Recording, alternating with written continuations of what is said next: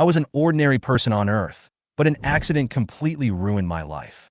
I thought death was the end, but I didn't expect that at the last moment before my consciousness faded, a mechanical, cold voice rang in my ears. It has been detected that the host's body has died. The system has officially been activated, beginning to distribute newbie benefits, monster lottery tickets X10, spirit of each element X1. Before I could figure anything out, I felt countless information and images rushing into my mind. Then, I lost consciousness again. When I woke up again, 3 days had passed. When I opened my eyes, the first thing I saw was 2 bright moons hanging high in the sky. This is not Earth, and it is certainly not the world I once knew. So that's it. I'm really dead, I murmured in a low voice, with a hint of self-mockery and helplessness. The chaotic images in my mind gradually pieced together the truth. I did not really disappear, but because of the activation of a strange system in my body, I was forcibly brought to this strange space. This place looks like an isolated island outside the multiverse. What's even more strange is that it can actually connect to countless Ultraman universes. It took me 3 days to figure out how it worked, and during that time the system gave me a friendly reminder. In 7 days, monsters from outer space would be attracted here through some kind of induction device. This means that my lonely territory will soon become an arena for monster battles. My mission is to become the master here, use the resources in my hands, summon and cultivate my own monster army, and protect this area. So, I stood in the desolate farm, with the tedious information stuffed in from the system flashing through my mind, and decided to give this so-called novice benefit a try. 10 consecutive draws, the system's tone was quite tempting. Start the 10-draw streak, I said to the empty air. As soon as I finished speaking, a huge gasopon machine appeared in front of me out of thin air, with colorful gasopons rolling inside. A few seconds later, 10 capsule toys fell from the capsule machine and bounced on the ground one after another. Congratulations to the host for obtaining N-level Golzon. Congratulations to the host for obtaining N-level Melba. Congratulations to the host for obtaining N-level Teleston. Although most of the monsters drawn were N-level monsters, in the end, congratulations to the host for obtaining SR-level Zeton. I was stunned. Jeton? I actually drew Jeton. Although it was only SR level, Jeton was undoubtedly the #1 winner in this 10-draw series. As the lottery ended, 10 monster cubs appeared in the farm. These cubs were pitifully small and even a little clumsy, but their breath made me feel a real power. The system told me that a level N monster only needs 1 day to grow, while higher level monsters will take longer to grow. For example, Jeton needs 5 days. However, this also means that I only have less than 7 days to prepare. If the monsters from outer space arrive in 7 days, and my monsters haven't grown up yet, the consequences, I simply can't imagine it. Chapter 1. The huge farm was so desolate that it made me feel creepy. Apart from me and the monsters, there were no other animals, not even a single plant. The lake where King Ele lives has extremely clear water, but it is empty. Not to mention fish and shrimp, there is not even a single aquatic plant. Such an environment makes people realize that this place is not for survival at all, but for an endless battle. I sighed, opened the system interface, and began to check the attributes of the monsters. My eyes first fell on Jeton's panel. 5-star potential, top existence, worthy of being the biggest winner of my 10 consecutive draws. Looking at Red King again, it is reasonable for him to have 3 stars in potential. After all, as a well-known Civil War god among monsters, Red King does have great potential. However, when I looked at Golzon's attributes, I was stunned. This guy's potential is also 3 stars? An N-level monster that looks ordinary at first glance has the same potential as Red King? This surprised me. You know, Red King is a tough guy who punches and kicks his kind, but Golzon can't even be considered a main force in fighting Ultraman. Could this guy be a hidden potential stock? Forget it. There's no point racking my brains. Let's just wait until they grow up. I closed the panel and cast my gaze at these little guys who were still in their cub stage. The rules of the system are simple. The growth of monsters is gradual, and they cannot be upgraded or merged when they are young. Forcible breakthroughs will only cause them to die suddenly because they cannot withstand the power. In this case, I can only wait patiently. A day passed quickly. The tranquility of the farm was finally broken. 8 N-level monsters grew from cubs into behemoths, each dozens of meters tall, majestically occupying various areas of the farm. I opened the system panel again and looked at Golzon's attributes in detail. Super Ancient Monster, Golzon, N potential, 3 stars, recommended training. Height, 62 meters weight, 68,000 tons attribute. Earth regular evolution. Flame Golzon, King Tolai, King Fibu. Alien evolution. Poison Flame Golzon, Frost Golzon, Thunder Golzon, Sandstorm Golzon skills. Ultrasonic beam. Ability to move underground. When I saw the option of heterogeneous evolution, my eyes lit up. Heterogeneous evolution is a special evolution mode in the system. Simply put, by adding different attribute essences, the monster's evolutionary path can be changed and it can become a completely different new form.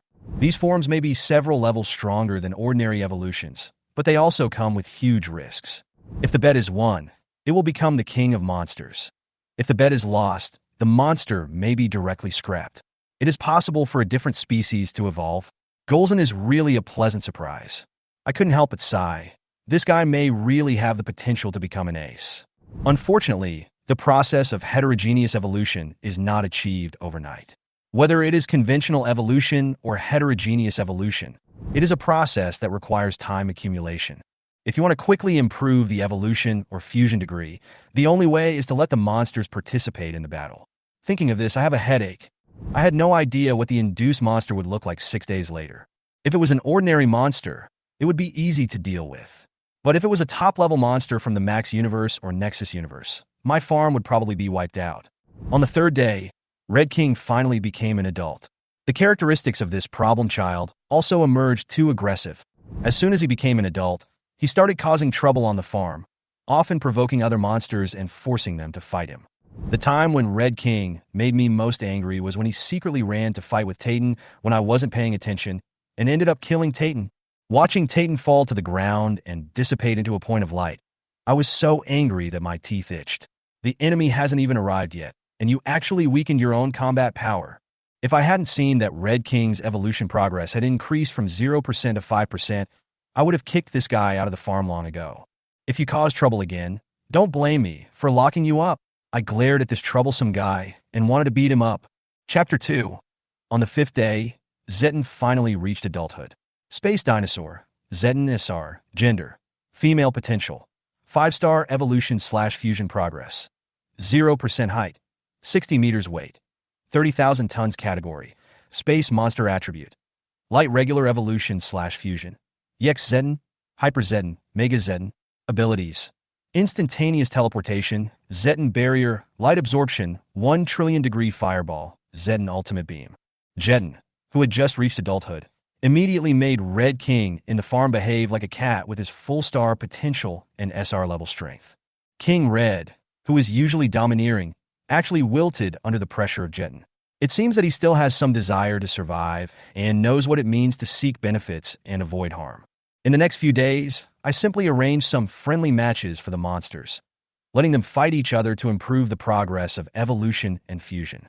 However, perhaps because it was not a life-and-death fight, the effect of this simulated battle was very limited, and the progress bar moved slower than a snail, which really gave me a headache. Finally, on the 10th day, the induction device showed its effect as expected, and the lured monsters appeared at the border of the farm. 3 strange monsters gradually approached. Space Iron Slashing Monster, Dinosaur N, Space Dangerous Monster, Cherubim N, Molten Iron Monster, Dimaga N. When I saw these 3 monsters, I breathed a sigh of relief. Fortunately, their strength is only the lowest level N. If the system directly gave me a Hyper Zeton or Bamungston, I would have to order lunchboxes in advance. As soon as the 3 monsters entered the farm, the monsters inside immediately reacted, especially Zeton, who teleported instantly and appeared in front of the 3 monsters out of thin air. When the 3 monsters saw the aura emanating from Zeton, they immediately became alert and unexpectedly chose to join forces tacitly. But before they could take action, other monsters in the farm surrounded them from all directions. Faced with the 9 aggressive monsters, the 3 guys were obviously a little panicked and could not help but take 2 steps back, as if they were hesitating whether to turn around and run away. However, Red King was already impatient at this time, roaring and rushing towards Dimaga. When Dimaga saw this, the whole monster was not good. "Really? There are 2 teammates here. Why did you target me?" Although he was full of complaints in his heart, Dimaga was not willing to be outdone. He roared at Red King and rushed straight up. The collision between the 2 monsters seemed to have pressed some kind of switch, and the remaining monsters instantly split into 2 groups. Zetten chose to fight Dinozuru alone, while the other monsters beat up Cherubim without mercy. Seeing Zetten and Dinozuru fighting fiercely not far away, Cherubim just wanted to shout to the sky, "I am so unlucky." Soon, the outcome of the battle was revealed. Besieged by 7 monsters, Cherubim had no chance to fight back and was killed in a short time. On the other side, King Red brought a huge rock from somewhere and smashed it hard on Dimaga's head. When Dimaga was hit so hard that he was dizzy, Red King pounced on it and bit off its throat, killing it alive. The last dinosaur was not spared. It was blown into pieces by the combination of Zetten's instant movement and a trillion-degree fireball. After the battle, I opened the system interface to check the results. Zetten's progress increased to 3%, Red King's progress increased to 10%, and the other monster's progress was only a pitiful 1% or 2%. Obviously, Red King was the biggest winner of this battle. The system's voice sounded at the right time. The monsters will arrive in 30 days. The next batch of monsters will take a full month to arrive. Although I was temporarily relieved, thinking of the more powerful enemies in the future, I knew I couldn't be idle during this period. Looking at the dropped items in the battle, I felt mixed emotions. Dimaga dropped an Earth attribute spirit, Cherubim left a monster egg, and Dinozuru gave a lottery ticket. The monster egg was marked as needing fire essence to hatch. I hesitated for a moment, but finally decided to hatch it. After the fire essence was integrated into the monster egg, the egg began to emit high temperature and cracked after a while. A mini version of Cherubim crawled out of the eggshell. It looked cute, but I knew very well that this guy would become a powerful monster in the future. Dangerous monster of the universe. Cherubim. R gender. Female potential. 4-star abilities. Ballistic breath, supersonic crushing tail, rock-splitting scimitar horn. Looking at the attributes, I was a little surprised. I didn't expect that an N-level egg could hatch an R-level Cherubim. It's like I've found a treasure. But a month is too long. I have to find something to do, otherwise I will go crazy. Although the farm provides the necessities of survival, there are absolutely no entertainment facilities. Before I continue, I decide to draw a prize first. After I activate the Gashapon machine with the lottery ticket, a card slowly falls. Transformation card. It allows the monster to freely transform between human and monster form. Fuck, isn't this a monster girl? I was stunned for a moment, and then my eyes immediately swept over the monsters in the farm. Golzin and Red King were male, so they were directly ruled out. The remaining Zetten and Cherubim were both female. Between the unknown Cherubim and Jetten, of course, I'd choose Jetten. Without much hesitation, I decisively used the transformation card on Jetten. After a while, Jetten's huge body began to shrink, and a cute and beautiful girl about 1.6 meters tall appeared in front of me. She looked at me blankly, with a little confusion in her clear eyes. Looking at Jetten's mother in front of me, I couldn't help but smile with satisfaction. Holding her little hand, I turned the other monsters into cards and put them away, preparing to leave the farm and go to other universes to see the wonders of this world. Chapter 3. On the 5th day, Mother Jetten finally grew to her full form.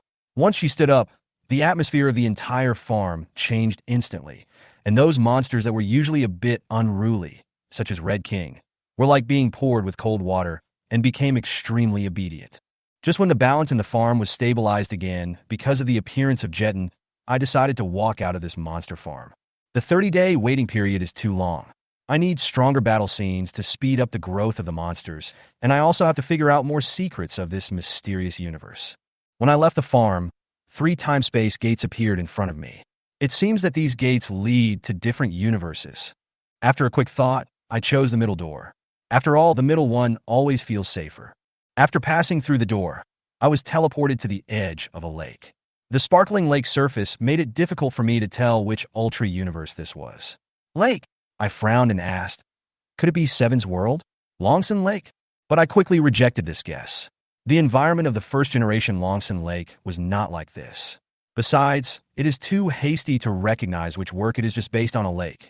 Just as I was about to look for human traces along the lake's surface suddenly surged, and a huge monster emerged from the center of the lake.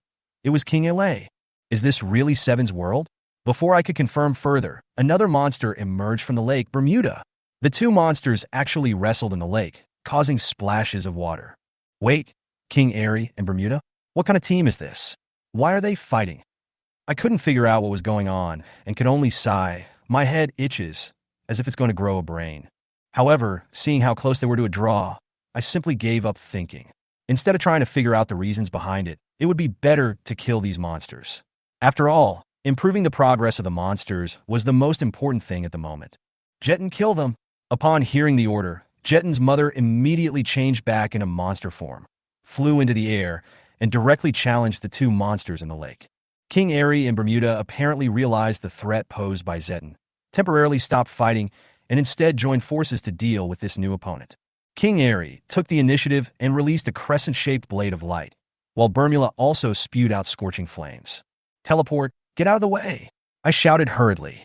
Although Jeton's barrier was enough to block the attacks of the two monsters, I hoped she would develop the habit of dodging whenever possible. After all, although the Jeton barrier is strong, no one can guarantee that there will be no accidents. The Jetons who were defeated by breaking the barrier before are the best lessons. Hearing my command, Zeton instantly moved to the flanks of the two monsters, avoiding the attacks of light blades and flames. Use 1,000,000,000,000 fireball. Jeton opened her mouth, and a blazing fireball flew out of her mouth, accurately hitting King Air and Bermuda.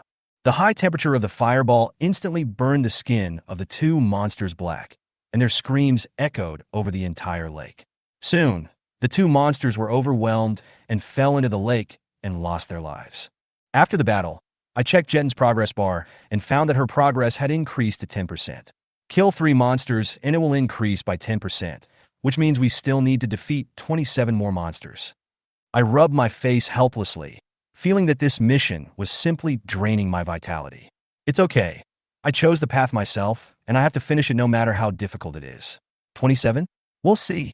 I left the lake with my wife, who had regained her human form, ready to look for more monsters.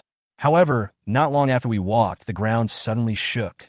A huge monster broke out of the ground. Teleston. Teleston? It's so strange that it comes out in broad daylight. I was muttering, but I didn't expect that another monster would emerge behind it. The giant ant monster Alapanta. It seems that Alapanta pursued Teleston underground, and the latter was no match for him and had to escape to the surface. What the hell is this place? Monsters are popping up everywhere like they're free. I complained while waving at Jeton. Jeton, keep killing them. Jeton obeyed the order, transformed into a monster again, and rushed directly towards Alapanta. The latter was hit hard and flew away, hitting the ground hard. On the other side, Teleston tried to escape into chaos, so I decisively drew a card. Golzin. Golzin appeared from the card, roared and rushed towards Teleston, suddenly grabbed its tail with his forelimbs, and pulled it out of the soil.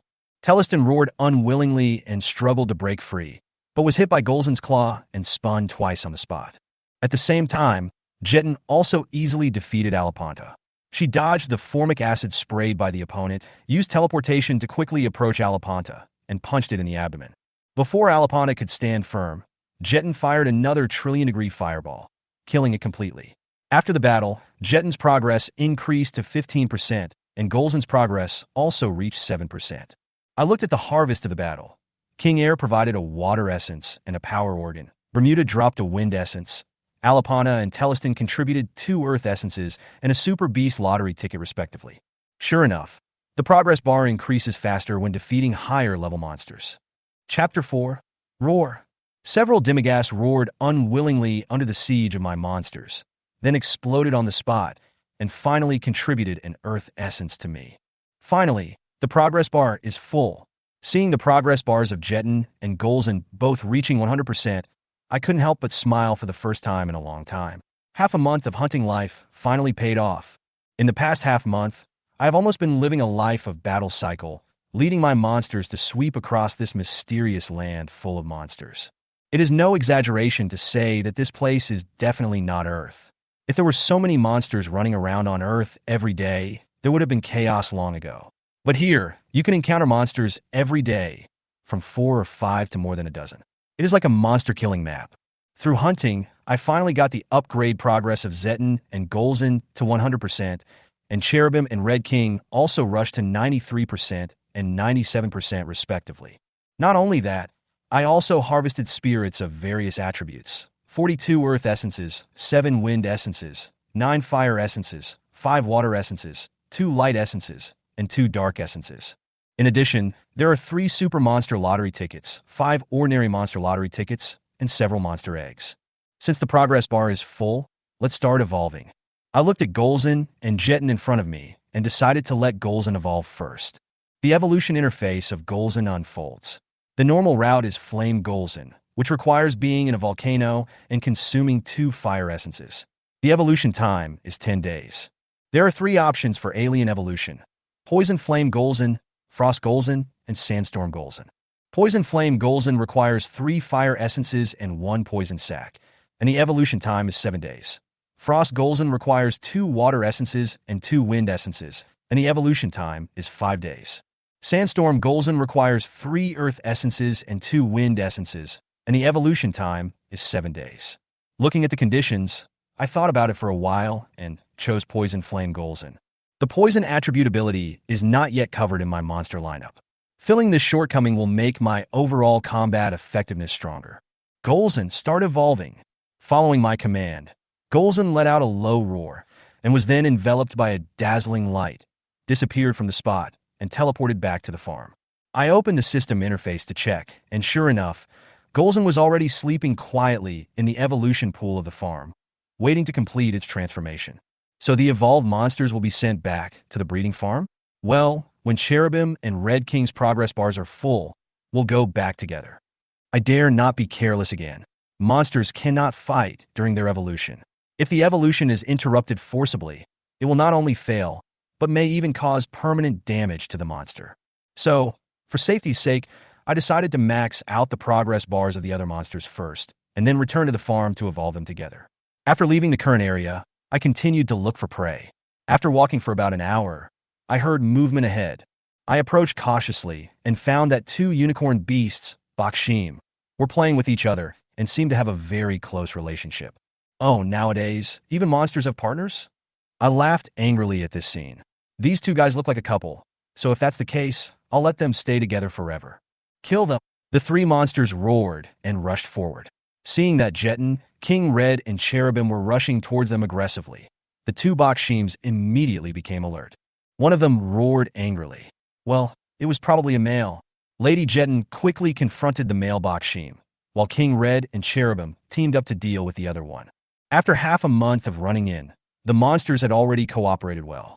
Soon, the 2 super beasts were defeated by my monsters and became a pair of desperate mandarin ducks. After the battle, the progress bars of Red King and Cherubim were finally filled up, and the 2 Bakshims provided me with 2 fire essences, a super beast lottery ticket, and a Bakshim egg. Let's go back to the farm. I took the monster back to the farm and prepared to start the evolution. There are 2 routes in the evolution interface of Zeton: Side Zeton and Hyper Zeton. Side Zeton requires 2 light essences and the evolution time is 5 days. Hyper Zeton requires 3 light essences and the evolution time is 7 days. Hippogeton, there is no choice.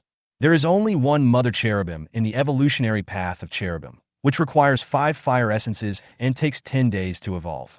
As for Red King, it has even fewer options because the conditions of EX Red King, Skeleton Gamora, and Sphia Red King are not met. It can only choose Plasma Red King, which requires 3 Earth Essences and takes 7 days to evolve. Although the evolution options are somewhat limited, it is still the key to upgrade them first and strengthen yourself. As Zeton, Cherubim, and Red King began to evolve, my farm suddenly became much emptier, with only 6 N-level monsters left. In order to make up for the lack of combat power, I decided to hatch the remaining monster eggs. I spent 10 Earth Essences and hatched all 3 Dimaga eggs and 7 Sadla eggs. All the monsters that appeared were N-level monsters, and their potential was only 1 or 2 stars. Damn it, why are they all garbage? Looking at the newbie army in front of me, I almost vomited blood and could only turn my gaze helplessly to the remaining Baxim's eggs. Please give me some strength. After consuming a fire essence, Baxim was successfully hatched, and the result was R level, which was finally better than N level. But when I saw that its potential was only 2 stars, I couldn't help but curse out. Oh my god, you are a super beast. Why is your potential so low? In desperation, I can only place my hope on lottery tickets. After drawing several times in a row, the results were all N-level monsters, such as Gabra, Magala, Guduin, and Nalanga. It was not until the last monster lottery ticket that an R-level Black King was drawn.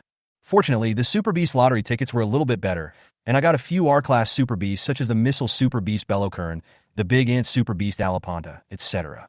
Although they're not top-notch, they at least made up for the gap in my combat power a little bit. Just when I had almost lost hope, the last 2 regular raffle tickets finally yielded something good. Congratulations to the host for acquiring the SR level Cosmic Being Kyrialoid. Here it comes. Hearing the system prompt, I immediately perked up and hurriedly opened the system to check the attributes of the Kyrialoid people. Chapter 5. Standing before me was the Kyrialoid, a Fire Lord warrior, tall and imposing, with a rather impressive presence. But when the system data showed that her potential was only 3 stars, I inevitably felt a little disappointed. The 3-star potential means that her growth space is limited, which is obviously not enough for me, especially when I already have the 5-star potential Hyperzedon on hand. She is undoubtedly the best among the new monsters, but she still can't arouse my interest. In contrast, I'm looking forward to the few old acquaintances who have just evolved. Plasma Red King, Poison Flame Golzon, and now the SSR level Hyperzedon. Each one is more impressive than the other. Especially Hyperzedon. She has become an unshakable trump card in my monster lineup. Plasma Red King, SR. Attribute. Earth abilities. Plasma Beam. Explosive Rock Bomb. Poison Flame Golzon, SR. Attribute. Fire abilities. Ultrasonic Beam. Ability to move underground. Sphere Impact. Poison Flame Fireball. Poison Flame Shockwave. Hyperzedon, SSR. Attribute. Light abilities. Instantaneous teleportation. Hyperzedon Barrier. Energy Absorption. 1 trillion degree Fireball. Zeton Ultimate Beam. Dark Fireball, etc. At this time, Hyperzedon has already transformed from an SR to a full-fledged big boss monster in TV or theaters. Her current strength, just standing there, is enough to make me feel confident about future battles. Just as I was still admiring Hyperzedon's majestic posture, she suddenly spoke. "Master, I'm hungry." Hearing her voice, my eyebrows raised, and I turned to look at her. "You? Hyperzedon? You can actually speak?" "It's me, Master. I'm hungry." Hyperzedon nodded, his voice soft but with a hint of urgency. "Are you hungry? But apart from you guys, where else is there to eat in this farm?" I spread my hands helplessly. "Master, I want to eat them." She glanced at the low-level monsters not far away, and a gleam appeared in her eyes. Following her gaze, the inn and her level monsters in the farm instantly became her targets. I thought for a moment and finally nodded. "You can eat the inn level monsters and leave the level ones." Following my command, Hyperzedon pounced on a level N Sadra. The Sadra was knocked down and trembled, not daring to resist at all. Hyperzedon grabbed it and used her energy absorption ability to turn the monster directly into particles and absorbed it into her body. "It's delicious." She licked her lips with satisfaction. Just like that, with my permission, Hyperzedon quickly absorbed all the N-level monsters in the farm one by one. As energy continued to be injected, her progress bar slowly increased from 0% to 1%. I looked at the number and did some calculations. After absorbing the energy of 20 N-level monsters, the progress only increased by 1%. Does this mean that I have to eat 2,000 N-level monsters to reach 100%? This number made my heart sink, but on second thought, exchanging 2,000 low-level monsters for a Hyperzedon that could rival the mysterious 4th-level Olympus. This deal is a good deal no matter how you look at it. It will take another 3 days for Cherubim to evolve. I guess I have to take Hyperzedon out to find more nutrients. Thinking of this, I acted quickly, leaving Bemonston and King Black at the farm to guard it, and took Hyperzedon and several other monsters into the portal. This time, the target was the planet full of monsters. However, when I stepped out of the portal, the scene in front of me stunned me. It was still a lake, but it was not the same lake as last time. I soon noticed that there was a group of people camping by the lake, laughing and talking. All of this was too human and made me realize instantly, is this the Earth? I felt mixed emotions. This damn portal, when I wanted to go to Earth, it sent me to a desolate place full of monsters. Now that I'm finally ready to hunt monsters, it sent me to Earth again. Forget it, let's go back to the farm and try again. I sighed and was about to turn around when I suddenly sensed 2 unfamiliar auras approaching quickly from the sky. Monster? I frowned. These 2 auras did not sound like humans, but more like, as I watched, a blue glowing sphere descended from the sky and fell directly to the bottom of the lake. Immediately afterwards, a red glowing sphere collided with a flying vehicle. Chapter 6. This blue glowing sphere, and the scene where the red sphere hits the aircraft. Is this the world of the first generation? When I saw this scene, I almost immediately confirmed my guess. This familiar scene was undoubtedly the classic scene when the first Ultraman first appeared. But when I looked around, I felt a little strange. There was nothing wrong with the environment of Longson Lake. But what was wrong with the patrolmen? They drove police cars instead of bicycles, as was the norm in that era. Not to mention the styles of those vehicles, which looked decades more advanced than the technology of the time. Is it the world of the first generation or some magically modified universe? A hint of doubt arose in my heart, and my eyes continued to follow the actions of those patrolmen. At this time, the scientific search team also arrived at the scene. They were riding in a Fuji HUH-2 multi-purpose helicopter. Wasn't this thing put into service in 2019? How did it appear here? Now, I am even more unsure of which version of the original world this is. Captain, we have located Hayata-kun's exact location. Fuji Akiko of the Special Search Team informed Captain Muramatsu of Hayata Shin's location through remote communication. Okay, hurry over there. Captain Muramatsu, along with Daisuke Arashir and Mitsuhiro Ide, quickly rushed to Hayata's location. Soon, they found Hayata Susumu floating on the lake. Is Hayata-kun dead? Ide Mitsuhiro asked worriedly. Shut up, you jinx. Arashir Daisuke glared at him.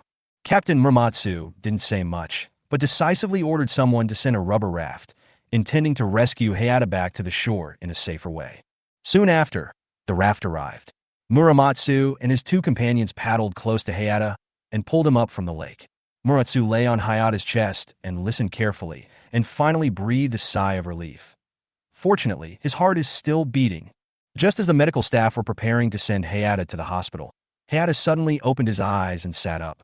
Hayata-kun, are you awake? Are you feeling unwell?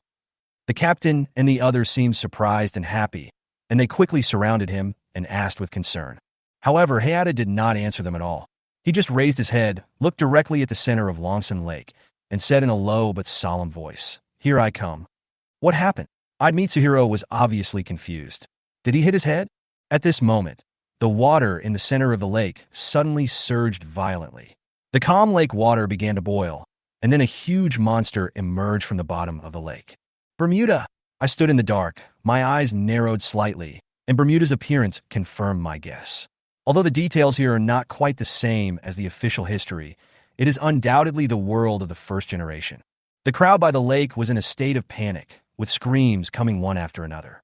Captain Mamatsu's face turned pale. Quick, evacuate the crowd immediately and notify the army to come for reinforcements. At this moment, I had another idea in my mind. Bermuda, a monster of this level, although not the top one, is not a small character. For Hyperzeton, it should be a very good energy supplement. I gently patted the shoulder of the humanoid Hyperzeton next to me and said, "Shing, Bermula is in your hands." Hyperzeton nodded and slowly walked forward. Then her body quickly grew larger, returning to her original form as a monster. As soon as the 70-meter-tall Hyperzeton appeared, it attracted everyone's attention. What is that?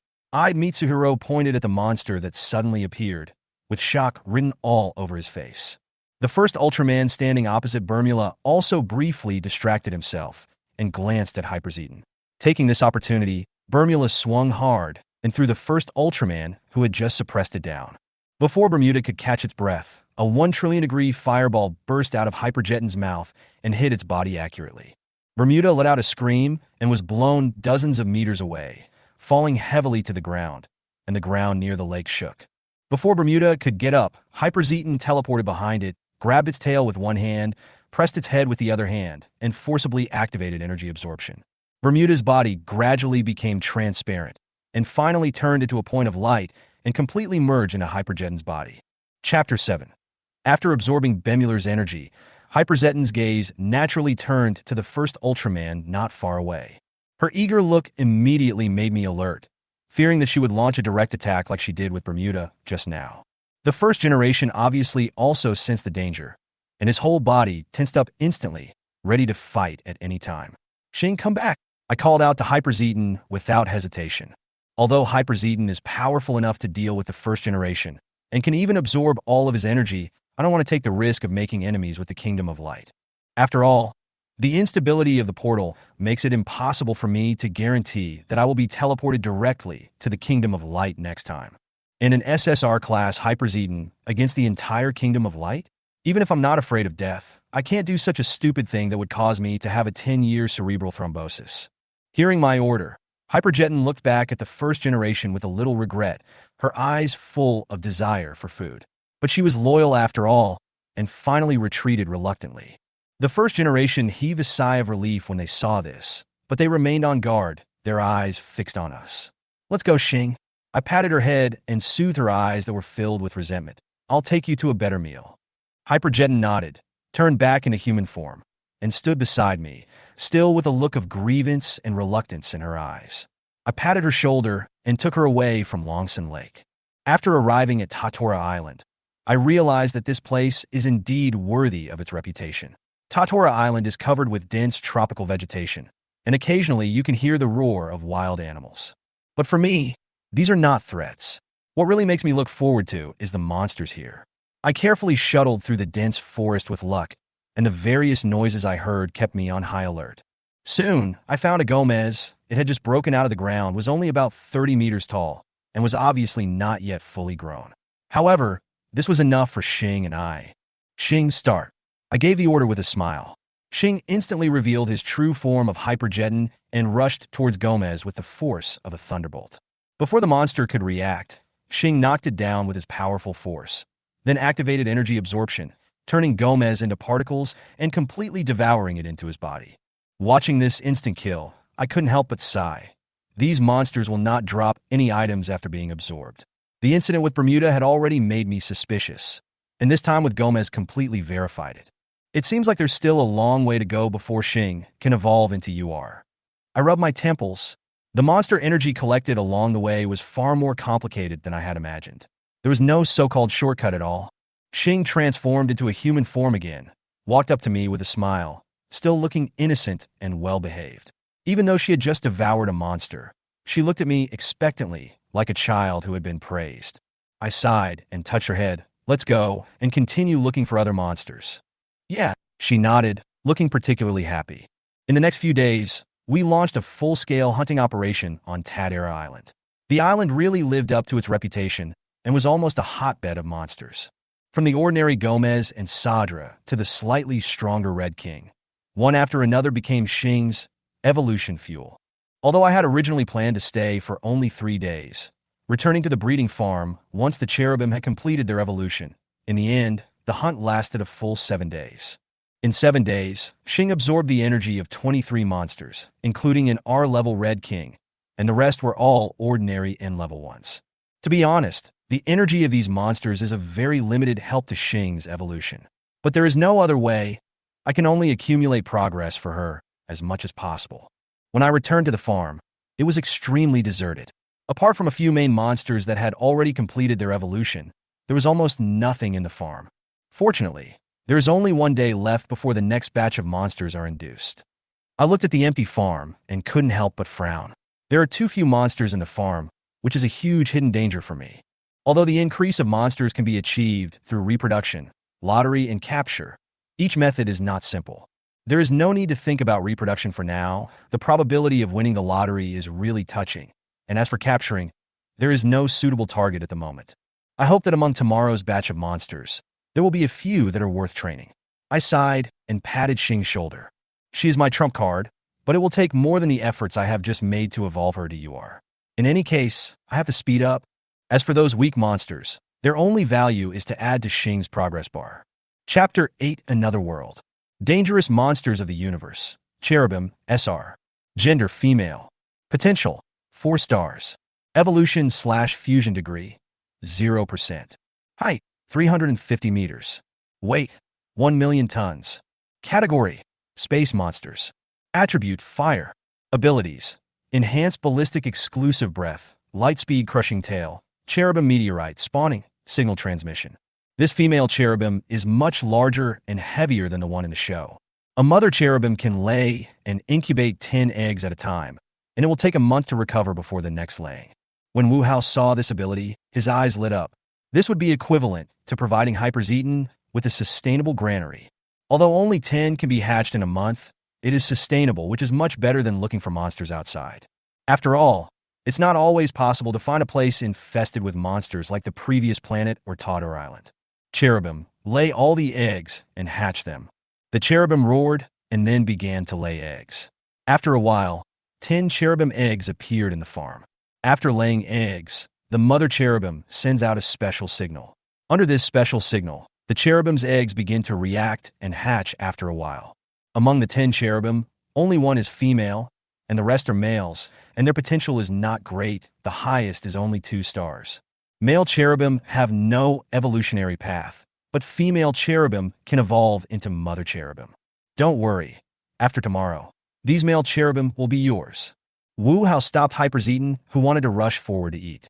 After all, new monsters will arrive here tomorrow. Before that, it would be nice to have some more cannon fodder. The next morning, the monsters in the farm roared and looked up into the sky. 3 portals appeared in the air, and monsters were coming into the farm through the portals. The portal lasted for 10 minutes before closing, and a total of 30 monsters appeared. There are 5 powerful monsters among them, namely Razor Dimaga, Mechagodmara, King Joe, Hyperzeton Scythe, and Gammoth, all of which are SR level. In addition to these 5 monsters, there is also a special SR monster Bruden, but its combat power is slightly weaker than the other 5. In addition to these 6 SRs, there are 9 R-level monsters, namely the Big Ant Ultra Beast Alapanta, the Missile Ultra Beast Barakan, 2 Hilbegrons, 1 Ponton King, 1 Baymonstan, 2 Ultra Gobs, and 1 Red King. The remaining 15 N-level monsters were divided equally among the 3 groups of Sadra, Dinozuru, and Dimaga. This number is much greater than I imagined. Wu Hao frowned. Last time, there were only 3 monsters lured over, and they were the lowest level N. As a result, the difficulty increased this time. Not only has the number of N-level monsters increased to 15, but there are also multiple R-level and SR-level monsters. At the same level, Wu Hao's monsters are smaller than the attacking monsters. But Wu Hao doesn't care because he has a top combat force, Hyperzeton. Xing, quickly take care of Mechagodmara and King Joe. Mechagodmara and King Joe are both mechanical creations and cannot be tamed by the monster farm. So Hyperzeton can only get rid of them as soon as possible. Although Hyperzeton would rather deal with other monsters, she still nodded. Leave the monsters over there, and do with the rest as you please. Wu Hao pointed at the 6 SR monsters, the 2 Super Goblins and King Ponton, and signaled Hyperzeton to leave those behind. Hearing that there was food, Hyperzeton's eyes lit up, and she instantly came in front of Mechagodmara and directly hit Mechagodmara's body with a dark fireball. Hit by the dark fireball, Mechagodmara didn't even have a chance to resist before being blown to pieces. The other monsters were stunned when they saw Hyperzeton kill Mechagodmara instantly. After being stunned for a moment, he was furious. How dare you attack us first when there are so many monsters here? You are not taking us seriously. However, before these monsters could make any move, Hyperzeton immediately unleashed his full aura. The evil and dark aura emitted by it made these monsters instantly lose their will to fight, and they lay on the ground trembling, except for the stubborn Jingu Qiao. When Hyperzeton's mother saw that King Joe was still trying to resist, she shot a huge dark fireball at him. The King Bridge was hit by the dark fireball and exploded instantly, with its parts scattered all over the ground. Looking at the trembling monsters, Wu Hao was very satisfied. Hyperzeton is so powerful at the SSR level. When she reaches the UR level, even if she can't dominate the universe, at least she won't have to worry about encountering danger. Throw the previously selected monsters into the taming space, and leave the remaining monsters to Hyperzeton as agreed before. Hyperzeton's mother looked at the monsters and immediately rushed forward. Hyperzeton simply used energy absorption on these monsters, and these monsters turned into energy particles and entered Hyperzeton's body with wailing sounds. After absorbing all these monsters, Hyperzeton's progress bar reached 4%. The monster will arrive in 7 days. After learning the time when the next batch of monsters would appear, Wu Hao took the monsters out of the farm and headed for the portal. Looking at the 3 portals, Wu Hao chose the middle one again. This time, the portal took Wu Hao to another location, and the place where he appeared was in a big mountain. Looking at the surrounding environment, Wu Hao sighed helplessly. This portal was too annoying. The teleportation location was different every time. Just when Wu Hao was thinking about where to go, he suddenly heard a loud cry. Wu Hao looked up and found that it was actually a Merba. Melba? Is this the world of Tiga? When Wu Hao saw Melba, his first reaction was the world of Tiga, but he quickly rejected this idea. Although Melba does not appear frequently, she has appeared in other Ultra worlds, not necessarily in Tiga's world. Never mind, let's catch up and see what happens first. Instead of making wild guesses here, Wu Hao chose a more direct approach. Wu Hao followed Melba from a distance, making sure that the other party would not discover him, but also that he would not be lost. I don't know how long I flew, but I finally arrived at my destination. Wu Hao looked at Golzin and Melba, who were destroying the stone statues in front of him, and finally confirmed that he had come to the world of Tiga. Chapter 9, Taming completed. Golzin and Melba, there is also a super gob in the breeding farm. Now we have all the materials for King Tolai. Looking at the two monsters in front of him, Wu Hao smiled. Seeing Golzin throw the stone statue of Tiga to the ground, the smile on Wu Hao's face froze instantly. Just destroy the two stone statues, but you have to go and cause trouble for Tiga. You are really like an old man who wants to hang himself, because his life is too long. Sure enough, after the stone statue of Tiga was knocked down, Dega drove the plane towards Golzin. When Golzin's good friend Melba saw a bug coming to cause trouble, he shot a beam of light at it. The victory swallow, hit by the light, fell to the ground. At the critical moment, Daiko turned into light and entered the stone statue of Tiga. Seeing that nothing was bothering him anymore, Golzin stepped towards the stone statue of Tiga. At this moment, the awakened Tiga raised his arms to block Golzin stomping. Feeling the power coming from his feet, Golzin looked down in confusion and found that the giant, who was originally a stone statue, had awakened at some point. The awakened Tiga pushed Golzin out, then stood up and posed facing the two monsters in front of him. Great! The giant has revived! Seeing Tiga wake up, the members of the victory team were overjoyed. God knows how angry and helpless they felt when they could only watch the monster destroy the giant stone statue. The following battle was just like in the original drama, where the two monsters joined forces but were still defeated by Tiga. Especially Golzin, after being continuously attacked by Tiga, was so frightened that he started digging the ground to escape.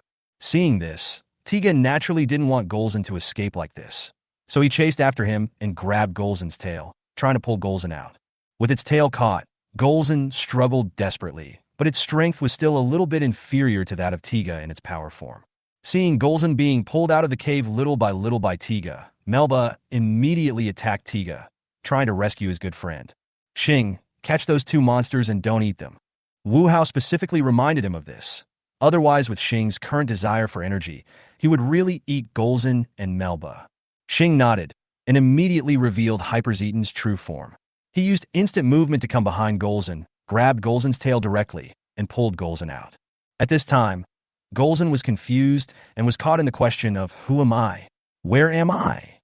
Didn't it just get into the hole and was about to escape? How did it get pulled out again? However, before Golzin could figure out the situation, Hyper Zetan's mother kicked him directly. Golzin only felt a pain in his head and then lost consciousness. Oh no, another monster has appeared, and it looks so strong. Everyone on the victory swallow too was shocked to see that it only took Hyper Zetan a few seconds from appearing to defeating Golzin. This monster is so strong, even stronger than the giant. Just as everyone was shocked, Hyper Zetan used teleportation again to come in front of Melba and hit Melba on the head. Melba, who was thinking about getting rid of Tiga behind him, didn't expect other monsters to suddenly appear. He was caught off guard and was attacked by Hyper Zetan, and his huge body fell to the ground. Tiga was a little surprised when he saw the sudden appearance of Hyper Zetan, and at the same time, his heart was alarmed. This guy is very powerful. Hyper Zetan looked at Tiga in front of her, her eyes revealing desire. This guy looks delicious. When Wu Hao saw Hyper Zetan and Tiga confronting each other, he sighed helplessly. Tiga is the idol of my childhood. We can't let Hyper Zetan eat him. Xing, take Golzin and Melba. We should go back. After hearing Wu Hao's order, Hyper Zetan ignored Tiga, went to the ground, picked up Melba and Golzin, and left directly. After seeing Hyper Zetan leave, Tiga's body finally relaxed. The rapidly flashing signal light on his chest reminded him that if he didn't leave, he would fall into sleep again. After confirming that Hyper Zetan had left, Tiga flew into the air and canceled his transformation. I'll take you to eat something else. Don't feel wrong. Looking at the pitiful Xing, Wu Hao smiled and rubbed her little head. Just now, when he threw Golzin and Melba into the portal, Xing looked at him with a pitiful look, as if he was looking at a heartless man. Being looked at in this way, Wu Hao felt a sense of guilt for no reason. Although he knew that this was just a disguise, he just couldn't stand this kind of look. Tiga and Daigo are childhood idols and cannot be eaten. Golzin and Melba cannot be eaten to synthesize King Torai, but other monsters do not have so many concerns. Do you think I am right? Lightning Man Gazette. Wu Hao took Xing and flew directly into the ionosphere to look for traces of the Lightning Man. This was a serious incident. Fortunately, arriving in the ionosphere was like a great white shark entering a small pond. A large number of lightning men were directly swallowed by Xing, and a few lightning men, seeing that they could not escape, began to devour each other. Sachi devours the lightning man in order to replenish the energy needed for evolution, while the lightning man devours each other in order to evolve into Gazette and increase the possibility of escape. The lightning men succeeded. They successfully mutated into Gazette by devouring each other, but unfortunately, this did not increase their chances of escape. In front of Hyperzedon, Gazette was as weak as a newborn baby. He didn't even need to use any skills. He was defeated with simple fighting skills and was then absorbed by Xing and became part of the progress bar. There are many lightning people in Tiga's world. Under the leadership of Wu Hao, they absorbed one lightning person after another. Watching Xing absorb the two Gazos, Wu Hao was about to take her to the next group of lightning people when he suddenly received information from the breeding farm. The monsters thrown into the taming space have been tamed. Okay, Xing, we should go back to the farm. It took a total of 3 days to tame these monsters. Now it's time to go back and check the results. Wu Hao brought Xing back to the breeding space and found several monsters that had just been tamed. The first place Wu Hao came to was Razor Dimaga. As for why he came to see this monster first, don't ask. The answer is just that it looks handsome. Razor Dimaga lowered his head and looked at the figure at his feet, his eyes revealing tenderness and closeness. Wu Hao knew this look. It was the look a pet he had raised for many years gave his owner. Chapter 10. Conscientious Boss. Dimensional Beast. Razor Dimaga, SR. Gender Male. Potential, 4 stars.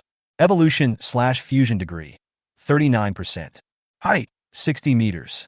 Weight, 71,000 tons. Category, Other Dimensional Monsters. Attribute Earth. Abilities, Dimaga Baryon Cannon, Razor Shatter Wave, Dimaga Current, Dimensional Shift, Blade Shatter. This Razor Dimaga has the potential to be a 4-star, which means it can be upgraded to SSR. Judging from Razor Dimaga's performance, if he advances, he will definitely be a great general. After looking at the attributes of Razor Dimaga, Wu Hao turned his attention to the other 3 monsters. Space Dinosaur, Hyperzedon Death Scythe SR. Gender Male. Potential, Samsung. Height, 72 meters. Weight, 40,000 tons. Category, Space Monsters. Attributes like Abilities, Dark Fireball, Hyperjeton Barrier, Teleport. Compared to Razor Dimaga, this Hyperzedon's Death Scythe is much weaker, both in terms of skills and potential. Cruel Monster, Gammoth SR. Gender Male. Potential, 4 stars. Evolution/fusion degree, 47%. Height, 63 meters. Weight, 35,000 tons. Category, Space Monsters. Attribute Earth. Abilities, Underground Movement, Dissolving Fluid, Spike Shooting, Eye Rays. Gamos seems to have relatively few skills, but its defense and fighting abilities are very strong, but they are not reflected. 4-dimensional monster, Bruton SR. Gender Male. Potential, Samsung. Height, 59 meters. Weight, 60,000 tons. Category, Dimensional Monster. Attributes like Abilities, 4-dimensional light, Strange Flash, Space Gate, Bruton Roll. Special reminder, when SR level and above Bruton is destroyed, the Void Monster Gryza will be summoned. When Wu Hao saw the last reminder, he broke out in a cold sweat. Fortunately, Bruton was not killed at that time. Otherwise, if Glyza was caught, the farm would have to be abandoned. Wait, wouldn't it be better if we didn't blow Bruton up and just absorbed it? Wu Hao suddenly reacted and reminded that it is important to be blown up rather than being eliminated. There are only 4 tamed SR-level monsters. Wu Hao is too lazy to look at the remaining R-level monsters. None of them has the potential to reach 3 stars. Super Gob and King Ponton were left behind only as preparations for the synthesis of King Fabe and Giga Chimera. Gamos and Razor Dimaga can be trained with emphasis. They have the potential to be 4 stars. Once they are upgraded to SSR, the general-induced monsters will not need to be specially brought back by themselves. Every time Wu Hao rushed back with Hyperzedon's mother, it was because the fighting power in the farm was too weak. If he didn't come back, the farm might be destroyed by the lured monsters, which was difficult for Wu Hao to accept. Bruton, use your ability to summon other monsters. Wu Hao deliberately kept Bruton because it has the ability to summon monsters. Whether it is the promotion of other monsters or Hyper Zetton's desire to go further, a large number of monsters are needed as nourishment. Therefore, Wu Hao is very eager for monsters like Mater Cherubim and Bruton. After receiving Wu Hao's order, Bruton's body shook, and then smoke spewed out of the chimney-like hole. After the smoke cleared, 4 monsters were summoned by Bruton. Wu Hao was a little surprised when he saw these 4 monsters, because except for one Sadra, the other 3 summoned guys were all alien beasts. 2 are level alien beast Pedron, and 1 are level alien beast Northfield. Gamos, those monsters are yours now. But you are not allowed to use the dissolving liquid. So far, Gamos has the highest degree of evolution, reaching 47%. If you want to free yourself from the farm, giving priority to its evolution is the best option. Hearing Wu Hao's words, Gamos roared excitedly and rushed directly towards the 4 monsters. Seeing this, Northfield and Sadra rushed towards Gamos, while the 2 Pedrons used the combustible gas in their bodies to condense fireballs and shot them at Gamos. Wu Hao was a little surprised to see this scene. These 4 monsters should have been summoned temporarily, right? They actually divided the work and cooperated? 2 fireballs passed through Northfield and Sadra and hit Gamos first.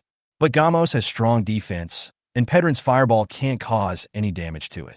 Gamos swung his claws and hit Sadra in the abdomen. Sadra, the weakest one, was ripped open by Gamos's claws and fell to the ground dead. Northfield swung his claws and hit Gamos, but he couldn't even break his defense. Gamos swung his tail and knocked Northfield down directly. Just as Gamos was about to finish off the opponent, Pedron's fireball struck again. Gamos, who was hit by the fireball, lost the chance to finish off the opponent, and Northfield had already climbed up from the ground. After being hit by fireballs one after another, Gamos became a little annoyed and used spikes shooting at the 2 Pedrons in the distance. The spikes on Gamos' tail shot out and enveloped the 2 Pedrons in the distance. A violent explosion was heard, and the 2 Pedrons were weakened by the blast. Xing, devour those 2 alien beasts. Aliens have powerful regeneration and learning abilities. If they are not devoured or eliminated at the molecular level, they will continue to revive and become stronger. Xing came in front of Pedron and directly converted them into the purest energy absorption. As Pedron absorbed it, Sachi smiled happily. In addition to providing energy, alien beasts also possess the aura of fear and despair, which can also increase Xing's progress. After Gamos defeated Northfield, Hyperjeton absorbed him again, along with the killed Sadra. Although Sadra was killed and some energy was lost, the time of death was not long and the lost energy was within an acceptable range. After destroying these 4 monsters, Wu Hao asked Bruton to summon monsters again. Bruton used the power of the dimensional gate again to summon the monster. There are still 4 monsters this time, but the quality is a little worse. All of them are N level. After being summoned more than 10 times in a row, Bruton became silent and stayed there quietly, pretending to be an ordinary meteorite. Looking at Bruton, who was playing badly, Wu Hao touched his chin and wondered if he had exploited him too harshly. Forget it. It's my monster after all. I'll let you rest for a minute. Yeah, I'm really too kind. Thinking about how he made his employees work hard and even gave them a minute to rest, Wu Hao silently gave himself a thumbs up in his heart. It is rare to find a conscientious boss like him. Shapta Ilfa. Time passed unknowingly, and Golzin and Melba were also domesticated. As long as Wu Hao waits until the evolution degree of the 3 monsters reaches 100%, he can merge them into one and obtain a more powerful King Tolai. As for Gamos, who was the focus of training, his progress increased from 49% to 54% with the help of Bruton. Wu Hao was actually not satisfied with this progress. The number of monsters summoned by Bruton was decreasing, and their strength was getting weaker and weaker. These weak monsters can provide too little progress. Fortunately, tomorrow is the day when the next batch of lured monsters will arrive here. We can only hope that some powerful monsters will appear tomorrow. The next morning, Wu Hao took Hyperjeton's mother and Gamos to wait for the monster to appear. After a while, 3 portals appeared above the farm again, and the figures of monsters began to slowly appear. After the 3 monsters fully appeared, the portal was directly closed. It seems that these are the only 3 monsters this time. However, although the number of monsters is small, their quality is very high, and they're all SR level. Razor Demaga, hold back that Zakira. Foam, Kiraloid, hold back that Gamora. Give Gamoth a chance to fight Yex Red King. Lucky is on the sidelines, ready to take action if anything unexpected happens. As Wu Hao gave the order, the monsters and aliens under his command immediately took action. Razor Dimaga directly attacked Sakura with a razor-crushing wave, and Kyrialoid Kid also switched to a powerful form and rushed towards Gamora. The razor-crushing wave accurately hit Sakura's body, causing him to roar in pain. At this time, Fong also quickly rushed to Gamora, but Gamora suddenly released a crescent-shaped light from his head and hit Feng's body. Caught off guard, Fong was knocked flying. Wu Hao looked at this scene with some surprise. He didn't expect Fong to be at a disadvantage from the very beginning. Fong, be careful. This Gamora is different from the previous ones. The main ability of the regular Gamora lies in its powerful strength and physical defense capabilities, but this Gamora seems to have some additional light skills. After hearing Wu Hao's reminder, Fong was no longer careless. He got up from the ground and looked at Gamora in front of him carefully. Just as the four monsters were fighting, Gamos suddenly moved. However, it did not attack the EX Red King that was specially left for it, but instead sprayed a dissolving liquid at Gamora. Gamora, who was concentrating on fighting Fong, was suddenly attacked and let out a painful howl. But the pain did not reduce Gamora's fighting spirit, but made it even more manic. Various light skills were released without any cost, which made Fong very uncomfortable. This guy is obviously bullying her because she has few light skills. Can she do whatever she wants just because she has many light skills? The EX Red King, who had been ignored, suddenly rushed into the battlefield and launched an attack regardless of anything. Both Wu Hao's side and Gamora and Zakira were attacked by EX Red King. This burnt corn cob is completely heartless, or perhaps its brain, which is not even as big as a walnut, makes it unable to understand the current situation. Gamos switched with Fong. Seeing this, Wu Hao decided to let his men change their opponents.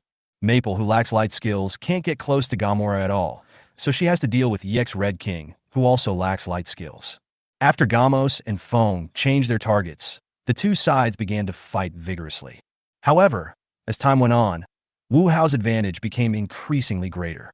In addition to the cooperation between these three monsters, the enemy and friendly parts of EX Red King also account for a large part of the reason. After discovering the characteristics of EX Red King, Wu Hao's three subordinates intentionally or unintentionally led their opponents to its side. Especially when Gamora or Zakira accidentally hurt EX Red King.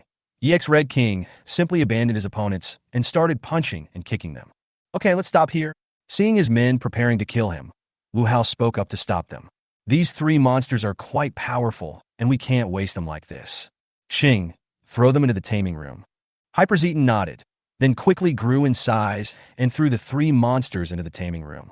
Looking at the progress bar showing the taming process, Wu Hao nodded with satisfaction. Although they were not killed, the battle with them still improved some progress of the three subordinates. The next batch of monsters will arrive in 30 days. After receiving the prompt, Wu Hao led a group of monsters through the portal to other universes. When he appeared again, Wu Hao was already in a park. Looking around, this seems to be a modern society, with tall buildings not far away. Leaving the park and coming out onto the street, a live broadcast was being played on the screen in the commercial street. A large number of tanks and armored vehicles drove to a plain, and the sky was filled with armed helicopters. They seemed to be waiting for something. Is this going to be a war? Seeing this scene, Wu Hao frowned. As far as he could remember, there seemed to be no Ultraman movie with such a scene. Just as Wu Hao was puzzled, the picture on the screen changed. A monster suddenly emerged from underground on the plain and attacked the tanks and armored vehicles that were ready for battle. Faced with the monster's swift and fierce attack, a large number of armored vehicles and tanks were destroyed before they had time to react. I found it!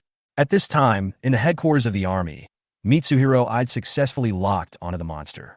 At this moment, the monster that had sneaked into the ground appeared again, but this time it appeared in the center of the tank and armored vehicle force. After Gabriel broke out of the ground, he immediately launched an attack on the ground troops. In a short while, the ground troops suffered heavy losses. We can't leave this guy alone any longer. Captain, let us go. Daisuke Erasure spoke to Captain Muramatsu through the images captured on the surveillance screen. Okay, Hayata, take Team Erasure and move immediately. I'll get the Air Force to cooperate with you. Yes.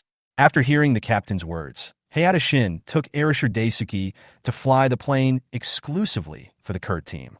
After the two took off, the Air Force Command also received an order and 6 F-15J fighter jets took off from the Air Force Base. The target has been found.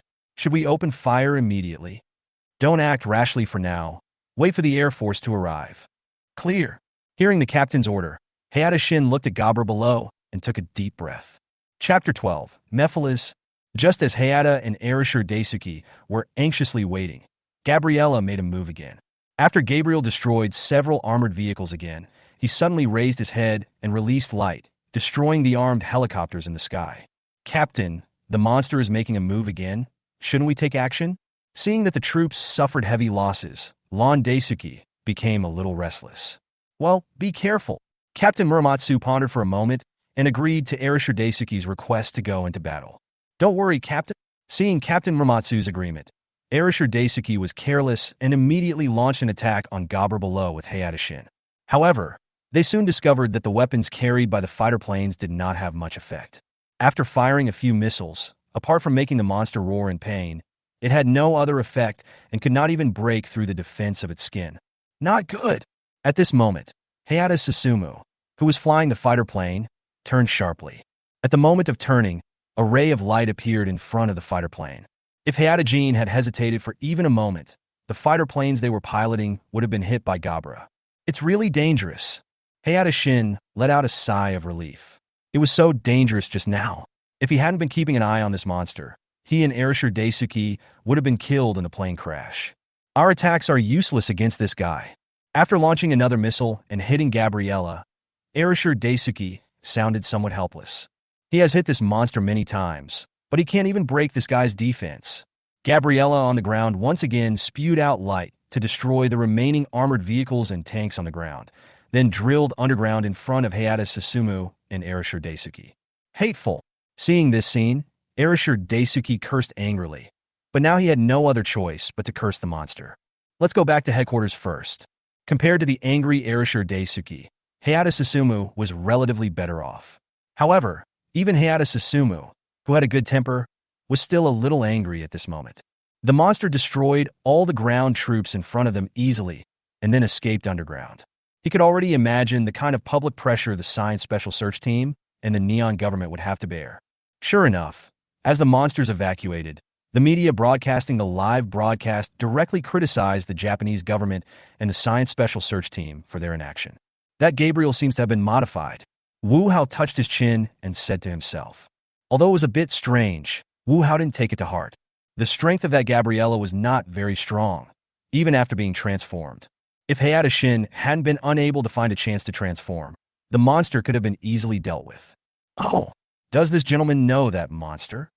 As if hearing Wu Hao's mumbling, a man next to him asked. Wu Hao looked back at the man and narrowed his eyes. This guy is not a human. Are you sure you want to say this here? Yes, I am indeed rude. Please. Hearing Wu Hao's words, the man bowed slightly, and then motioned Wu Hao to go somewhere else. Wu Hao, Xing, and Feng followed the strange man. He was not worried that this guy would do anything bad to him because he had SSR Hyperzeton and SR Kyrialoid by his side. If even this kind of strength cannot save him, it only means that the other party is at the UR level. After being killed by a guy of this level, Wu Hao had nothing to say. Let me introduce myself first. I am from the planet Mephiles. You can call me Zero. Zero. Yes, the people of this planet call the giant from the Kingdom of Light that appeared in Longsun Lake the first, but in fact, I was the first to come to this beautiful planet. But the code name has already been confirmed, and I can't force them to change it. Looking at the smiling Mephiles, Wu Hao suddenly realized. He was also wondering why the world was so strange. It turned out that it was a fusion of TV and movies. Although the first generation is still the first generation, times have changed. Okay, I've finished introducing myself. Could you please introduce yourself? My name is Wu Hao, and I am a cosmic being from another universe. At this point, Wu Hao hesitated for a moment. Originally, he wanted to say that he was a human, but with his current condition and abilities, even if he said it, the Mephiles people probably wouldn't believe it. These two are my companions, Xing and Feng. The Mephiles alien nodded to Xing and Feng as a greeting. But Xing was a monster and didn't understand human etiquette, and Feng simply didn't want to pay attention to him. So the Mephiles didn't get any response. Are you three here for this beautiful planet as well? The Mephiles people were not angry when they did not receive a response. Instead, they asked Wu Hao and the other two about their purpose. I don't have any idea about this planet. My target is those monsters. Although this is also Earth, it is not the Earth where Wu Hao lives. It is just similar. Besides, even if it was the original Earth, Wu Hao had no idea. What he misses are his family and friends around him, not a specific planet. Really? Then it seems that there is no conflict of interest between us. Seeing that Wu Hao really had no interest in the Earth, the Mephilas smiled happily. The Earth is like a treasure to him. It has a beautiful natural environment and a large number of fresh troops that can be used as military resources. Unless it is necessary, the Mephilas people really don't want to give up just like that. You transformed the previous Gabriella, right? Yes, it was one of my experiments after I learned that the giants from the Kingdom of Light had come to Earth. What are you going to do if I say it's one of my hunting targets? Wu Hao looked at the Mephilas with a smile. If Mr. Wu Hao chooses it as his hunting target, I naturally have no objection, but I hope you can do me a favor. The Mephilas said after a moment's silence. Can I do you a favor? Yes. Tell me about it. I haven't thought about it yet. I'll contact you when I need it. If that's the case, then forget it. Wu Hao waved his hand and refused. Are you kidding me? Just because of an N-level Gabra, he wants me to owe this guy a favor? His favor is not that cheap. It's just a Gabriella. One more or one less won't make much difference. Be careful next time you let your pet out. Don't let me run into it. Having said that, Wu Hao turned around and left with Xing and Feng. The Mephilas star looked at the backs of Wu Hao and the other two as they left, still with a smile on his face, not knowing what he was thinking. Chapter 13. First Appearance. On the other hand, the Neon government spent a lot of money to purchase a lot of high-powered weapons and equipment from its father, because the current weapons could not cause effective damage to the monsters. Originally, the Lighthouse Nation was unwilling to do so. After all, this was a rebellious son with a rebellious nature. But after thinking about it carefully, the monsters are still in Japan. If the Japanese government fails in the war, will the monsters run to their own country? With the idea of being on the safe side, the Lighthouse country sold the weapons to the Neon government at a price twice the market price. Although the Neon government was dissatisfied with the Lighthouse country's behavior of taking advantage of the situation, it could do nothing about it. We found that guy's location. Mitsuhiro-I'd looked at the lock signal source and shouted excitedly. Is this the location of the monster? Captain Muramatsu came to Mitsuhiro-I'd and looked at the computer in front of him. Yes, according to the information collected at the scene and the samples collected, this monster has strong radioactivity. In order to maintain the huge amount of radioactive energy in its body, the monster needs to eat a lot of items with radioactive energy, and uranium-235 meets this guy's needs. Mitsuhiro-I nodded. He believed in his own judgment. So, you used this clue to locate the monster? Yes. This guy moving quickly towards the energy storage warehouse is definitely the monster. All right. Notify the troops immediately and stop the monster. Hayata-kun, Arashi-kun, Ide-kun, drive your fighter planes and set off immediately. Yes.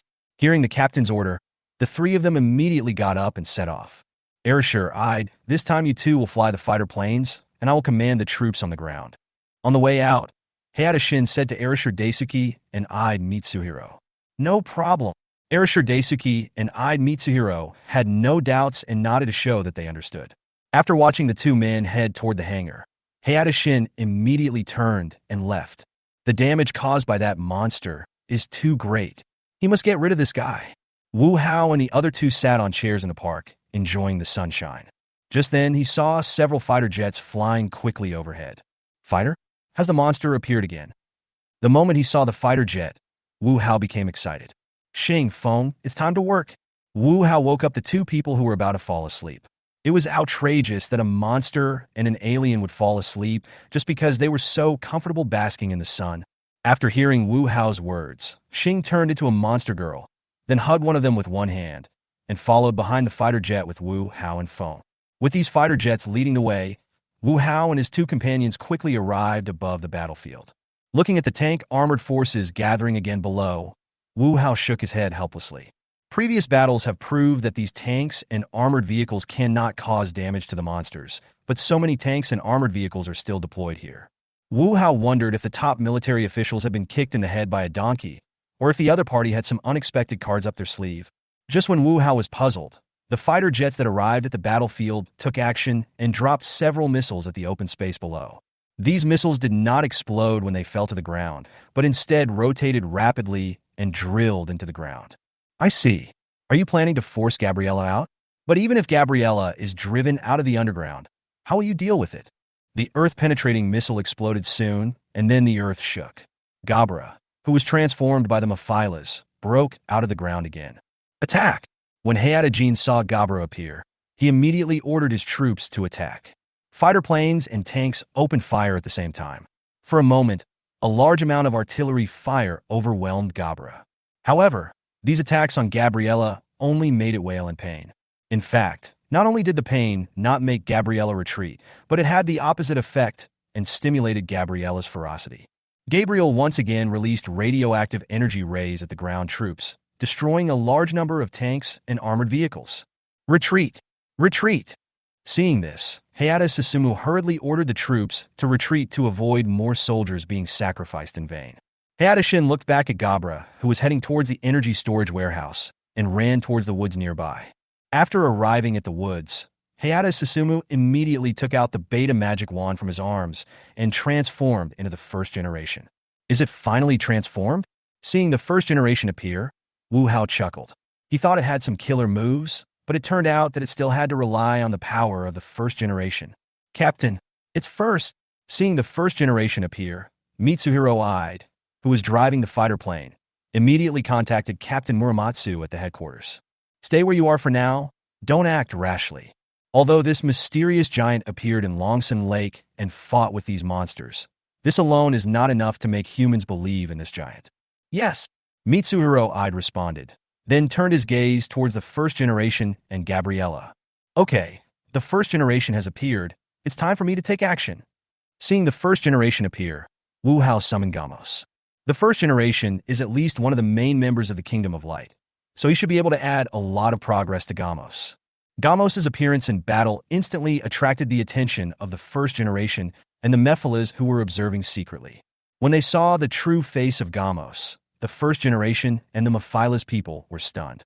How could this notorious guy appear here? Gamos, a cruel monster in the universe, is cunning and cruel by nature. More importantly, this guy is very powerful. Did he release this Gamos? After being surprised, the Mephilas people began to make their own guesses. It is impossible for such a powerful cosmic monster to come to Earth without being discovered. The only possibility is that someone secretly brought this guy here. In addition to what Wu Hao said before, that his target was the monster that appeared, so the Mephilas people had enough reason to suspect that this monster was released by Wu Hao. Are you planning to train it yourself? Capturing monsters in the universe is either for personal use or for sale, but the Gabra Mephilas have already been transformed, so it is difficult to sell them to others for secondary transformation. So the only explanation is to train them yourself. However, the Mephilas people are a little uncertain about this speculation. After all, Gamos' strength is there. If he is such a strong monster, why would he cultivate such a weak monster? Chapter 14 Return to the Farm. The appearance of Gamos aroused the vigilance of the first generation. The Mephilas people could recognize this notorious monster, so the first generation could naturally recognize it as well. Although it is not clear why this guy appears here, the first generation knows that he will definitely not get along with him in a friendly manner. The first generation looked at Gabra and then at Gamos. After thinking for a moment, he decided to deal with Gamos first. Gabra's strength is not strong, and it has a strong purpose, so it can be lured out later. But once Gamos leaves, it will not be so easy to find. When Gamos saw the first generation rushing towards him, he roared and went to meet him. The first generation came to Gamos and punched him several times in a row. However, Gamos possesses strong physical defense capabilities, and the attack of the first generation did not cause any damage except for forcing Gamos to retreat 2 steps. Seeing that the damage caused by his attack was limited, the first generation immediately switched to kicking.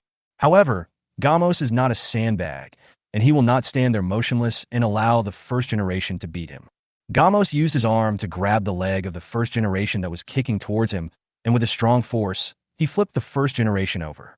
After knocking over the first generation, Gamos took advantage of the victory and attacked the first generation who had just stood up. One hit the first generation's head, and the other hit the first generation's chest.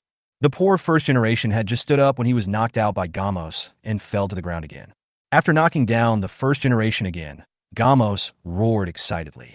The first generation shook his head to make himself more sober. Gamos was very powerful. When he hit the first generation's head, it made the first generation feel dizzy. Seeing that the first generation could still stand up, Gamos rushed towards the first generation again. However, the first generation, knowing how powerful Gamos is, naturally would not confront it head-on. He dodged directly and avoided Gamos' attack. Just as the first generation was about to attack from behind Gamos, Gamos suddenly swung its tail and hit the first generation directly in the chest. This time the first generation suffered a lot.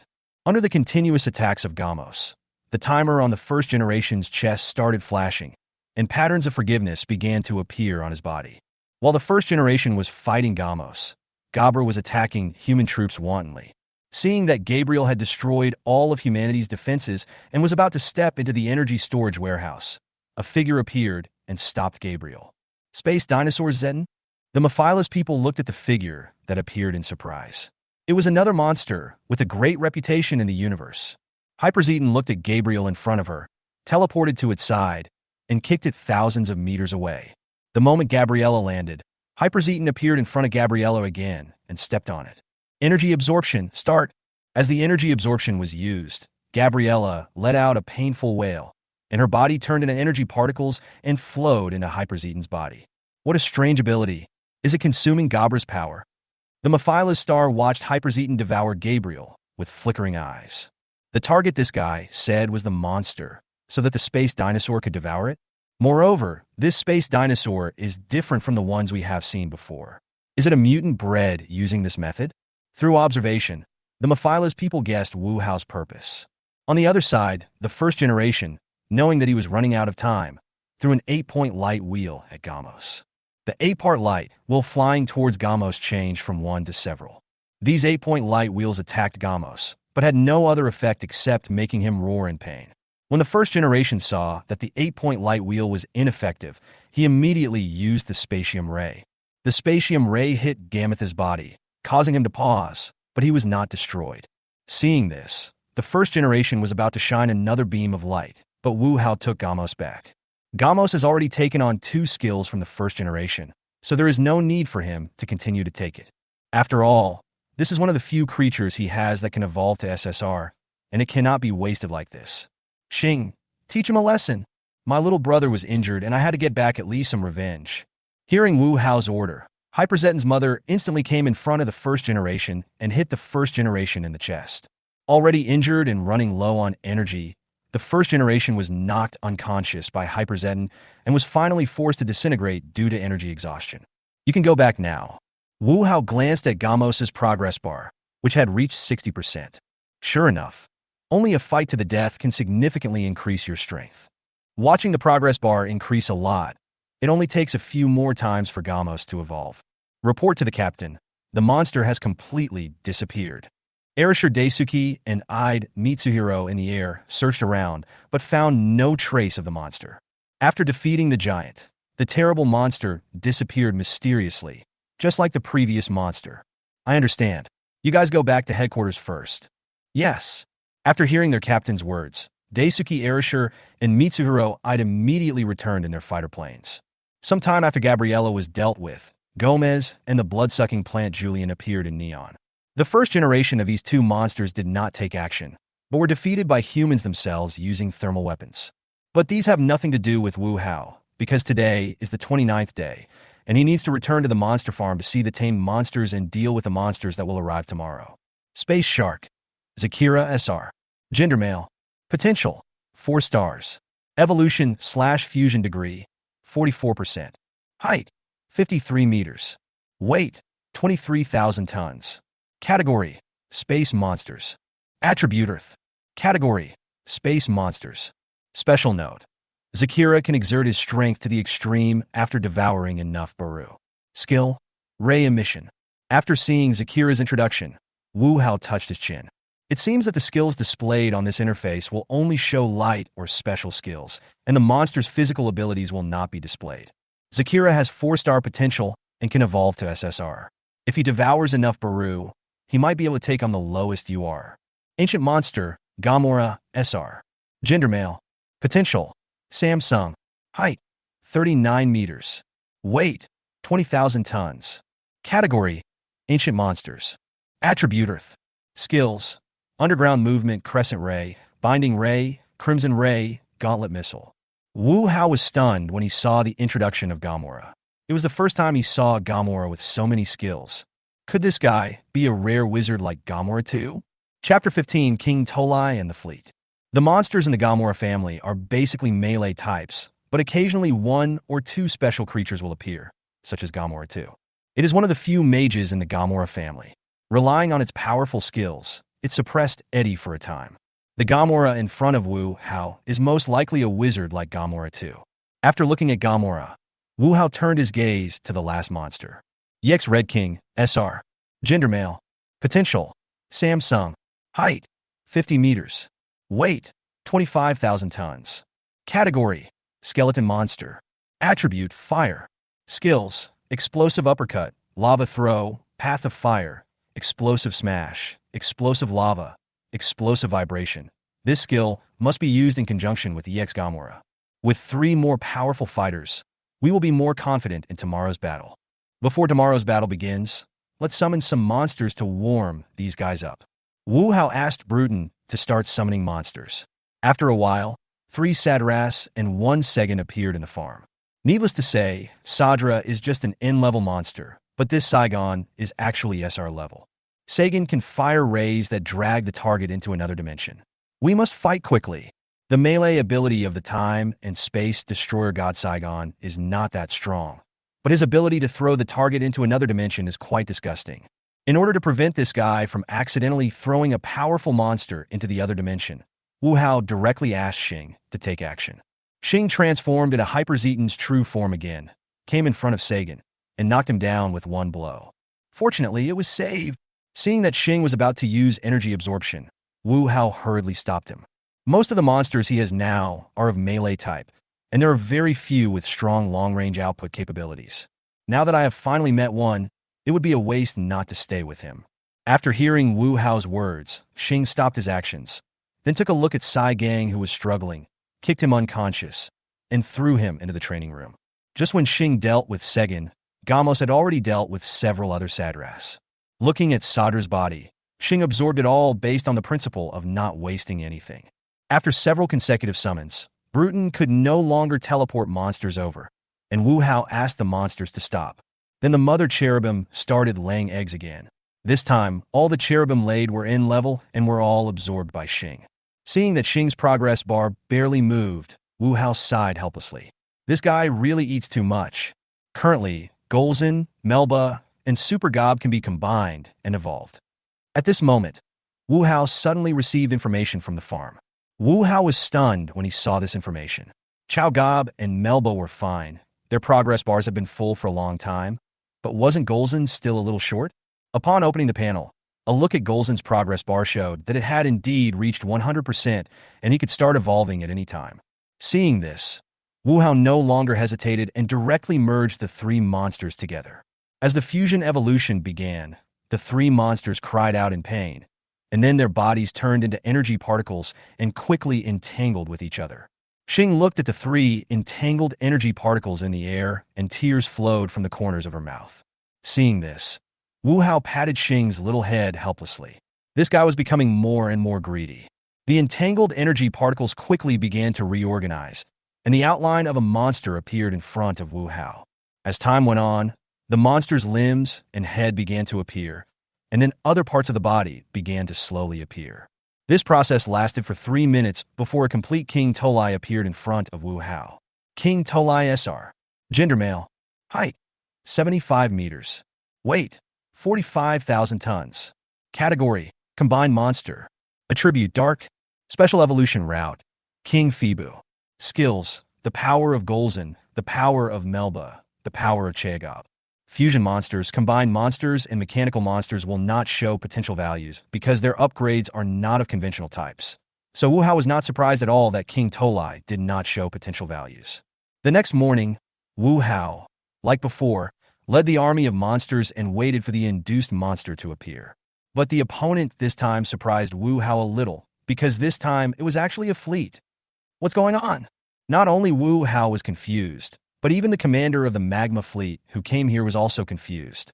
After defeating the planet L-77, they prepared to send L-77's Prince Astra back to the planet Magma, but they encountered a large group of monsters on the way. After destroying these monsters, their fleet was suddenly subjected to a strong suction force, which sucked the entire fleet into this strange place. "Sir, there are a lot of monsters down there," a magma soldier said to the commander. Commander Magma smiled as he looked at the monsters below that were on high alert. "I didn't expect that there would be so many monsters here. If he could capture all these monsters and tame them, his status on the planet Magma would definitely rise. Pass the order down and capture all the monsters below." "Yes." Just as the Magma people made a move, Wu Hao also gave the order to fight. "Although I don't know what's going on with this fleet. Since they are here, they're most likely enemies. Since he is an enemy, there is naturally nothing to say." Following the order, King Tolai took the lead in launching the attack. The power of Golzon, the power of Melba, and the power of Super Gob were all released at the same time, directly shooting down a spaceship piloted by the Magma aliens. "Damn it! The enemy is attacking. Fight back! Fight back immediately!" When Commander Magma saw the monster take the lead in attacking, he immediately roared loudly. As the counterattack order was issued, a fierce battle broke out in the farm instantly. The monsters and the fleet attacked each other, and all kinds of light flew around. Wu Hao hid in a corner and watched this scene with a distressed expression on his face. Because he saw two R-level super beasts being killed instantly by the concentrated fire of the Magma fleet. "Oh my god, my monster!" When Wu Hao saw this scene, he hurriedly collected all the monsters below SR. There are only a few kittens in the farm now. Wu Hao feels very sad about the meaningless loss of two super beasts. "TNND, you're bullying me, a weak, pitiful, and helpless super beast? Kill him for me!" Wu Hao shouted loudly. Hearing Wu Hao's order, Xing immediately took it seriously and rushed towards the Magma fleet. Chapter 16: Return to the Tiga world. These monsters are so difficult to deal with. The commander of the Magma fleet frowned as he looked at the monsters below that were constantly attacking them. After only a few minutes of fighting, more than a dozen spaceships were destroyed by these monsters. The Magma warriors on top immediately grew huge and fought with the monsters after the spaceship was shot down. It's just that the strength of these Magma people is too weak, and they are no match for the monsters at all. Among them, Plasma Red King fought the most happily. After a month, Plasma Red King's height has reached 100 meters, and it is still growing. Among all the monsters, this guy is the tallest and most powerful. Just as the Magma commander was thinking about how to end the battle, the alarm in the spacecraft sounded. Commander Magma looked up and saw a variant of Jeton suddenly appear right above the spacecraft. Quick! Before Commander Magma could finish his words, this variant of Jeton fired a fireball at him. The fireball hit the spacecraft, breaking through the defense without any hindrance and hitting the spacecraft itself. The spacecraft, hit by the 1 trillion degree fireball, fell straight from the sky.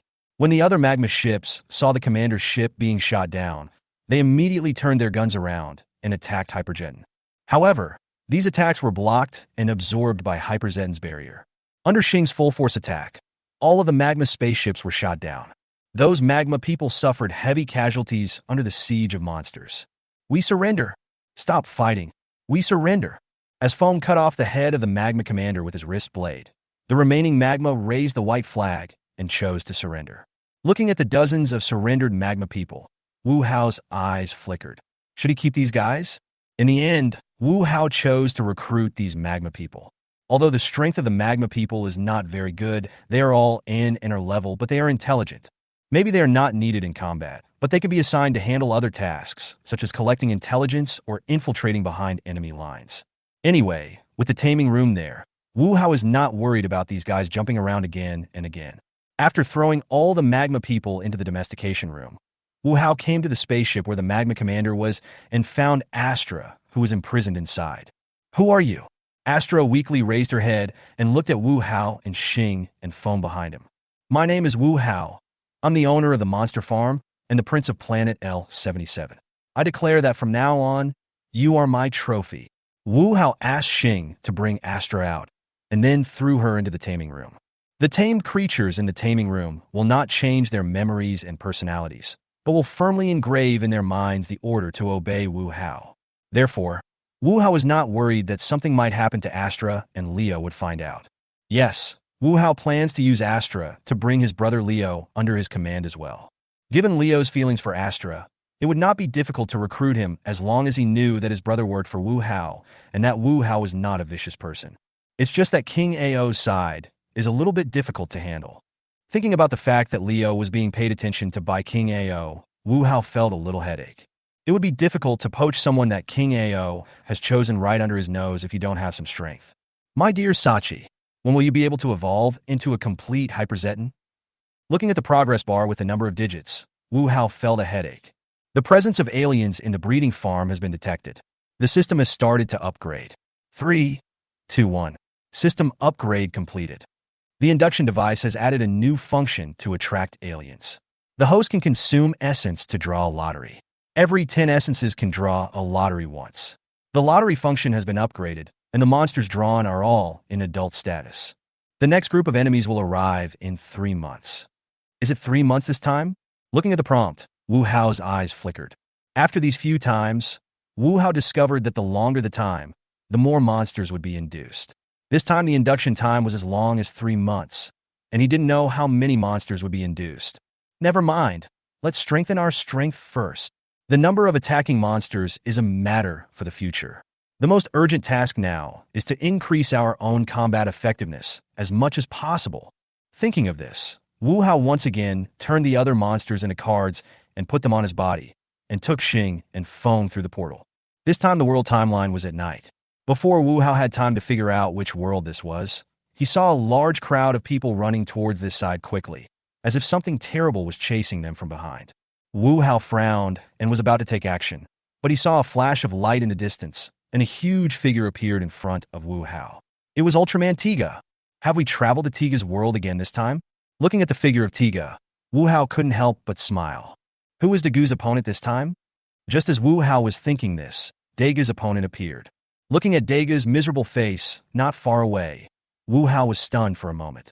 It turned out to be a Kyrialoid. Seeing the Kyrialoid, Wu Hao glanced at Feng beside him, but Feng didn't show any expression, as if this Kyrialoid had nothing to do with her. Feng, I'll leave this guy to you to deal with. The strength of the first generation of Kyrialoid was not that strong, and could only barely reach the R level. As Feng is at the SR level, it is almost certain that he can deal with this guy. Feng nodded, then immediately grew huge to reveal his true form. Feng's transformed Kyrialoid appeared on the outskirts of the battlefield, attracting the attention of the 2 people on the battlefield and the people on the victory team. Another one? When the members of the victory team saw Feng, they showed expressions of surprise and worry on their faces. These guys are here specifically to challenge Ultraman Tiga. Can Ultraman Tiga deal with 2 enemies at the same time? Not only the victory team was surprised, even the Kyrialoids who were confronting Dagu were confused. What's wrong with this guy? Wasn't it planned that he would be the only one to challenge Tiga? Did the plan change at the last minute? The Kyrialoid, who didn't understand, shook his head and said he couldn't think about it anymore. If he continued to think about it, he would have to grow his brain. The Kyrialoid gave up thinking and took the lead in attacking Daigu's transformed Tiga. One more is fine. They are friendly troops after all, so there is no need to worry about any unexpected incidents. Instead of continuing to struggle, let's work together to kill this Ultraman Tiga. In this way, the Earth will be ruled by the Kyrialoids again. By then, they will be able to bring the great god Kyrialoid into this world. Chapter 17. King Black vs. Tiga. However, imagination is beautiful, but reality is cruel. The alliance that the Kyrialoids had imagined did not occur. Instead, this strange guy took the initiative to attack him. The Kyrialoid man lay on the ground, looking at the night sky in confusion. Who am I? Where am I? What should I do? He only remembered that he had just been confronting Ultraman Tiga, and then a strange guy of the same race appeared. He ignored the other party and rushed forward to fight with Ultraman Tiga. He saw this fellow of his species move, and then he flew out. No, it shouldn't be like this. Shouldn't the normal scenario be that he and this fellow tribesman work together to defeat Tiga and then dominate these stupid humans? Why would this guy attack him? The fact that Kyrialoid was knocked away by Feng stunned everyone present. What's going on? Are the monsters fighting among themselves? At this time, even Tiga was a little unsure. He looked at the Kyrialoid lying on the ground, then looked at Feng not far away, not knowing who to deal with first. Feng, find a chance for this guy to escape, then follow him and find their lair. Xing needs a lot of energy as nutrients, and she has always been fed with monsters. This time, let's change Xing's taste. After all, when he was at the breeding farm, Wu Hao discovered that she quite liked to devour aliens. Feng on the battlefield nodded imperceptibly, and then ignored Tiga and continued to rush towards the Kyrialoid who was lying on the ground and questioning his life. The Kyrialoid man who heard the noise turned around and found that this traitor of his own race was rushing towards him again, and he immediately became angry. "You were the one who attacked me just now. You unethical fellow. Do you really think I can't beat you?" However, it turned out that he was really no match for Feng. The Kyrialoid got up from the ground. He rushed towards Feng. Then, he flew out again, looking at the Kyrialoid people who overestimated their own capabilities. Wu Hao smiled contemptuously. Then he looked at Ultraman Tiga, who was watching the show on the side, and raised his eyebrows. "My people are helping you fight monsters. Isn't it not good for you to just watch the show on the side? However, you can't face an opponent who is too strong. You still have to consider your future." Ultraman Tiga has a very special characteristic. His combat power is determined by the light and hope in people's hearts. When humans support Tiga, his power can theoretically be increased unconditionally. Shining Tiga can reach or even surpass the existence of the mysterious 4-0, but this is only in theory. After all, this thing is a super rare limited edition. Throughout the entire Ultraman series, Shining Tiga has only appeared twice, once to deal with Gitangia and the other to deal with Demogia. As for Super Saiyan 8 and Super Saiyan 10 warriors, that is just Shining Tiga, whose light energy has reached the maximum. The difference of one word makes a world of difference. If you want people to believe in Tiga, you can't choose an opponent who is too strong. That's the case. King Black. As the card was activated, King Black appeared behind Tiga. Before Tiga could react, he hit Tiga on the back with his claws without any moral ethics. A powerful force suddenly hit him, and Tiga was knocked away defenselessly. Because King Black used his full strength, Tiga suffered considerable damage, and the timer on his chest began to flash. Are there any more monsters? When they saw the monster suddenly appear and attack Tiga, everyone on the victory team was nervous. What happened to the Earth? Why did so many monsters appear out of nowhere? Tiga got up from the ground and looked at King Black who had attacked him, showing off his might. Without any hesitation, he turned into a happy form and rushed forward. Facing the attacking Ultraman Tiga, King Black was not afraid at all and directly released lava heat rays from his mouth. Faced with the lava heat ray released by King Black, Tiga immediately cast a defensive barrier. Just when Tiga was blocking the light, King Black rushed to Tiga quickly and hit Tiga in the chest again. The huge force made Tiga let out a scream of pain, and his whole body flew backwards and hit a building hard. King Black roared excitedly, came to Tiga, and kept stepping on Tiga with his feet. Tiga was suppressed by King Black's continuous attacks and had no chance to stand up and resist. "Ultraman Tiga, you can't admit defeat." Seeing that Ultraman Tiga was suppressed by King Black, Lena spoke loudly to Tiga. "Ultraman Tiga, I have always believed in you, and I believe that you will protect the Earth and mankind. Please stand up." Captain Iruma K, who was saved by Tiga, also woke up from his coma at this time. Looking at Tiga, who was in desperate situation, he cheered him up loudly. After hearing what Lena and Captain Iruma K said, Tiga, who was suppressed, seemed to have gained new strength. He kicked Black King in the back and knocked him to the ground. Standing up from the ground, Tiga got into a fighting stance again and rushed towards King Black again. Seeing this, King Black used his old trick again and released lava heat rays from his mouth. But this time, Tiga did not take it head-on, but instead dodged the attack. Then he quickly rushed in front of Black King and hit him in the abdomen with a knee. King Black suffered this heavy blow and subconsciously bent over and covered his stomach. This action gave Tiga an opportunity. He pressed Black King on the back, jumped up, and chopped the horn on the top of Black King's head with his hand knife. King Black, whose horn was cut off, roared in pain, retreated repeatedly, and howled at Wu Hao. Having lost his horn, King Black had completely lost his will to fight and began to feel fear. "I'm sorry, but you're no longer useful. Go in peace." Wu Hao refused King Black's request to evacuate and was already treated as a discarded pawn when he summoned it. A guy whose potential and strength have reached their limits is no longer worth training. Seeing that King Black had completely lost his will to fight, Tiga stretched out his hands, gathered energy, and released a dilithium light stream. King Black's body suddenly paused after being hit by the dilithium light stream, and then exploded on the spot. On the other side, Kyrialoid and Feng had disappeared at some point. After Feng released an Atlantic Ocean, the Kyrialoids finally found a chance to escape. Feng chased after them. She knew that her master was planning to catch all these guys in one fell swoop. Chapter 18 Woohoo takes off. After destroying King Black, Tiga flew directly into the air and canceled his transformation. The battle with King Black just now had almost exhausted his energy. Fortunately, the two Kyrialoids disappeared, otherwise he would have died here.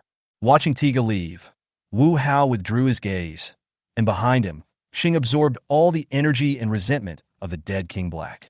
Come on, follow Feng. There's a big meal there. Xing nodded, then teleported with Wu Hao to Feng's side. Is this where the Kyrialoids are hiding? It's quite hidden. Wu Hao took a quick look at the environment here. The dense forest and overgrown weeds were everywhere, which was indeed a suitable place to hide. The Kyrialoids of this world are hiding here, but there are special devices installed here, so I can't enter their base. Then let's wait here. I don't believe they will stay in there forever and not come out. Since you can't get in, just guard the door and wait for the guy inside to come out.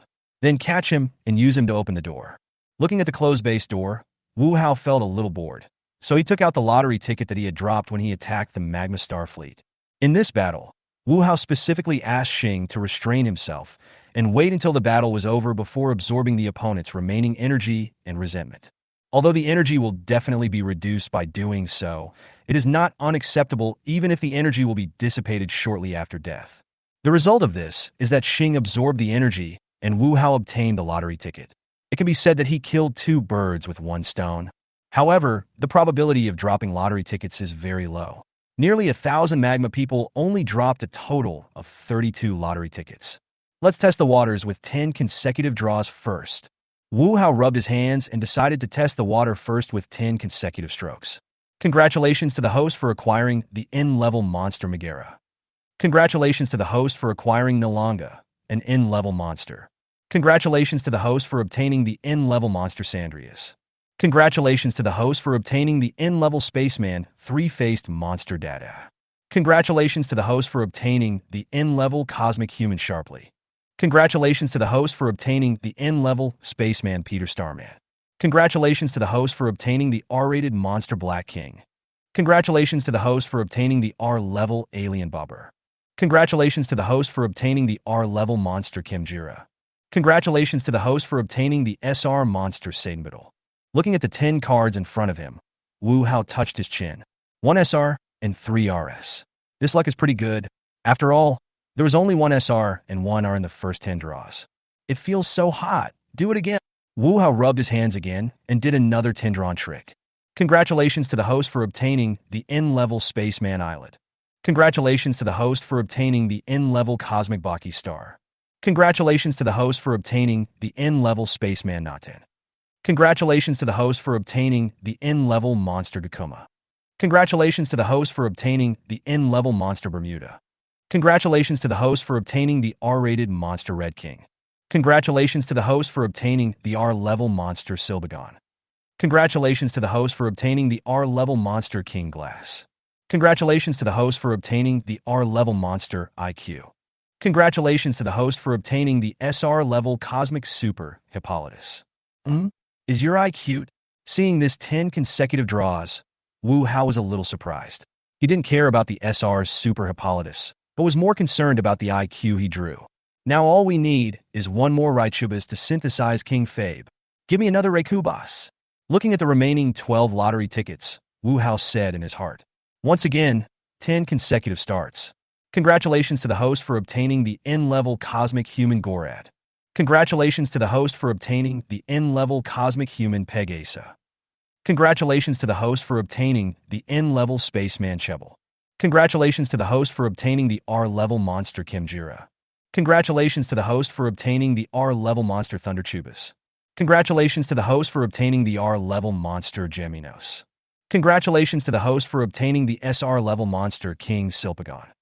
Congratulations to the host for obtaining the SR-level monster King Goldrass. Congratulations to the host for obtaining the SR-level monster Ace Killer. Congratulations to the host for obtaining the SSR-level monster Mega Yamada no Orochi. Shit, I'm taking off. Seeing the last 10 consecutive hits, Wu Hao jumped up excitedly. These 30 draws not only collected all the materials for synthesizing King Fabe, but also collected all the materials for Giga Chimera. Adding the last one, Mega Yamada no Orochi. That means he has 3 SSRs at once. Woohoo, take off. Feng, you continue to watch here. I'll leave the Razor Dimaga and Hyperzetan's death scythe to you. I have something important to do and need to go back to the farm. Yes, master. Feng nodded and took the cards of Razor Dimaga and Hyperzetan death scythe left by Wu Hao. After handing the card to Feng, Wu Hao took Xing back to the farm. As for Feng, he can only stay in this universe for the time being. As for whether Feng will encounter danger, she and the two monsters left behind are both SR level, and their strength is top-notch in this world. Unless they were unlucky enough to run into Gatangia, nothing could threaten the three of them. After returning to the farm, Wu Hao couldn't wait to merge Rekubas and IQ with King Tolai. As the energy gathered together, a brand new monster appeared in front of Wu Hao. King Phoebe, SSR. Gender male. Height, 75 meters. Weight, 55,000 tons. Category, combined monster. Attribute dark. Skills, power of Golzan, power of Melba, Galmelba cannon, power of IQ, power of Raichubas, power of Supergob, spark of disaster. Looking at King Phoebe's gorgeous panel, Wu Hao's eyes lit up. Then he merged the previous King Ponton with the King Glass, King Hilbegon, King Goldrass, and Super Hippolytus who he had just drawn. Giga Chimera SSR. Gender male. Height, 5.12 meters. Weight, 682,549 tons. Category, combined monster. Attribute dark. Skills, desolation, hell laser, gold incinerator, silver incinerator, Ponton hell lava, disaster explosion. Looking at the 512-meter tall giant of Giga Chimera in front of it, the 75-meter tall King Fibu was like a large toy in front of it. This is the biggest monster Wu Hao has ever seen, no doubt about it. Mega Yamada no Orochi, SSR. Potential, 4 stars. Gender male. Height, 77 meters. Weight, 88,000 tons. Category, Demon Beast. Attributes, all. Skills, Mega Light Bullet, Mega 8-Key Piercing, Mega 8-Key Storm, Mega 8-Key Stink, Mega 8-Key Fireball, Mega Tentacles, Mega Thunder, Mega 8-Key Thunder. Chapter 19, Reality. Looking at the panels of the three monsters, Wu Hao couldn't help but smile. King Phoebe, Giga Chimera, Mega Yamada, no Orochi plus Sachi. He already has 4 SSR subordinates. Looking at the entire Ultra Universe, this is also a powerful force. It can be said that as long as Wu Hao doesn't commit suicide, there is no need to worry about his safety. Okay, it's time to deal with those Kyrioloids. It's best to get rid of the Kyrioloid god behind them. Those who can be given the title of god will not be weak in strength. Even if some of them do not have much damage, their special abilities are still quite disgusting, such as Saigon and Anemona. Just as Wu Hao was about to find Feng, he suddenly realized a problem. This portal is not fixed, and the place it teleports to is not necessarily the world of Tiga. Forget it. At most, I can just teleport a few more times.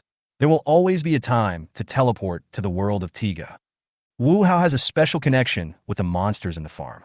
As long as they are in the same universe, they can vaguely sense each other and don't have to worry about not being able to find each other because they are teleported to different cities or countries. After putting away the 3 monsters, Wu Hao took Xing's little hand and stepped into the portal again. Tisk, isn't this Tiga's world?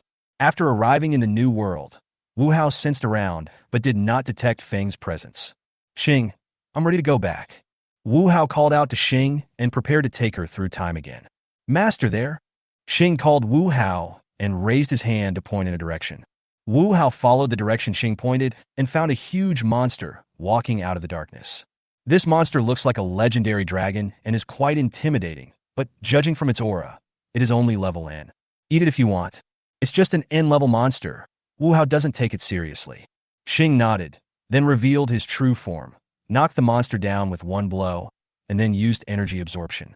The monster howled in pain and fear before it turned into energy particles and was absorbed by Xing. As the monster died, a sword fell from the sky. Hearing the sound of the sword falling to the ground, Wu Hao picked it up curiously. What a strange sword. Looking at the obscure words on the sword, Wu Hao frowned. At this moment, the sword suddenly lit up, and the light shone next to a stone. Wu Hao noticed that there seemed to be something next to the stone. When I went forward to check, I found that it was actually a bronze magic wand. A dragon-shaped monster, a sword, and a magic stick. Have I come to the world of Tiga Gaiden? Looking at the sword and the magic wand in his hands, Wu Hao's mouth corners slightly raised. The arch-villain of this world is also called a god, the Dark Demon Doguf. Although the abilities shown in the drama are somewhat mediocre, anyone who can be crowned as a god must be quite capable. If Xing devours this so-called dark devil, how much progress can be made? Wu Hao was quite looking forward to the answer to this question, so he decided to stay in this world for a while. As for Feng, who was staring at the Kyrialoid people, Wu Hao thought he could put him aside for the time being.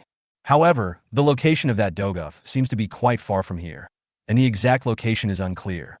According to the performance in the play, Wu Hao only knew that the lair of the guy who controlled Doguf was in the cave, but the specific location was not shown. Forget it. Let's just wait patiently for the guidance of the magic wand.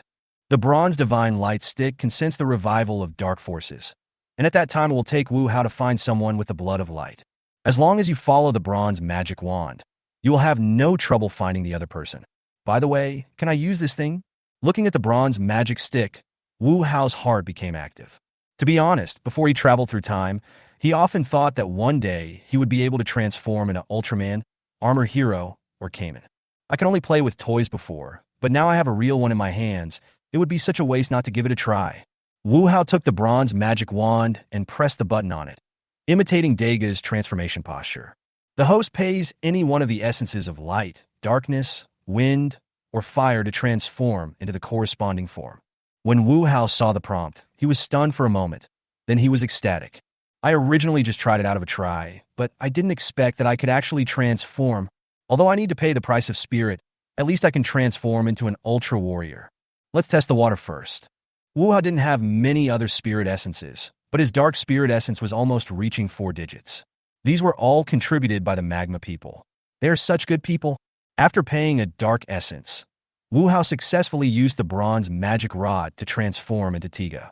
Xing tilted her head and looked at the giant Wu Hao transformed into with some curiosity. She didn't expect that her master could also transform. After transforming into Tiga, Wu Hao found that the scenery he saw was different. Looking at his hands, Wu Hao was suddenly stunned. Why did he turn black? Is this Dark Tiga? Seeing himself transform into Dark Tiga, Wu Hao couldn't help but laugh. I originally thought that I would transform into a composite form, but who knew it would be Dark Tiga? I clenched my fists tightly, then released them, feeling the powerful strength in my body. I really wanted to find an opponent to practice with. Before, I had always been dealing with monsters under my command or watching other Ultra Warriors fight, but now I can finally try to do it myself. Xing, come and fight with me. Wu Hao said to Xing, who was looking at him curiously. Xing was a little surprised to hear Wu Hao's words, but still obediently revealed his true form. Wu Hao looked at Hyperzeton, who had revealed his true form in front of him. To be honest, it was his first time fighting against such a strong opponent, so Wu Hao was still a little scared. What a loser! You can transform into an Ultraman warrior yourself. Why are you afraid of anything? Wu Hao cursed himself inwardly, then took a deep breath, and his eyes became determined. Coordinate your breathing, unite your mind and body, and at the most concentrated moment, attack with all your might. Then, there it is. With a series of crackling sounds, Wu Hao was ridden on by Xing and beaten up. At this moment, Wu Hao finally realized the cruelty of reality, and Hepajitan's mother was reality. Chapter 20. Darkness is about to revive. You're really ruthless. After the battle, Wu Hao covered his face and looked at Xing with resentment. I told this guy to be gentle, but he still almost beat him into a pig's head. Faced with Wu Hao's complaints, Hepajitan's mother did not say anything, but just stared at Wu Hao silently. It was as if to say, I'm just following your orders. Being stared at by Hepajitan's mother, Wu Hao felt guilty and changed the subject. After a while, Wu Hao challenged Hepajitan's mother again. However, the gap in strength is there. As long as Wu Hao has a slight advantage, Hyperzeton's mother can suppress this advantage. Just as Wu Hao was fighting Hepajitan's mother, an uninvited guest arrived in a village very far away from them. Muyi, how did you find this strangely dressed man? The village chief looked at Am and saw a young man dressed strangely coming to the village and asked curiously. I felt something was coming in my dream, so I ran towards the mountains in a hurry. He was found lying on the ground, and with him was a large bird that had never been seen before. But the big bird has already pierced the rock wall and is probably dead. Muyi, did you dream about anything else? When the priestess Yushaliai heard Muyi say that she had a premonition of something coming in her dream, she hurriedly asked. She discovered through divination that darkness had revived, so she was eager to find a way to protect the village. M. No more. Amuyi pondered for a moment and shook his head. He just had some feelings in his sleep, not seeing anything in his dream. The question asked by the priestess, Yushaliai, really made it difficult for him. Village chief, the prophecy is about to come true. We must find a way to awaken the giant of light as soon as possible. Hearing the words of the priestess Yushaliai, the village chief nodded with a frown. Finding a way to awaken the giant of light is easy to say, but difficult to do. Not to mention that they didn't find the summoner. Even if they did, they didn't know where the giant was hiding. Legend has it that after the giant of light defeated the dark demon who was wreaking havoc on the world, he hid his huge body among the mountains. However, there are so many mountains here. Does he have to dig them up one by one? On the other side, somewhere in the mountains, Dracula Magma called his two men, Dietela and Orochi. Lord Dracula Magma. Dietela and Orochi bowed to the Dracula Maffer on the altar. When the dark monster appears, the giant of light will be resurrected again. We must not let the giant of light be resurrected again. Lord Dracula Magma. What is the giant of light? Although the legend of the giant of light is widely known, there are still some people who are not clear about it, and Deidara and Orochi are some of those who are unaware. The giants of light are the obstacles that prevent us, the dark messengers, from ruling the world. Dracula Magma explained to the two, and then picked up his staff. The monster is coming. Leaving behind a confusing remark, Dracula Magma began to chant a spell. Dietela and Orochi below looked at each other, both feeling confused. Today's Lord Dracula Magma is unexpectedly a little confusing. As Dracula Magma finished his spell, the staff pointed into the darkness. Dietela and Orochi heard heavy footsteps coming from the darkness, and then a ferocious-looking, gigantic beast appeared behind Dracula Magma. It was Jaminoid who came here from the future. Looking at the astonished expressions of Deidara and Orochi, Dracula Magma was very satisfied. Deidara. As the two were stunned, Dracula Magma began to give orders. I am here. You take this monster and attack the village. Yes.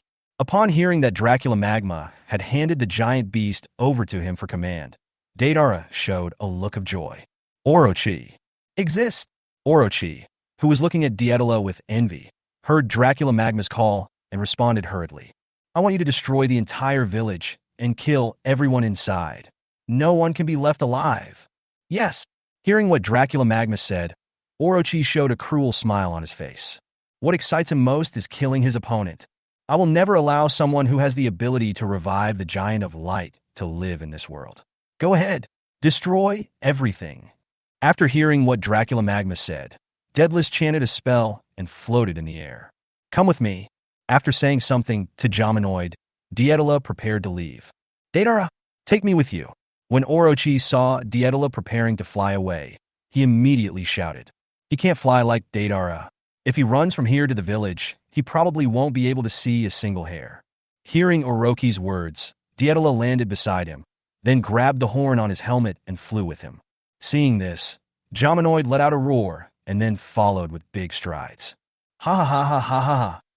Watching Deidara and Orochi set off with Jaminoid, Dracula Magma let out a triumphant laugh. On the other side, as Hepajitan's mother punched Wu Hao in the chest, Wu Hao flew out. After falling heavily to the ground, he was forced to cancel his transformation, and the bronze magic rod fell to the ground from his arms. Wu Hao curled up on the ground and groaned. The punch just now almost made him die. When Hyperzeln's mother saw that Wu Hao had canceled his transformation, she also returned to her human form. Then she came to the curled-up Wu Hao, tilted her head, said nothing, and just looked at him quietly. Wu Hao looked up at Hepajitan's mother, who was looking at him quietly. He opened his mouth to say something, but in the end it all turned into a sigh. Forget it. You are a monster. I will magnanimously forgive you. After the pain subsided a little, Wu Hao got up from the ground. Seeing the magic stick falling to the ground and starting to flicker, Wu Hao raised his eyebrows. Is this the feeling that darkness is about to revive? Let's go. We have work to do. He greeted Yuki and then summoned Bamunstan. The two of them sat on Baimonstan's back and flew in the direction indicated by the magic stick. Shortly after the two left, a figure appeared in the ruins. Strange, according to the information from the investigation, there should be a beast that devoured the dark sword here. Why is there nothing here? Moroba looked at the empty ruins and fell into deep thought. Chapter 21. Attack. Oh no! There's a ferocious beast outside.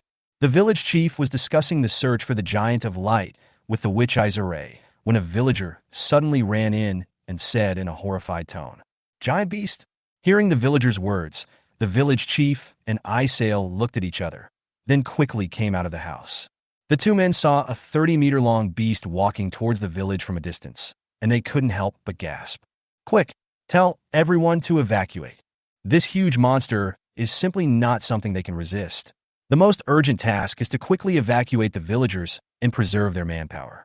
Village chief, you and the witch Izare lead everyone to the back mountain for refuge, and leave this to us."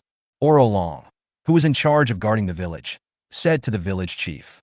"Okay, I'll leave it to you then." The village chief pondered for a moment and said to Orolong. Orolong nodded, and then started to move with the guards. "Take a team with you and bring the catapults and crossbows over here. You take a team to collect the stones needed for the catapult. The rest of the people will dig a hole 150 meters away that is big enough to hold the monster." Although Orolong was a little nervous, he still carried out the deployment in an orderly manner. "That monster is coming soon." The guard members who were observing the situation from a high place saw the flying dust moving quickly towards this side and shouted loudly to Orolong and others below, "Yoshi, everyone, get ready." Looking at everyone digging the big pit, Orolong said loudly. The members of the escort team gathered behind Orolong, each of them nervously gripping their weapons. As the flying dust got closer, everyone saw the true face of the monster. A giant creature that is 30 meters tall and looks like a dinosaur. Looking at the ferocious beast in front of them, the guards' hands that were holding their weapons were trembling slightly, and cold sweat broke out uncontrollably. "Wait a moment. Wait until the other party gets closer." As he watched the giant beast getting closer and closer, Orolong became more calm. He knew that being nervous and fearful was meaningless and might even cause him to lose the chance to win. "Catapult ready." Seeing that the giant beast was about to reach the trap, Orolong immediately prepared the catapult.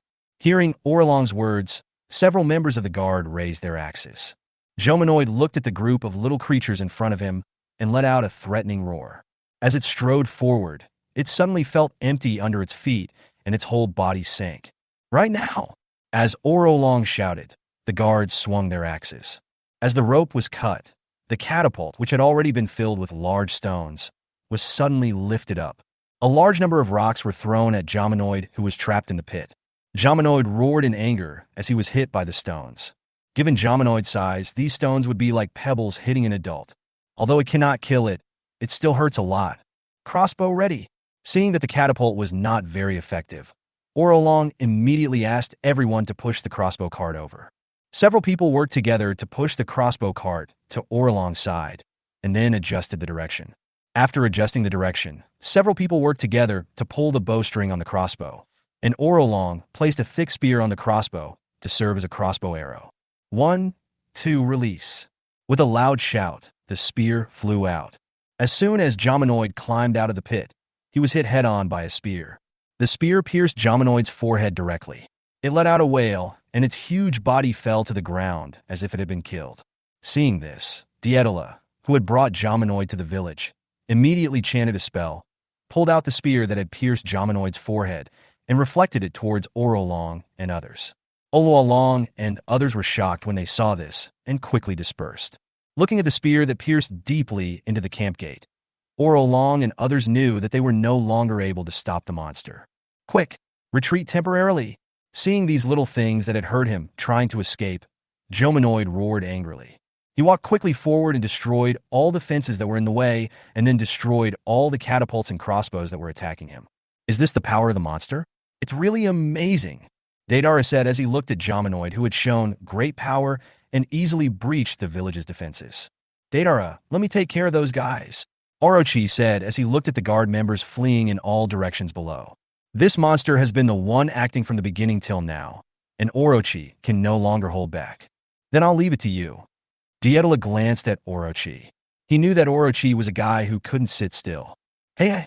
Orochi chuckled, jumped down with his weapon in hand, and rushed towards the fleeing guards. When the members of the escort saw Orochi rushing towards them with weapons, they immediately began to fight back. But the ordinary guards were no match for Orochi. After a short fight, several of them were killed by Orochi. hateful. When the others saw how powerful Orochi was, they shouted and rushed forward, and several of them pinned Orochi down. But Orochi's strength was far beyond their imagination. With a loud shout, Orochi broke free from the restraints of the dozen people and threw them out. Today is the end of this village. Dietolo was very satisfied with Orochi's performance and stopped paying attention to him. Instead, he controlled Jamanoid to destroy all the houses and buildings in the village. What's going on over there? Wu Hao, who was sitting on Bamonstan's back, noticed dust and smoke billowing in the distance, as if there was a fire, so he immediately asked Bamonstan to go in that direction. When Baemonstan was about to arrive, Deidara also discovered this uninvited guest. Another monster? Deidara looked at the huge, strange bird in the sky with a look of astonishment. He didn't expect that there would be other monsters here. Wu Hao also discovered the monster below, and Deidara and Orochi. It seems that these two guys are the Dark Leader's men. Lucky, that monster is yours now. Wu Hao said something to Hyperzetan's mother, and then jumped directly off Baemonstan's back. When Deidara saw a man falling from the monster's back, he became secretly alert. When I saw the other person pulling out a sword from behind, I knew that this guy was not a good person.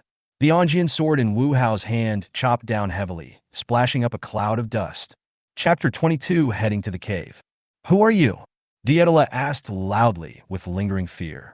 It was almost just a little bit, and I would have been killed by this guy. Wu Hao glanced at Deidara, who dodged, and without saying anything, he rushed forward with his sword in hand. He doesn't have the habit of nagging while fighting. If he has anything to say, it's better to say it after the fight is over.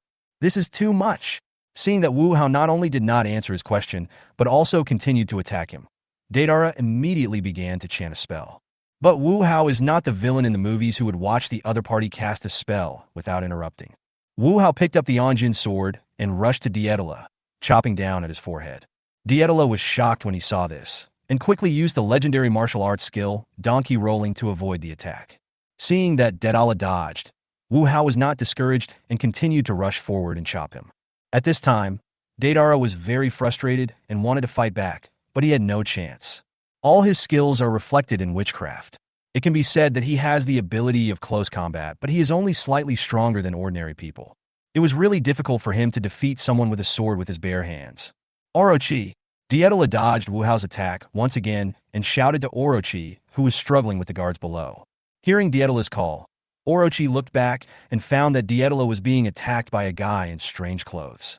It was only Wu Hao who didn't know what Orochi was thinking. Otherwise, he would have summoned a monster to trample him to death. Compared to Wu Hao, who was dressed in casual clothes, Aoyuoki, who was wearing a strange mask and leather armor, was the one who was really dressed weirdly. Orochi brandished his weapon, forcing the guards to retreat, and then quickly ran towards Dietolo. The moment Dietolo dodged the attack again, Wu Hao kicked him down and then slashed him with a sword. Dietolo looked at the sword coming towards him and was horrified.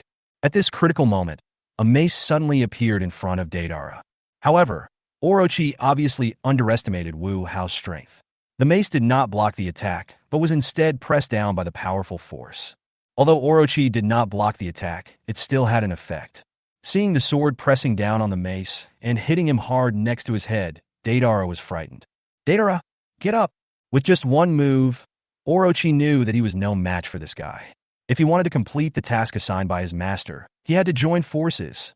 After hearing what Orochi said, Dietolo came to his senses and immediately got up from the ground, while Orochi protected Dietolo in front of him and looked at Wu Hao warily. The energy is still not enough after all. Looking at Deidara and Orochi in front of him, Wu Hao swung the Onjin sword. Since he turned into an energy body, he can also absorb various kinds of energy to improve his strength, but he cannot absorb too much at one time. But even so, after several months, his strength was no longer something that ordinary people could resist. Originally, Wu Hao thought he could easily defeat his opponent, but he failed to do so after such a long time.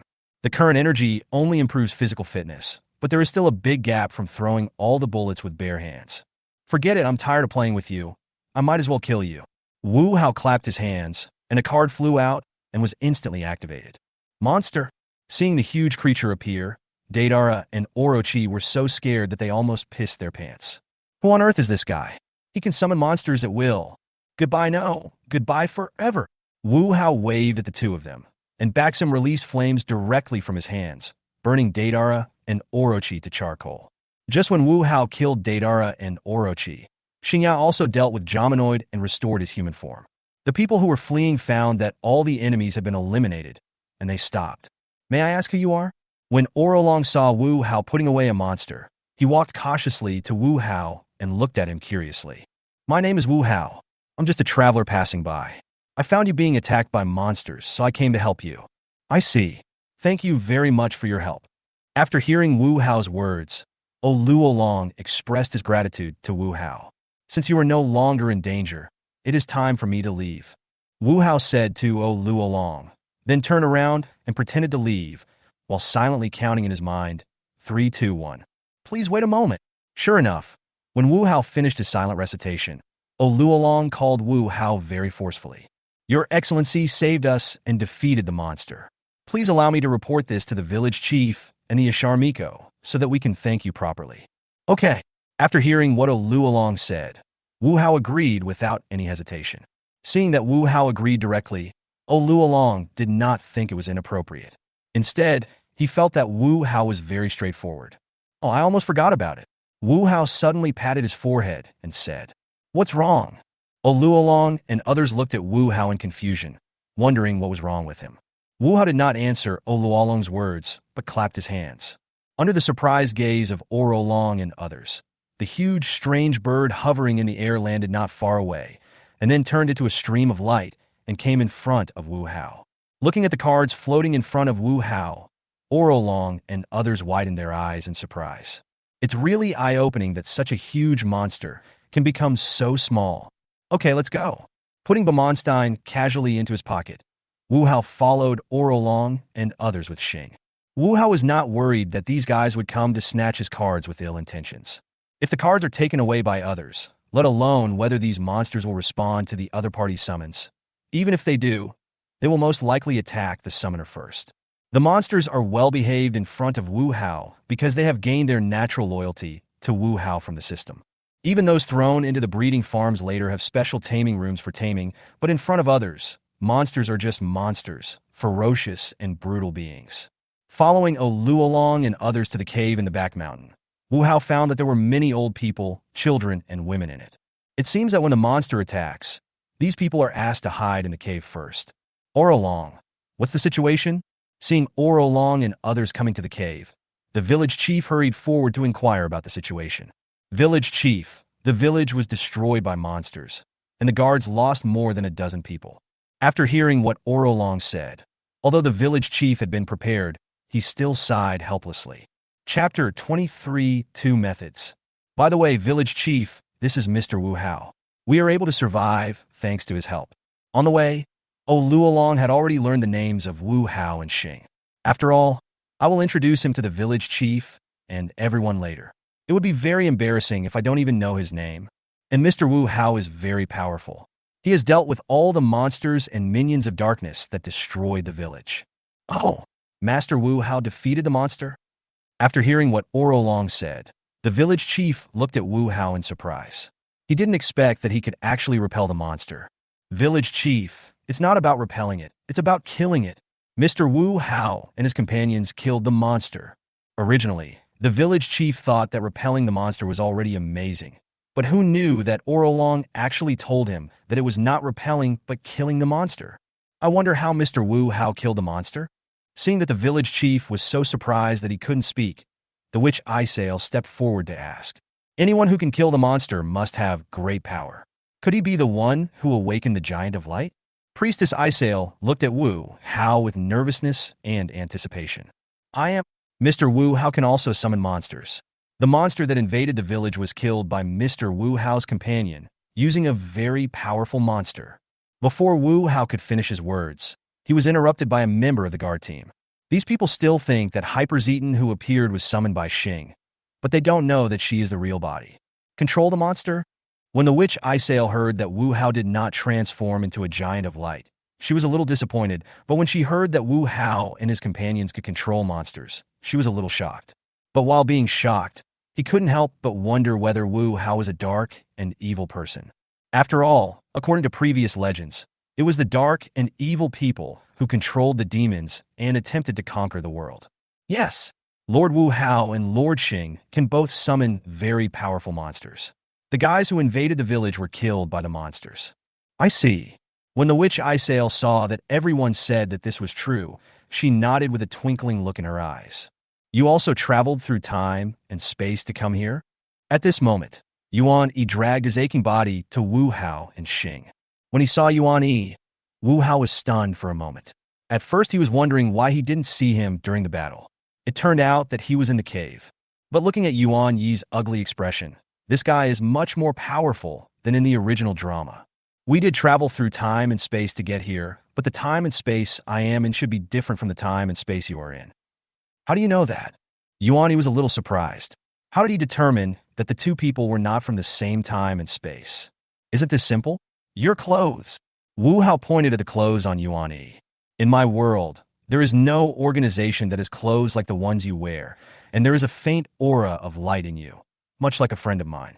You're most likely someone from the future of the time and space I am in, and you are very likely his descendant. Who are the friends you were talking about? Daegu, Yuan Daegu, he is a member of the victory team, a very remarkable man. Really? When Yuan Yi heard Wu Hao say his father's name, he showed an expression that said, as expected, what is the breath of light you were talking about? At this time, the priestess Isael beside her asked again. The pressure of the resurrected darkness was about to drive her crazy, so she was particularly sensitive to words like light and bright. This guy's father was an Ultraman in our time and space.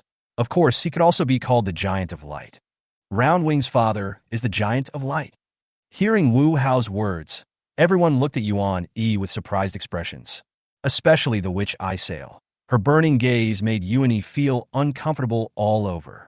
Yes, his father is the Giant of Light, who has protected everyone from danger time and time again. As his son, Yuan Yi also inherited his father's power of light, but it seems very weak. I'm not trying to belittle him, but in his current state, even if he could transform into a giant of light like his father, he would probably be very weak. Even the monster that just invaded the village would put him in a tough fight. After hearing Wu Hao's words, Priestess Isael and many villagers hesitated. Originally, they were still happy about finding someone who could awaken the Giant of Light, but Wu Hao's words were like a bucket of cold water poured on their heads, making their hearts fall to the bottom again. Mr. Wu Hao, since you can see the power of light in Mr. Yuan Yi's body, can you help train Mr. Yuan Yi? The Dark Devil is about to revive, and the earth will be dominated by darkness again. We need Mr. Roundwing to transform into a giant of light to resist the invasion of evil. Mr. Wu Hao, please help me. After hearing what the priestess Izure said, Yuan Yi also spoke. As the son of Daegu and a member of TPC, he would not stand idly by and watch the evil invasion. It's good to have courage, but unfortunately, I don't know how to train you. Wu Hao shook his head regretfully. If he had the ability, he wouldn't mind playing the role of a coach, but it was a pity. How could it be? Can't Mr. Wu Hao see my strength? Yuan Yi was a little surprised to hear that Wu Hao didn't know how to train him.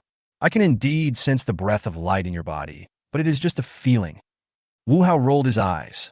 Who told you that just by sensing your energy, you can tell how to increase it? If you want to increase your strength, there are only two ways. Which two methods? Hearing Wu Hao say this, Yuan Yi asked hurriedly. The first method is to increase the power of your core, which is the aura of light in your body. However, I don't know how to do this. If I knew how to increase it, I would have increased it myself a long time ago. Hearing Wu Hao's words, Yuan Yi and the people around him rolled their eyes. I don't know what you mean. Are you just talking nonsense? If that's the case, we can do it too. What about the second option? Although Yuan Yi also wanted to complain about Wu Hao, he still wanted to hear his second idea. The second way is to enhance your fighting ability. Speaking of this, Wu Hao looked Yuan Yi up and down. Yuan Yi felt strange when he saw Wu Hao looking at him like that. Kid, don't even think about going to the battlefield in your condition. You've never even fought a fight, have you? After hearing Wu Hao's words, Yuan Yi opened his mouth but said nothing. Just as Wu Hao said, he had never fought with anyone since he was a child. Chapter 24, let me give you a simple one first. I can't increase the light energy in your body, but beating you, no, it's okay to train your fighting ability. Hearing Wu Hao's words, Yuan Yi fell silent. You just wanted to say hit me, right? You definitely wanted to hit me? Aren't you my father's friend? Why do you want to hit me? Is this okay? The village chief and Isael on the side were a little worried. Was it too late to train his fighting skills now? Then do you have any other good ideas? After hearing Wu Hao's words, The two fell silent. It's better to do it later than to do nothing. Mr. Wu Hao, please train me. Looking at Yuan Yi, who had a hint of fear in his eyes but was still determined to receive training, Wu Hao smiled.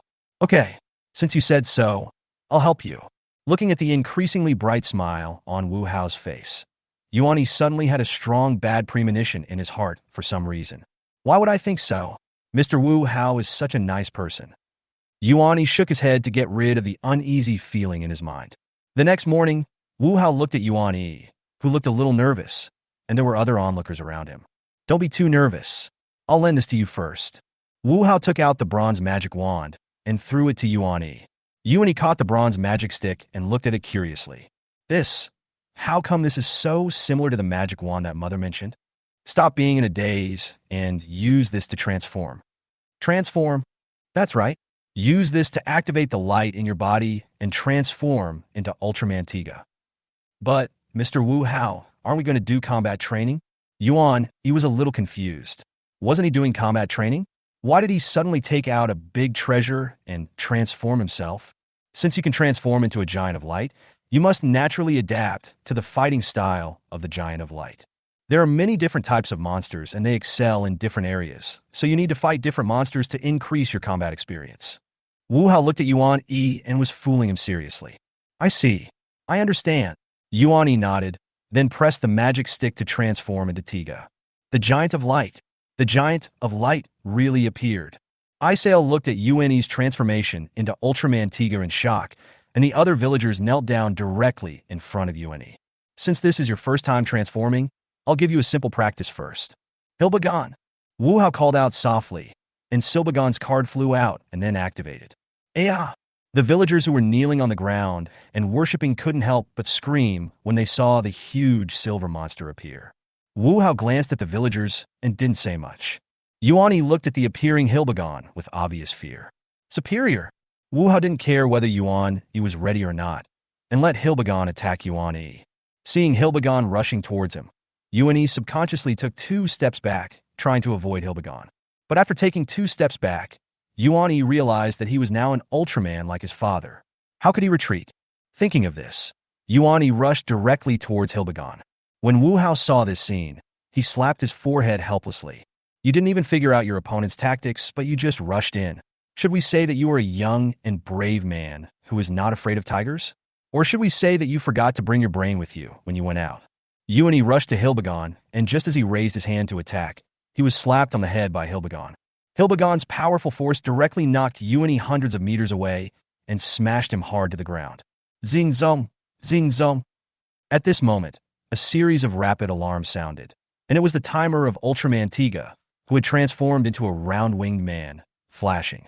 Hilbagan actually hit Yuan Yi so hard that his light turned on with just 1 strike. Looking at Yuan Yi lying on the ground and twitching in pain, Wu Hao shook his head and then called Hilbagan back. You can't do that. I knocked you down with just 1 blow, and you can't even get up.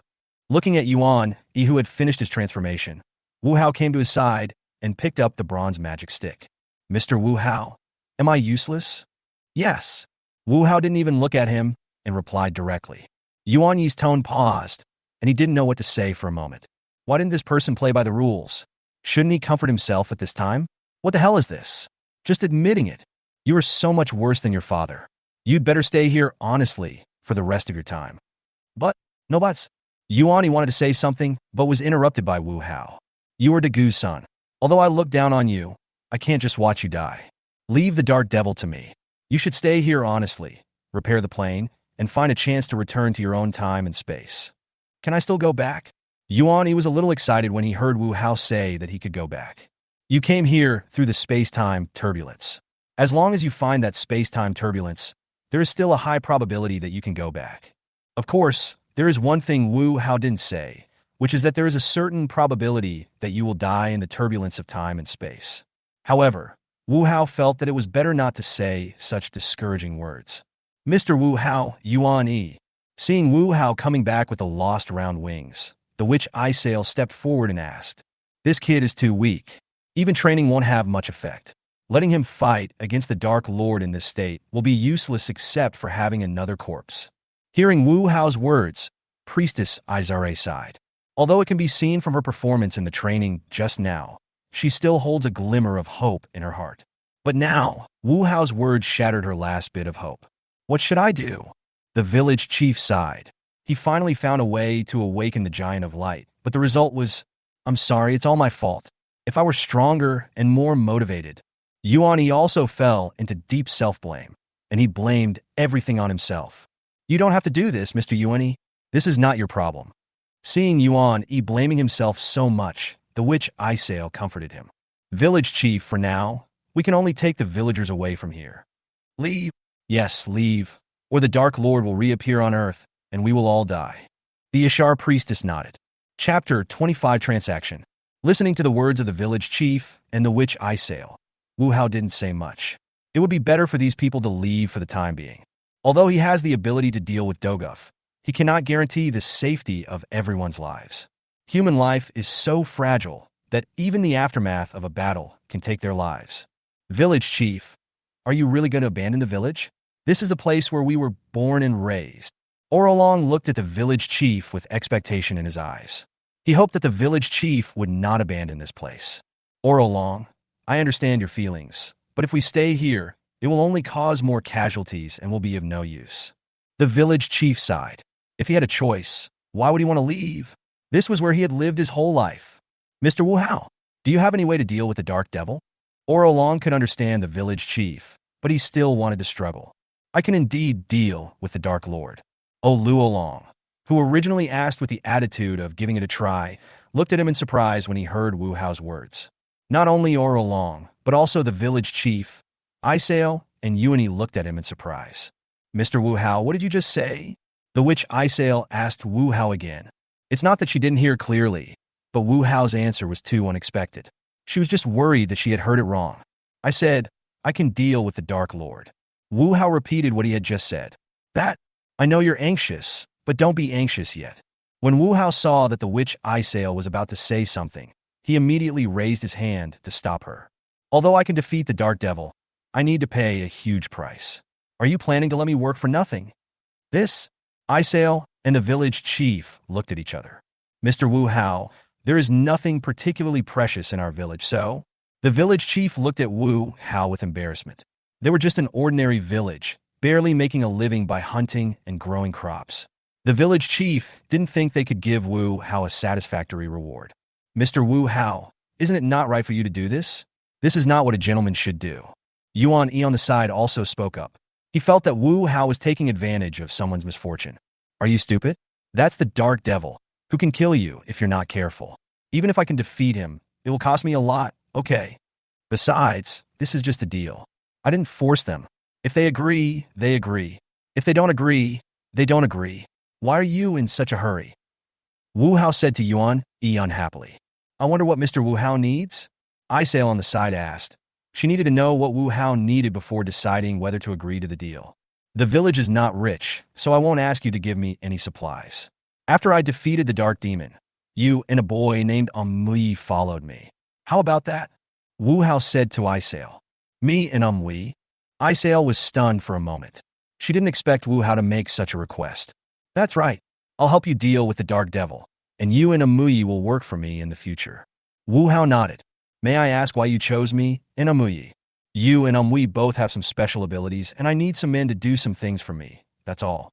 Does Mui also have special abilities? Hearing Wu Hao's words, Isail's eyes flickered. She had already guessed that Mui was a little different from the others, and now she got confirmation from Wu Hao.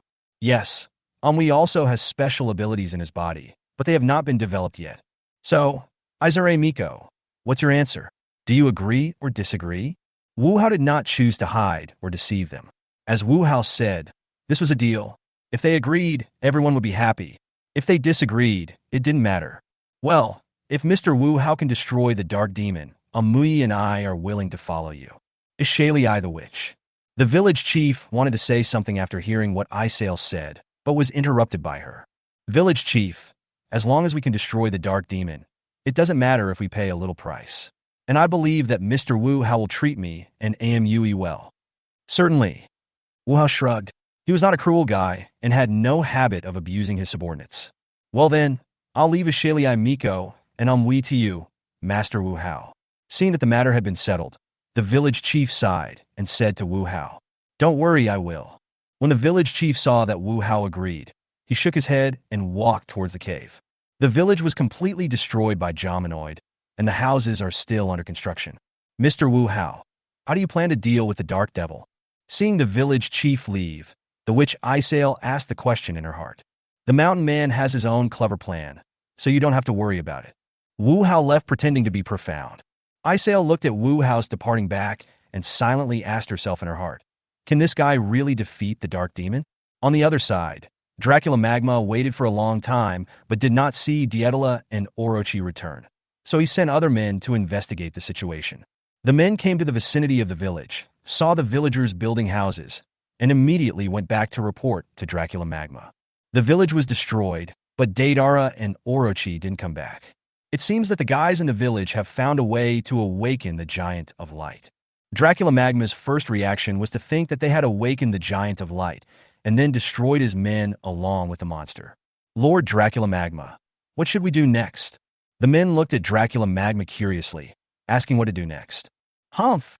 So what if the Giant of Light has been awakened? My dark demon has also awakened." Dracula Magma waved his staff and began to chant a spell. After a while, a huge monster like a clay doll walked out of the fog behind Dracula Magma. It was the legendary Dark Demon Doguf. In front of the Dark Demon, no one can stop us from ruling this world. Ha ha ha ha. Dracula Magma raised the staff in his hand high and laughed triumphantly. "You take everyone to find Digger's hiding place and kill them all." "Yes, Lord Dracula Magma." The men saluted Dracula Magma and then left quickly. "Darkness will conquer the world. No one can stop me, no one." Chapter 26, Leaving. Is it coming?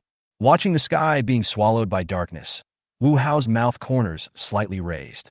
Darkness has swallowed up the sky. It's the Dark Devil. The Dark Devil is coming. When Isael saw this scene, she immediately realized that the Dark Demon was about to take action himself. "Village Chief, please evacuate everyone immediately. I will handle this situation," Wu Hao said to the village chief without turning his head. "Well, I'll leave this to Mr. Wu Hao." The village chief did not waste time. He knew that they were of no use here. Instead of staying here and causing trouble, it would be better to leave and let Wu Hao fight freely. "Master Wu Hao, you can go with her.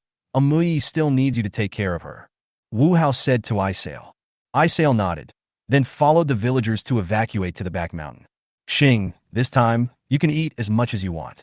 Wu Hao looked at the air filled with negative energy and said to Hepajitan's mother with a smile. Xing didn't hesitate and started to absorb these dark and negative energies. "The other party has already put the meat in front of your mouth. Wouldn't it be too disrespectful not to eat it?" Wu Hao looked at Xing's progress bar, which was increasing rapidly compared to before, and the corners of his mouth curled up. At this rate, absorbing all of the dark energy and then devouring this Doguf should be enough to evolve again. "You are level Hyperzetan. With her, I can finally stand up in the universe."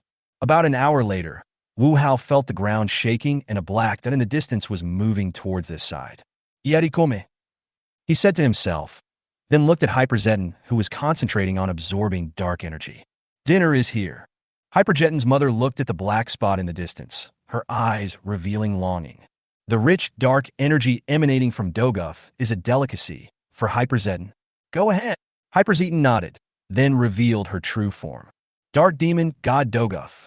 Destroy everything. Let." Dracula Magma, who was flying in the air, had not yet finished speaking when he suddenly felt a huge force coming at him, and then his whole body exploded into a bloody mist and scattered in the air.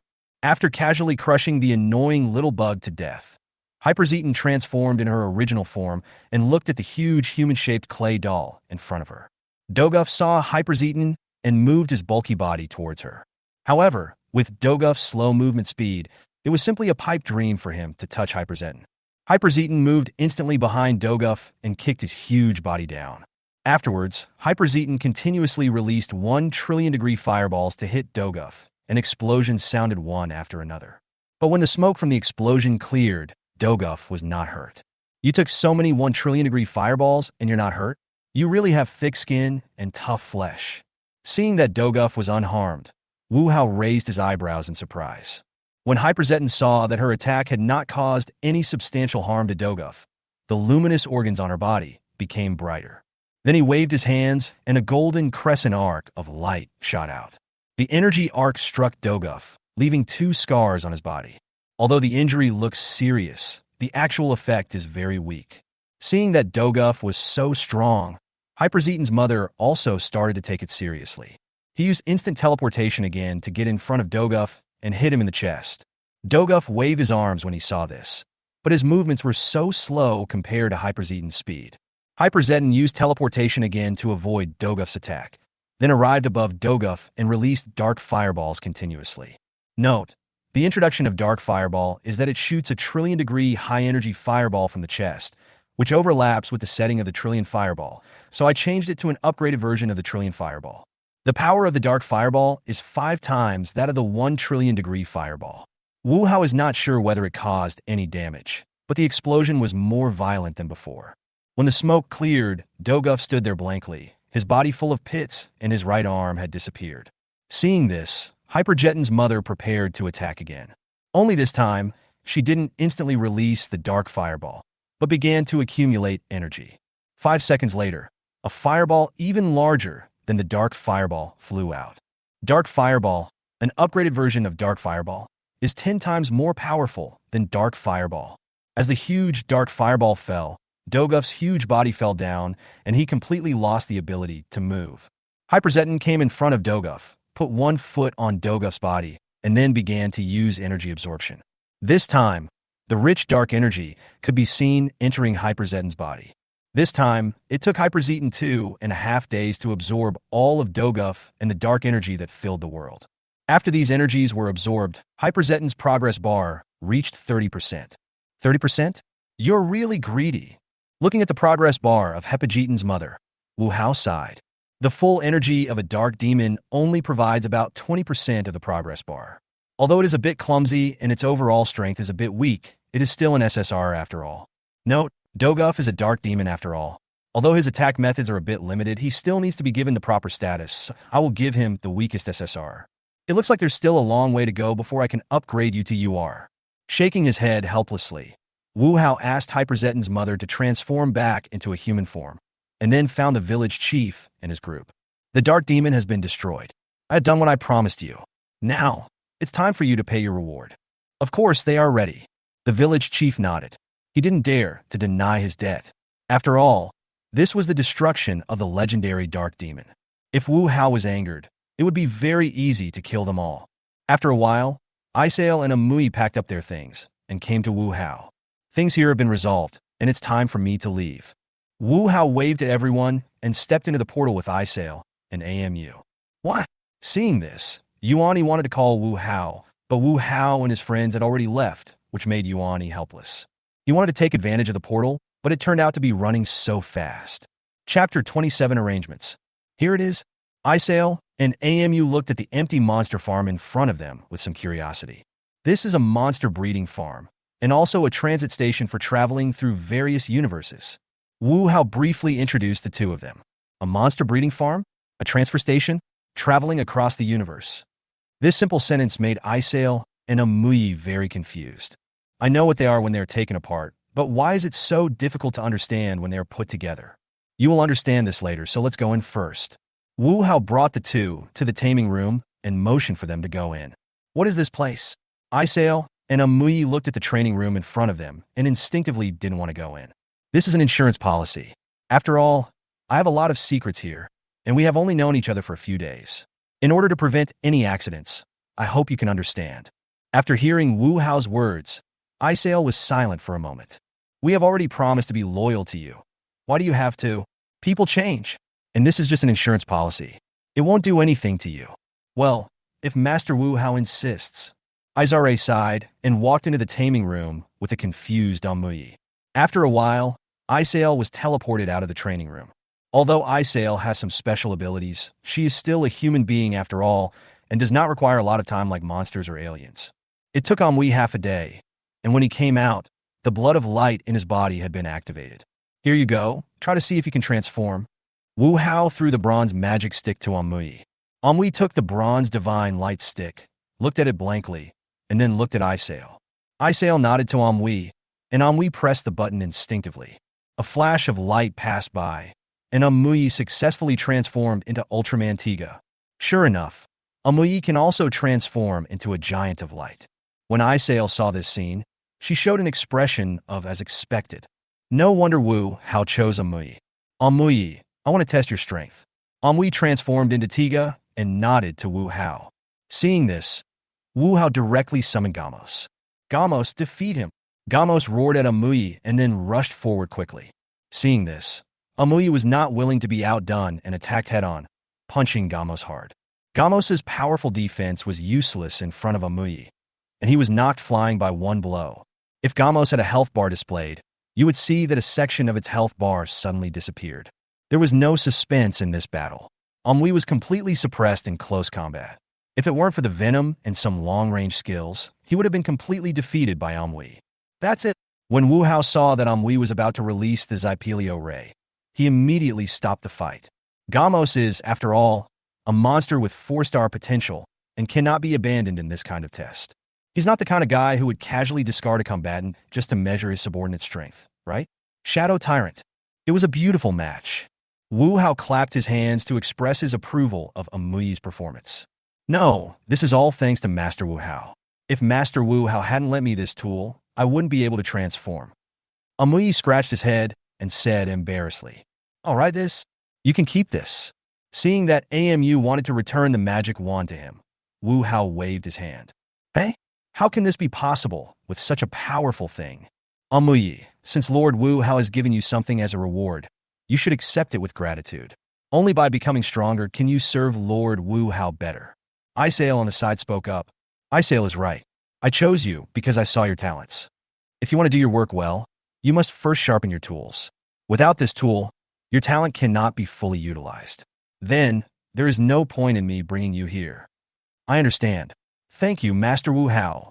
Hearing Wu Hao's words, Amui nodded solemnly, then put away the magic wand. All those N-level magma people have been domesticated. Izare, they are now in your hands. Yes, Master Wu Hao. Isail bowed to Wu Hao to show that she understood. These are also given to you. Wu Hao threw out 2 cards, and Isail hurriedly caught them. Upon closer inspection, they were Ace Killer and Poison Flame Golzen. I have temporarily transferred the right to use these 2 monsters to you. After that, I will send you to another universe. Don't let me down. Please rest assured, sir. After hearing Wu Hao's words, Isail spoke in a firm tone. Amui, wait for me here for a while. Yes, Master Wu Hao. Amui nodded and stayed there obediently, watching Wu Hao, Isail, and a group of magma people leave. Wu Hao led a group of people through the portal to a new world. Isail, you will establish a base in this world and eliminate as many aliens and monsters as possible who are invading or causing damage. However, do not let others discover your identities. Even if his men defeat monsters or aliens, Wu Hao will still get the items dropped. One more person to do the work means increased efficiency. After settling Isail and her group, Wu Hao returned to the farm and then began to travel with Xing and Amui. Have you come to Tiga's world? This time, Wu Hao sensed the location of Feng and the cards, and asked Xing to take him and Amui to where Feng was. Has it been breached? When they arrived at the hiding place of the Kyrialoids, Wu Hao discovered that Feng was actually inside the Kyrialoid stronghold. As for whether Feng would be captured, you must be kidding. Unless several Giji or God Kyrialod personally take action, it would be almost certain. Wu Hao came to the entrance of the Kyrialoid hideout, and the gate of the base opened automatically, which further confirmed Wu Hao's guess. Owner. Feng came to the entrance of the base to greet Wu Hao, while Amui looked at everything in the base in surprise like a curious baby, touching this and that from time to time. What did you do with those Kyrialoids? Kill them? No, I thought the master could use them, so I imprisoned them all. Feng shook his head and told Wu Hao his own way of dealing with it. Are they all in prison? Interesting. Take me to see it. Yes. Feng took Wu Hao and Xing towards the interior of the base, and Amui hurriedly followed them. Chapter 28. To live up to the name, there were a total of 31 imprisoned Kyrialoids, 4 of whom were R level and the rest were N level. No, Itabashi Mitsuo and the witch are not here. Wu Hao took a quick look and did not see any trace of Itabashi Mitsuo and the witch. My lord secretly left the base when you attacked us. Hearing Wu Hao's words, a Kyrialoid laughed triumphantly, as if mocking the stupidity of Wu Hao and others. Oh, then do you know where they went? Hearing the words of the Kyrioloid, Wu Hao looked at him with a smile. Have no idea. As soon as the Kyrioloid finished speaking, Wu Hao grabbed his neck and squeezed it hard. I don't know how you dare to jump out and jump around. Who gave you the courage? Wu Hao threw the corpse in his hand to the ground, and Xing absorbed it all. Wu Hao's behavior made the imprisoned Kyrioloids panic. They all huddled in a corner, fearing that Wu Hao would crush them to death if he was unhappy. TSK. Looking at the look on Ban Xiao Mitsuo's face, I thought you guys were all pretty cool, but you turn out to be just like this. Wu Hao was very unhappy to see these Kyrioloids being so cowardly. Xing, these guys are yours. No one likes his subordinates to be a bunch of spineless wimps, and Wu Hao is no exception. Xing nodded, then looked at the imprisoned Kyrioloid with the corners of his mouth slightly raised. Seeing Xing walking towards them, all the Kyrioloid people fell into fear. They huddled together tightly, with fear in their eyes as they looked at Xing approaching. I'm sorry, Master. I betrayed your trust. Please punish me. After leaving the room where the Kyrioloids were imprisoned, Feng immediately knelt in front of Wu Hao and asked for Wu Hao's punishment. The other party has already fled. They won't come back even if you are punished. Instead of wasting time here, you should do something more practical. Wu Hao glanced at Feng, who was kneeling in front of him, and spoke in a flat tone. I remember there's a monster hiding underground in an amusement park. Find it. Wu Hao remembered that the Gadi in the amusement park seemed to be a female, and it captured children in order to lay eggs. It just so happened that the farm was lacking some monsters that could reproduce normally. If it cannot increase its numbers through self-reproduction and relies solely on external supplements, how can it be called a farm? Please rest assured, Master. I will bring the monster back to you. I want to live. Wu Hao specifically reminded him that after all, Gadi's strength was not strong, and Wu Hao was worried that Feng would kill it in one go. Yes, Feng replied, then stood up and left the base to explore Gadi's hiding place. Shortly after Feng left, Xing walked out of the room, and all the Kyrioloids who had been imprisoned had disappeared. It's just that the energy of these guys didn't increase at all. Is it harder to increase energy as you get further into the future? Wu Hao sighed in his heart and felt a little pain in his head. Come on, I'll take you out for a walk. Although he felt a little helpless, Wu Hao did not show it. He held Xing's hand and walked outside. Amuyi, you come too. Okay. Amuyi nodded and followed Wu Hao. Let's go. I'll take you to the amusement park. After borrowing a few 100 million yuan from a Yakuza organization, Wu Hao went to the mall to buy some clothes for Xing and Amuyi. Especially Amuyi. That dress is really strange in this society. After changing clothes, Wu Hao took Xing and Amuyi on the bus to the amusement park. While the three of them were having fun, the members of the victory team were busy. First, the Space Development Agency's high-purity energy storage base was attacked by monsters, and now there's news that the missing astronauts have appeared in front of their families. This is giving everyone on the victory team a headache. Xinqing, in particular, came to the command room angrily when he heard that people from the Space Development Bureau were looking for the families of the victims of Jeep number 3 to inquire about the situation. Captain, I heard that the Space Development Bureau is looking for the families of the victims of JEPTA 3 to inquire about the situation. Is this true? Hey, what are you nervous about? Vice Captain Zhongfang saw that Xinqing was a little anxious and asked curiously. However, Shinjo did not answer Munakata, but continued to look at Iruma K and spoke. Is that monster closely related to JEPTA 3? Hearing Shinjo's question, Iruma Hui pursed her lips and ultimately said nothing. Team leader. Seeing that Iruma Hui was unwilling to speak, Xinqing became a little anxious. The matter of JEPTA 3 falls under the jurisdiction of the Space Development Bureau. In the end, Iruma Hui still did not respond directly to Shinjo's questions. Okay then, I'll go ask them now. After hearing what Iruma K said, Shinjo prepared to go to the Space Development Bureau to inquire about the situation. Wait! Seeing this, Iruma K hurriedly called out to Shinjo, worried that he might get into trouble if he went to the Space Development Bureau in his current state. They have their way, and we have our own way. We must not go beyond the scope and interfere with each other's tasks. This is the rule. Shinjo glanced at Iruma K and knew that his captain was also helpless, so he sighed heavily. I see. Xinqing said unwillingly, turned and left the command room. I'll go over to see the new city. Seeing this, Degas said something to everyone and then quickly chased after him. What's wrong with you? You're not usually like this. Seeing Shinjo leaning against the railing in silence, Daegu came to his side. I've had several friends die in accidents, and that's what makes me even angrier. They don't understand how worried their families are. Xinqing explained why he was so angry just now. Daegu, I feel like I'm losing something beautiful. Kindness, gentleness, and thoughtfulness, these beautiful qualities that belong to our human nature, seem to be slowly fading. Hearing Xinqing's words, Daegu patted Xinqing's shoulder to comfort him. At this moment, TPC's broadcast sounded, notifying Daegu and Xinqing to report back to the command room immediately. The two returned to the command room and saw Dr. Jinsuan and Staff Officer Na Yuan in the command room, with fragments collected from previous battles with monsters placed beside them. According to the analysis results, this contains the components of the hull of Jeep 3. After hearing what Dr. Jinsuan said, although everyone had already made some guesses, they still felt a sinking feeling in their hearts. So, the astronauts on the Jeep 3, it's very possible that they were attacked by a monster, or it's possible that they were attacked by a monster before that. Staff Officer Na Yuan on the side took over the conversation from Aruma Hui. While everyone was silent, Nori found a message sent by Dr. Izaki through a safe and also figured out the origins of Ligadrin and their experiences. Chapter 29, Emotions.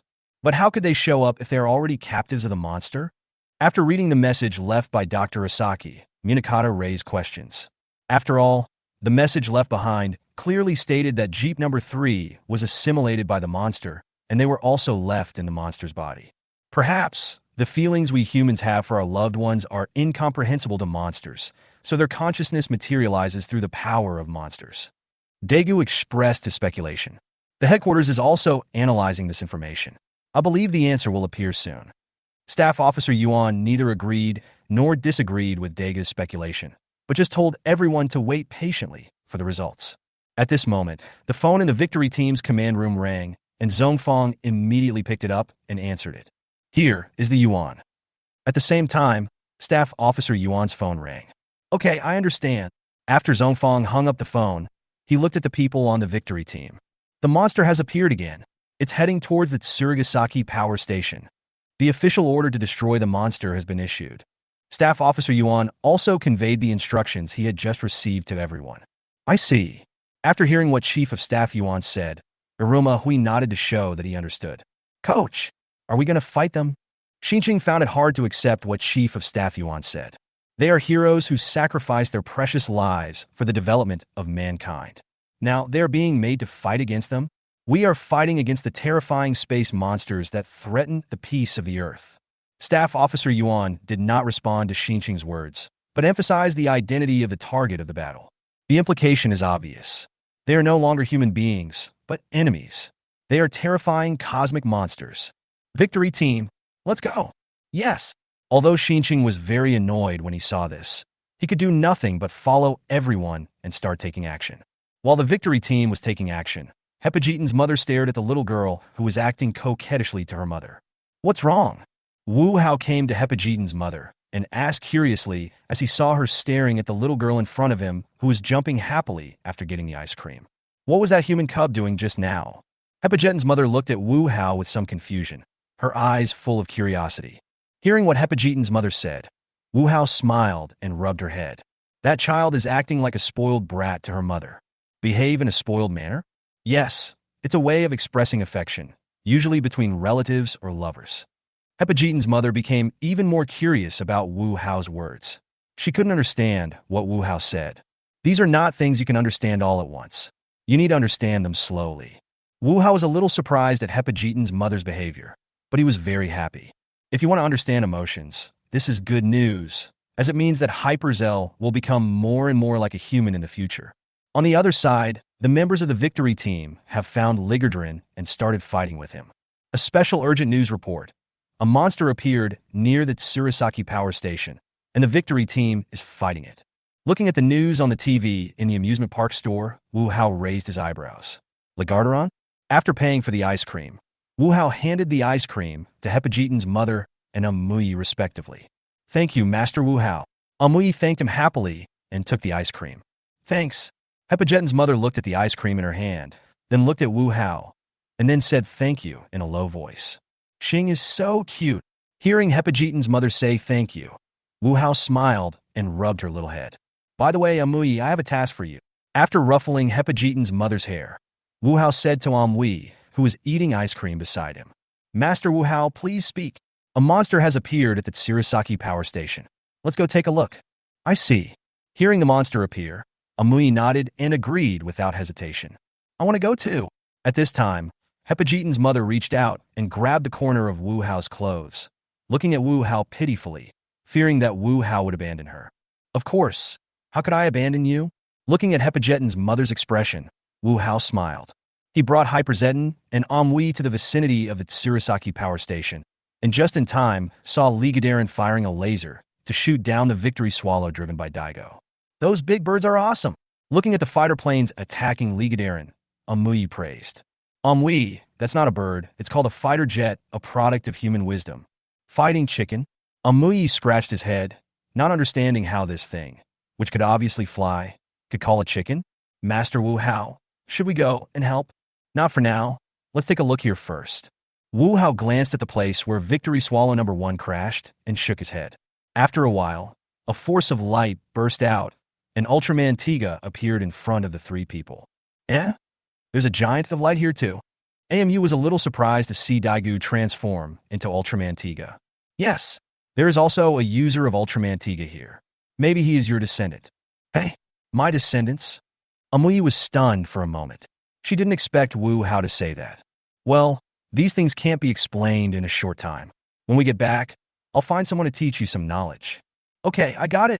Amui nodded. Although he didn't understand what Lord Wu Hao wanted to teach him, he believed that it must be for his own good. You are quite capable, my descendant. Looking at Daegu, who was fighting with Ligardellin, Amui praised him. But as soon as he finished his words of praise, Ligardrin used his skills to knock down Daigo's transformed Tiga to the ground. What? Seeing this, Amui immediately slapped his forehead. He said, I had just praised you. So why were you so defeated all of a sudden? After being knocked down, Daegu stood up again and immediately switched to happy form, fighting with Ligardrin again. However, Ligardrin's power should not be underestimated, and his defense is like a solid wall of steel. Dagu's attack was unable to cause any effective damage to Ligardellin, and instead Ligardellin seized the opportunity to suppress him. No way! This guy is like an iron wall. Even if we have hundreds of people besieging him from the outside, we can't hurt him at all. Lena was worried and helpless when she saw this scene. Their attacks could not cause any effective damage to the monster. Besieged from outside? After hearing Lena's words, Xinqing seemed to have thought of something and immediately contacted the headquarters. Xinqing calling headquarters, please answer if you hear me. This is the headquarters, please speak Xinqing. Yi Rue, who was at the headquarters, heard Xinqing's call and responded immediately. Listen carefully. Immediately transfer the information of the astronauts of Jepta-3, especially the photos of their families, to the computer of Jepta-3. Understood. After hearing Xinqing's words, Yi Rue immediately started to operate. In just a moment, he uploaded all the information to the computer of Jeep number 3. After the upload was completed, the souls of Dr. Izaki and the other 2 in Ligardrin's body immediately responded. Ligardrin, who was holding Tiga high up, suddenly trembled and then let go of Tiga weakly. What happened to that monster? Amui, who was originally nervous and ready to transform to help, saw the monster acting so strangely and asked in confusion. This monster was originally just a mass of unknown energy. It became like this after taking over the souls and energy of humans. They used photos of the victims' families to awaken the souls of the humans captured by the monster, and through this emotion, they defeat the monster from within. Will you awaken the human soul and defeat the monster from within? After hearing Wu Hao's words, AMU looked at the monsters with admiration and expectation, and cheered for them loudly. Through emotion? Hyperjetin's mother frowned. Emotion again. What on earth was this? Hyperjetin's mother didn't like this kind of unknown thing. However, even if I don't like it, I can't help but want to explore it. Why is that? Nori, send me a copy of the information transmitted to Jepta-3. Yes. After hearing what Vice Captain Minakata said, Nori immediately forwarded the information to his terminal. Looking at the photos that kept flashing on the terminal, everyone finally understood everything. It's not that Xinqing's method worked, but that the dormant will in the monster's body awakened. Yes, those are just some simple information in photos. How can they defeat the monster? However, these seemingly simple profile photos are the carriers of the emotions of the 3 souls within the body of Jeep number 3. It is their longing and love for their families that awakens their sleeping souls. Once again, Survive as a human being. Take the monster's energy. Seize its stored energy. Use this energy to attack the monster. Defeat it. In the constantly trembling body of Ligadrin, Wu Hao saw another scene.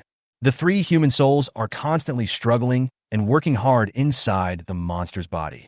With love for family, try hard to defeat monsters as a human being. Come on! Even though he already knew the ending, Wu Hao still couldn't help but cheer for him when he saw this scene. In the end, Dr. Izaki and his two companions successfully broke free from the monster's restraints with their strong willpower and broke through the monster's defenses from the inside. After breaking through the monster's defense, the three of them turned into energy points and broke away from the monster's body and flew into the air. Upon seeing this, Daegu immediately switched to composite form and used the Zephyrian ray to defeat Ligadaren. Looking at the souls of the three people flying away, Hyperzetan's mother's eyes flashed, and she flew directly into the air when Wu Hao was not paying attention. Shing! Wu Hao was shocked when he saw what Hyperzetan's mother did. Could it be that this guy was planning to devour the souls of Dr. Izaki and the other two? Just when Wu Hao wanted to stop Hyperzetan, Hyperzetan came back to Wu Hao again with 3 balls of energy in her hands, which were the souls of Dr. Izaki and the other two. Shing, why did you bring back the souls of Dr. Izaki and the other two? Seeing that Hyperzetan did not devour the souls of the 3 people, Wu Hao felt relieved. I want to know. Want to know? Want to know what? Wu Hao was a little confused by what Hyperzetan's mother said. I want to know why they are so weak but can defeat enemies stronger than them. I want to know what their so-called feelings are. Fortunate. After hearing what Hyperzetan's mother said, Wu Hao didn't know what to say for a moment and could only hug her in his arms. Owner. Hyperzetan was a little surprised when he embraced her. Her master was hugging her? Shing, how do you feel now? Master, I feel very strange now.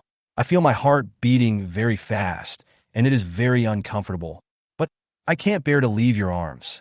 Hyperzetan's mother's tone was full of confusion and fear. She couldn't understand and couldn't adapt to the changes in her body, which made her a little scared and worried, wondering if there was something wrong with her. Master, am I sick? I am clearly a biological weapon created by you, but I... At this time, Hyperzetan's mother's eyes were full of tears. She was very scared and worried that she would be abandoned by her master. As a biological weapon, she must show her true value to her master. Shing, don't you want to know what emotions are? Then I'll tell you. Wu Hao wiped away Hyperzetan's mother's tears and spoke in a gentle tone. Emotion is the feeling produced by the interaction between the mind and life phenomena, and there is no specific way of expression. It includes but is not limited to joy, sadness, grief, hatred, pain, happiness. After hearing Wu Hao's explanation, Hyperzetan's mother stopped crying, but her eyes still revealed confusion. She couldn't understand all this. Can't you understand? Mother Hyperzetan nodded. Well, Shing, before you can't really understand this, please remember one thing. Hyperzetan's mother's expression was solemn, and her eyes were fixed on Wu Hao. Everything you have does not belong to you, because I have you. So please try to live for me. Yes, master. Hearing Wu Hao's words, Hyperzetan's mother smiled at Wu Hao unconsciously. It's a beautiful scene, but it's time to let them go. Wu Hao praised her, and then reminded Hyperzetan's mother that it was time to let the 3 poor souls go. Hearing Wu Hao's words, Hyperzetan's mother looked at the 3 souls in her hands reluctantly, but still opened her hands and let them go. The 3 souls that separated from Hyperzetan's mother did not flee immediately, but surrounded Wu Hao, as if to express their gratitude to him. After expressing their gratitude, the souls of the 3 people flew into the distant space again. Chapter 30, Going to Sea. It was already evening when Wu Hao brought Hyperzetan's mother and Amui back to the base. Feng had already prepared dinner for them. It looks like you found the monster. Yes, and I have brought it back. You brought it back. Hearing Feng's words, Wu Hao was a little surprised. Is the action so fast? Yes, it is sleeping in the base now. You didn't encounter any danger? No, this monster is very weak. Hearing Feng's words, Wu Hao smiled and shook his head. Compared with her who was at SR level, this Gotti was indeed much weaker. After dinner, Wu Hao threw Gotti into the farm. Wu Hao was actually still somewhat dissatisfied with some of the operations at the farm. Monsters from the outside world like this can be thrown directly into the domestication room through the portal, but the monsters in the farm have to be brought out by themselves, which is outrageous. Let's go out to sea together tomorrow, if the master wishes. Going to sea? What is the sea? Amuyi was a little confused because he used to live among the mountains and had no chance to see the sea. As for the sea, you can think of it as a huge lake that you can't see the end of. Hey, a huge lake that seems to have no end? It sounds interesting. After hearing Wu Hao's explanation, Amuyi smiled and began to look forward to tomorrow's trip. The next day, Wu Hao brought the three of them to the beach and rented a boat. Wow, is this the ocean? It's so beautiful. Amuyi jumped and danced excitedly as he looked at the blue ocean. He had never seen such a beautiful ocean. This is the ocean. 70% of this beautiful planet is made up of oceans and lakes. 70%? That's amazing. Although Amuyi didn't quite understand it, he felt it was impressive. I'm going fishing. Be careful when you go fishing and don't fall. Amuyi nodded heavily and continued to look at the sea by the boat. Xing, what's wrong? Wu Hao took out the fishing gear from the boat and found that Hepajitan's mother was hiding behind the door, with only a small head showing. Master, Hepajitan's mother hesitated and couldn't explain it for a long time. Why are you so hesitant? Did something happen to you? Wu Hao stepped forward to inquire about the situation, but Hepajitan's mother actually stepped back, as if she didn't want Wu Hao to get close. Seeing this scene, Wu Hao raised his eyebrows. Hey, you don't want me to get close, right? Then I'll get close. Wu Hao stepped forward quickly, and Hepajitan's mother turned around and tried to escape as if she had seen some terrible beast, but was grabbed by Wu Hao. Why are you running? Are you afraid that I will eat you? Wu Hao speechlessly pulled Hepajitan's mother out of the door. When he saw Hepajitan's mother's body, Wu Hao was stunned. You, Wu. When Hepajitan's mother saw Wu Hao in a daze, she whimpered and squatted on the ground.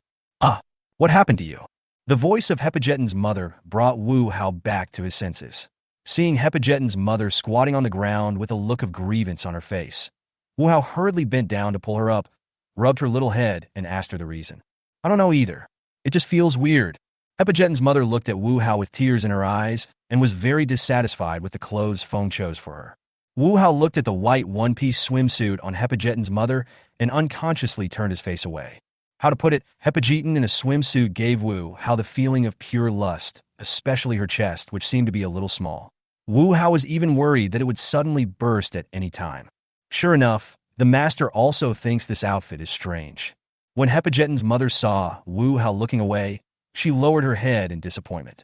What nonsense are you talking about? It looks great. This swimsuit suits Sachi very well. Really? Of course it's true. Hearing Wu Hao's affirmation, Hepajitan's mother showed a happy smile on her face and threw herself on Wu Hao. Although it is a very pleasant thing to be pounced on by a beautiful girl, I have to prepare the ingredients for lunch. Although there was a kitchen on the boat, there was no food. If Wu Hao failed to catch any fish, he would have to return to the shore to have lunch. Wu Hao put the chair in place, then sat aside and started sea fishing, while Hepajitan's mother sat next to Wu Hao like a little fool, watching him fishing with a smile on her face. What a little fool. Looking at Hepajitan's mother beside him, Wu Hao rubbed her little head lovingly. Master Fish! Fish! After a while, Hepajitan's mother suddenly pointed at the fishing rod and shouted.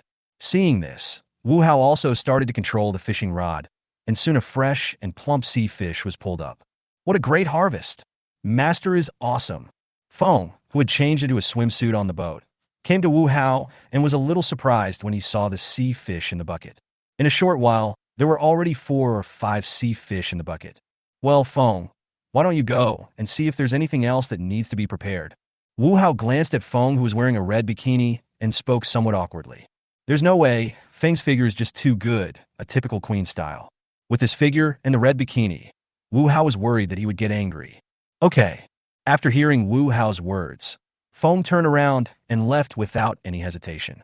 Although Feng's departure can make me calm down, why is there this damn feeling of reluctance? Wu Hao shook his head and continued to concentrate on sea fishing. While Wu Hao and his group were having a great time on the sea, Pari from the victory team had an urge to die. What's that smell? It stinks. Pari smelled the odor and immediately opened the air shield. But maybe it was because the smell was too strong or there was something wrong with the air shield. Pari could still smell the stench. It's really strange. How did such a huge corpse appear here? After collecting the samples, Hori looked at Silizan's huge body with some confusion. These are not our responsibility. We will go back after collecting the samples. This body stinks. Xinqing on the side shook his head. The stench was really overpowering. What? I thought your nose was malfunctioning. Seeing Shinjo's performance, Hori felt a little helpless. When he first arrived, this kid didn't react at all, and he thought there was something wrong with his nose. What nonsense are you talking about? Xinqing rolled his eyes and turned to walk towards the victory swallow. Hey, wait for me. Seeing this, Hori hurriedly chased after him, fearing that this ungrateful guy Shinjo would leave him alone here. Chapter 31. The earth is weeping. Something's approaching. Amuyi, who was looking at the sea, suddenly frowned. He felt something approaching in the sea.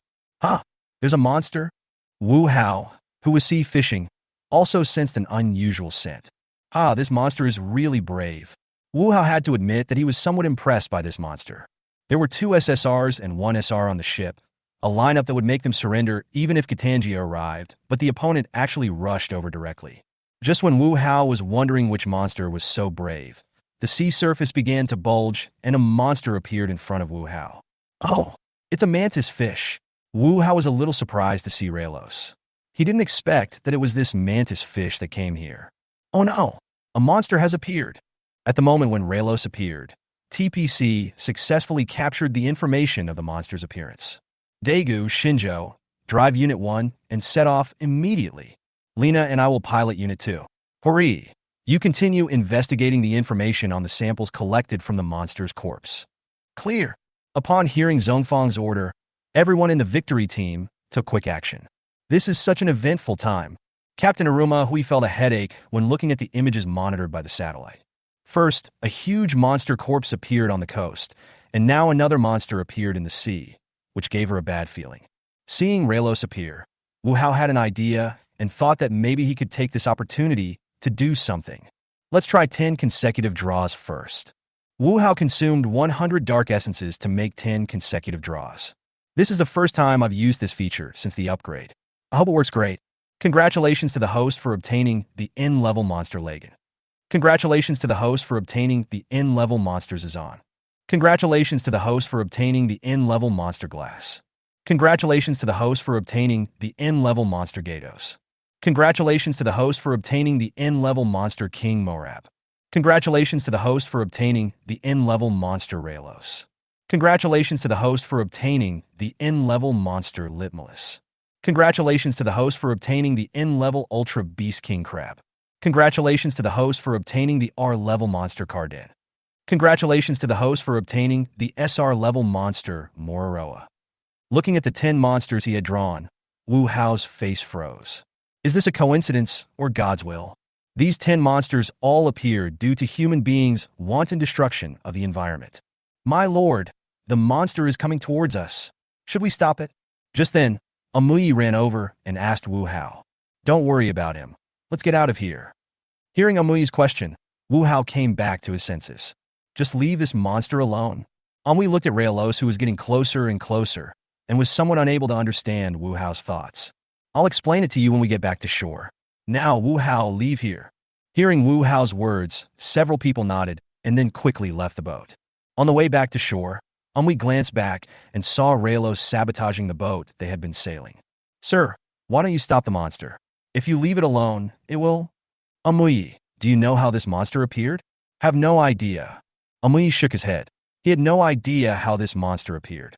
This monster is called Raylos, and it was originally just a fish in the sea. A fish? That monster? Hearing Wu Hao's words, Amui widened his eyes in surprise. He could never have imagined that a fish could turn into such a terrible monster. Yes, a fish. Then how could it be? Raylos is a monster that mutated due to nuclear contamination. Nuclear contamination? Mutation? That's right, it's a monster that mutated due to nuclear pollution. To put it bluntly, its appearance was entirely caused by humans themselves. With the continuous development of science and technology, humans have long lost their awe of nature. As for the Earth, humans have excessively exploited its resources, harmed its environment, and continuously made it dirty and filthy. Amuyi, did you hear that? Wu Hao slowly closed his eyes towards the sea. What? The Earth is crying. The Earth is crying. Yes, the Earth is crying. If foolish humans still cannot realize the seriousness of the situation, then the Earth will be destroyed by humans themselves one day. So, not only will I not fight Raylos, I'm going to help it. I want to use this incident to make foolish humans realize how many mistakes they have made without realizing it. Come on, Raylos. Make a scene to your heart's content. Wu Hao took out the card of Raylos he had just obtained and activated it directly. After destroying the ship, Raylos was about to return to the bottom of the sea, but he found a guy who looked very similar to him not far away, except that his skin was blue, while that guy's skin was brown. Seeing this, Raylos excitedly ran towards the Raylos summoned by Wu Hao. When the brown Raylos saw Raylos coming, it happily ran towards it, and the two monsters played on the sea as if no one was around. It's finally here. Looking at the victory swallow flying overhead, Wu Hao chuckled. All the actors are in place. The show is about to begin. Command! There is more than one monster in the sea. Shinjo and Daegu, who arrived first, discovered two monsters on the sea and immediately passed the news to Munakata. More than one. Zhongfang was a little surprised to hear the news from Daegu. Yes, more than one. There are two monsters in total. Okay, I get it. Be careful. We'll be there soon. Yes. After ending the communication with Munakata, Shinjo and Daiko focused on the two monsters below. Raylos noticed when the victory team's plane arrived, but now he was immersed in the joy of meeting his friends and ignored them. Attack the victory swallow. Seeing that the victory swallow did not launch an attack, Wu Hao gave orders to the brown Raylos. Upon receiving the order, the brown Raylos raised its head sharply and attacked the victory swallow number 1 driven by Shinjo and Daegu. Danger! Seeing this, Daegu, who had been paying attention to the movements of the monster, immediately controlled victory swallow number 1 to evade and narrowly avoided the attack of brown Raylos. Damn it! You actually took the initiative to attack. Let me show you how powerful I am. Xinqing was furious. These damn monsters actually dared to attack them. Chapter 32. The consequences will be borne by humans themselves. When Wu Hao saw Xinqing and Daegu driving the victory swallow to counterattack, a smile appeared on his lips. Step 1 done? Okay, let's retreat. Seeing that Raylos was hit by the attack of the victory team, Wu Hao gave the order to retreat. Brown Raylos called out to Raylos twice, then dived to the bottom of the sea. Raylos saw his companions leave and followed them. The monster retreated? Daegu was a little surprised to see the two monsters leave. He had just started to fight back, but the other side actually retreated directly. Damn them. I won't let them off next time. Xinqing was a little angry when he saw the monsters retreating. These monsters actually ran away. Report this to headquarters, and we'll go collect some samples of the monster. That's all we can do. Xinqing was a little reluctant, but no matter how reluctant he was, the monster evacuation had become a reality. After reporting the incident to the headquarters and Munakata, Daegu and Shinjo collected the fragments dropped by the monster and prepared to take them back to the headquarters for testing. Thanks for your hard work. After Daegu and others returned to the victory team, Captain Iruma K thanked everyone for their hard work. No, this is what we should do. It's really hard to accept just letting those two monsters get away like this. Since the monster has appeared once, I believe it will appear a second time. Before that, let's take a look at the origin of this monster. Captain Iruma K said something to comfort Shinjo, then looked at Daegu. I will send the collected samples to the laboratory right away. Daegu sent the collected biological samples to the testing laboratory. Really? Everything was fine before. Why did so many monsters appear all of a sudden? Hari leaned helplessly in his chair, wondering why so many monsters suddenly appeared. We still have to wait for the test results to know the specific situation. Although Iruma K also wanted to know the reason, she could only wait now. It's really great to have everyone here. At this moment, Director Sawai came to the victory team's operations room, and seeing everyone on the victory team here, a smile appeared on his face. Director, what's going on? After hearing what Director Sawai said, Iruma K asked. It's about the huge monster corpse on the beach. After a meeting of the general staff, it was decided that the huge monster corpse must be burned immediately by the victory team. Burn it immediately? Isn't that too fast? I think we need to spend some more time to continue investigating. Hearing what Director Sawai said, Iruma K was a little surprised. The test report has not come out yet, and the information about the monster has not been investigated clearly. If they're just burned like this, no one knows whether something unexpected will happen.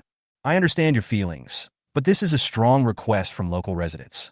The corpse of the monster is too smelly, and we are also worried about causing marine pollution. How could Director Sawai not understand Iruma K's concerns, but there was nothing he could do about it? The monster's corpse was so smelly that many local residents had to be sent to the hospital because of the stench. It would be fine if only the people were sent to the hospital, but the people in the staff department were worried that if the body was left there and caused pollution to the ocean, it would be a serious matter. But it would be bad if something goes wrong. Director Sawai understood Aruma K's concerns, but the matter had already been decided, and he would not change the decision because of Aruma K's words. Let's do the burning work locally. No, I think the burning would be better done at sea. At this time, Zhongfang raised an objection. His concern was simple. The information about the monster was not clear at the moment. If the burning work was carried out locally and something went wrong, it would undoubtedly be fatal to the local residents. But the sea is different. There are no residents there, so even if problems arise, they can solve them without any worries. But how do we get that body to the sea? A helicopter obviously won't work. How about we use the Victory Swallow 2 to tow it? If we use the Fian 2, I'm worried that the power may not be enough, and we will need to add boosters. Megumi Iruma, who was standing by, spoke up. If we add a booster, we will need to remove the weapons and equipment on it. Team Lena, have you completed your manual towing operation homework? Iruma Hui nodded, then looked at Lena beside her. No problem. Lena nodded to show that she had no problem. Okay, in that case, team member Lena will take Unit 2 out, and Daegu, you will take Unit 1 for support. Clear. After hearing the captain's arrangement, Daegu and Lena nodded and agreed. Just then, someone from the testing room brought over Raylos' test report. This is a test report of biological samples from a monster that appeared in the ocean. The monster's body contains radioactive energy. The monster's body contains radioactive energy? Everyone was a little surprised to hear the tester's words. Yes, it is radioactivity, and it is radioactivity caused by nuclear pollution. Those two monsters are likely mutated because of the nuclear tests conducted by humans in the ocean. A monster that appeared because of humans? After hearing the researchers' words, everyone on the Victory team fell silent. The consequences of mankind's continuous experiments so far have finally come to be paid for by us humans ourselves. Director Sawai sighed. The enemy does not only come from distant alien planets, but what we humans have done has led to new threats emerging in places we don't know about. For example, this time, it happened in the deep sea. Those two monsters, in a sense, can be said to be victims of our human science. But now, we can only think of a way to eliminate those two monsters. Everyone, do your best. Yes. Hearing Director Sawai's words, everyone echoed him, but everyone was not in a very good mood. After all, the appearance of the two monsters in the sea could have been avoided. While the Victory team was discussing, Wu Hao came to a road with heavy traffic. Come on, let's make a big scene. Let these stupid humans realize how many unforgivable mistakes they have made. Wu Hao activated Lit Melissa's card and placed it under the road. My lord, is this really okay? Amui on the side felt a little bit reluctant. If they did this, some people would definitely die at the hands of the monster. Amui, only by making humans feel pain can they develop awe in their hearts. Otherwise, tragedy will happen again. After saying that, Wu Hao asked Hepajitan's mother to take them to a garbage dump in the mountains. The garbage here was secretly discarded by people. If I don't do this, they won't restrain themselves in the slightest. Then, the bitter consequences will be borne by humans themselves. As he spoke, Wu Hao activated King Molab's card and threw it underground in the garbage dump, waiting for orders. Chapter 33. The bad premonition came true. According to the news from the scene, the Victory team is preparing to hoist the monster into the sea and burn it. After setting up all the monsters, Wu Hao and the other three got on the car to Sakina Mountain. Really? These are really troubled times. The driver in front felt a little emotional when he heard what was said on the radio. I don't know where the monster's body came from. TPC hasn't released any useful information yet. It's really worrying. Rather than worrying about the corpses of monsters floating in from nowhere, I think it is more practical to focus on environmental protection. Wu Hao saw through the car window a child throwing the garbage in his hand to the ground. You must be joking. Nature is very tolerant. A little bit of garbage will not cause any impact. Hearing Wu Hao's words, the driver said with a smile, "A little bit of trash?" Wu Hao repeated it in an inexplicable tone, and then said nothing more. Seeing that Wu Hao had no intention of talking, the driver did not say anything more and just drove obediently. Guest, we've arrived. After parking the car, the driver said to Wu Hao, who was standing beside him. After paying the fare, Wu Hao led the three of them into the mountains. What a strange fellow, running into the mountains at this hour. The driver looked at the time, and it was almost 5 o'clock. But it has nothing to do with me. The driver turned the car around and drove away quickly. Sir, are we still going into the mountains at this late hour? Amui scratched his head as he looked at his surroundings. There is a demon suppressed in this mountain, which has accumulated a lot of resentment. For Xing, this is a delicious buffet. I see. Amui nodded. So that's how it is. Hurry up. Once we've dealt with the Sukaina ghost, it's time to start. I see. Amui nodded heavily, and then began to look for the trace of Sukaina ghost. On the other side, Lina and Daegu had already flown to the coast. Okay, let's get started. When Zhongfang, who was in charge of the command, saw that Lina had arrived above the corpse and was ready, he gave the order to start the action. Clear. Following the order, Lina successfully launched the device into Silizen's body and then began towing. Strangeness. Lina, who was towing, suddenly felt something was wrong. What's wrong? Daegu, who was in charge of support, asked curiously. It's really strange. How did this monster become so light? Normally, given the size and weight of this monster, the Victory Swallow, too, must be equipped with boosters to tow the monster up. But now, she didn't even start the boosters, and only relied on the power of Victory Swallow 2 to tow the monster up. This was totally unreasonable. At this moment, Silizen's body was suddenly cut like a plastic bag, and a large amount of smelly meat was scattered on the ground. Moreover, the hook responsible for fixing the body of Silizen suddenly lost its fulcrum, and a huge body of the monster fell directly from midair, and the towing failed. Towing failed. The victory team's towing failed. Reporters and media at the scene saw the monster falling from midair and immediately broadcast the news. Just as the host was about to speak grandly in front of the camera, she was stunned by a noise coming from a distance. No way. The host is not a fool. Judging from the noise and sound coming from it, it was definitely made by a monster. The host slowly turned around and found that the monster corpse that everyone thought was dead had stood up again. Monster resurrected. Amui, who was looking for the place where Sukanaji was sealed, suddenly stopped and looked in the direction where Silizen was resurrected. It looks like the monster is moving again. When Wu Hao saw Amui's actions, he realized that he had sensed Silizen. Yes, the monster is active again. Don't think too much. The monster isn't very strong, it's just a little disgusting. Daegu will take care of it. After hearing Wu Hao's words, Amui nodded, and then continued to look for the temple of Jingtian Jinglong. Damn it, isn't that monster dead? Lina was in disbelief when she saw the monster start to move again. Unit 2 will return to base immediately. We will take over from now on. Shinjo, who was piloting Unit 1, said to Lina, who was piloting Unit 2. I understand. I will return to the base now. Lina adjusted her condition and immediately drove Unit 2 back to the base. In order to tow the monster smoothly, there was no weapon on Unit 2 at the moment, and there was no point in keeping it here. The captain's ominous premonition has come true. Munakata muttered to himself as he watched Silizen begin to move. Where does this guy want to go? Xinqing was a little curious as he saw that Silizen did not attack the crowd on the ground, but instead kept moving in one direction. How should I know? Hari on the ground replied unhappily. He was not a monster, so how could he know what a monster was thinking? According to the direction the monster is moving, the place ahead is... Munakata came to the map and checked what was in front of the monster. Beichuan 3rd United Company? There's a lot of liquefied natural gas stored here. When Zhongfang saw the Kitagawa 3rd United Company on the map, his face changed.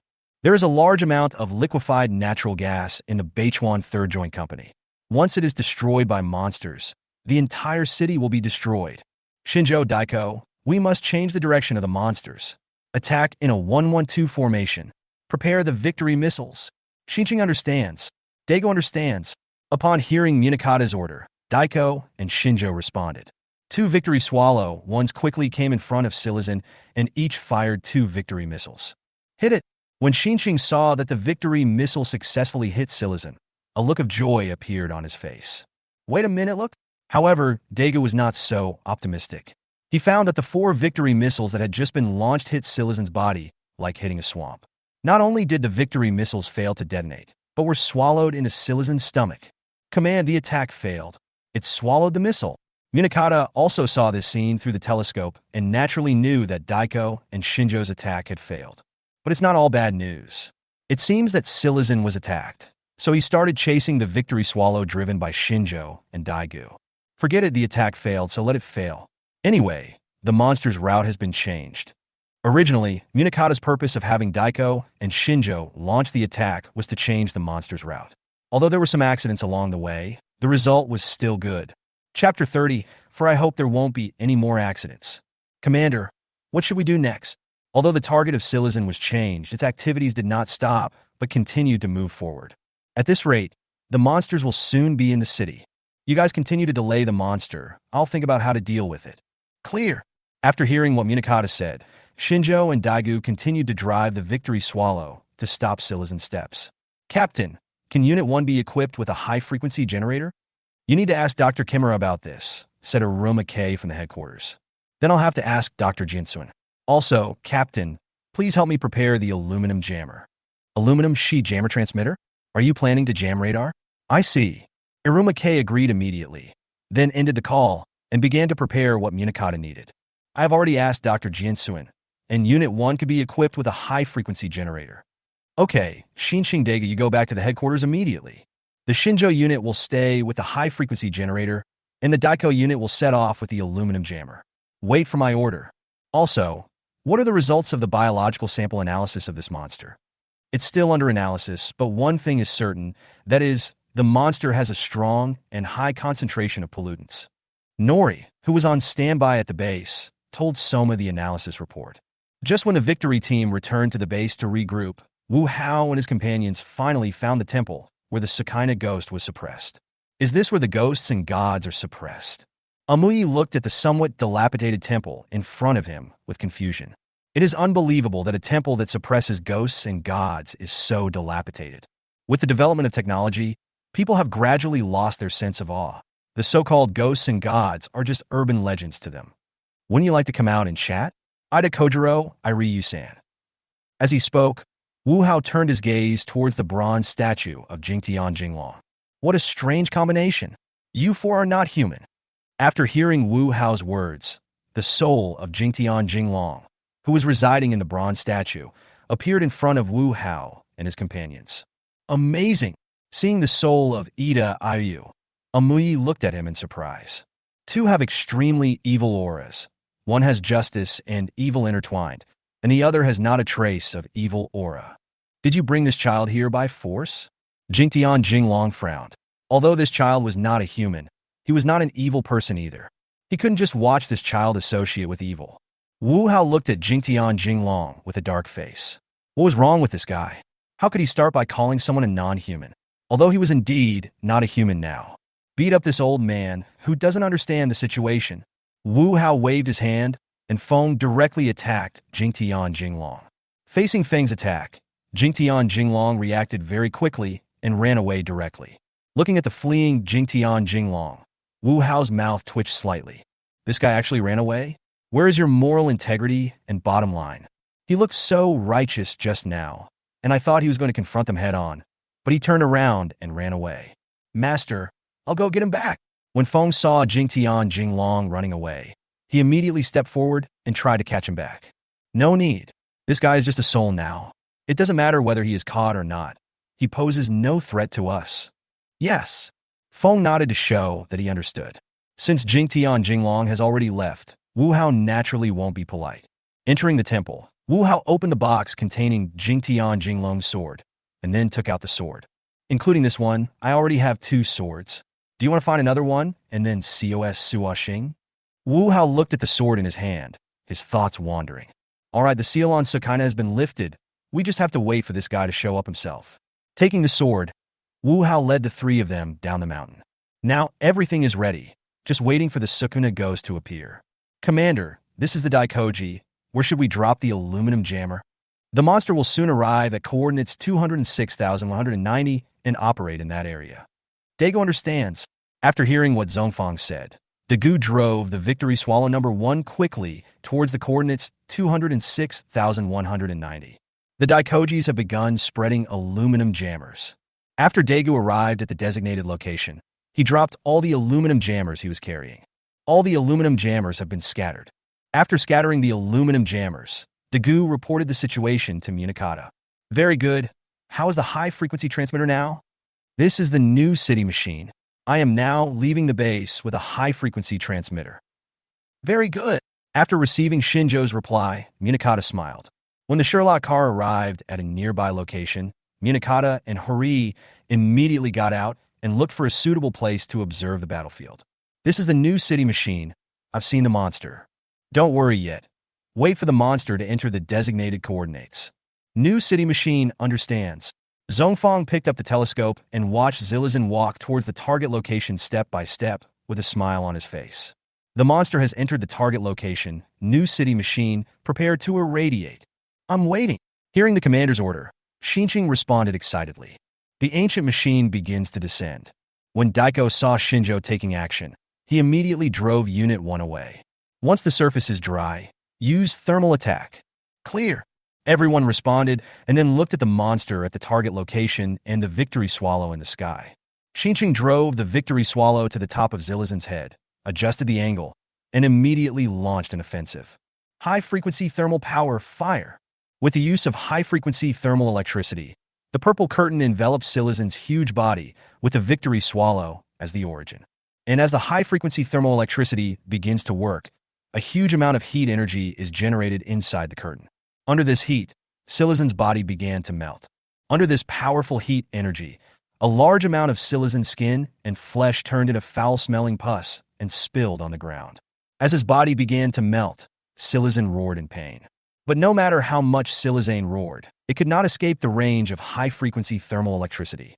The high-frequency thermal power has taken effect. Xinqing, how long can it last? About a minute. After hearing what Shinjo said, Irumake in the base and Munakata at the scene became nervous, hoping that no more accidents would happen. Chapter 35 Burn It. Everyone looked nervously at the Victory Fiend No. 1 driven by Xinqing and the Zilizan below. Looking at Zilizan's melting body, Xinqing showed a smile on his face. This abominable monster is about to be dealt with by them. But at this moment, Xinqing suddenly heard Zhongfang's anxious voice. New town. Climb. Get out of there. After hearing what Zhongfang said, although Xinqing didn't know what was going on, he still chose to obey unconditionally. Hateful! Xinqing shouted unwillingly and drove the Victory Swallow No. 1 into an emergency climb. Just as Victory Swallow No. 1 was climbing, a loud explosion was heard from below. The flames rising into the sky almost enveloped the Victory Swallow No. 1. Seeing this scene, Xinqing felt somewhat fortunate. He almost died here just a little bit. It wasn't just Shinjo who was feeling fortunate. Munakata below was also feeling fortunate. If he hadn't been keeping an eye on the monster and noticed that the victory missile that had been swallowed fell out of the monster's body, he would probably have lost an excellent subordinate. Just when everyone was feeling relieved, the roar of a monster was heard from the flames. Without the cover of high-frequency thermal electricity, Zilizan finally resumed his actions.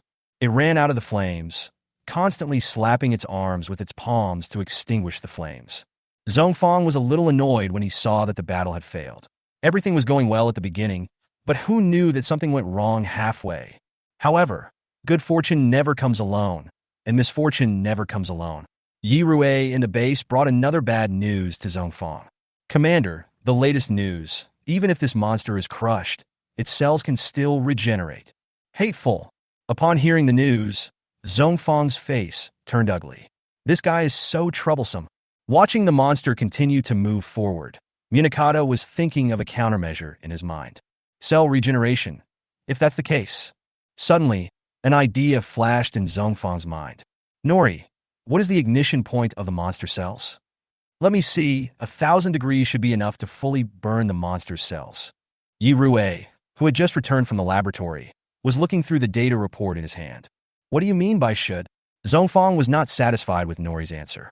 To deal with such a ferocious monster, all intelligence and operations must be absolutely accurate, otherwise it might bring great danger to the frontline combat members. I still need to test it again, but it should be correct. After Yi Rue packed up his things, he ran to the laboratory again. Deputy Captain, the monster will enter the city in another hour. We must find a way to stop it before then. Based on the direction and speed of the monster, Irumake judged that the monster would arrive in Tahara City in an hour. Once the monster reaches the city, it will definitely cause huge losses.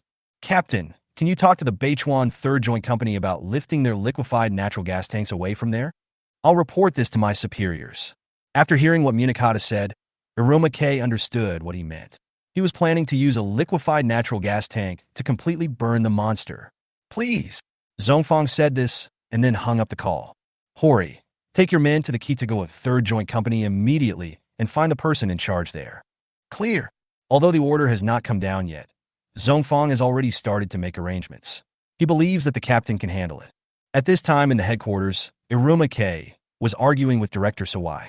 This is absolutely impossible. Upon hearing Iruma K's request, Director Sawai directly refused.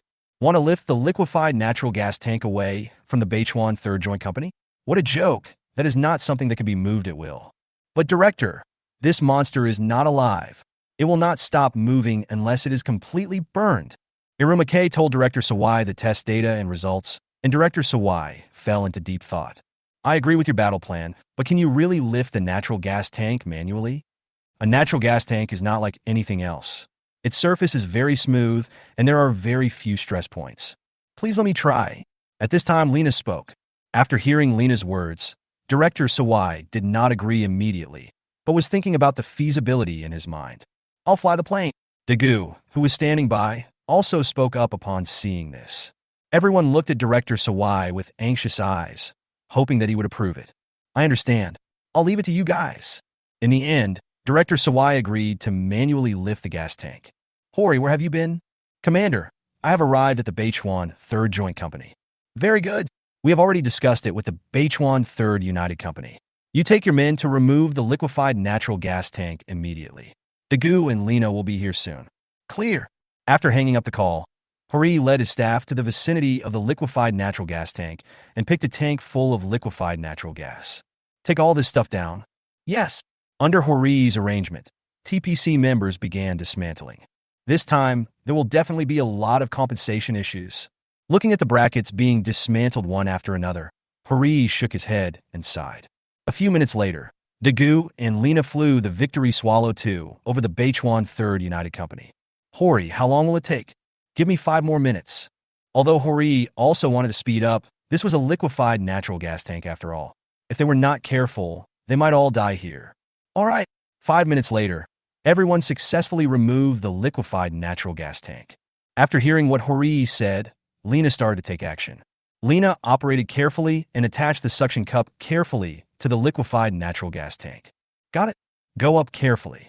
Seeing the liquefied natural gas tank being sucked by the suction cup, Lena said to Dagu in the cab. I see.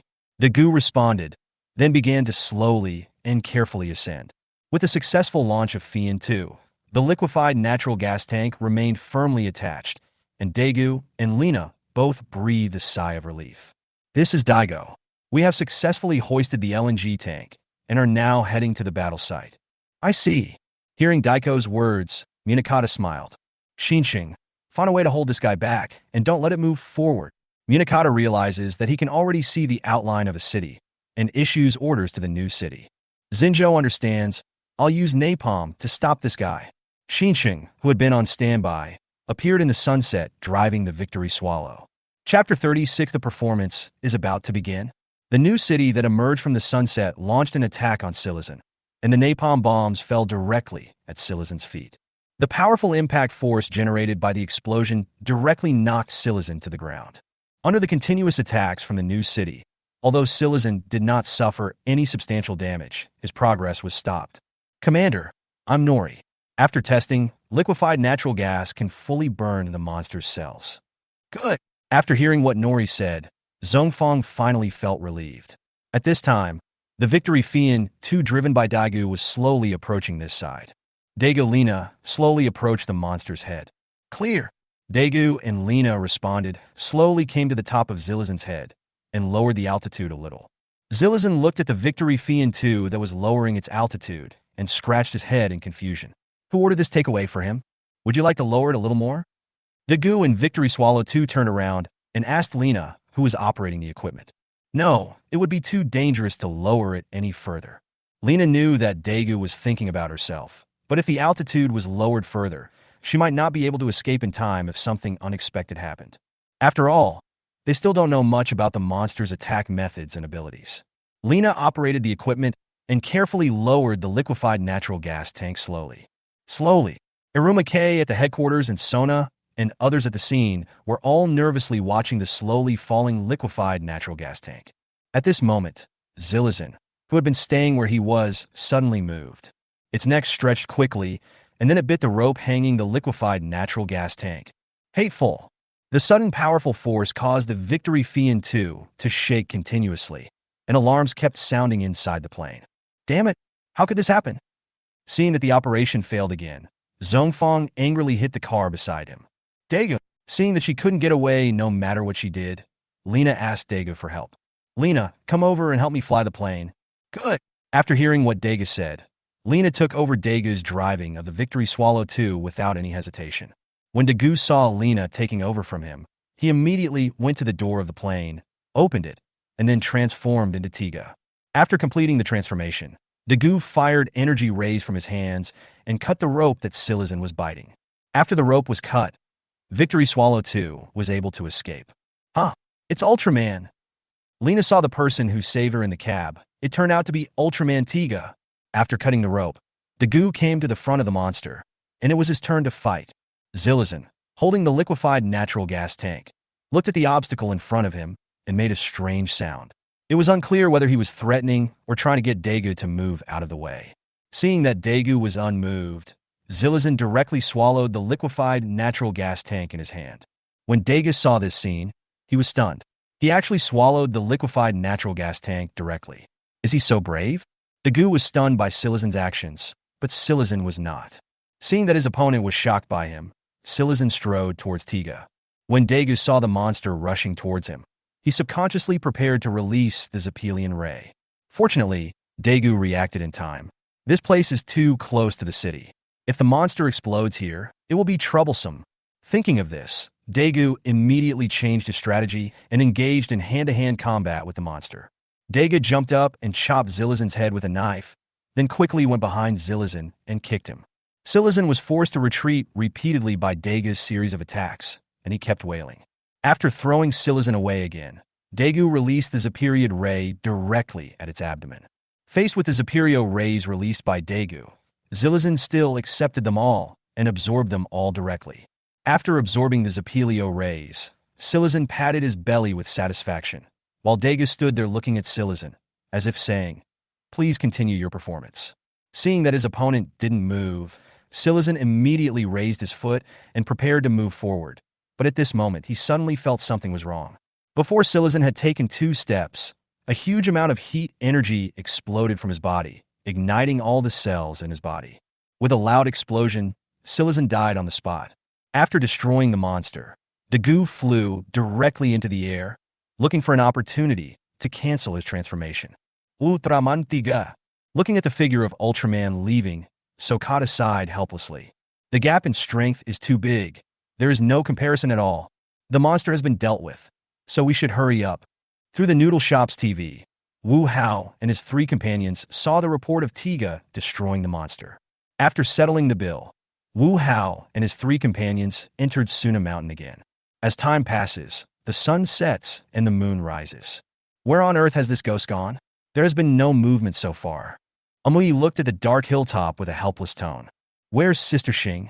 Sister Xing is missing.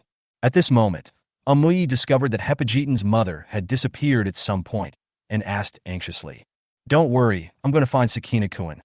Hey, did you find the Sakina ghost?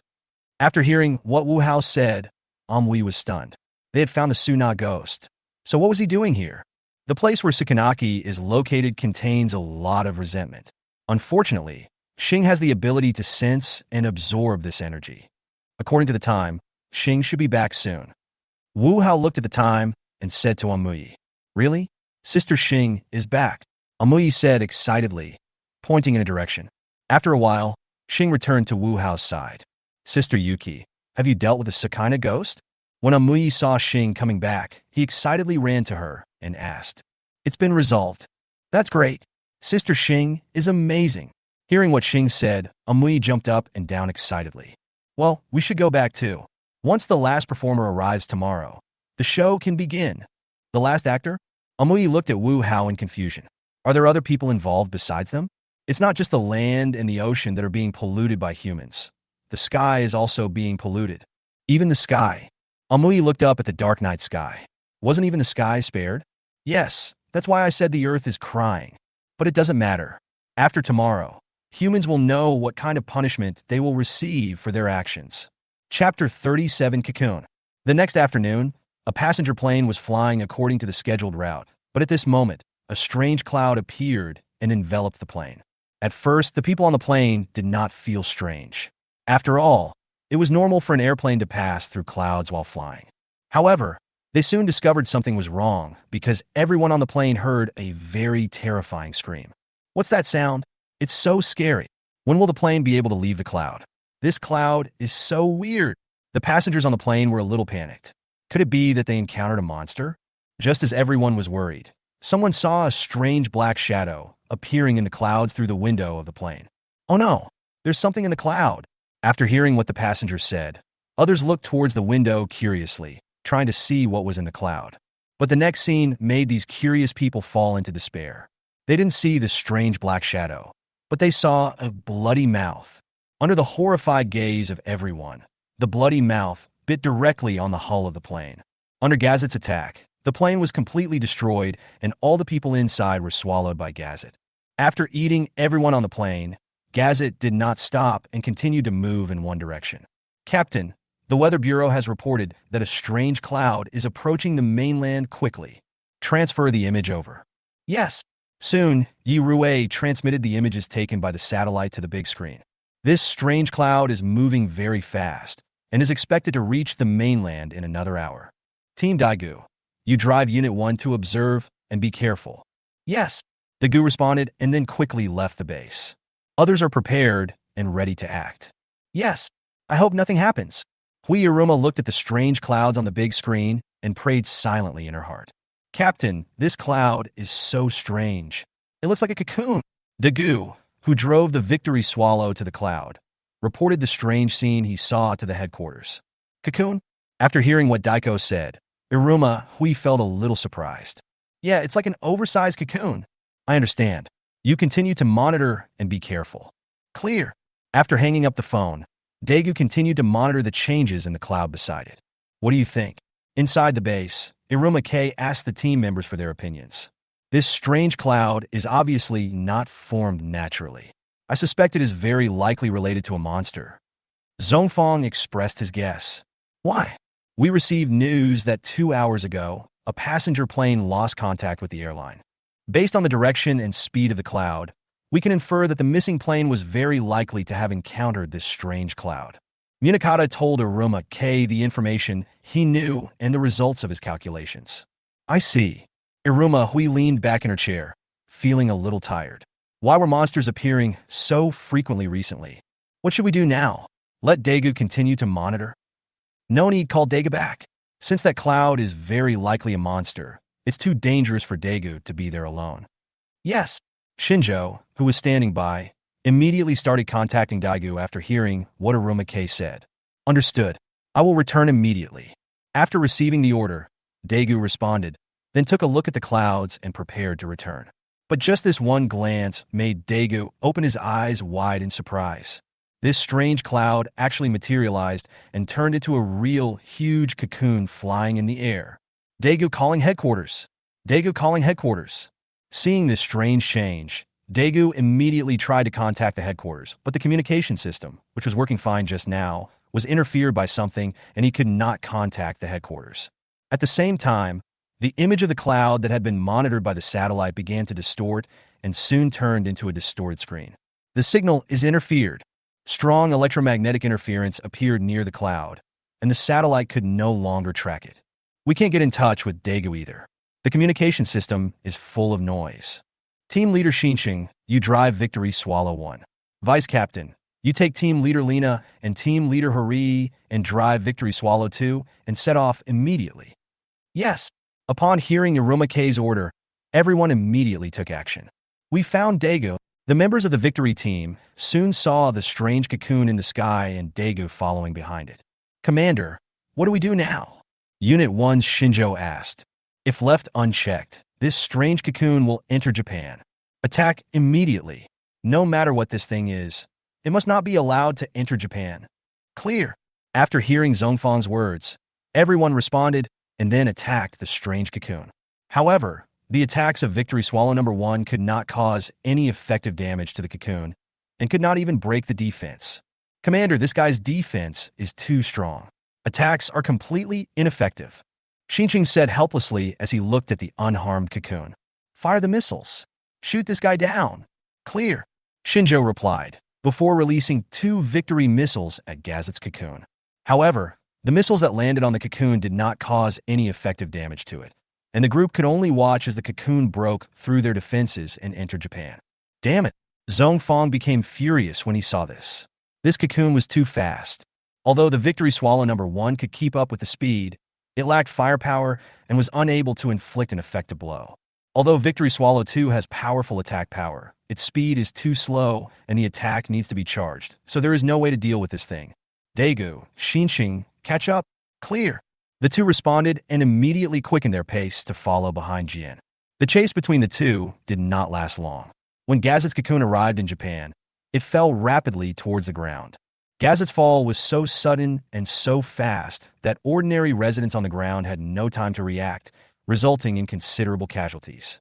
As he fell, cracks appeared in the originally closed cocoon, and Gazet appeared in front of everyone through the crack. Is this the monster in the cocoon?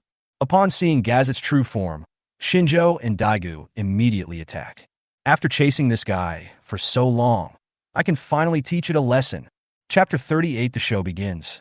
The show is about to begin. Looking at Gazet fighting with the victory team, Wu Hao snapped his fingers with a smile. As the fingers snapped, the monsters that had been released previously began to move. Something bad has happened. Monsters have appeared in many cities. Yi Rue in the base looked panicked and spoke in a terrified tone. What's going on? Monsters have appeared in the DM-73C, the Isis Sea, and the Kyushu Sea. Also, monsters have appeared on Route 113 and in the M2 area. Yi Rue used satellite to project split-screen images of monsters appearing in various places onto the big screen. How so? When Aruma K saw the many monsters appearing on the screen, she was completely dumbfounded. What exactly happened? Why did all these monsters attack Japan at the same time? What happened? At this moment, Director Sawai hurried to the victory team's operations room. Apparently, he had also received some news. We have just detected that monsters appeared in multiple regions at the same time and attacked cities and ports. What's the reason for the monster's appearance? It's not clear yet. Iruma Hui lowered her head in shame. A large number of monsters attacked at the same time, but the victory team didn't even know the reason. It was really a dereliction of duty. The most urgent task now is to stop the monster from continuing to destroy the city. Director Sawai sighed helplessly, but did not blame Iruma K. After all, Iruma K is also his old subordinate, and there is no problem with his ability or work attitude. This time, the monsters suddenly united to attack Japan, which was something no one expected, and the responsibility cannot be entirely placed on Iruma K. The victory team must destroy the monsters in front of us as soon as possible, and then support other areas. Before that, the task of evacuating the crowd and delaying the monsters will be left to the Security Bureau. Yes. After hearing what Director Sawai said, Iruma K nodded to show that she understood. Help! Run away! Wu Hao sat on a bench on the street with popcorn in his hand, watching the crowd fleeing in panic. Behind them were Glass and Gatos, who had just landed from the sea. Attack! Attack now! At this moment, Wu Hao heard noises coming from a distance. Glass, who was destroying the city, was suddenly attacked by armed forces. Wu Hao looked in the direction where the attack came from and found that TPC had started to take action. A large number of tanks and armored vehicles drove into the city and launched an attack on Grass and Gatos. It's far from enough to rely on these to stop them. As Wu Hao finished speaking, Gatos sprayed water directly from his mouth. The tanks and armored vehicles hit by the water were easily chopped into pieces like tofu. Retreat! Retreat! The commander who was responsible for stopping the monster saw how powerful the monster was and immediately ordered his subordinates to retreat. Destroy as much as you want. If they don't feel pain in their bones, they won't be able to remember what they have done. Without the guys getting in the way, Glass and Gatos were destroying the city at will. On the other side, the TPC troops responsible for preventing the monsters from continuing to destroy the port were also caught in a tough battle. With the cooperation of the two Raylos, the TPC troops not only failed to gain any advantage, but also lost a lot of tanks and armored vehicles. More than half of the troops near the Kyushu Sea area have been lost and have withdrawn from the battlefield. There has been no movement from the monster in the M2 area. It looks like it is still sleeping. News came from Route 113 that the armored forces were completely wiped out and the monsters are heading towards the next target location. Director Sawai felt a bit of a headache looking at the messages that kept coming in. Although TPC's armed forces are quite strong, they are somewhat stretched when it comes to dealing with monsters. Are we going to take out weapons and equipment from the Earth Defense Force era? Humph! I've already said it before, we shouldn't have disbanded the Earth Defense Force in the first place. Director Sawai's old friend Yoshitsuga said in a dissatisfied tone when he saw his look. If the Earth Defense Force had not been abolished, with their military strength, how could these monsters be so rampant in the city? This is not the same thing at all. Staff Officer Na Yuan, who was standing by, saw Director Ji Gang starting again and immediately stood up and retorted. How can it be the same thing? The purpose of the Earth Defense Force is to prevent the Earth from being invaded by unknown civilizations. All right. When Director Sawai saw that Yoshitsuyoshi and Na Yuan were arguing again, he immediately spoke up to stop them. These two people have been in love and hating each other for half their lives. Whenever Ji Gang mentions rebuilding the Earth Defense Force, Yuan will definitely object. Now is not the time to argue. We should get the residents to a safe place as soon as possible. Order the frontline troops. Don't ask them to destroy the monsters, but they must slow down the monsters to prevent the disaster from further expanding. Yes. How is the analysis of the material samples left by the monster at the scene going? Although those tanks and armored vehicles cannot effectively kill monsters, it is still possible to leave some cell samples from the monsters. It is being analyzed, and the results will be available soon. After hearing his subordinate's words, Director Sawai sat in his chair and sighed, thinking about what to do next. Damn it, this guy is too difficult to deal with. Xinqing drove the Victory Swallow No. 1 and dodged hurriedly, narrowly avoiding the energy bomb released by Gazette. We have to hurry. Besides this guy, there are monsters appearing in other places. Zhongfang looked at the monster flying in the air and fighting with the New City Antiques with an anxious tone. Monsters are appearing in many areas now, but they are being dragged here. Almost. Wu Hao looked at the time and decided to call it a day. As Wu Hao gave the order to retreat, the other monsters returned to where they came from. In the blink of an eye, all the monsters wreaking havoc in the city disappeared, except for King Moab, who was still sleeping, and Gazette, who was fighting the victory team. The reason why King Moab is still here and has not gone underground is purely due to habit. This guy is a creature that hides during the day and comes out at night, but Wu Hao has forgotten this guy's habits. As for Gazette, because it was not Wu Hao's monster, it was unable to receive the orders from Wu Hao in the first time. The reason why this guy cooperated with Wu Hao's action was because he ran to the ionosphere and used force to persuade it. The reason why the Raylos that was not under his control was obedient was because it was the brown Raylos summoned by Wu Hao. This manta ray has been following its little friend.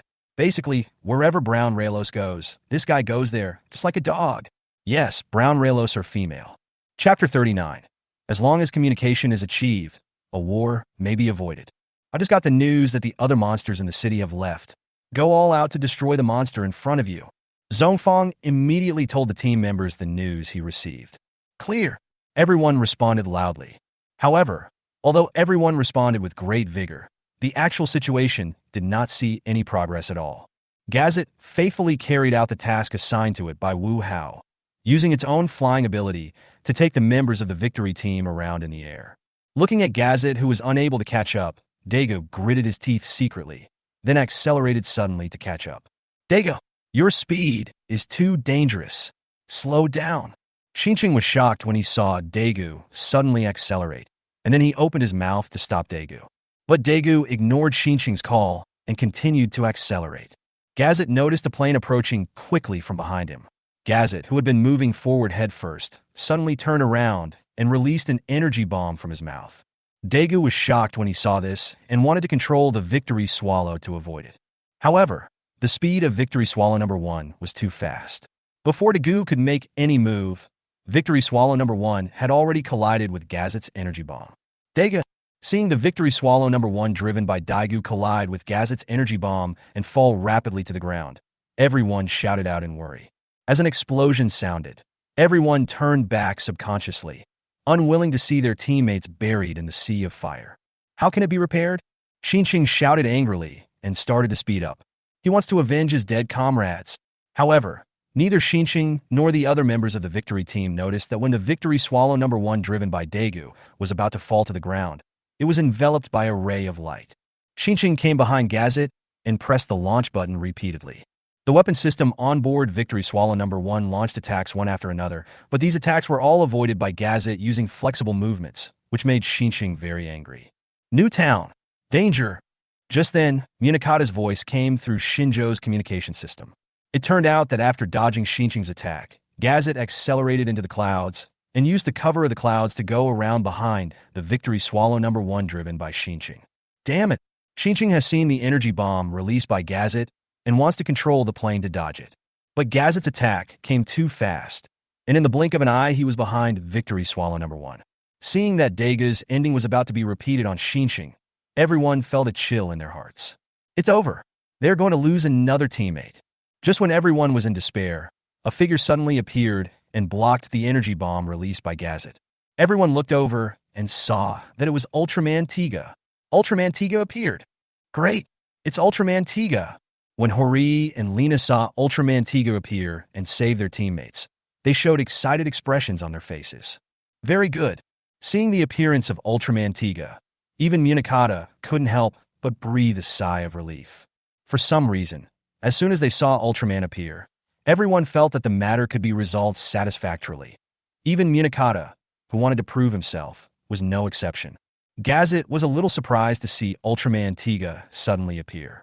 Why was the energy emitted by this guy so similar to that of the guy next to the big devil?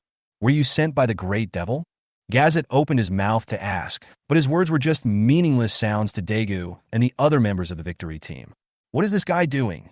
Munakata frowned as he watched Gazet constantly calling out to Tiga. Is this guy communicating with Ultraman Tiga? Let me try the language translator. Hori, who was behind Munakata, came over with a small machine. Looking at the language translator in Hori's hand, Sona's eyes twitched unconsciously. What kind of mess does this guy Hori carry with him? They were ordered to destroy the monster, right? Why did he have this on him?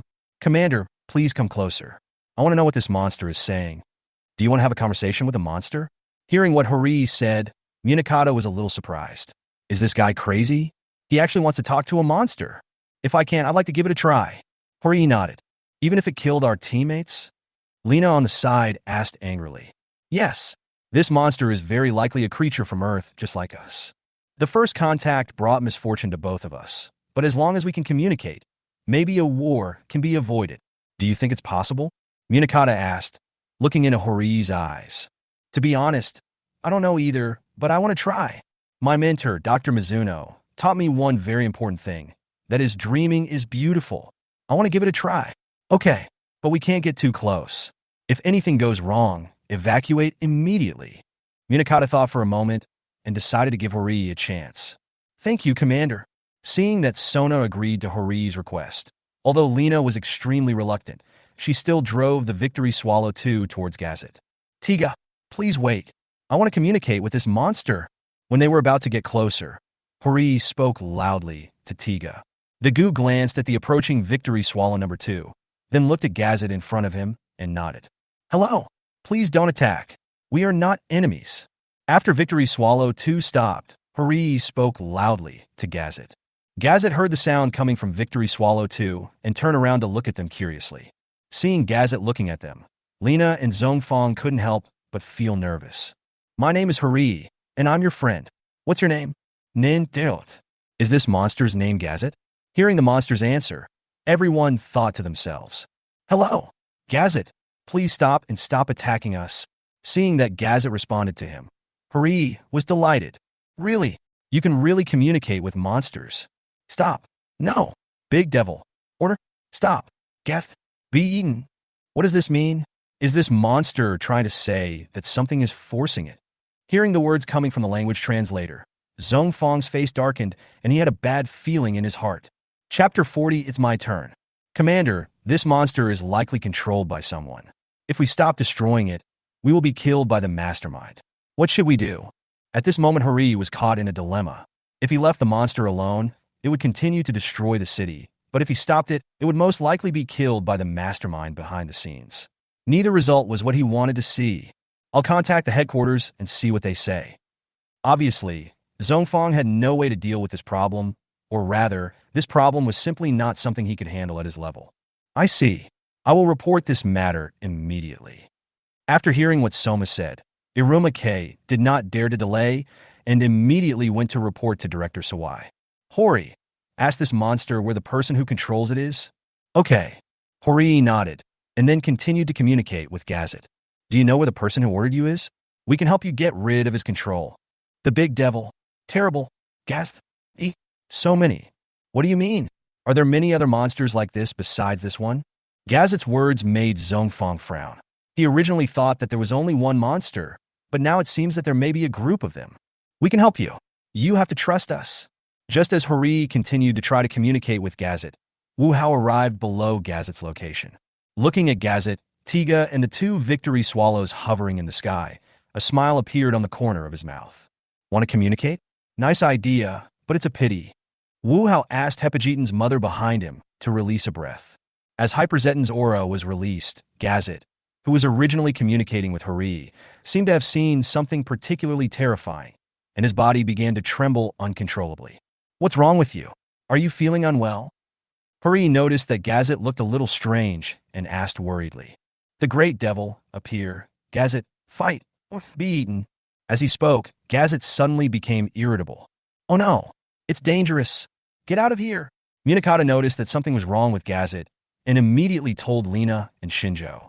Lena had just controlled Victory Swallow number 2 to leave when an energy bomb hit its original location. If they reacted a little slower, they would definitely be hit.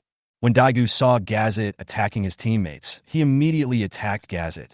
Gazet was kicked by Daegu and fell from the air. Command, should we help? Watching Ultraman Tiga and Gazet fighting, Hori asked with a confused look on his face. Help? Help whom? Tiga or the monster? Munakata's words left Hori speechless. Yes. Who are they helping? Helping Tiga fight the monster? Then wouldn't their previous communication be in vain? But helping the monsters fight against Tiga? This was simply an international joke. Tiga had helped them many times, and they didn't even have time to thank him, let alone fight against him. Let's wait and see for now. Tiga was there during the conversation just now. I believe Tiga will handle it. At this time, Munakata could only leave the matter to Tiga to solve. Gazet's close combat is very weak, and he was suppressed by Daegu throughout the whole process. Daegu kicked Gazet to the ground again, and then prepared to release his skills. Seeing this scene, Wu Hao knew it was his turn. As Tiga was about to release a skill, he was suddenly hit on the back by a fireball, and he staggered and fell to the ground. Someone attacked Tiga. Everyone who saw this scene looked in the direction of the attack, and a monster that had never been seen before appeared before everyone. Well done, Geminos. Hearing Wu Hao's praise, Geminos narrowed his eyes, and a happy smile appeared on his face. The big devil appears, Gazet. Doesn't want to be eaten. Just as everyone was surprised, Gazet's terrified voice came from the translator in Hori's hand. Is that guy the big devil that Gazet mentioned? Hori muttered to himself as he looked at Wu Hao standing on Geminos' head. Come here, Gazet. Wu Hao glanced at Daegu, then spoke to Gazet behind him. When Gazet heard Wu Hao's words, he took 2 steps back in horror. What? You want to resist me? Seeing that Gazet not only did not come over, but instead took 2 steps back, a dangerous light flashed in Wu Hao's eyes. When Gazet heard Wu Hao's words, his body couldn't stop shaking, and then he walked towards Wu Hao tremblingly. Upon seeing this, Daegu immediately stopped Gazet and then stood in front of it. Seeing Daegu standing in front of Gazet, Wu Hao was stunned for a moment, then burst into laughter. Interesting. Really interesting. You want to protect Gazet? Is this your choice? Ultranatiga? Hearing Wu Hao's question, Daegu nodded solemnly. Don't be so anxious to make a choice. It won't be too late to make a decision after I finish talking. Hearing Wu Hao's words, Daegu and the people from the victory team frowned. What did this guy want to say? Ultraman Tiga, do you know how this monster named Gazet appeared?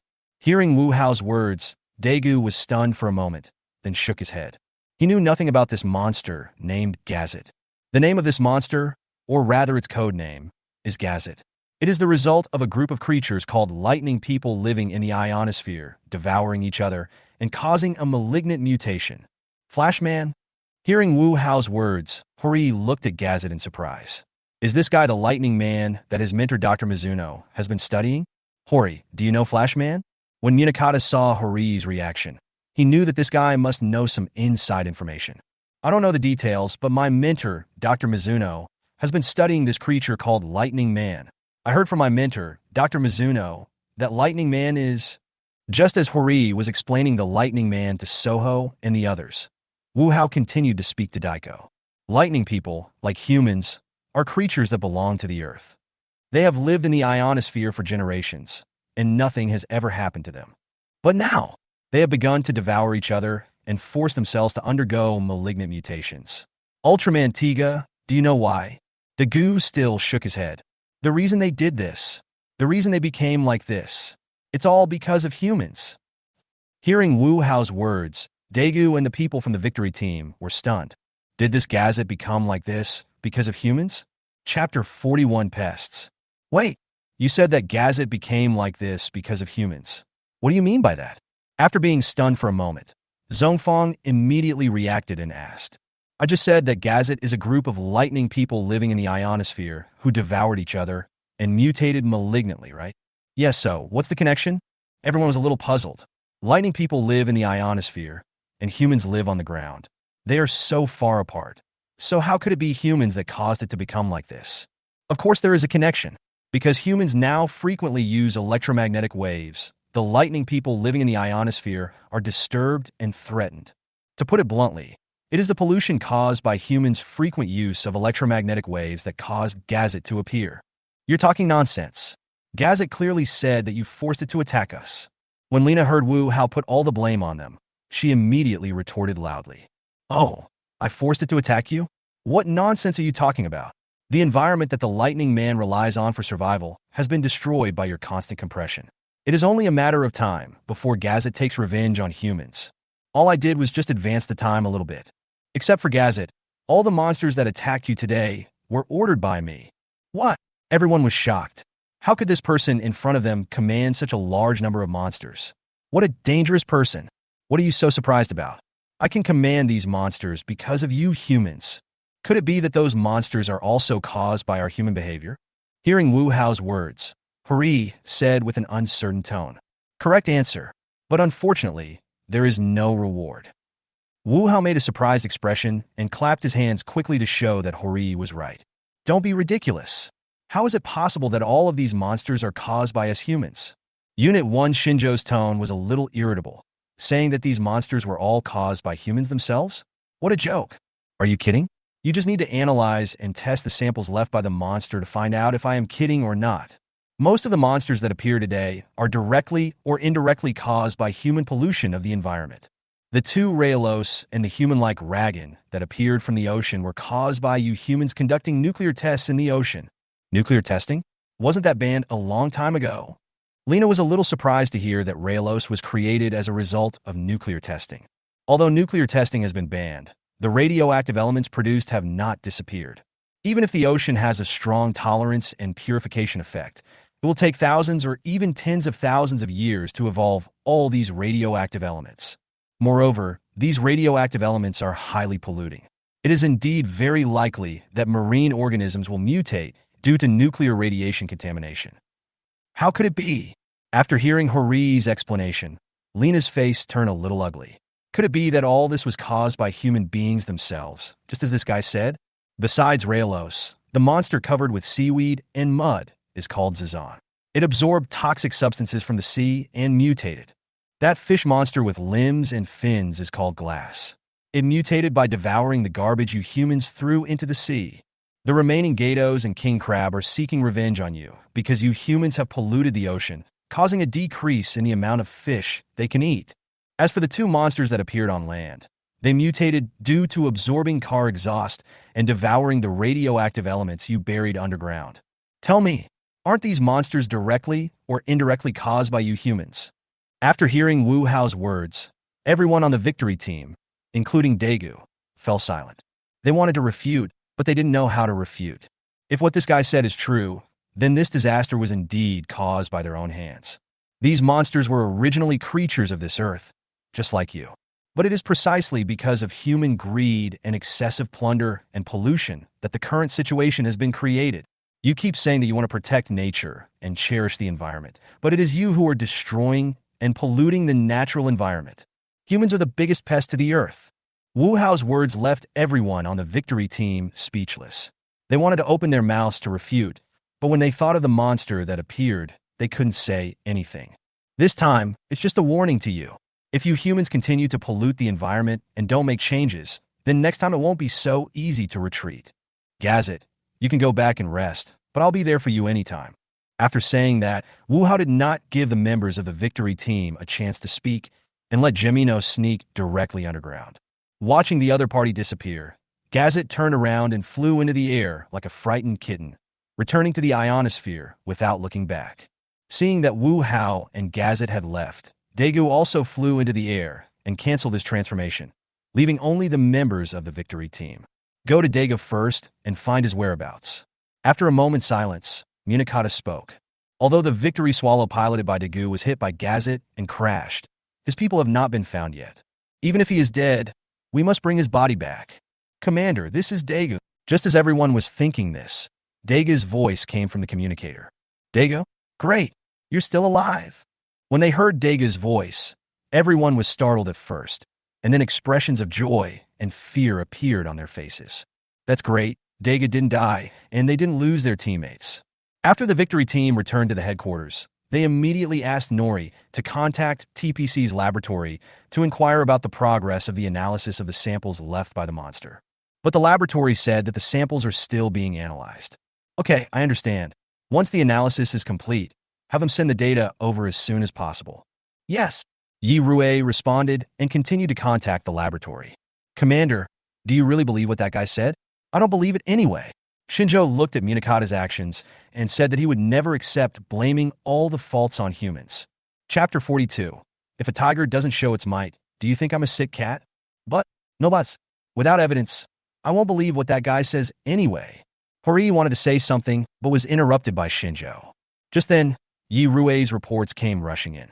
Commander, this is bad. The test results are out. According to the test of biological samples left behind by those monsters, these monsters do carry contaminated radioactive elements. According to the analysis and comparison of these radioactive elements, they were indeed produced by humans through nuclear tests and other radioactive element experiments. That is to say, these monsters are indeed created by us humans, just as that person said. Zhongfang closed his eyes and said helplessly, the evil consequences caused by humans themselves will ultimately be borne by humans themselves. What should we do now? Everyone looked at Zhongfang. The captain has gone to the meeting. I believe there will be a conclusion soon. Zhongfang's words put everyone at ease. Soon, Iruma K came into the operations room after finishing the meeting. After discussion and deliberation by the general staff, the unknown man was given the code name X. What about the monsters? No one cared about the man's code name. What they cared about was how to deal with the monsters. Hearing Munakata's question, Iruma K pursed her lips and said in a helpless tone, the people above have decided to destroy all the monsters that appear. Destroy them all? Captain, those monsters are... I know, but it has already happened. No matter what we do, these monsters can't change back to their original form. Naturally, we can't leave them as hidden dangers. Iruma Huey's words made everyone fall into silence. Yes, those monsters have already completed their mutation. It is too late to do anything now. But those monsters are all controlled by that X. Once we fight him, will we be able to deal with so many monsters at the same time? Zhongfang expressed his concerns.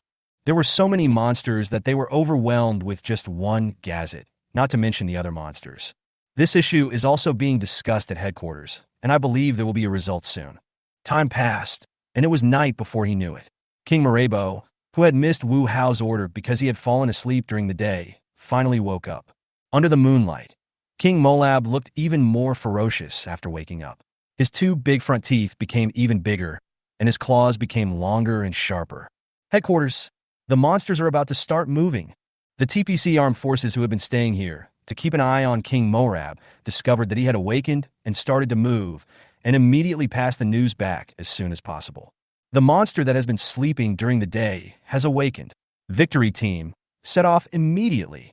Director Sawai, who received the news, did not hesitate at all and immediately ordered the victory team to set off. Yes, after receiving the order, everyone immediately set off in Victory Swallow number 1 and Victory Swallow number 2. Do you think we will meet that X again?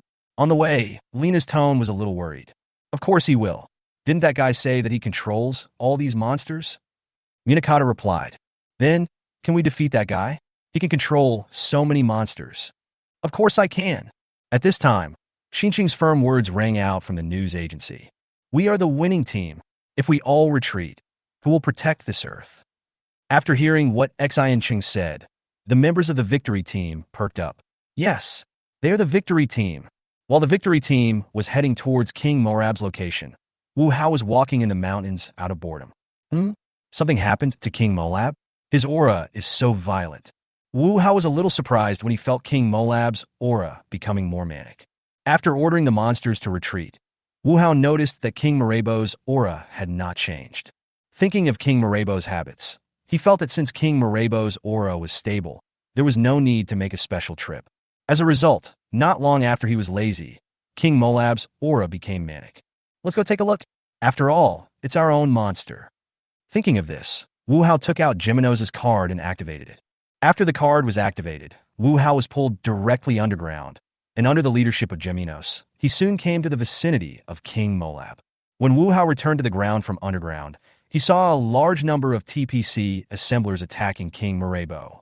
Under the attack of various tanks, armored vehicles, and automatic artillery, King Moab was beaten and wailing continuously, and his life force was rapidly weakened. When you beat a dog, you have to look at its owner first. How dare you bully my beast? Wu Hao was immediately furious when he saw this scene. It would be fine if they attacked other monsters, but they invaded the city during the day and were attacked at night. It was tit for tat. But King Moab was affected even though he was sleeping here obediently. This is really too much. Geminos! Wu Hao shouted loudly, and Geminos, who was hiding underground, immediately took action.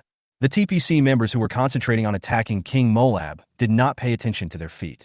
Geminos seized the opportunity, suddenly emerged from underground, and destroyed several armored vehicles. Monster! Another monster appeared.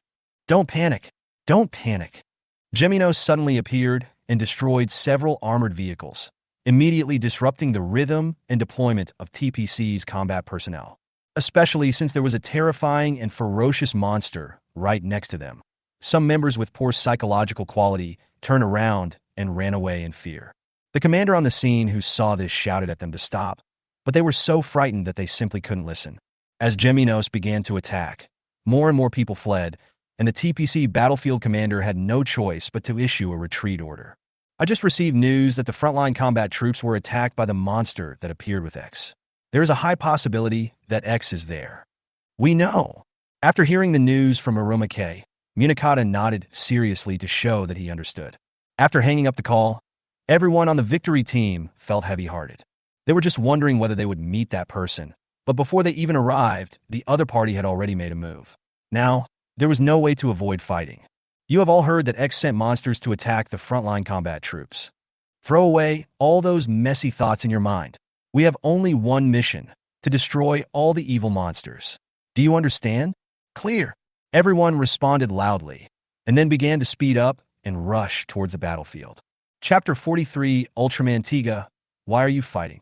Commander, the monster has been spotted. Daegu and Shinjo, who arrived earlier, discovered Geminos attacking the TPC armored vehicle below, and immediately spoke to Munakata, who was still on the road. Okay, hold the monster back first. We'll be there soon. Clear. Upon hearing Munakata's order, Shinjo and Daiko responded. Daegu, it's time to go. Xinqing, who was driving the Victory Swallow, said to Daegu behind him. Good. Hearing Daegu's response, Xinqing drove the Victory Swallow to attack Geminos. Geminos had just destroyed a tank when he was suddenly attacked from behind. Geminos looked up and found that the previous plane appeared in the sky. After seeing the Victory Swallow, Geminos did not roar like the other monsters. Instead, he turned around and continued to attack the ground troops, as if the Victory Swallow did not exist. Damn it, they ignored us. Seeing Geminos like this, Xinqing felt insulted. He was the ace pilot of the Victory team. Stimulated, Xinqing continued to attack Geminos in the Victory Swallow. But the attack of the Victory Swallow was of no consequence to Geminos. No matter how they attacked, they could not cause any substantial damage to Geminos. Xinqing, go around to the front. I will attack Geminos' mouth and eyes. Seeing that the Victory Swallow was unable to break through the shell of Geminos, Dagu spoke out to remind him. Hearing Dagu's words, Xenching nodded, then flew towards Geminos. However, what the two did not know was that Geminos was waiting for this moment. When Xinqing was driving the victory swallow to turn, Geminos suddenly attacked and shot out a fireball. Not good. When Xinqing saw the fireball flying towards him, he was shocked and wanted to control the victory swallow to avoid it. However, the victory swallow was in the process of turning at this time, and it was not an easy task to change the flight trajectory again during this process. As expected, the victory swallow number 1 piloted by Dagu and Xinqing was shot down by Geminos. Dagu fell to the ground and endured the pain in his body and dragged the unconscious Xinqing out of the victory swallow. After placing Shinjo in a safe place, Dagu took out the god light stick from his arms and transformed into Tiga. Seeing the appearance of Daigo's transformed Tiga, Wu Hao appeared above Gemino's head. You are here after all, Ultraman Tiga. When Daga saw Wu Hao above Gemino's head, he immediately became alert. This is King Molab. He was originally just an ordinary Mogula rat, but he mutated into a monster due to environmental pollution. Wu Hao pointed at King Molab, who was lying on the ground not far away, and said, due to its living habits, it sleeps during the day, and even when it starts to move around at night, it does not actively harm humans. But you humans started deploying weapons and equipment while it was sleeping during the day, and took the initiative to attack the moment King Molab woke up. Ultraman Tiga, as the guardian of the earth, you tell me what to do with this Marebo king? Should it fight back against these humans who are actively harming it? Or should it surrender and be killed? After hearing Wu Hao's words, Daga looked at King Marebo, who was lying on the ground and shivering not far away, and then looked at the TPC combat personnel who were retreating, and was caught in a dilemma for a moment. Ultraman Tiga, what are you fighting for? For the Earth? Or for humanity? Wu Hao's questioning made Dagu confused. Yes. Why was he fighting? In previous battles, he only stepped forward when his companions were in danger. But this time, will he still stand up for his companions, even if the humans are wrong? However, he couldn't let Dagu watch the monsters hurt humans. Ultraman Tiga, let me see. Let me see your choice. King Molab.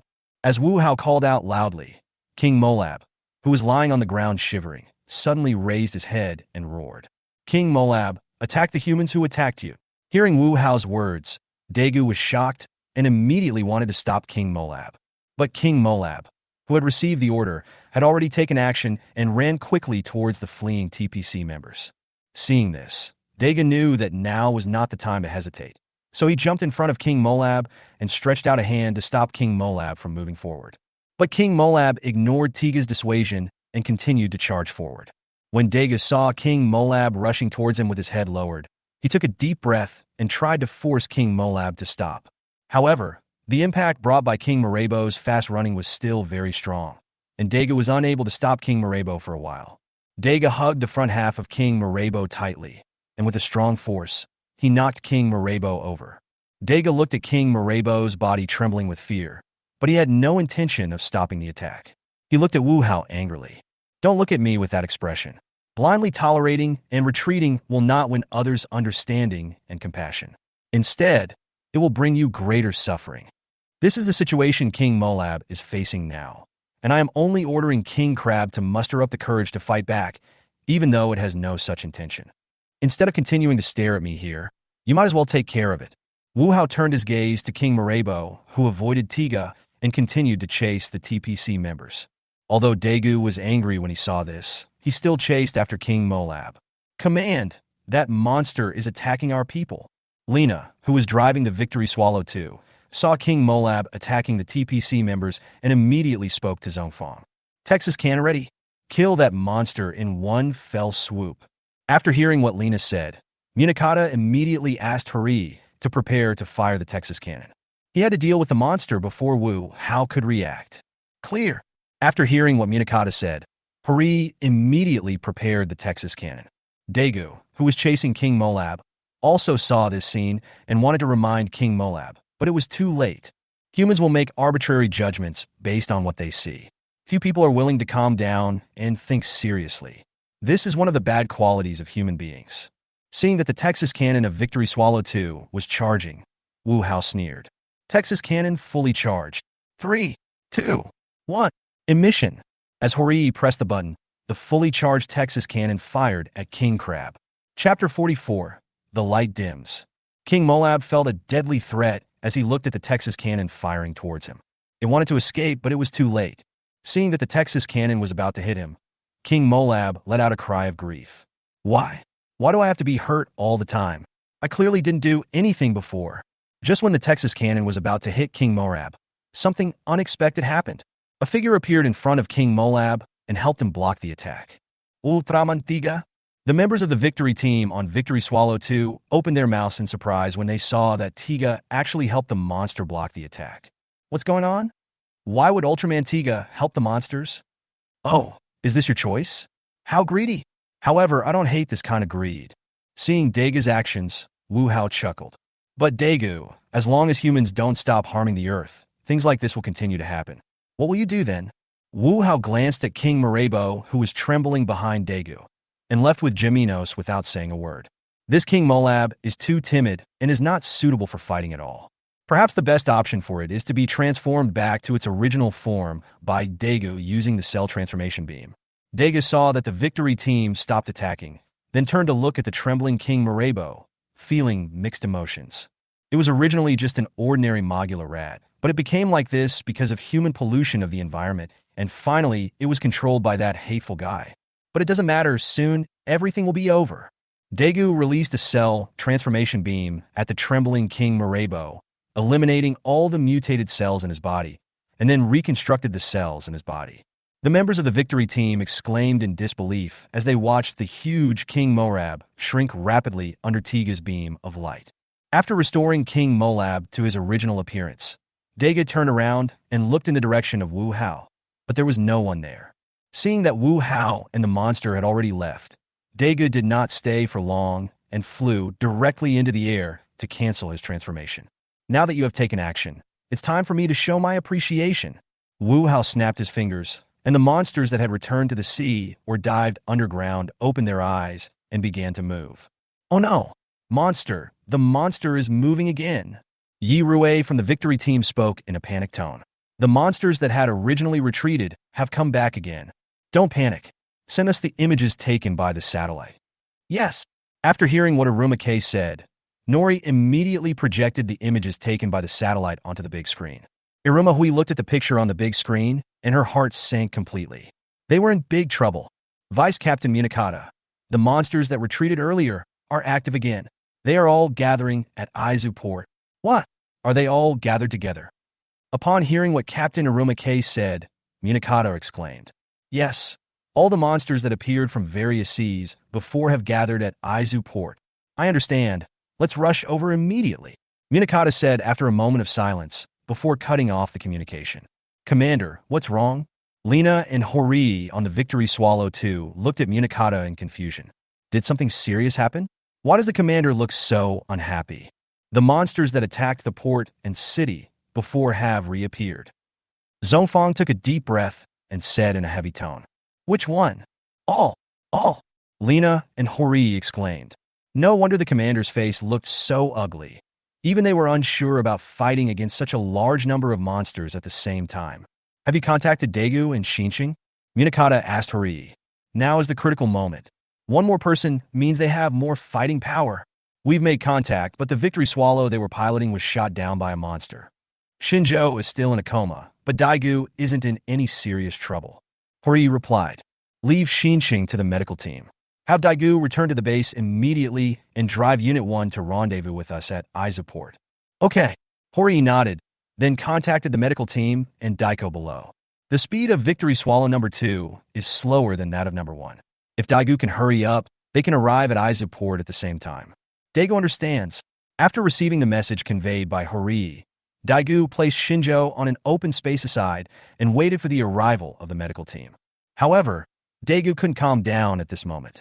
What Wu Hao said kept lingering in his mind. These monsters were all created by humans themselves. Does he really want to ignore the feelings of these monsters and protect the humans who hurt them? At this time, Daegu was extremely confused. For the first time, he doubted his persistence and whether what he was doing was right. And just when Daegu began to doubt himself, he didn't realize that his light was dimming. After a while, the medical team from the headquarters finally arrived here. The members of the medical team carried Shinjo onto the plane on a stretcher, and Daegu also followed the medical team's plane back to the headquarters. "This is Daegu. I'm about to leave from headquarters." After returning to the headquarters, Daegu did not stay for long and went directly to the hangar to fly a brand new Victory Fiend number 1. Daegu, sitting on the Victory Swallow number 1, took a deep breath and then set off. "Huh, why are you here?" Feeling the vibration coming from behind him, Wu Hao turned around and saw that it was Hyperzeton's mother. "I smelled something delicious, so I came over." "It smells delicious?" Wu Hao looked in the direction where Hyperzeton's mother was staring in confusion and found that it was a group of people who were fleeing for their lives. These people all exude the aura of fear, and fear happens to be one of Hyperzeton's foods. "In that case, let's make a bigger noise." Wu Hao clapped his hands, and 2 cards flew out and then activated in midair. As the cards were activated, 2 huge monsters appeared not far from the fleeing crowd. Looking at the huge and ferocious-looking Burmula and King Black, the fleeing crowd was almost scared to death. "The monster has come ashore. Run away!" The fleeing crowd wished they could grow 2 more legs so they could get away from this horrible place as quickly as possible. Wu Hao's eyes flickered as he looked at Hyperzeton's mother, who was happily absorbing the aura of fear. Maybe he can evolve Hyperzeton to UR level faster. Chapter 45. Fighting for companions and loved ones. "Forget it. I can't destroy a world just for my own selfishness." Wu Hao sighed and gave up the idea in his mind. 10 minutes later, the Victory team finally arrived at the port. Looking at the monsters celebrating below, the members of the Victory team were annoyed. "Texas Cannon, ready? Kill 1 monster first." "Clear." Upon hearing Munakata's order, Hori immediately began charging the Texas Cannon. The monsters who were in the midst of a revelry didn't notice the arrival of the Victory team at all, and Wu Hao had no intention of reminding them. The only meaning of summoning these monsters is to act out a show with Wu Hao. If they survive in the end, Wu Hao doesn't mind sending them back to the farm. If they don't survive, it can only be said that it is fate. Texas Cannon fully charged. Fire. As the Texas Cannon was fully charged, a powerful attack was fired at the monster below. Ragan, who had destroyed a container, was about to roar to the sky when a Texas Cannon shell landed directly on him. Ragan's body suddenly stiffened, then fell backwards and exploded on the spot. Ragan's death attracted the attention of other monsters, and they finally discovered the 2 planes hovering above their heads. After the monsters discovered their target, they used their respective skills to attack the 2 planes overhead. "Danger! Get out of the way!" Seeing this, Zhongfang hurriedly gave orders. However, the monsters' attacks were too fast and too intensive. No matter how Lena controlled the Victory Swallow 2, she could not change its fate of being shot down. After the Victory Swallow 2 was shot down, the Victory Swallow I piloted by Daegu also followed suit. Seeing that Victory Swallow 2 was about to fall to the ground, Daegu once again took out the God Light Rod and transformed into Tiga. Seeing that they were about to have a close contact with the earth, the 3 Zongfangs on the Victory Swallow 2 closed their eyes in despair. However, after a moment, the imagined pain did not appear. The 3 of them opened their eyes in confusion and found that it was Tiga who appeared and saved them. "Great! It's Ultraman Tiga!" After seeing Tiga appear, the 3 members of the Victory team showed expressions of surviving a disaster on their faces. Daegu placed the Victory Flying Swallow number 2 in his hand on the open space beside him, then turned and looked at the group of monsters. This was the first time that Daegu fought against so many monsters at the same time, and he was not very confident. "Commander, can Tiga really win against so many monsters?" Lena looked at the group of savage monsters, then glanced at the lonely Tiga, her tone full of worry. "Now, all we can do is trust Tiga." Victory Swallow was shot down by a monster, and even if they wanted to help Tiga, they couldn't do anything. All they can do now is pray. Seeing Ultraman Tiga appear, Zazan rushed forward first. Seeing the monster rushing towards him, Daegu did not retreat, but took the initiative to meet it. Zazan swung his arm and hit Daegu's head. Daegu suddenly bent down, dodged Zazan's attack, and then punched Zazan in the chest. Zazan, who was hit by Daegu, staggered back 2 steps. After Zazan steadied his body, he pounced on Daegu again. Daegu dodged again, then jumped on Zazan's back and prepared to attack. However, just as Daegu raised his arm to attack, he felt dizzy. Poisonous? Daegu reacted immediately and realized that he was poisoned. Just when Daegu was unstable, Zazan threw him off his back and then started beating Daegu, who was lying on the ground, with punches and kicks. Under Zazan's attack, the timer on Daegu's chest began to flash. Ultraman Tiga! Stand up! Stand up! Tiga! When the three members of the victory team saw Tiga being suppressed by the monster, they cheered for him anxiously. Why is Daegu's light so dim? Looking at the dull Daegu, Wu Hao frowned. I don't know if it was because Daegu had a strong desire to survive, or because he heard the victory team cheering for him, but Daegu kicked Zazan, who was about to attack him, and stood up again. However, even though Daegu stood up again, his condition was still very bad. The poison spread throughout his body, and at this moment Daegu only felt dizzy and weak all over. Zazan, who was kicked to the ground, got up again and angrily spewed poison gas at Daegu. The poison gas made Daegu miserable, and he kept making painful sounds from his mouth. Oh no! The three members of the victory team felt their hearts pounding when they saw this scene. Support Tiga! Zhongfang knew that this couldn't go on any longer. They had to do something. Clear! Upon hearing Munakata's order, Lina and Hori did not hesitate at all. Even though they no longer had the victory swallow, even though they only had the victory hyper rifles in their hands, even though they knew they would most likely die if they did this, they still followed Zhongfang without hesitation and carried out orders to the letter. Because they are part of the winning team, it was Ultraman Tiga who saved them before, and now it is their turn to save Tiga. The three Zongfangs raised their victory hyper spears and attacked Zazan. The bullets hit Zazan's body, sending out sparks. However, these sparks could not hurt Zazan at all, and he did not even feel any pain. Corroded by the poison gas, Daegu fell to the ground powerlessly. At this moment, he no longer had any strength left. He just felt his eyes were dim, and he might lose consciousness at any time. At this moment, Daegu faintly heard Zhongfang's voice coming. Attack the monster's weak point. Attract this guy's attention. Keep him away from Tiga. Daegu raised his head with difficulty and looked in the direction where the sound came from. It's his companion. His companion came to help him. Ultraman Tiga, why are you fighting? Wu Hao's words appeared in Daegu's mind again, but this time, he got the answer. He wants to fight for his companions, for the people he loves. Daegu found the meaning of his fighting, and the dim light became bright again. No, bright is not the right word. To be more precise, it becomes dazzling. That light is like a lamp in the dark night, illuminating the people in the darkness. Just when Zazan's attention was attracted by the three members of the victory team, Daegu stood up again, shining brightly. Great! Tiga is standing up. Seeing Tiga radiating light, Lina was so excited that she almost cried. Very good. Seeing Tiga stand up again, Munakata breathed a sigh of relief. He was already prepared to die in the line of duty. Chapter 46, So Bitter. When Zazan saw that Tiga had stood up again, he no longer paid attention to the annoying flies and turned around and rushed towards Tiga again. After the fight just now, Daegu has realized that Zazan is highly poisonous, so he doesn't want to fight it head-on. Using the movement of the soul, he constantly dodged Zazan's attacks, while Daegu counterattacked during the gaps created by Zazan's attacks. Zazan was somewhat annoyed by Daegu's continuous attacks and released poison gas from his mouth again.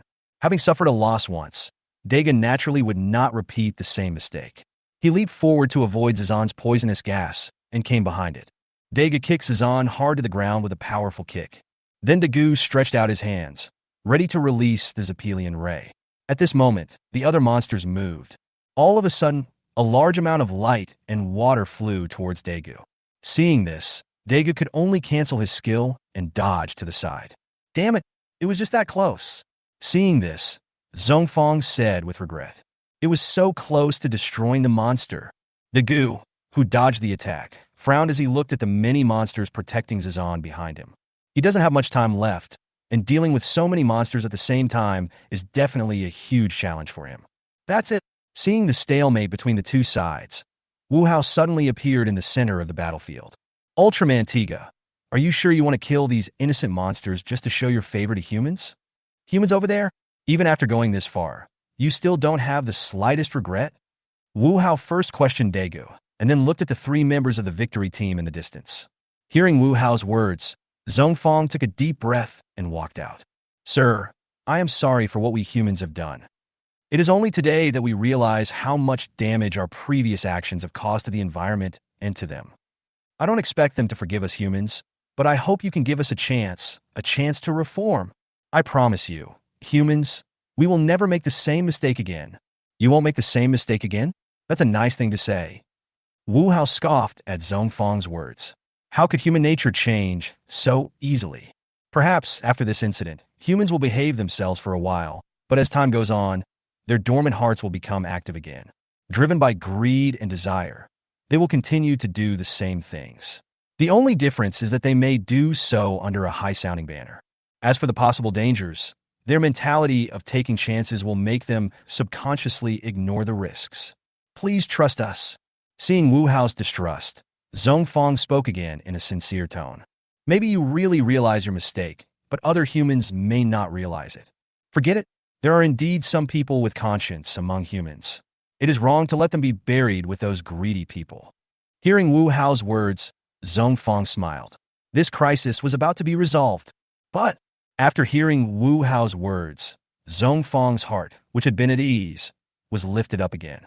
If humans continue to destroy the environment and affect the survival of other organisms, then it won't be so easy to solve. I understand. Don't worry. Hearing Zhong Fang's assurance, Wu Hao waved his hand, and many monsters turned and walked towards the sea. Watching the monster leave, Sona and his two companions and the TPC executives who had been paying close attention to the situation on the scene all breathed a sigh of relief. The next morning, Wu Hao saw the news released by TPC on the news.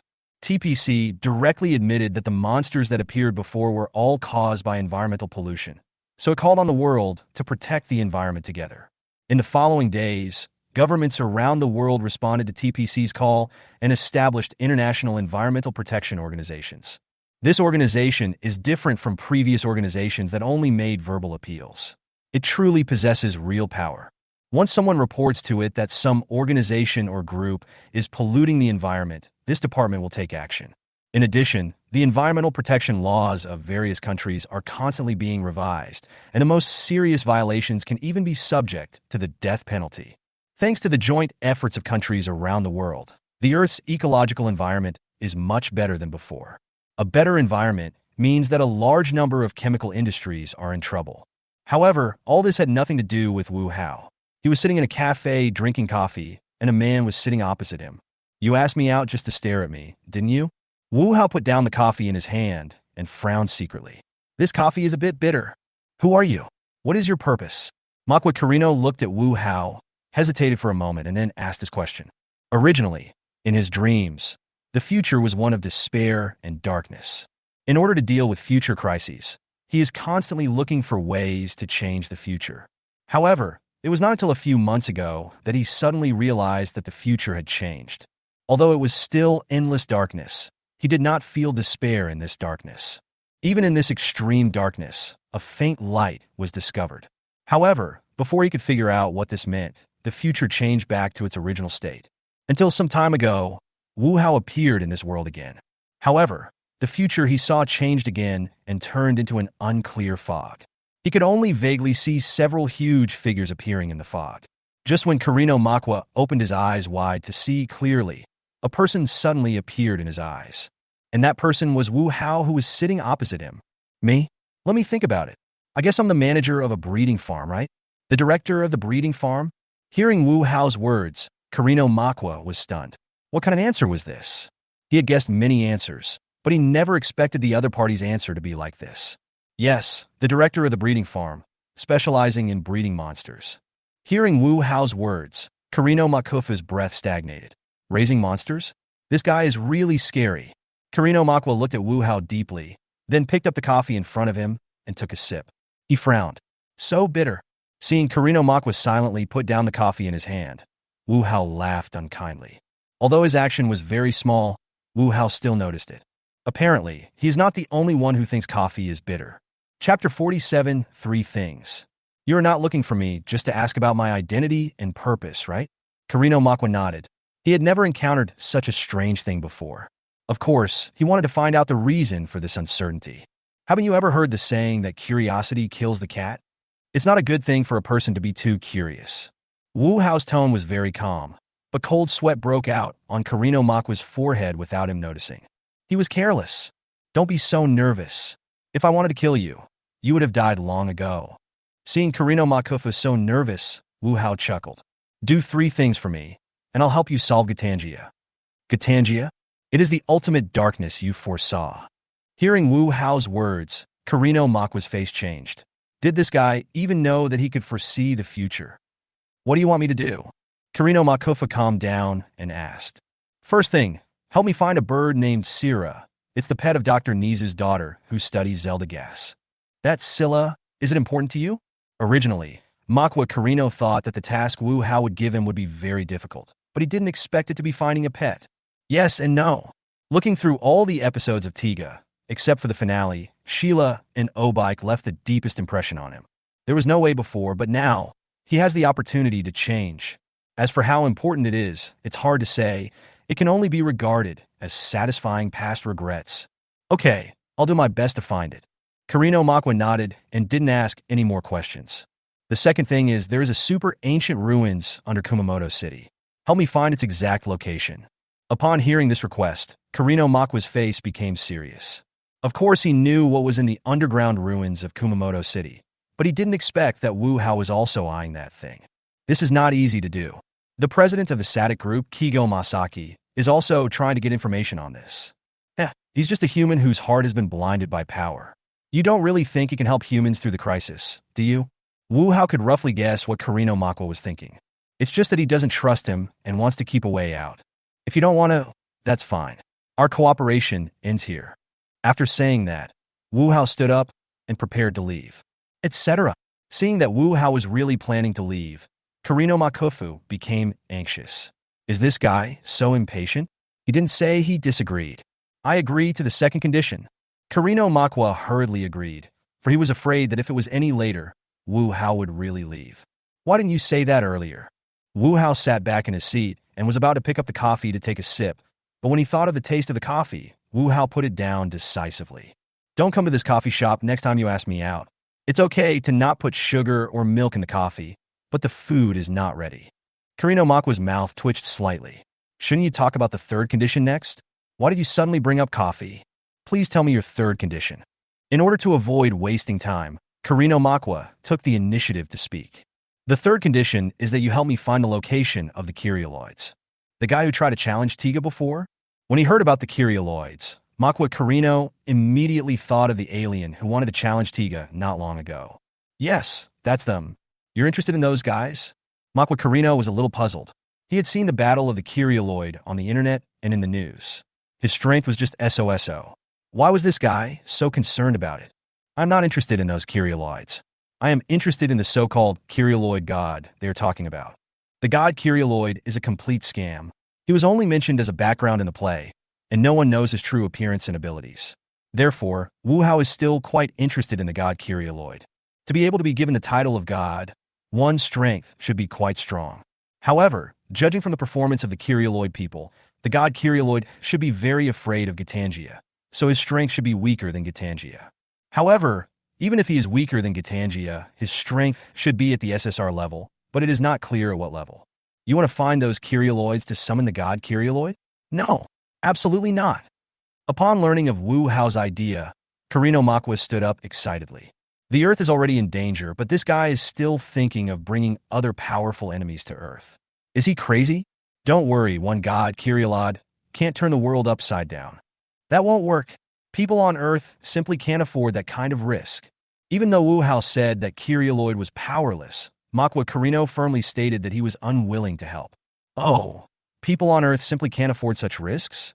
Do you still consider yourself an ordinary human being? Have you forgotten all the humiliation and abuse you suffered in the past? What do they call you? Have you forgotten? Now you want to speak for those people. Don't you think it's ironic? Shut up. With every word Wu Hao said, Karino Makwa's face became uglier. Finally, Karino Makwa couldn't bear it any longer and shouted loudly. After hearing Karino Makofu's scolding, Wu Hao did not continue talking. He just leaned back in his chair and looked at Karino Makofu with a calm gaze.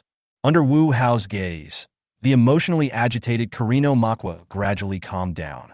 I'm sorry, Just as Karino Makofu was about to speak, he was interrupted by Wu Hao's wave of his hand. Don't say any more useless nonsense. Just answer me directly. Do you agree or disagree? Are you sure? Karino Makwa did not rush to answer Wu Hao's question, but asked a question in return. There is nothing in this world that is 100% certain. No matter what you do, accidents are likely to happen. I can only say that the chances of success are extremely high. Okay, I agree to all three of these. After hearing Wu Hao's words, Karino Makufu spoke without hesitation. A wise choice. Once you have done these three things for me, I will help you kill Gatangia as soon as he appears. After saying that, Wu Hao stood up and left. However, just as he reached the store door, Wu Hao turned around and walked in. It's not that Wu Hao left anything behind, but Wu Hao specially bought another cup of coffee. I can't enjoy this bitter coffee by myself. I have to bring some for Amui too. Chapter 48. The money is out. 3 days later, Wu Hao received an email from Karino Makwa. The content of the email was very simple, with only one address. Wu Hao searched on the map and found that the address was a volcano. As expected of Karino Makufu, you're really quick. Wu Hao happily closed the computer and called Amui to go see Shila together. My lord, what are we doing here? Amui frowned as he looked at the roiling magma below. Did I accidentally offend the adults and they wanted to throw me down? Go meet a friend. Friend. Amui looked at Wu Hao in shock. Whose friend lives in lava? Oh, you mean an adult friend? That's fine. However, this magma is a bit troublesome. Wu Hao touched his chin. Among the monsters under his command, except for the poison flame Golzon, which had a stronger resistance to high temperatures, the others seemed to be very average. Thinking of this, Wu Hao spent 100 spirit essences to make 10 consecutive draws. Congratulations to the host for obtaining the N-level monster Sadra. Congratulations to the host for obtaining the N-level monster Melba. Congratulations to the host for obtaining the N-level spaceman Gaisai Star.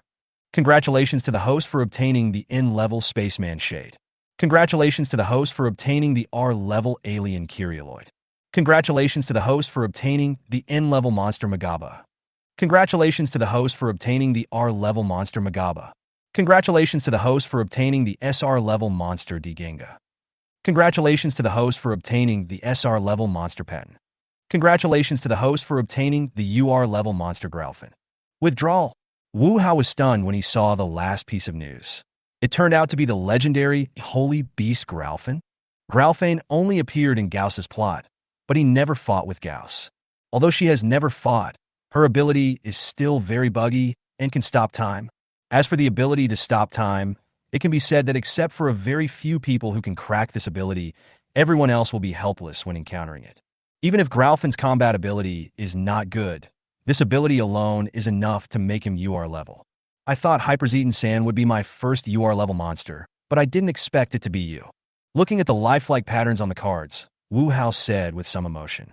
As if hearing Wu Hao's words, the pattern of Grerfan lit up faintly, as if responding to Wu Hao's words. Take this. Wu Hao handed Patton's card to Amui beside him. Then Wu Hao took out the card of Poison Flame Golzon and jumped directly into the lava.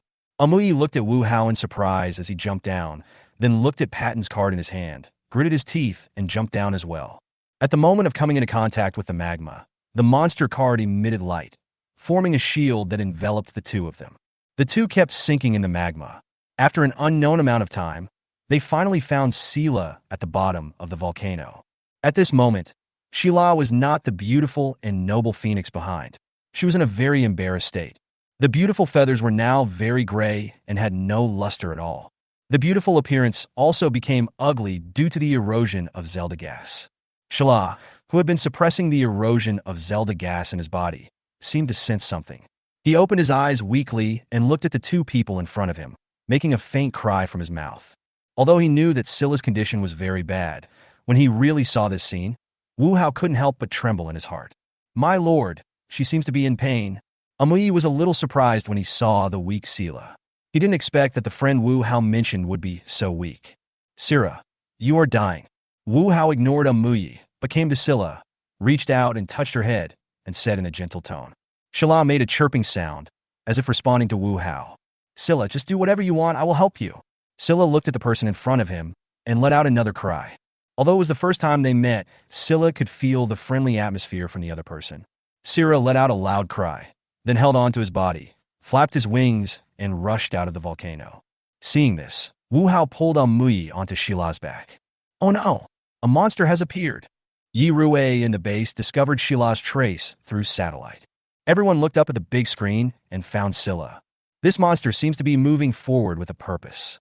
The members of the victory team discovered that Sheila was not like other monsters that started wreaking havoc after their appearance. Instead, it moved forward with a purpose, just like Golzin and Melba, who appeared at the beginning. Nori, check if there are any special objects or buildings in the direction the monster is heading. Yes. After hearing what Zhongfang said, Yi Rui began to look for map information. There is an abandoned laboratory 300 kilometers away from this monster. Is the monster's target the abandoned laboratory? Hearing what Nori said, Aruma Hui frowned. It's just an abandoned laboratory. What could be inside that attracts each other? Team leader, go ahead, be careful. Yes. After hearing what Aruma K said, Munakata led everyone into action. Lena and Shinjo will drive Unit 1, and the others will follow me to Unit 2. Clear. Everyone came to the hangar and drove the Victory Swallow at full speed. They have to stop this monster before it reaches its destination. On the other hand, Director Sawai of TPC also received the news. He also learned that the monster's destination was most likely the abandoned laboratory where Zelda gas was stored. Where is the monster? It's still 200 kilometers to the laboratory. Where's the victory team? The victory team has already set off. According to the speed, the members of the victory team will encounter the monster 150 kilometers away from the abandoned laboratory. After hearing the report from his subordinates, Director Sawai asked someone to transmit the footage over. Command, the monster is coming. Shinjo in Unit 1 saw a black shadow approaching quickly in the distance and said to Munakata behind him, Okay, everyone get ready. When the monster gets close, attack from the flank. Clear. Hearing Munakata's order, everyone agreed. However, at this moment, Director Sawai suddenly cut into the communication system and issued an order. Don't attack from the flank. Stop the monster head-on. What? This is too dangerous. Hearing what Director Sawai said, Aruma K was shocked. Attack the fast-flying monster head-on. If the attacker is not careful, the plane will be destroyed and the attacker will die. This is an order. However, Director Sawai simply repeated it firmly and then cut off the communication system.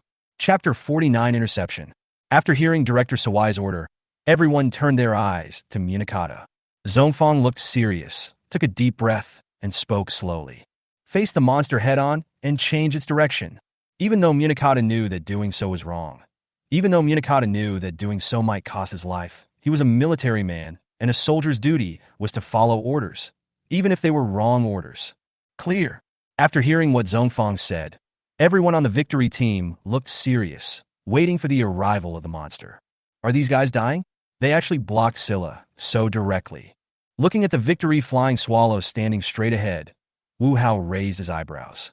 Scylla, go around. Shila chirped in response to Wu Hao's words. Commander, it's coming. At this time, Daegu was a little nervous. After all, it was too dangerous to do so. Texas guns ready.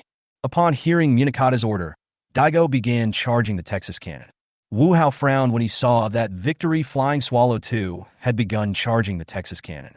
In Izira's current condition, if he were hit by the Texas artillery, there would be absolutely no chance of survival. Sandrias. Thinking of this, Wu Hao directly summoned Sandrias. Texas cannon fully charged, ready to fire. Before Daegu could finish his words, he suddenly felt that Victory Fian 2 seemed to be hit hard by something, and the fuselage was shaking violently. What happened? Command! Another monster has appeared. It was that monster that attacked you just now. Lena's voice came to Zhongfang's ears. What? Another monster appeared? Before Zhongfang could figure out the situation, Victory Swallow 2 was hit by Sandrias' beam again and fell directly from the sky. Captain, the Victory Swallow 2 was shot down. The commander was injured. Hearing Lena's words on the communication device, Zhu Jianhuixin suddenly became nervous. Where's the monster? The monster has broken through the defense line and is continuing to fly towards the abandoned laboratory. I will notify the medical team right away. You drive Unit 1 and continue to intercept the monster. Clear. After hanging up the phone, Iruma K immediately contacted the medical team and asked them to rush to the scene. After hanging up the call with the medical team, Ikuma K thought for a moment and decided to go find Director Sawai to ask for clarification. She wanted to know what on earth made Director Sawai, who always cared for his subordinates, give such an order. I just received news that a mysterious bird has suddenly appeared and has broken through the victory team's defense line and is continuing to move southeast. In a dilapidated hut, Dr. Nizu recognized the identity of the strange bird through the images on TV. It was his daughter Asami's pet. This direction. Does Scylla want it? Dr. Ginzu realized what Sira wanted to do, and despite the pain from his illness, he resolutely drove to the TPC headquarters. He wanted to tell the people of TPC about Scylla's intentions and let them stop Scylla. Looking at the Victory Swallow #1 still following behind him, Wu Hao asked Sandrias to stop the other party. Upon receiving the order, Sandrias shouted to show that he understood, and then slowed down. After Sira left, Sandrias immediately turned around and rushed towards Victory Swallow #1. Only this time, Sandria's attack did not succeed. Lina is the real ace pilot of the Victory team, unlike Dega Shinjo. If the opponent is discovered, it is not an easy task to shoot down the Victory Swallow #1 driven by Lina. Damn it, why does this monster keep pestering us? After dodging Sandria's attack once again, Xinqing felt a little annoyed. Don't you think this monster looks like someone is directing it? You mean X? Hearing Lina's words, Xinqing reacted immediately. It's very likely. Apart from him, we haven't found anyone else who has the ability to control monsters. Hasn't this guy already made peace with us? What does he want to do now? I don't know, but I think it's necessary to tell my superiors about this matter. Lina piloted the Victory Swallow I, and once again avoided Sandria's attack.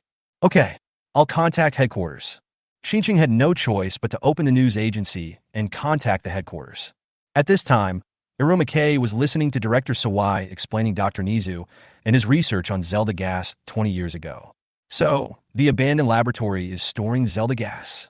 Yes, if the Zelda gas in the laboratory leaks out, most of Japan will be destroyed. I see.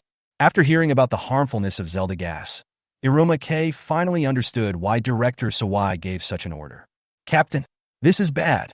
News just came from Xinqing that X is most likely behind this incident.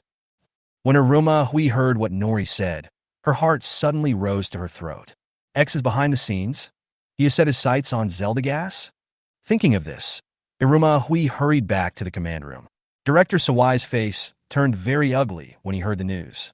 If the opponent is just a monster, they can still deal with it. However, if X, who can control monsters, gets involved, then there will be big trouble. At the same time, Dr. Nizu also arrived at the gate of TPC, but he was stopped at the door. The TPC headquarters is not open to anyone who wants to enter. Given Dr. Nizu's current condition, it is basically impossible to get in.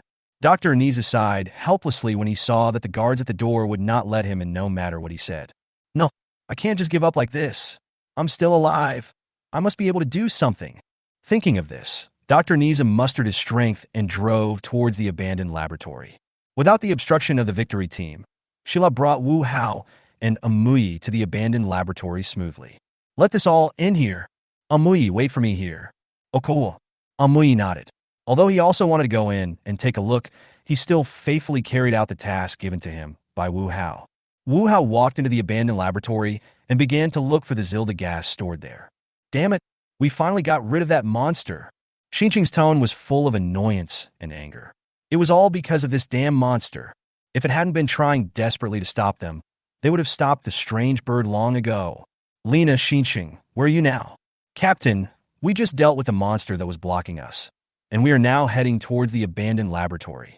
Listen carefully. No matter what, you must stop the monster from approaching the abandoned laboratory. This is a death order. Clear. After hearing what Iruma K said, Lina and Shinjo responded seriously, and then flew quickly towards the abandoned laboratory. Chapter 50, Sira. Target found. Attack immediately. Clear. After Lina rushed to the abandoned laboratory and found Sira, she immediately attacked Sira. Scylla, who was waiting outside for Wu Hao to appear, was hit by the sudden attack and let out a painful wail. Amui, who was not far from Sheila, discovered that Sheila was attacked. He was shocked and turned his head to look. He found that Victory Swallow #1 was flying over his head. We can't go on like this. Seeing Sheila wailing in pain after being beaten by Victory Swallow #1, Amui took out the bronze divine light stick from his arms and transformed into Tiga. It's Tiga! When Lina and Shinjo saw Tiga appear, they showed surprised expressions on their faces. They didn't expect that Tiga would actually appear, but soon they discovered something was wrong. Not only did Tiga not attack the monster, but he was protecting it instead. Tiga is protecting this monster. What should we do now? Seeing that Tiga protected the monster behind him, Xinxing and Lena were a little embarrassed. Let's contact headquarters first.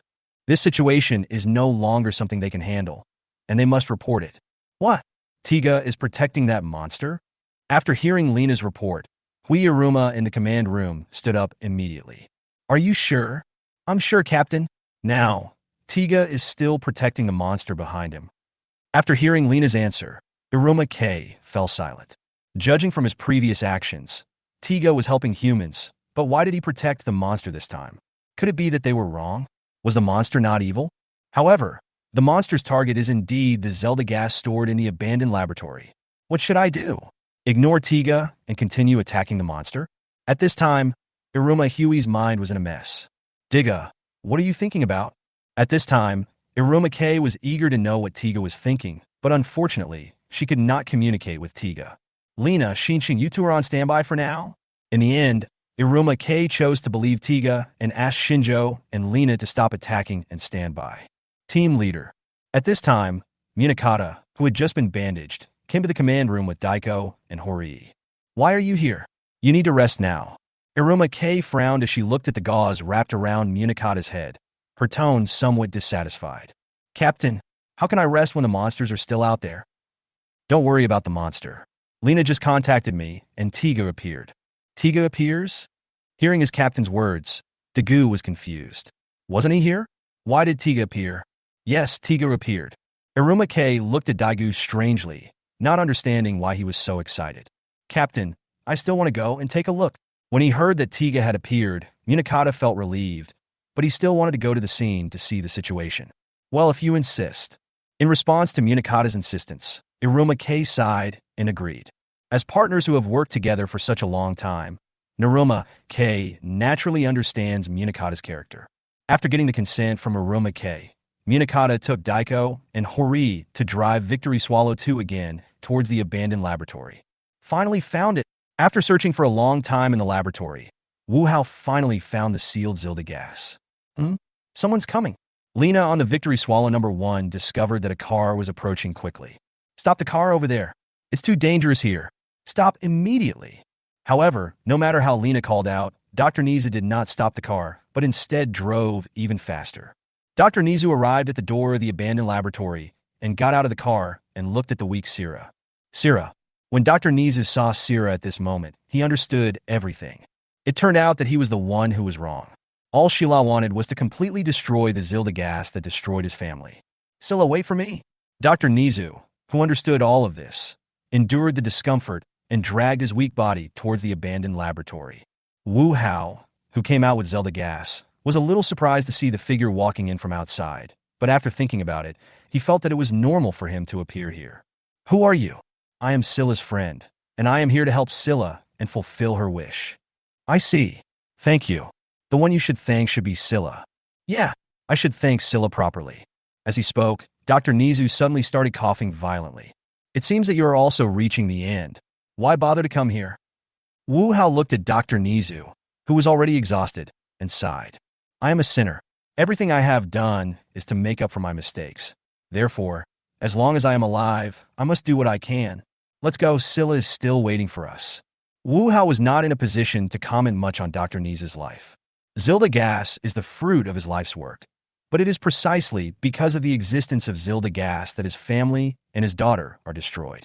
He spent the rest of his life in guilt and pain. Even now, even though my body is already exhausted, I still insist on doing something. Wu Hao came to the outside of the abandoned laboratory with Zelda gas and saw Sheila being protected by Amui behind him. Oh no, is that Zelda gas in X's hand? While waiting, Iruma K had already told everyone about the Zelda gas in the abandoned laboratory. Captain, the Zelda gas is in X's hands. What should we do? Wait, and see what X wants to do. Zelda gas is extremely unstable.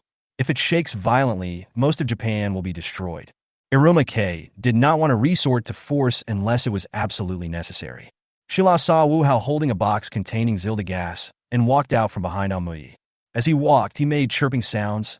Wu Hao took 2 steps forward and slowly placed the box in his hand on the ground. Seeing this, Sheila released a golden light from his mouth and swallowed the Zelda gas into his mouth. Thank you, Scylla. Dr. Ginzu saw that the Zelda gas was swallowed by Sira and expressed his gratitude to Sira. After swallowing Zilda's gas, Sira let out a wail, and blood dripped from the corner of his mouth. Swallowing Zilda gas is like a human swallowing nuclear waste, which causes great harm to the body. Scylla, who was already weak, was about to collapse at this moment. "Give your light to Sira and take her away." Amui nodded, then released a golden light towards Sira. Guided by the golden light, Sira followed Amui and flew towards the universe. Looking at Sira bathed in golden light, Dr. Niza smiled, then slowly fell to the ground and gradually lost his breath. After his death, Dr. Nizu's body turned into a ray of light and sank into Sira's body.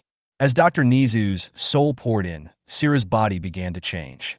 The originally dilapidated body began to transform. The ugly appearance gradually became beautiful, and the weak cry turned into a loud cry. Sira. In the end, Sheila was reborn from a gray, ugly bird, transformed into a noble and beautiful phoenix. Asami Nizu's soul also appeared under the blessing of the light, and Sira chirped in response to Asami's call. Chapter 51. I'm actually playing a management and development game. From now on, this is your new home. Wu Hao brought Sheila and Mommy to the farm. Is this our new home? How amazing! Asami looked at the huge breeding farm with a look of joy. If it were here, Scylla would be able to have fun to her heart's content. Astra, come here! Wu Hao shouted to Astra, who was practicing fighting with the magma in the open space. Hearing Wu Hao's call, Astra came to Wu Hao's side. Astra, this is Mommy and her pet Sira. They are our family. Please help them get familiar with this place. Okay. Hearing Wu Hao's words, Astra agreed immediately. After L-77 was destroyed, Astra cherished her relatives even more. So, when he heard that Mommy was also a part of the family, he agreed without hesitation. Ami, this is Astra. You can rely on him like your own brother. Hello, Astra-san. I am Asami Nizu. Please give me your guidance. Hello, Asami. Please give me your guidance. Looking at the lovely Asami Nizu, Astra felt a little at a loss for a moment. Originally, he was the youngest in their family and had always been taken care of by his parents and brother. Unexpectedly, he has now become a brother to other people. Looking at Astra playing happily with Astra Nizu Asami, a smile appeared on Wu Hao's lips. This child lost her life in the best years of her life. Let him make up for the lost time. After returning to the farm, Wu Hao had no plans to go to other universes for the time being, because the monster lured by the induction device was about to come. This is the last time to induce the monster. After the host overcomes the difficulties, the breeding farm function will be fully activated. Wu Hao was a little surprised when he heard what the system said. Wasn't the previous farm function complete? There was no mention of this in the information he received. Forget it. Why think so much? Just concentrate on waiting for the monster to come. Since it was already clear that the longer the induction time, the stronger the monster that appeared would be, Wu Hao deliberately brought all his combat power here. As the countdown ended, a portal appeared above the farm, and a large number of monsters appeared. Why are these disgusting things? Seeing the monster appear, Wu Hao frowned. He didn't expect that it would be Bagaru this time. This race is completely indifferent to life and regards all high-energy bodies as food. They are truly a detested existence in the universe. Wu Hao collected all the low-level monsters. Faced with creatures like Bagaru, the low-level monsters could only become their food. Astra, protect Asami. Astra beside Wu Hao nodded solemnly. Although he didn't know what these monsters were, he felt threatened by them. Kill all these disgusting guys. If it were any other creature, Wu Hao might have the idea of taming it. But for Bagaru, Wu Hao wanted to kill all of these guys. As the order was given, Amui was the first to transform into Tiga and rushed forward, followed by the other monsters. Hyperzeton revealed her true form and teleported directly to the center of the small Bagaru, shooting out a 1 trillion degree fireball like a machine gun. Seeing this, Mega Yamada no Orochi was not to be outdone and used Mega Light Bullet and Mega Yamada Thunder. King Fibu and Giga Chimera looked at each other and said, Okay, is this how you guys play? The huge body of Giga Chimera rose into the air, and the several heads on its body began to accumulate energy. King Phoebe roared upon seeing this, not wanting to be outdone, and various energies began to gather on his body. Disaster explosion. Spark of disaster. The two guys released their strongest special moves at the same time, and in just a moment, most of the huge group of Bagaru were wiped out. The remaining Bagaru was torn to pieces without even a wave under the siege of other powerful monsters. Where did this induction device get all these disgusting creatures from? Looking at the broken body of Bagaru on the ground, Wu Hao frowned.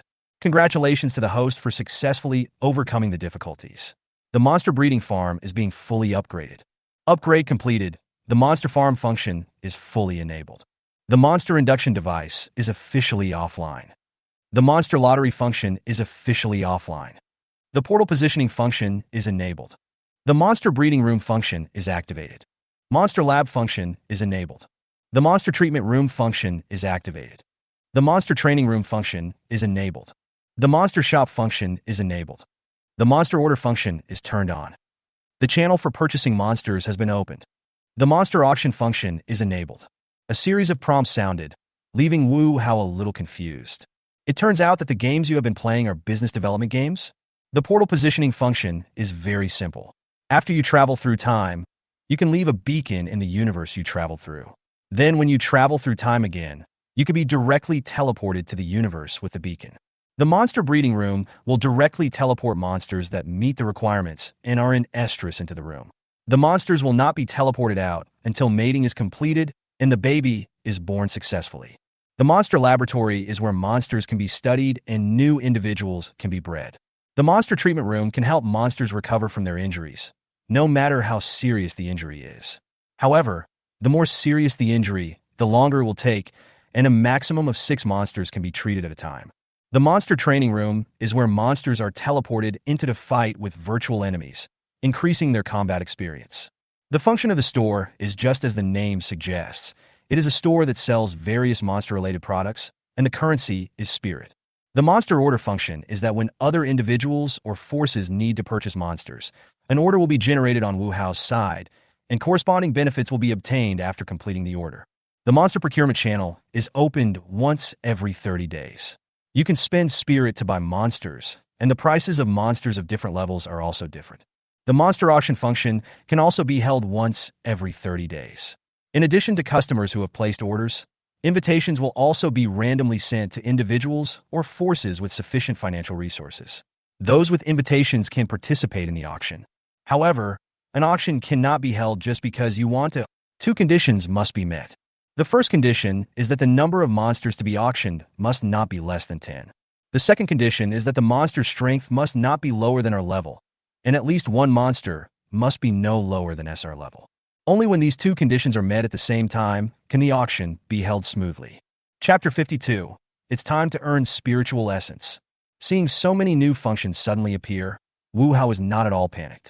Although the functions are diverse, generally speaking, they are just additional services centered around monsters. In other words, a series of after-sale services are prepared to help sell the monster better. Selling monsters? Wu Hao looked at the monster he owned and felt a little embarrassed. Those with less financial resources are worried that they won't be able to sell at a good price, while those with more financial resources are reluctant to do so. It's really a dilemma. Let's look at the supply channels first.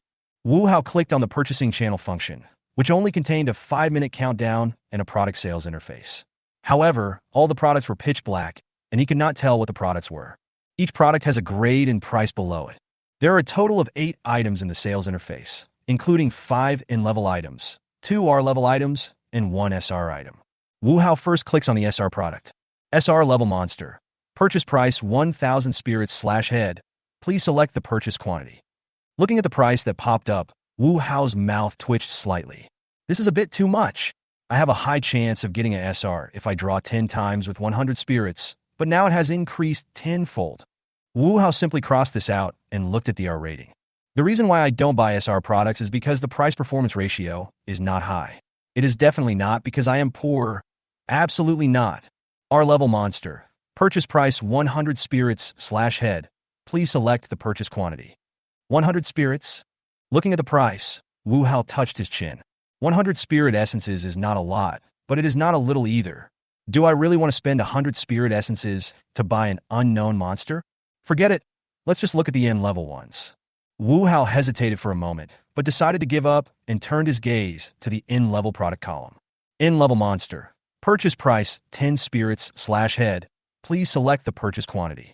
Looking at this, Wu Hao hesitated for a moment and chose to buy 2 in-level monsters. As the quantity was determined, the items on the merchandise column selected by Wu Hao disappeared and were replaced by 2 Golzems. Moreover, these 2 Golzems are 1 male and 1 female. Does each product only have 1 chance to buy? Looking at the countdown that was about to end, Wu Hao once again spent 80 spirit essences to purchase 2 of each of the other 4 in-level items. The 4 items purchased were Dimaga, Ponton, King Air, and Astron. Like Golzen, these monsters are also 1 male and 1 female. Apparently, it was specially prepared for the operation of the farm. Not long after these 5 pairs of monsters came out, they were directly teleported to the monster breeding room. You have a new order. At this moment, Wu Hao suddenly heard the order reminder. After opening the message, I saw that it was an order from a Shapley alien who wanted to buy a pond monster. The price he offered was 50 spirit essences. The price of orders is also regulated. Each level has a grade standard, and the highest or lowest price must not exceed the prescribed range. At the same time, if the customer is not satisfied, they can also return the product for a refund. 50 spirits? I can sell it, but where can I get him a Ponton now? Monsters sent into the monster breeding room will not be sent out until their production is completed. Just when Wu Hao felt a headache, the monsters that were teleported into the breeding room had been teleported out. Huh? So fast? Seeing the monsters being teleported out, Wu Hao was a little confused. Are the monsters produced so fast?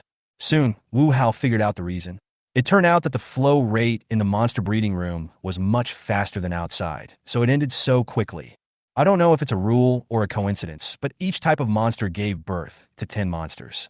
With the help of the breeding room, these monsters quickly grew from cubs to adults. Looking at the adult monsters, Wu Hao chose a Ponton and then decided to complete the order. After Wu Hao chose to complete the order, the selected Ponton disappeared directly from the farm. After a while, Wu Hao had 50 more spirits. Obviously, the Sharply alien was very satisfied with the monster Wu Hao gave him. Looking at the 5 small groups of monsters in the farm, Wu Hao checked their potential one by one. As expected, they were all 1 or 2 stars. This potential is a bit low.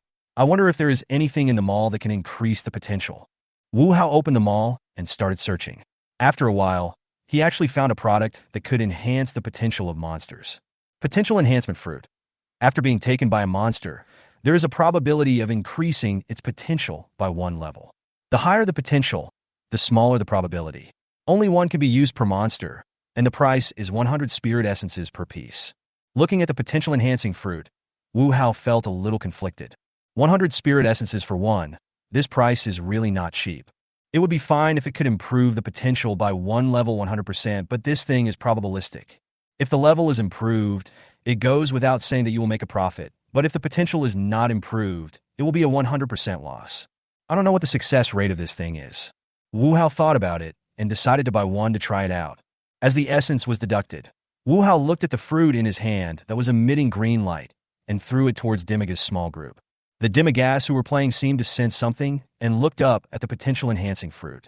Not only Dimaga, but also the other 4 monster groups rushed towards the potential-enhancing fruit.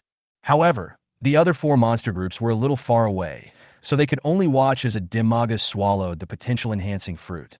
When Wu Hao saw a Dimaga swallow the potential fruit, he immediately checked its potential. Samsung with potential.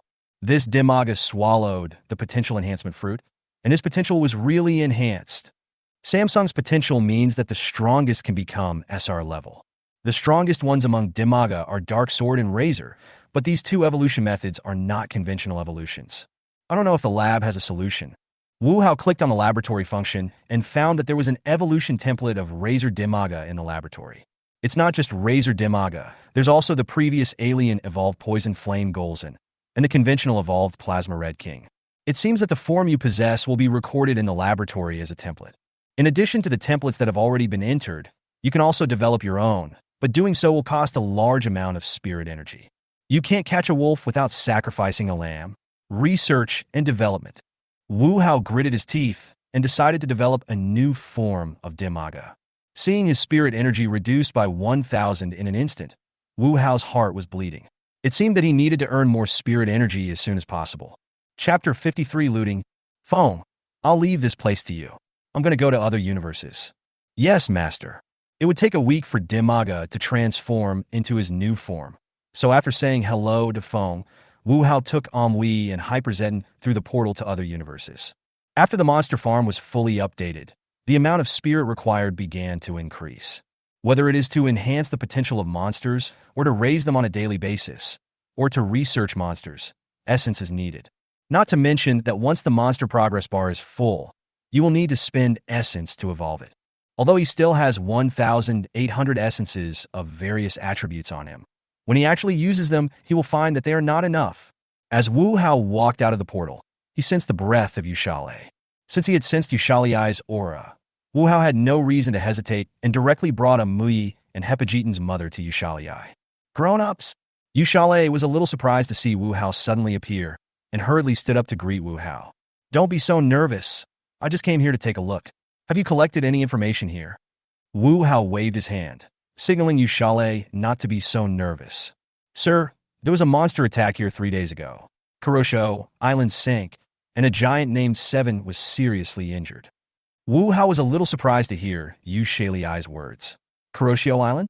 Seven? Isn't this the beginning of Leo? After the accident comes a surprise.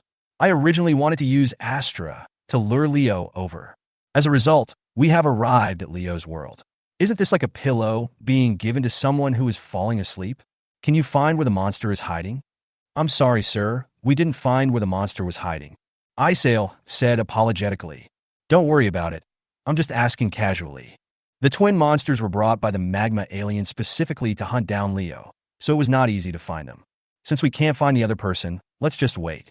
The other person will definitely show up again. As long as Leo is still on this planet, Magma and the twin monsters he leads will definitely appear. Just as Wu Hao was waiting for the Magma and the Gemini monsters to appear, several aliens were gathering in a cave on a planet in a certain universe. How was it? Any reaction? Agadra Star looked nervously at the Shapley Star in front of him. The purchase has been successful. The Sharpley Star looked at the words, purchase successful, product being delivered displayed on the screen. For some reason, he felt both excited and a little nervous. They were originally an adventure group on a hunting mission, who knew that they were ambushed by a hostile group on the way, and most of their members were killed. He and several other members hid in this cave. Just as the enemy was about to find this place, a card suddenly appeared in front of them. The Sharpless man hesitated for a moment, and then took the card. Dear customer, welcome to the monster farm. Here, as long as you can afford the price, you can get the monster you want. As an electronic sound rang out, a light screen was projected onto the card. The content on the light screen is simple, with only a star, the balance, and images of monsters that can be purchased. Since the customer's current rating is 1 star, he can only purchase 1-star products. The Shapley Star looked at the 5 monsters on the light screen, hesitated for a moment, and clicked on Ponton's image, and then Ponton's information was displayed. Two-headed monster, Ponton. Potential, 1 star. Height, 40 meters. Weight, 15,000 tons. Attribute, fire. Skill, fire emission. Price, 50 essence. After seeing this introduction, the Sharpless alien and several other aliens looked at each other. What should I do? Should I buy one and try it out? Buy it? The enemy is coming soon. If we are discovered, we will die. If this is true, not only will we not die, we can also kill them to avenge our dead companions. After hearing his companion's words, the Sharpley Star no longer hesitated and clicked to buy. However, the screen did not show success, but instead popped up a message indicating insufficient balance. What is this spirit? I don't know. Star Sharpley felt a little crazy when looking at his balance. How could he give himself hope and then despair? Fortunately, there is always a way out.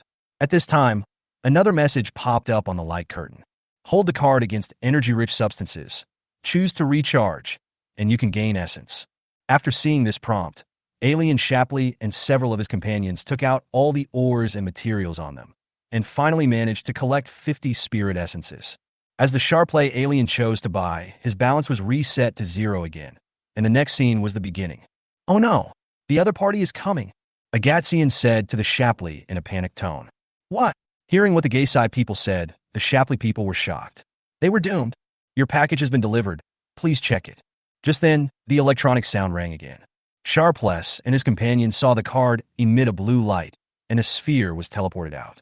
The sphere is only the size of a baby's fist. The upper half is red, the lower half is white, and there is a red crystal with Ponton's head in the middle. Monster storage ball. Press the monster crystal on the storage ball and throw it out to summon the monster in the storage ball.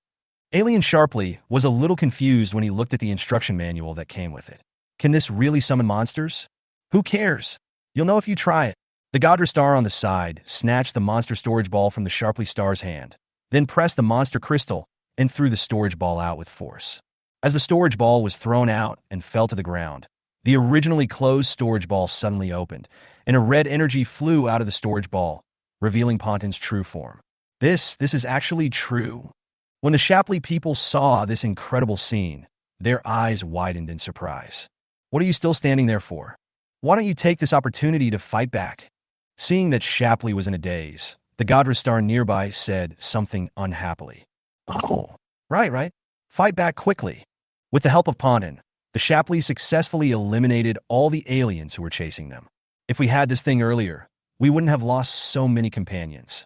The Sharply star felt a little emotional when looking at the enemy's corpses. What are you doing? After expressing his feelings, the Sharply alien was surprised to find that several of his companions were searching for something on the enemy's corpse. Of course I'm looting. See if there's anything valuable. I can then use it to exchange for spirits and buy a few more monsters. The Godra star said without even raising his head. If each member of their team has a monster, they can explore areas with richer resources. By then, fame and fortune will be within their reach. Chapter 54. He is slandering me.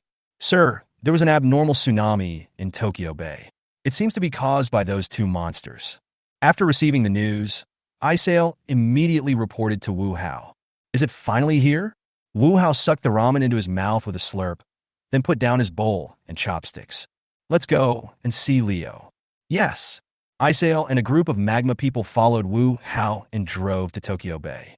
My lord, we can't go any further. Isail looked at the crowd fleeing in all directions ahead, then turned and said to Wu Hao. Then stop here. When Wu Hao got out of the car, a magma alien nearby immediately stepped forward and held an umbrella for Wu Hao to prevent the water from falling on him. Do you have any way to control these two monsters? I'm sorry, sir. These two monsters were given by Governor Voragon, and we have no way to control them. Voragon? Wu Hao touched his chin, not knowing whether Voragon had been killed by Regulus at this time. However, according to the chronological order, Leo and Astra's hometown should have been destroyed by the magma people not long ago, and Voragon should most likely still be alive. Never mind him. Let's put Regulus's matter aside for now and just wait patiently for Leo to appear. More than 10 minutes later, Feng Yuan finally arrived at Tokyo Bay. Looking at the Tokyo Bay that had been mostly submerged by the tsunami, Feng Yuan angrily transformed into Leo to fight against the Kira's brothers.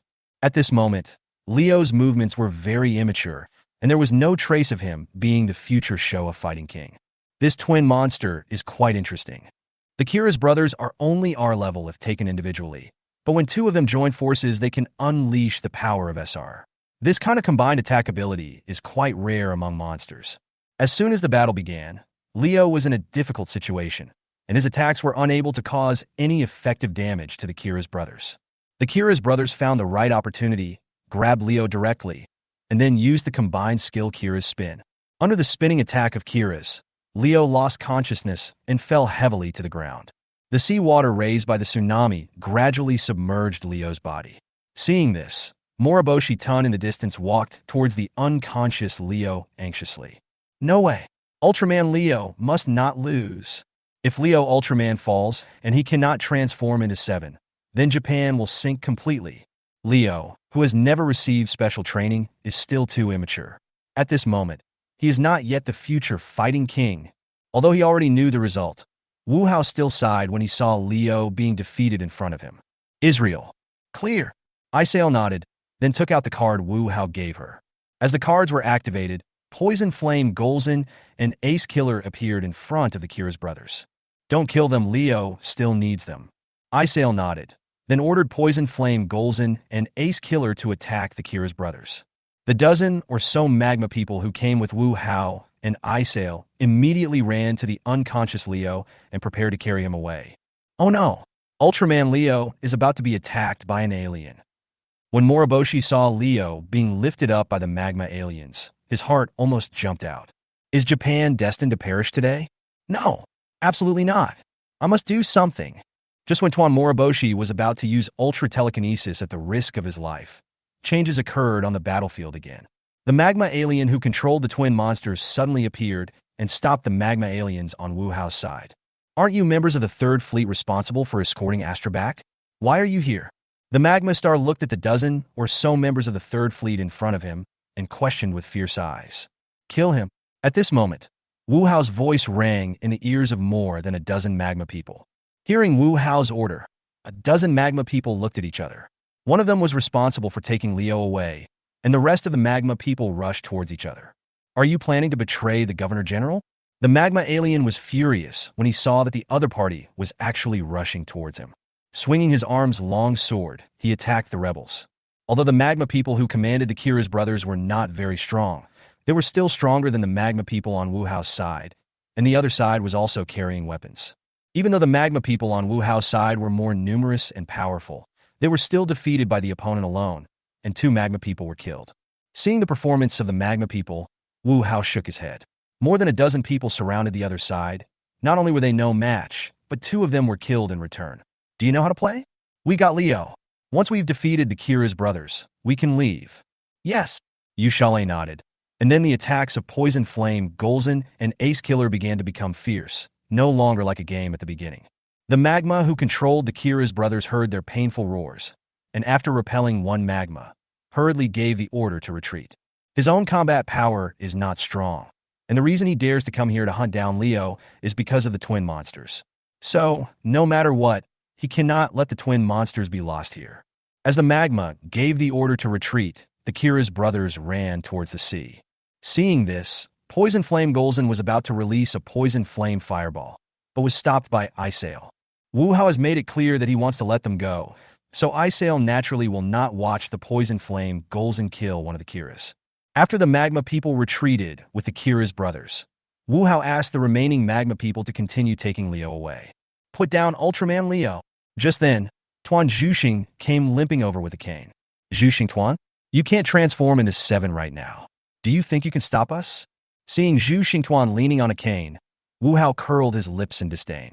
Even if I'm no match for you, I won't let you take Leo away just like that. Leo is the hope of the earth. I will never sit idly by. Hearing what Zhuxing Tuan said, Wu Hao rolled his eyes speechlessly. If you say that, others will misunderstand me as a big villain. He is slandering me. He is slandering me. Do you know that? No matter how important the earth is, it can't stop Leo from reuniting with his brother, right? What? Leo's brother? Hearing Wu Hao's words, Zhu Xingtuan looked at Wu Hao in astonishment. Didn't Feng Yuan say that his brother was captured by the magma people? Could this person also be a magma person? The battle, just now, was actually a fight between the magma factions? It must be like this. Zhu Xingtuan felt that he had discovered the truth. Chapter 55, Preparing for the Auction. If Wu Hao knew what Zhu Xingtuan was thinking, he would definitely beat him up. You actually said he was from magma. Who are you looking down on? Wu Hao was too lazy to continue with Zhu Xingtuan, so he asked 2 magma people to stop Zhu Xingtuan. Wu Hao left a beacon in this universe and took Isail and Leo back to the farm. Moriboshi Tuan watched Leo being taken away without being able to do anything.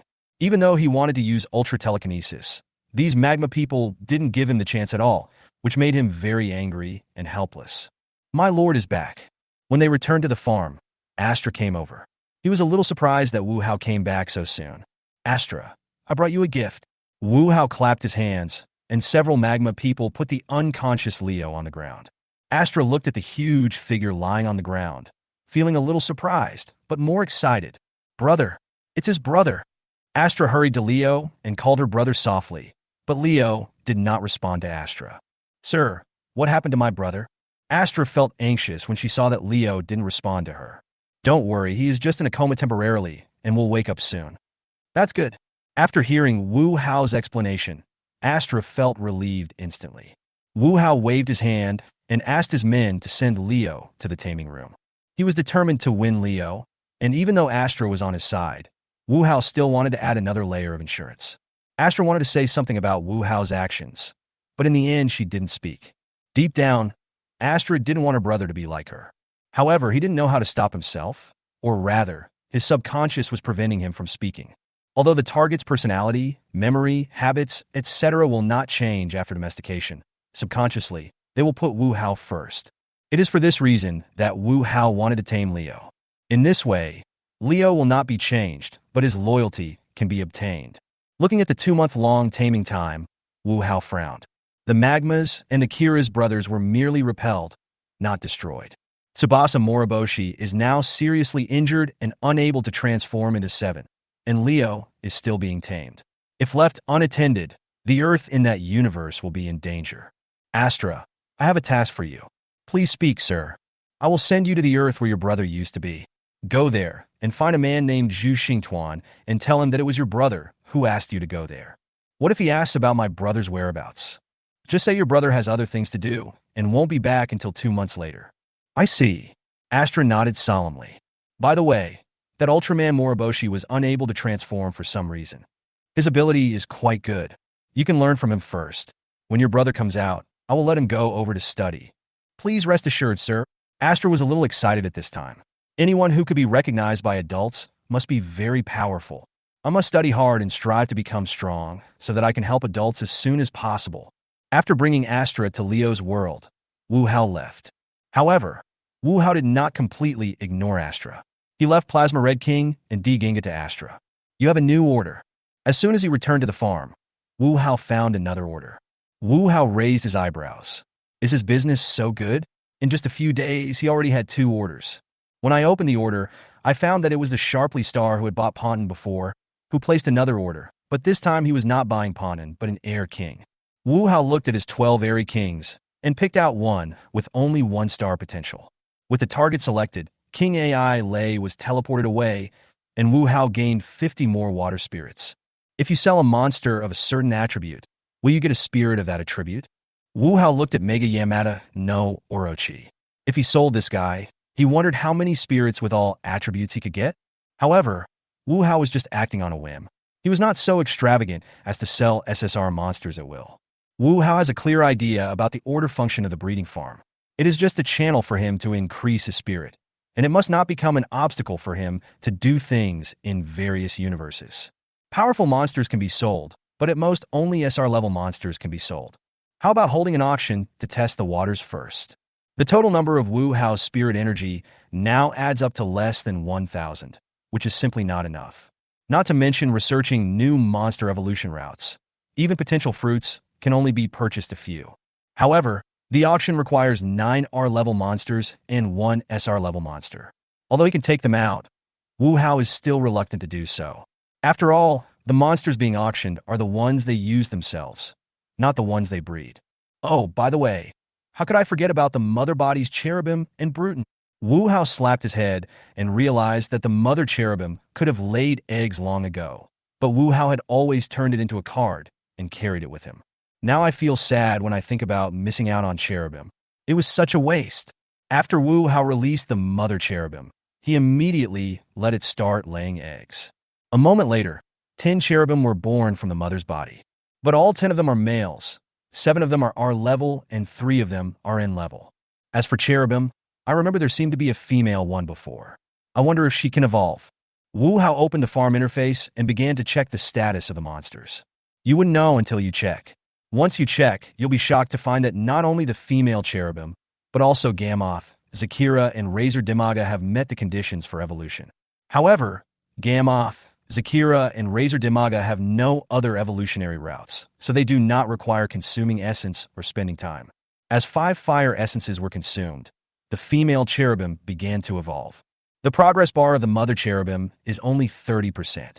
It is better to send it to the training room for some training. Not all monsters can increase their progress bar by absorbing the energy and negative aura of other monsters like Hyperzen. If they want to evolve, besides relying on the accumulation of time, they can only do so through fighting. After throwing the mother Cherubim into the training room, Wu Hao took a deep breath and began to prepare for the auction. Chapter 56 Auction. Although he was reluctant to give up the monster in his hand, Wu Hao was poor after all. Moreover, only with enough spirit can you research, develop, and cultivate more powerful monsters. 5 days later, with the opening of the auction function, a monster farm card appeared in each force in the universe. In addition to these forces, some individuals also received invitations to the auction. For example, Honkai, who was fighting on the planet Ganon, Gagras Gagra, who cut down the tree of life and broke up with Honkai and others. Cerebro, who was playing games in a certain civilization. Hitram, who woke up from the stone statue ahead of time and killed people everywhere in the universe to restore energy, and so on. Fong, there will be some guests coming over soon. Please help me receive them. Yes, sir. Fong nodded, and then began to prepare with a group of aliens. This is the first time that people from other forces have come to the farm, and she can't afford to lose face for her master. Half an hour later, several aliens appeared in the farm. These aliens seemed to be a signal, and people from various forces and civilizations began to appear in the farm one after another. Under Feng's arrangement, these aliens walked into the auction venue in an orderly manner. People from some of these forces naturally knew each other. Those who had a good relationship would have friendly conversations, while those who had a bad relationship would just play tricks on each other and exchange verbal attacks. As for actually taking action, they were not that stupid. They all saw clearly how the cards appeared. This guy who can break through their layers of defense silently is not a simple guy. You can send a card today, and maybe a monster next time.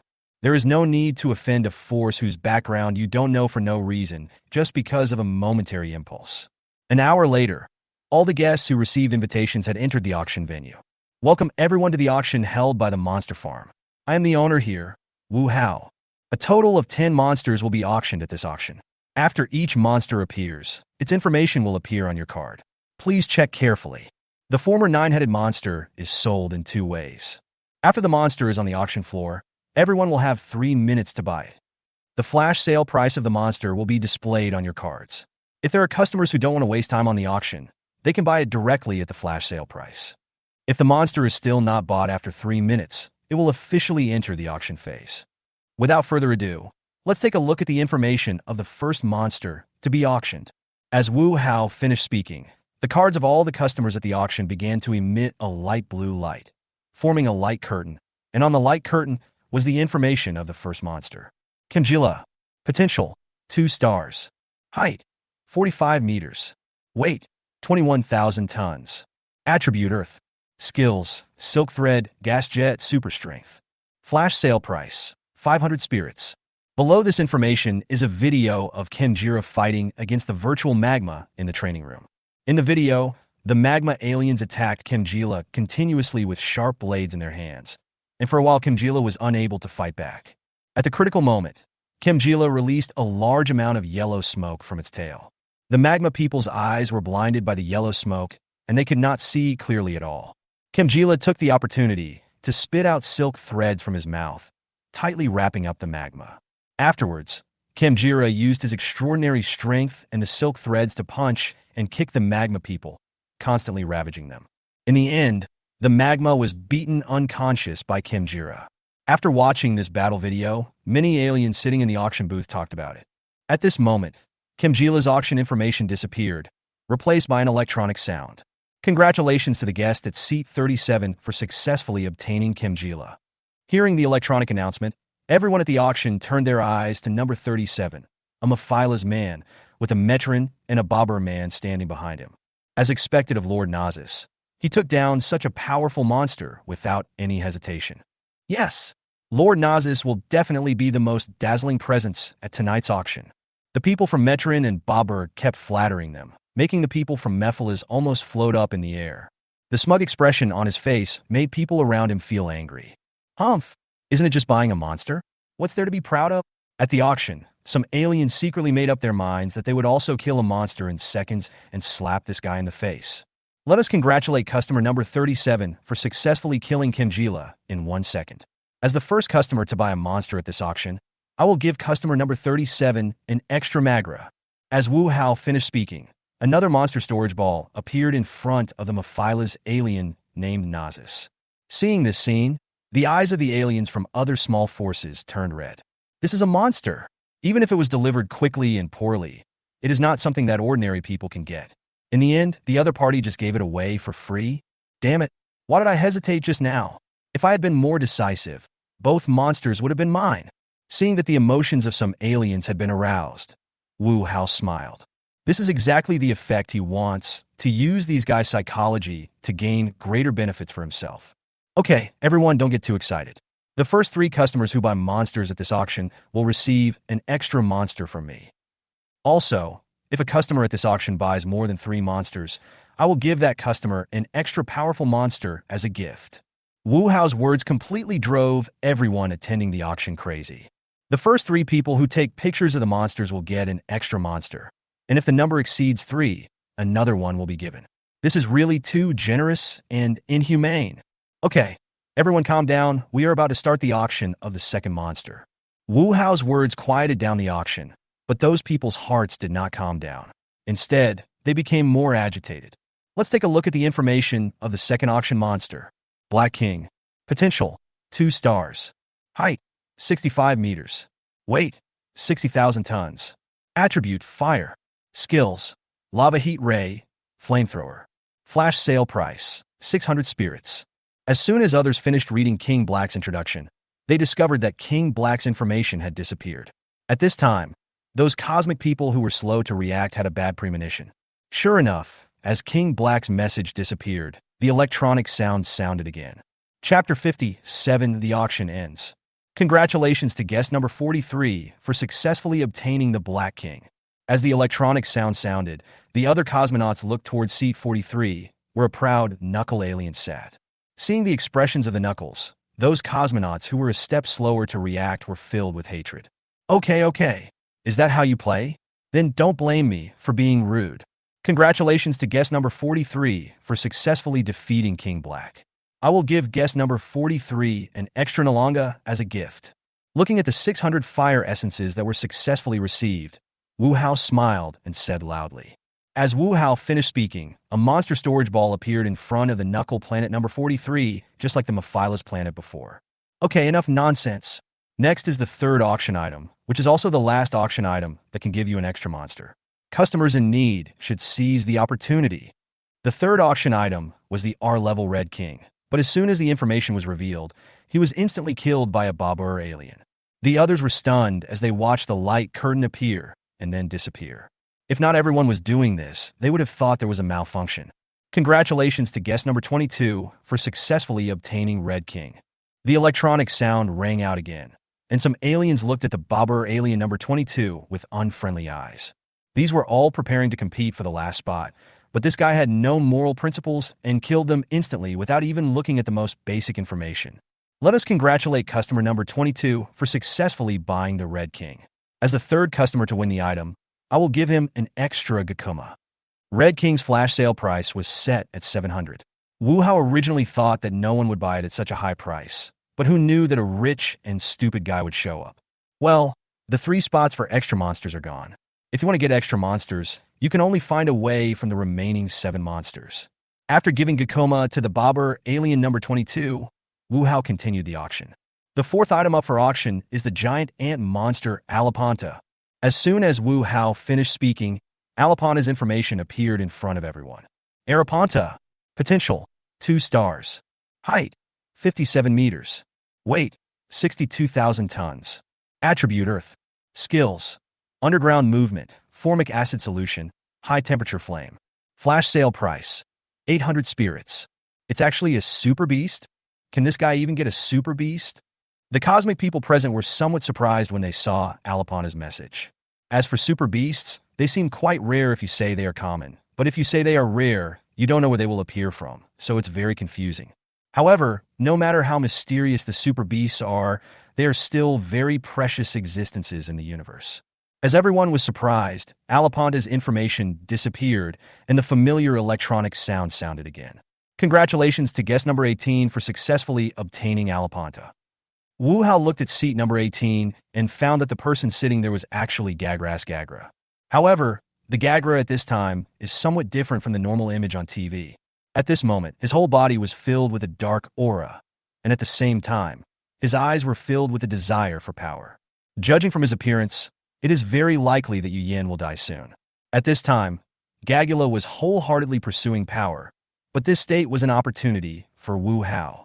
Wu Hao waved to Feng, who was standing beside him, and then whispered a few words in her ear. Feng nodded and left quickly. Okay, let's move on to the fifth item. Balakin and Baxim, who appeared later, both sold their products at flash sale prices and provided Wu Hao with 1,600 fire essences. Cardan was sold for 550 water essences, Baymanstan for 600 wind essences, and Hilbegon for 900 light essences. Okay, next is our last auction item today. It is also the only one that does not have a flash sale price. I won't say any more nonsense. Please read the information. Hyperzeton's Death Scythe. Potential, Samsung. Height, 72 meters. Weight, 40,000 tons. Attributes like skills, Dark Fireball, Hyperjeton Barrier, Instant Teleport. Starting price, 1,200 soul essences. Each bid increase must not be less than 100 soul essences.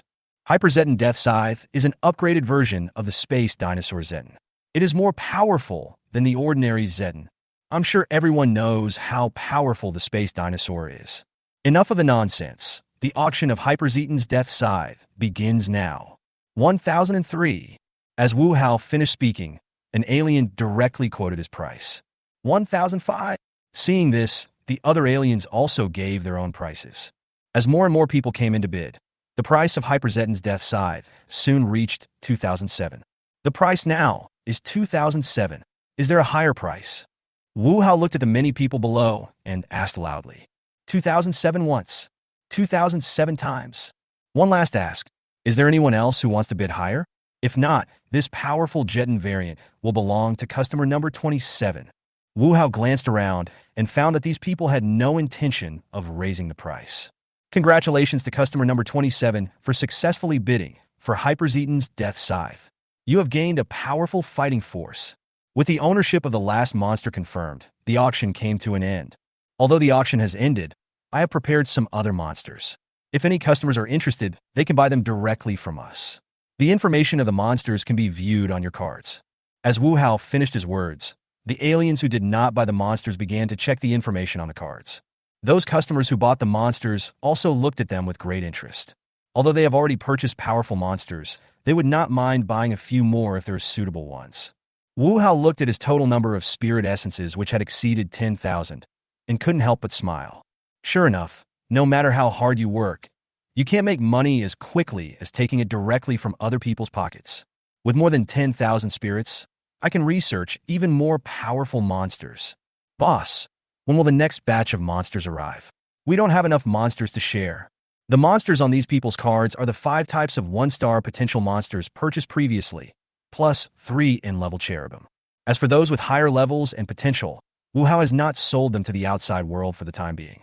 Wu Hao plans to screen these 2-star potential monsters using potential fruits. Once the potential is increased, the value of those monsters will increase significantly. How can such a resource that can bring you higher returns be sold at will? Chapter 58, Gagra is in hand. After the auction ended, some forces that obtained monsters left happily. However, those who participated in the auction this time were basically aliens from the Dark Camp. Cruel, treacherous, cunning, evil, despicable. These words are the best to describe them. Therefore, some people who do not have sufficient funds or have impure motives began to take action. This is the guy who bought the 2 monsters, right? Hitram looked at the leaving bad star, gave a cruel smile, and followed him. Some aliens set their sights on the people participating in the auction, while others set their sights directly on the farm itself. Looking at the several aliens blocking his way, Wu Hao looked at them as if they were mentally retarded. Who gave them the courage to rob him on their own turf? For this kind of guy with a stupid brain, Wu Hao directly asked Hyperzeton's mother to take action. Gagra is still waiting for him, so he can't waste time on these trash. After dealing with a few annoying guys, Wu Hao came to the second floor of the breeding room. The cultivation room has a large space and a good environment, so Wu Hao specially asked his subordinates to vacate a floor as a place for him to rest and meet guests. Hello, Gagras. Nice to meet you. I'm the manager of this monster breeding farm. Do you know me? Gagula frowned and looked at Wu Hao. As far as he could remember, he had never seen this person before.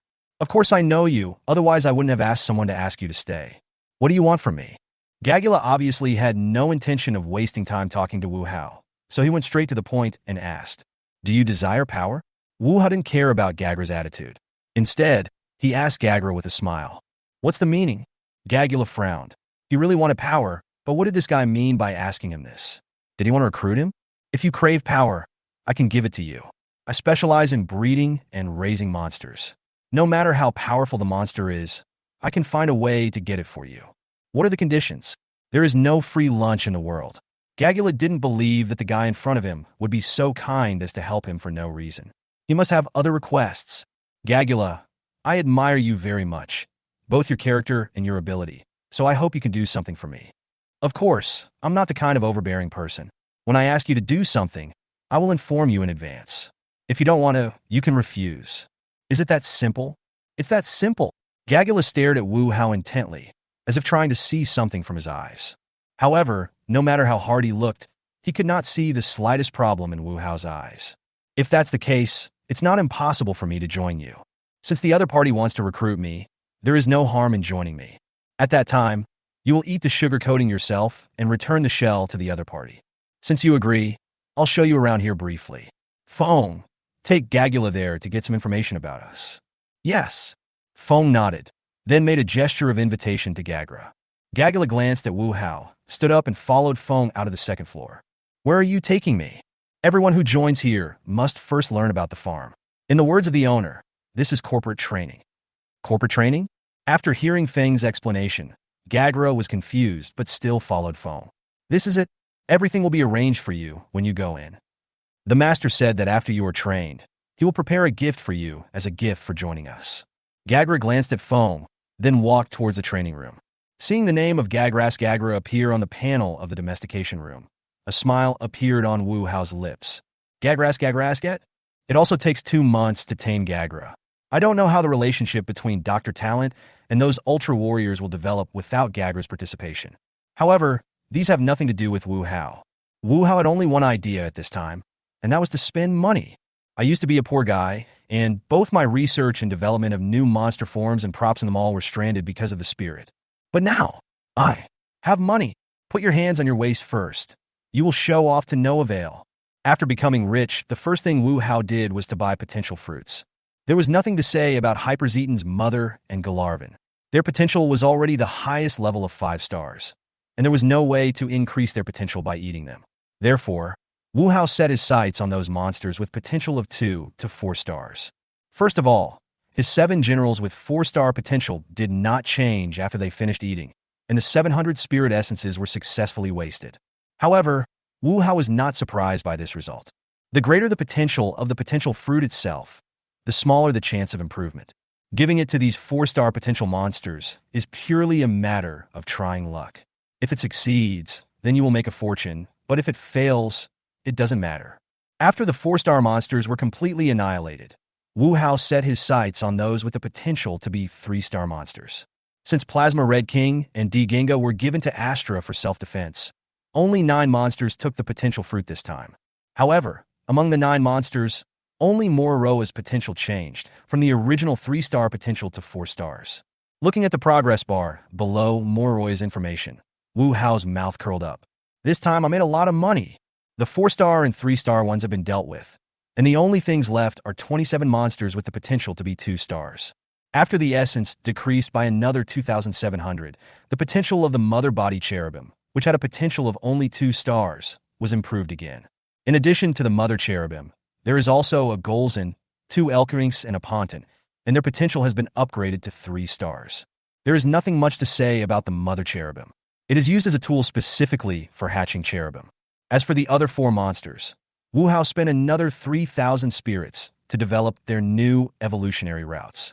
Seeing that he only had 4,900 spirit essences left, Wu Hao's mouth twitched slightly. Is this thing really so flower-free? I feel like I haven't done anything? Although he complained, Wu Hao did not forget his business. After letting the 2-star Mother Cherubim give birth to a new cherubim, she and several other monsters whose potential had just been improved were thrown into the training room for training. After these monsters complete their training, Wu Hao can evolve them.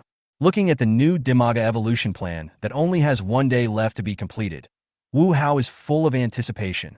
Chapter 59, Catching Mice. Time is a strange thing. It always slips away without people noticing. However, if you stare at it for a long time, it will feel abnormally slow. Although it was only a short day, Wu Hao truly felt what it meant to live every day like a year.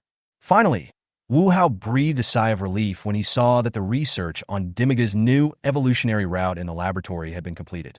It's such a painful feeling to wait for time to pass. But it's all worth it. Burning Dimaga.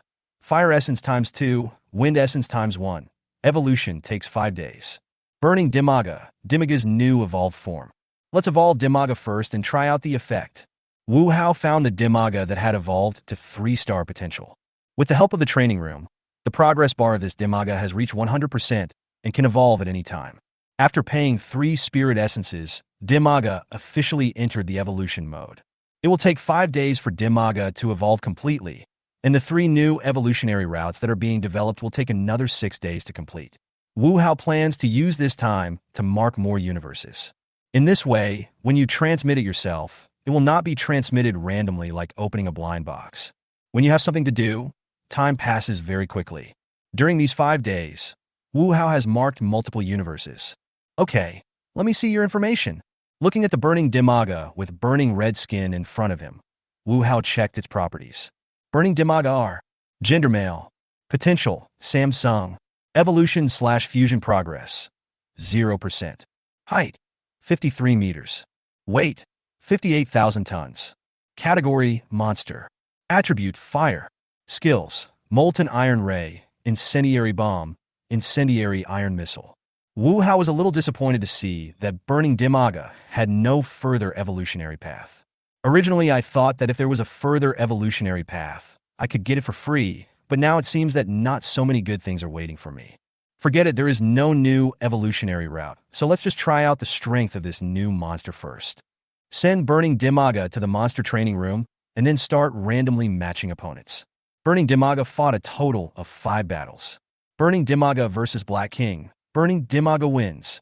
Burning Dimaga versus Red King draw. Burning Dimaga versus Galatron. Galatron wins. Burning Dimaga versus Ultra Beast Dragali. Burning Dimaga wins. Burning Dimaga versus Dimaga. Burning Dimaga wins. 5 battles, 3 wins, 1 draw, and 1 loss. It seems that among monsters of the same level, Burning Dimaga's combat power can be ranked in the upper middle level. Sir, Magaba has completed the production. Please take a look. At this time, the Babur alien came in and handed Wu Hao the data produced by Magaba in the past few days. Magaba laid a total of 57 larvae, but only 17 survived. Among them, there are 15 male macabros, only 2 of which have the potential to reach 2 stars, and 2 female macabros, 1 with the potential to be 2 stars and 1 with the potential to be 1 star. Monsters like Magaba can only be used as cannon fodder or food for other monsters, just like monsters like Sadra and Cherubim. Wu Hao shook his head. Magaba's strength was not strong, and its potential was very limited. Wu Hao did not want to waste resources on such a monster. All the female Magabas will be kept, and only some of the males will be kept for breeding, and the rest will be given to Xing. Yes, Magaba is a monster that evolved from a mutated locust, and naturally has similar characteristics to locusts. For example, a large number of eggs can be laid at one time, and the recovery period only takes a week. The next day, the evolutionary routes of Ponton, Golzon, and King Air were finally completed. Hell Ponton King, Dark Essence times 3, Fire Essence times 3, Ponton King times 1. Evolution takes 7 days. Wu Hao raised his eyebrows when he saw the evolution requirements of Hell King Ponton. This was the first time he saw the need to specify a monster form as evolution material. It seems that this Hell King Ponton is the advanced route of King Ponton. Earth Golzon, Earth Essence X3, evolution takes 5 days. Frost King Air, Wine Essence X2, Water Essence X2, evolution takes 5 days. Looking at the 3 new ways of evolution, Wu Hao first evolved Ponton into Ponton King. King Ponton, 3 Fire Essences, 1 Wind Essence, evolution takes 5 days. Then evolve Golzon into Earth Golzon, and the 2 Electrons into Frost Electron. Let's take advantage of this time to go to Tiga's world. And by the way, check on the information Karino Makofu is collecting. After making up his mind, Wu Hao found Hyperjeton, who was devouring Magaba. Ever since Xing knew that these Magabas were prepared for her, she has been waiting outside the cultivation room eagerly every day. After Magaba appears, she asks other aliens to leave behind the parts that need to be kept, and she directly absorbs and devours the rest. Xing, let's go out for a walk together. Hearing Wu Hao's call, Hyperjeton's mother immediately stopped swallowing, ran quickly to Wu Hao, stretched out her little hand, and grabbed the corner of Wu Hao's clothes, fearing that Wu Hao would leave without waiting for her. Looking at the cute appearance of Hyperjeton's mother, Wu Hao rubbed her little head, then called Feng and left the farm. Before going to Tiga's world, Wu Hao first went to Leo's world. It was discovered that Astra had successfully infiltrated the MAC team and was learning boxing from Tsukushi Moriboshi. Astra is different from Leo. Leo is good at various leg and kicking techniques, while Astra is good at boxing and detection. After seeing that there was no problem on Astra's side, Wu Hao left Leo's world and returned to Tiga's world through the portal again. Just after returning here, I encountered such an interesting scene. Looking at the spaceship being shot down in the sky, Wu Hao's expression looked a little strange. Through energy and breath, Wu Hao determined that there were two humans in the downed spaceship, and those who attacked them were aliens. It looks like it's that despicable Raichuran. Wu Hao has no idea how many times he has watched the plot of Tiga. Although he can recite it by heart, he still understands the general plot clearly. Let's go catch mice. If Xing wants to reach the level of Hyperzeton in the Ultraman legend, it is not enough to just absorb the energy and dark aura of the monsters, but also requires despair and wailing. Wu Hao couldn't bring himself to do something like the Baltic people, attacking the Earth and exterminating humanity. However, just because Wu Hao can't do anything to humans doesn't mean he can't do anything to aliens, especially evil aliens like these. He has no psychological burden when he takes action. Chapter 60. Searching for Super Ancient Relics. The Raichuran who had just shot down the spaceship that the Nanace Agency was riding on laughed triumphantly. Originally, he wanted to attack the Delta Space Station directly, but the weapon system malfunctioned at the critical moment. Seeing that the other party was about to attack the spaceship he was driving, the Lyculan alien decisively abandoned his wife and daughter and fled alone in the escape pod. Although the plan to invade the Earth was thwarted, this did not make the Raichuran people give up. As long as he can figure out the Earth Defense Force's force deployment, he can take over the Earth with his companions on his planet. Therefore, he deliberately attacked the spaceship of Nanace Agency. Hey, that ugly guy over there? When the Lyculan alien was fantasizing about obtaining the weapons deployment map of the Earth and then successfully occupying the Earth with his companions, he suddenly heard someone calling him.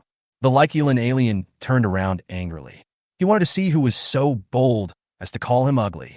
As soon as the Lyculan alien turned around, he felt a pain in his head and then lost consciousness. Wu Hao threw the brick in his hand aside and brushed the dust off his hands. What kind of crappy evil alien is that? Didn't he get knocked out by his own brick? Let's go and take this idiot back to the farm. Go back to the farm? Aren't we going to interrogate him? Feng was a little confused. Didn't they say they were going to interrogate this guy about his hometown? Why did they bring him back to the farm? Even if you ask, he may not tell you. Even if he tells you, it may not be correct. Even if he is correct, there may be traps. Instead of wasting time, it is better to throw him into the taming room and tame him.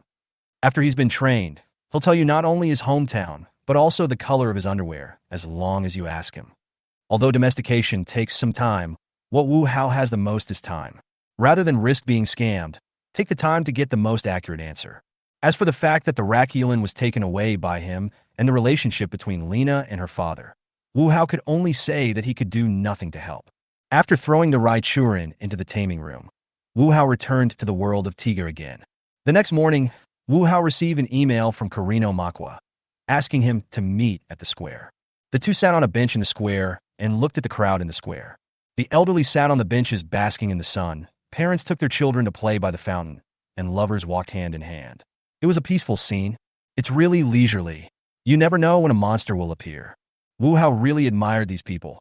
Even though monsters appeared frequently, they could still play here as if nothing had happened. It is precisely because this is a time when monsters frequently appear that people cherish the hard-earned peace even more. Manhwa Kirino took a sip of the milk tea in his hand and said while looking at the crowd in front of him, "You called me out here just to let me sit here with you in the sun, didn't you? Why? No way. If you were a beautiful woman with long legs and curvy figure, I would be willing to spend some time with you, but unfortunately, you are a man." Wu Hao rolled his eyes and said, "I didn't expect you to have such worldly thoughts." Karino Manhwa was a little surprised by Wu Hao's words. "What gives you the illusion that I have no worldly desires? I have desires too, okay? It's just that humans pursue money, and I pursue other things. Apart from other things, there is no essential difference between me and humans. So, what is your desire?" Karino Manhwa stared at Wu Hao with his eyes fixed. "My desire? It's very simple. I am a very insecure person. So, I hope that I can decide whether the universe is in chaos or not." Wu Hao looked at Karino Manhwa with a smile and spoke in a calm tone. When he heard Wu Hao's words, Karino Makwa's expression froze. He has the final say on whether the universe is in chaos or not. If this sentence was said by someone else, they would just be considered as a middle school boy and laugh it off. However, this sentence was said by Wu Hao, which made Karino Makwa worried. Okay, stop wasting time and get down to business. As if sensing a hint of impatience in Wu Hao's tone, Karino Makwa was silent for a moment and handed a note to Wu Hao.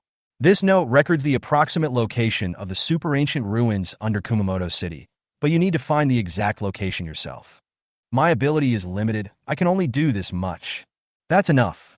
Seeing the information on the note, Wu Hao chuckled. This means that there is only one last thing left for the deal between us. Wu Hao smiled and waved to Karino Makwa, then left. Makwa Karino looked at Wu Hao's departing back, clenched his hands, and looked serious. This guy is too dangerous. Maybe you should agree to cooperate with Masaki Kigo. To Makwa Karino, Wu Hao is always just an outsider. If possible, it is better for the peace of the earth to be solved by the earthlings themselves. Thinking of this, Karino Makwa stood up and walked towards the Satic group. Since Masaki Kigo is also interested in this super ancient ruins, then the other party must have the corresponding confidence. I hope you won't let me down. On the other side, Wu Hao, who got the note, quickly came to the super ancient ruins in Kumamoto City. Looking at the lush forests and mountains around him, Wu Hao curled his lips. Why do these super ancient ruins like to be located in these deep mountains and forests?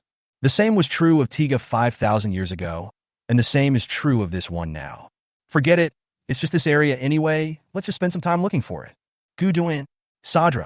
Following Wu Hao's two gentle calls, two cards flew out instantly and turned into light and activated in midair. As the cards were activated, two huge monsters appeared in front of Wu Hao. Find me the super ancient ruins hidden nearby. Hearing Wu Hao's order, Guduin and Sadra roared and then began to search. After the two monsters took action, the victory team's alarms began to sound. Unconcealed actions like those of Guduin and Sadra were easily detected by the victory team's satellites. A monster appeared in the A3 area of Kumamoto City. As Rue spoke, he transmitted the images captured by the satellite to the upgraded large screen. Looking at the two monsters searching for something on the big screen, the faces of the members of the victory team were solemn. Victory team set off immediately. Clear. Everyone responded and followed Zhongfang to start the action. On the other side, Makwa Karino also came to the gate of the Satic group, looked up at the name of the Satic group, and then walked in. Chapter 61, Give Up. Commander, a monster has been spotted. Dagu and Xine Chung drove the #1 machine and saw the ancient mound just emerging from the ground, and immediately reported to Zhongfang. Okay, attack now. Clear. Upon hearing Zhongfang's order, Dagu and Xinqing immediately launched an attack on Guduin. The laser fell on Guduin's body, causing him to make a painful sound. Guduin looked up at the victory swallow #1 flying over his head and roared at it angrily. That guy seems angry. Xinqing looked at Guduin, who kept yelling at them, and said to Dagu, who was driving in front, "We have to be careful in case that guy does something crazy. Wild beasts become ferocious when they are hurt or angry, and the same is true for monsters. Fighting an irrational opponent is extremely dangerous, especially when the opponent is a powerful and threatening monster." Dagu changed direction and attacked Guduin again, and the laser fell on Guduin again. Looking at the victory flying swallow #1 getting closer and closer to him, Guduin swung out his whip fiercely and hit the victory flying swallow #1. Danger! Dagu exclaimed and hurriedly controlled victory swallow #1 to avoid Guduin's attack. It's so dangerous. Dagu controlled the victory flying swallow #1 and flew under Guduin's long whip. Just when the two thought they had escaped danger, they suddenly felt that victory swallow #1 was hit violently by something. Victory swallow #1 began to shake violently, and the internal alarm sounded rapidly. Dagu Shinjo, jump out of the sky quickly. Seeing this, Munakata hurriedly ordered Daiko and Shinjo to parachute. Damn it! Xinqing roared unwillingly, activated the bouncing device, and directly broke away from victory fiend #1. Just when Dagu wanted to break away, he found that the ejection device had malfunctioned again. Seeing that he was about to fall to the ground, Dagu took out the god light stick from his arms and transformed into Tiga. Dagu, Zhongfang, and the other two cried out in pain as they watched victory swallow #1 fall to the ground and explode. Guduin saw that the annoying flies were gone and prepared to continue to carry out the orders given by Wu Hao. Just as Guduin was about to dive underground, a figure appeared in front of it. It was the transformed Daegu. Guduin looked at Daegu, who suddenly appeared and let out a threatening roar. But Daegu ignored Guduin and rushed towards him directly. Seeing that not only did he fail to scare the other party, but the other party also took the initiative to attack him, Guduin immediately became angry and roared as he rushed forward. The two huge monsters collided directly with each other. In this first confrontation of power, neither side gained the upper hand. Guduin swung his whip at Daegu and hit him in the chest. Daegu, who was hit by the whip, let out a painful cry and his center of gravity was unstable. Then Guduin swung the whip again and wrapped it around Daegu's neck. Guduin used the whip to drag Daegu continuously, making it impossible for Daegu to maintain his balance. Support Tiga. When Munakata saw that Ultraman Tiga was at a disadvantage, he immediately decided to support Tiga. Clear. Lina drove the Victory Swallow 2 to the battlefield and attacked Guduin's long whip wrapped around Daegu's neck. The attack of Victory Flying Swallow number 2 landed on Guduin's long whip, directly breaking the whip in the middle.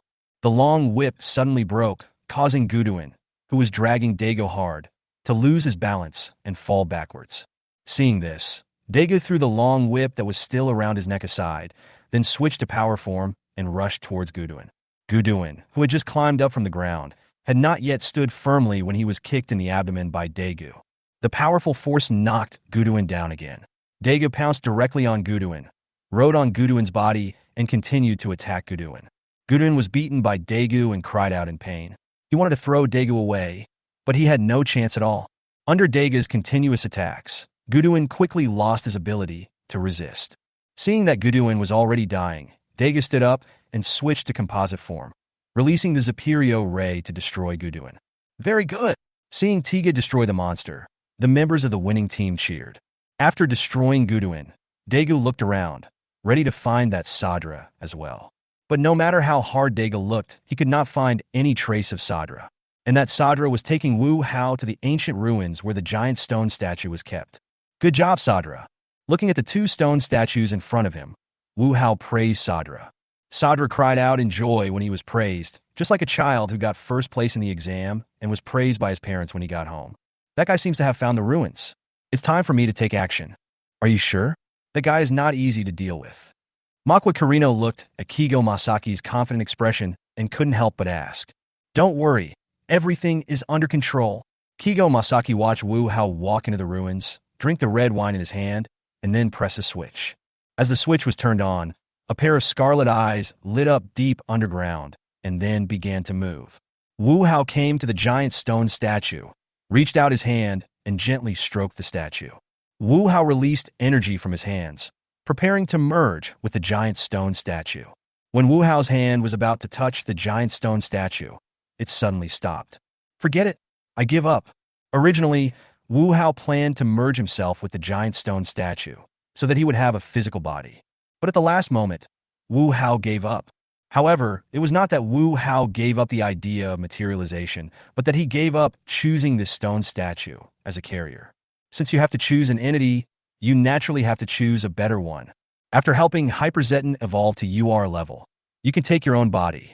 Just as Wu Hao was about to leave, the ruins suddenly shook violently, as if some big creature was coming. It seems that you still don't choose to believe me. Karino Makofu. Wu Hao chuckled. He had already guessed what was going on. However, I don't want it, but if you guys want to snatch it, you better be prepared to bleed heavily. After taking Sadra back, Wu Hao took Feng and Hyperzeton's mother out of the ruins and saw a huge mechanical monster walking towards them. Command! A huge mechanical monster appears. Lina exclaimed as she looked at the huge mechanical monster that appeared. Damn it, where did this guy come from? Zhongfang looked at the huge mechanical giant with an unpleasant expression. He felt as if they were involved in something troublesome, but the key was that they knew nothing about it. No matter what that mechanical giant wants to do, we must stop it. Hori, prepare the Texas gun. Clear. Hori responded, then began charging the Texas cannon. As the Texas gun began to charge, the front section of the Victory Swallow 2 slowly separated and the muzzle began to glow. Chapter 62. It is difficult to persuade a ghost who wants to die with good words. Texas cannon fully charged. Great. Fire. Texas guns fire. After hearing what Hori said, Munakata gave the order to open fire, and Lina executed it immediately. The Texas cannon blasted towards the giant mechanical giant. The mechanical giant seemed to sense the fatal threat, and its body spun rapidly, then dived underground to avoid the attack of the Texas cannon. He actually dodged it? Everyone on the victory team was shocked to see the mechanical giant dodge the attack. Just as the three were surprised, they suddenly felt the fuselage shaking violently, and then Victory Swallow too fell uncontrollably to the ground. It turned out that after the mechanical giant dived underground, it broke out from the ground below Victory Swallow 2, quickly jumped to the back of Victory Swallow 2, and shot it down. This thing doesn't seem to be equipped with a powerful weapon system, but it looks quite flexible. Wu Hao watched the performance of this mechanical giant and got a general understanding of its capabilities. Just when Wu Hao was about to summon a monster to dismantle the mechanical giant, Dagu ended his transformation and transformed into Tiger again. You've transformed again? But how long can you last in this state? Dagu, who had just experienced a battle, was not in a very good condition at the moment. Wu Hao was very skeptical whether Dagu could defeat this mechanical giant. Dagu looked at the mechanical giant in front of him and rushed up without saying a word. Seeing this, the mechanical giant did not confront Dagugong head-on, but stretched out his arms and began to spin rapidly again. But this time, the mechanical giant did not dive into the ground, but instead quickly spun its body and crashed into Dagu. Faced with the attack of the mechanical giant, Dagu was knocked away unsurprisingly. Dagu, who was already in a bad state, was hit by the mechanical giant, and his timer began to flash. EX Red King. Seeing this, Wu Hao no longer hesitated and directly summoned EX Red King. A huge grilled corn cob appeared on the battlefield, instantly attracting everyone's attention, especially Kigo Masaki and Manhwa Karino, who were watching here from afar. What's up with this monster? Kigo Masaki frowned as he looked at the mighty figure of EX Red King. Does that guy have other monsters that look so strong? Sure enough, this guy is not that easy to deal with. Seeing EX Red King coming out, Karino Manhwa sighed softly. From the beginning, he had a feeling that his collaboration with Kigo Masaki would fail. Karino Manhwa's premonitions have always been accurate, and this time is no exception. In the end, the attempt to rely on humans themselves to resolve the crisis failed. How unwilling we are! Looking at EX Red King on the screen, Karino Manhwa shook his head helplessly. After EX Red King was summoned, he let out an excited roar and then rushed straight towards Dagu. Before Dagu could react, he punched him in the face. Dagu flew out directly. His body spun 2.5 circles in the air and then slammed heavily to the ground, forcibly canceling the transformation. EX Red King's sudden move made Wu Hao confused. I asked you to deal with that mechanical giant. Why did you fight Dagu? EX Red King roared with excitement after defeating an opponent. Wu Hao slapped his forehead helplessly. He regretted summoning this guy. Tear that thing down quickly, otherwise I'll tear you down. Hearing Wu Hao's threatening words, EX Red King did not dare to be negligent and directly hit the ground violently with both fists. As EX Red King struck, the ground cracked and a shock wave like magma rushed straight towards the mechanical giant. The mechanical giant wanted to dodge, but the shock wave came too fast and hit half of its body directly. With just one contact, half of the mechanical giant's body was instantly destroyed. The mechanical giant's tall body lost balance and fell to the ground because half of its body was missing, and it was completely scrapped. How is this possible? In frustration, Masaki Kigo smashed the wine glass in his hand to the ground. He couldn't accept what he saw. He actually failed? What a joke! How could such an excellent person like him fail? Manhwa Karino looked at Kigo Masaki, who seemed to have lost his mind, and shook his head. I thought Kigo Masaki had a very powerful trump card, but it seems I overestimated him. Although he had not had much contact with Wu Hao, Karino Manhwa still had some understanding of him. I do things without any planning, just based on my own preferences, and I'm a little petty. If it were just these, it wouldn't matter, but that guy's strength is ridiculously strong. Masaki Kigo wanted to take advantage of him while he was searching for the super ancient ruins, which undoubtedly offended him. Manhwa Karino felt that since he was his partner after all, he needed to warn Kigo Masaki. Unfortunately, Masaki Kigo simply didn't listen to his warning at this time. Looking at Kigo Masaki, who was somewhat losing his mind, Manhwa Karino shook his head helplessly. He has told you everything he needs to say. If you don't listen, there is nothing he can do. After all, it's hard to persuade a ghost who wants to die with kind words. In fact, just as Karino Manhwa thought, Wu Hao really wanted to take revenge on what Masaki Kigo had done. However, Wu Hao did not intend to kill him. Although that guy was very conceited and arrogant, Wu Hao had to admit that he was indeed a talented person. With the knowledge and capabilities of the Earth, we can create mechanical monsters.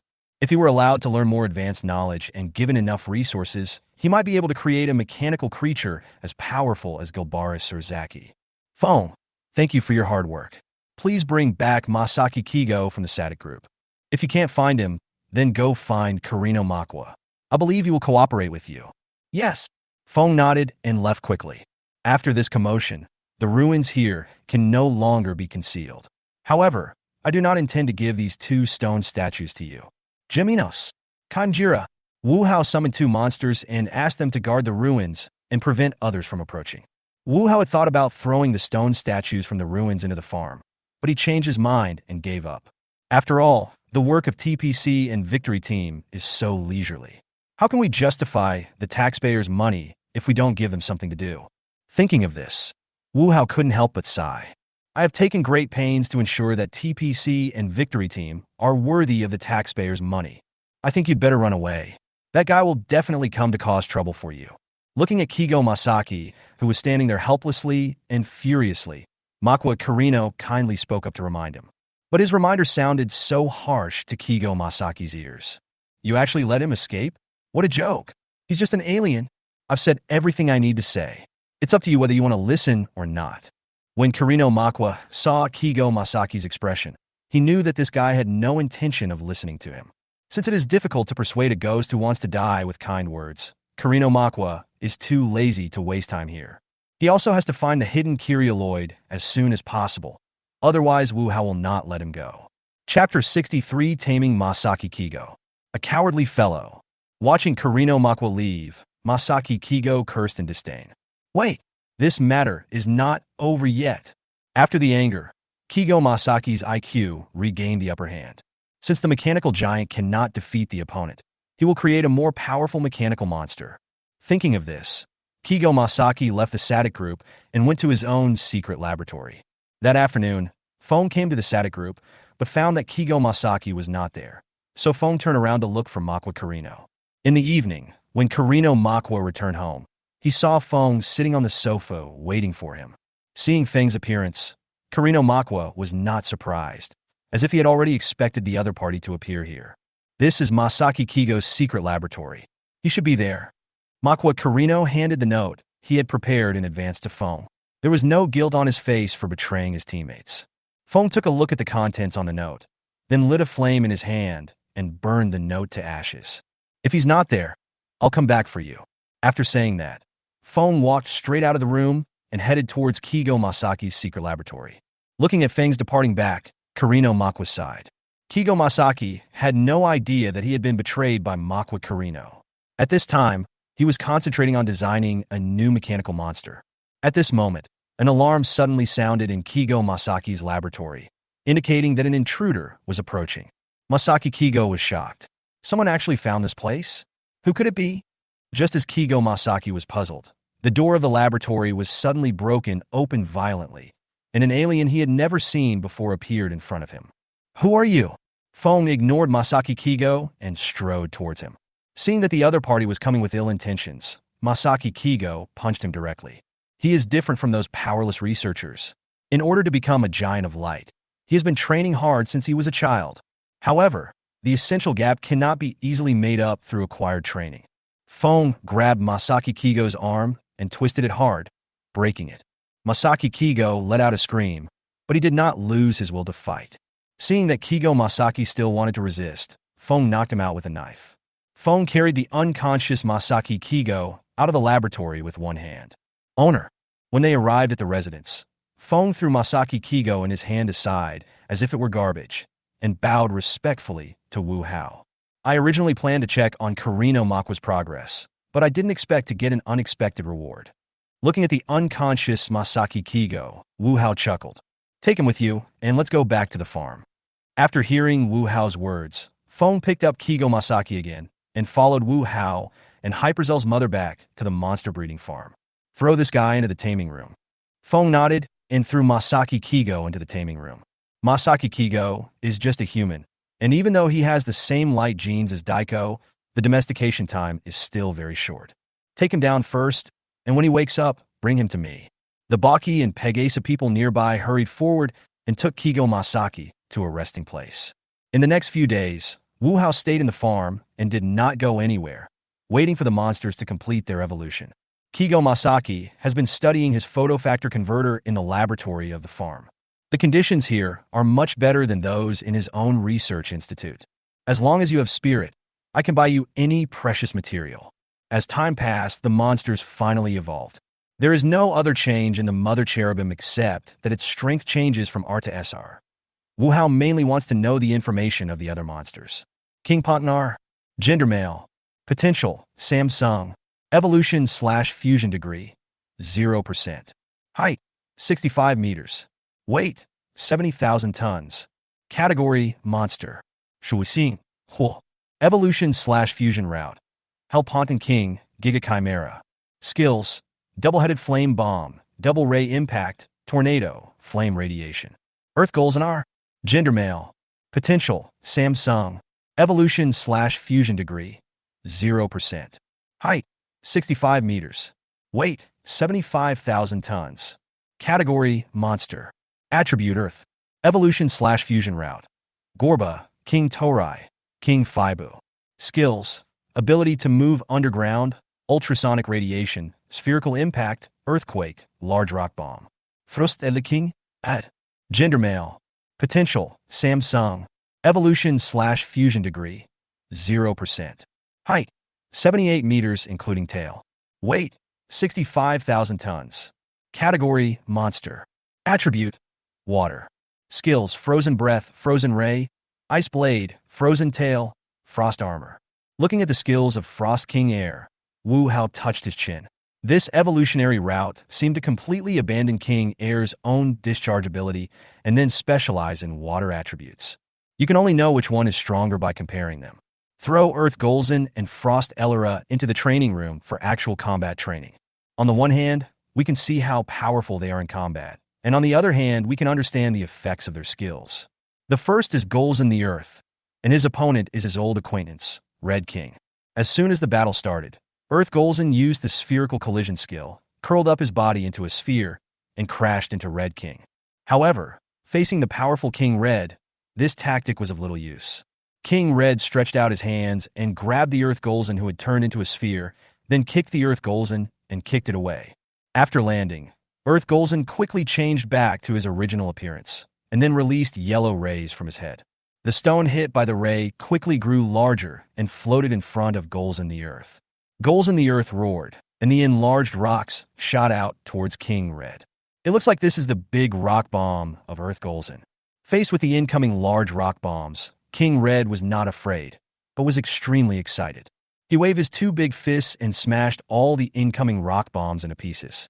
Seeing this, Dadi Golzin used the big rock bomb again, but this time, Dadi Golzin did not fire it immediately. Instead, a dark yellow light emerged from his body.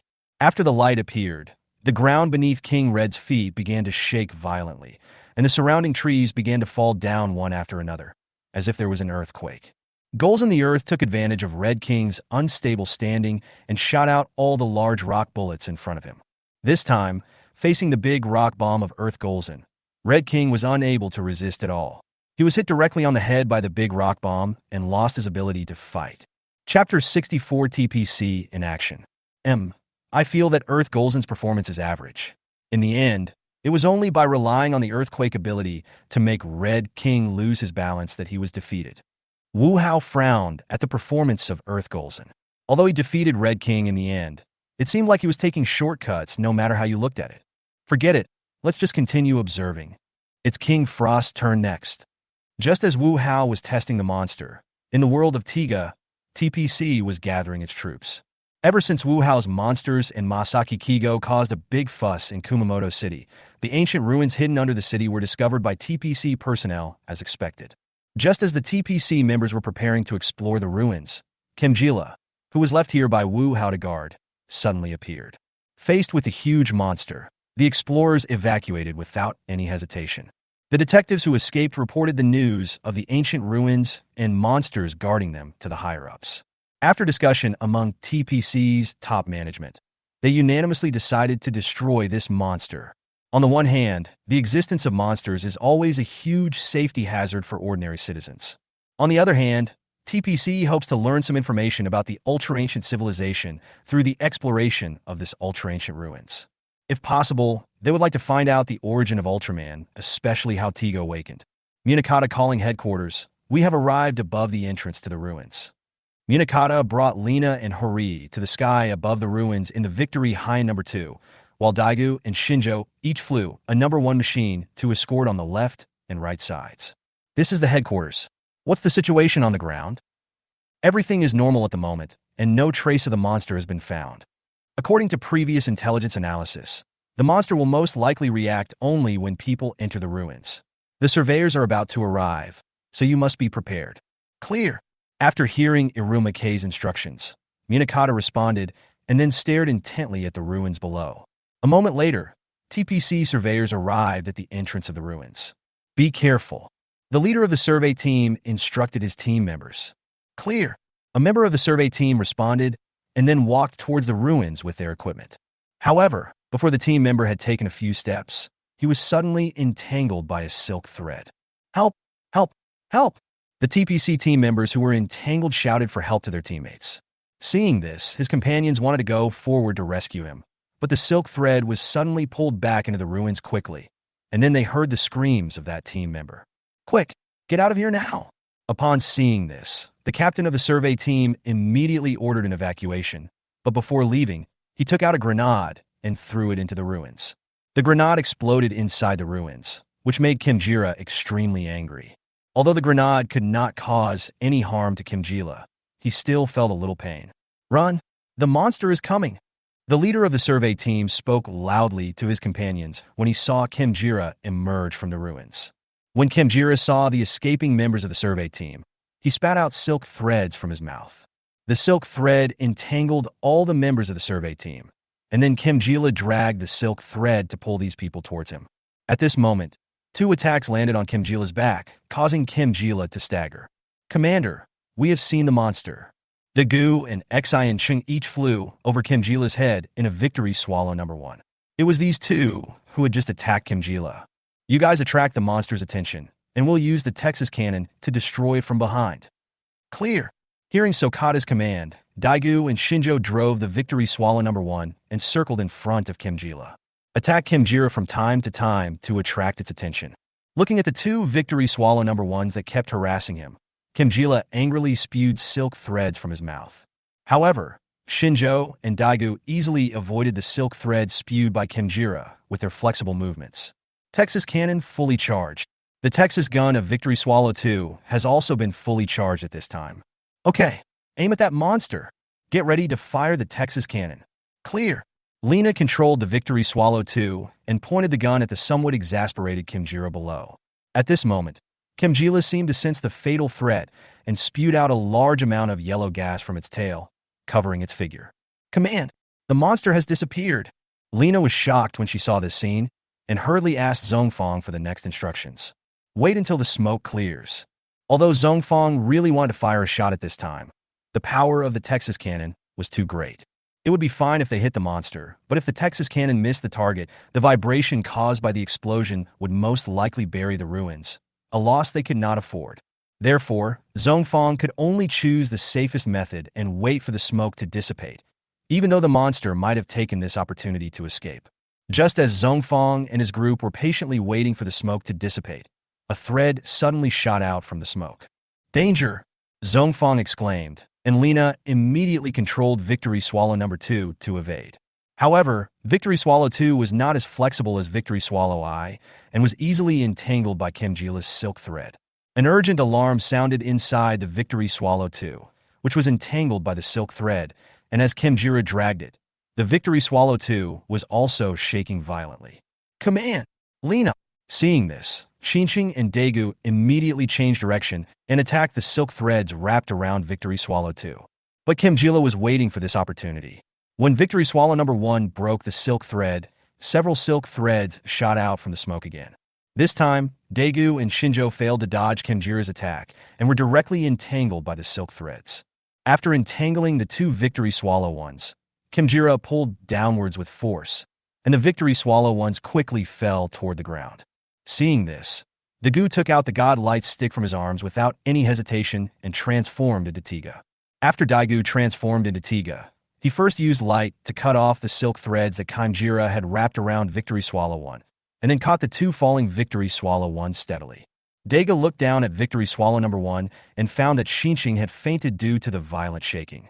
Seeing that his companion was not seriously injured, Daegu placed the Victory Swallow number 1 in his hand on the open space beside him, then turned to look at Kimjila.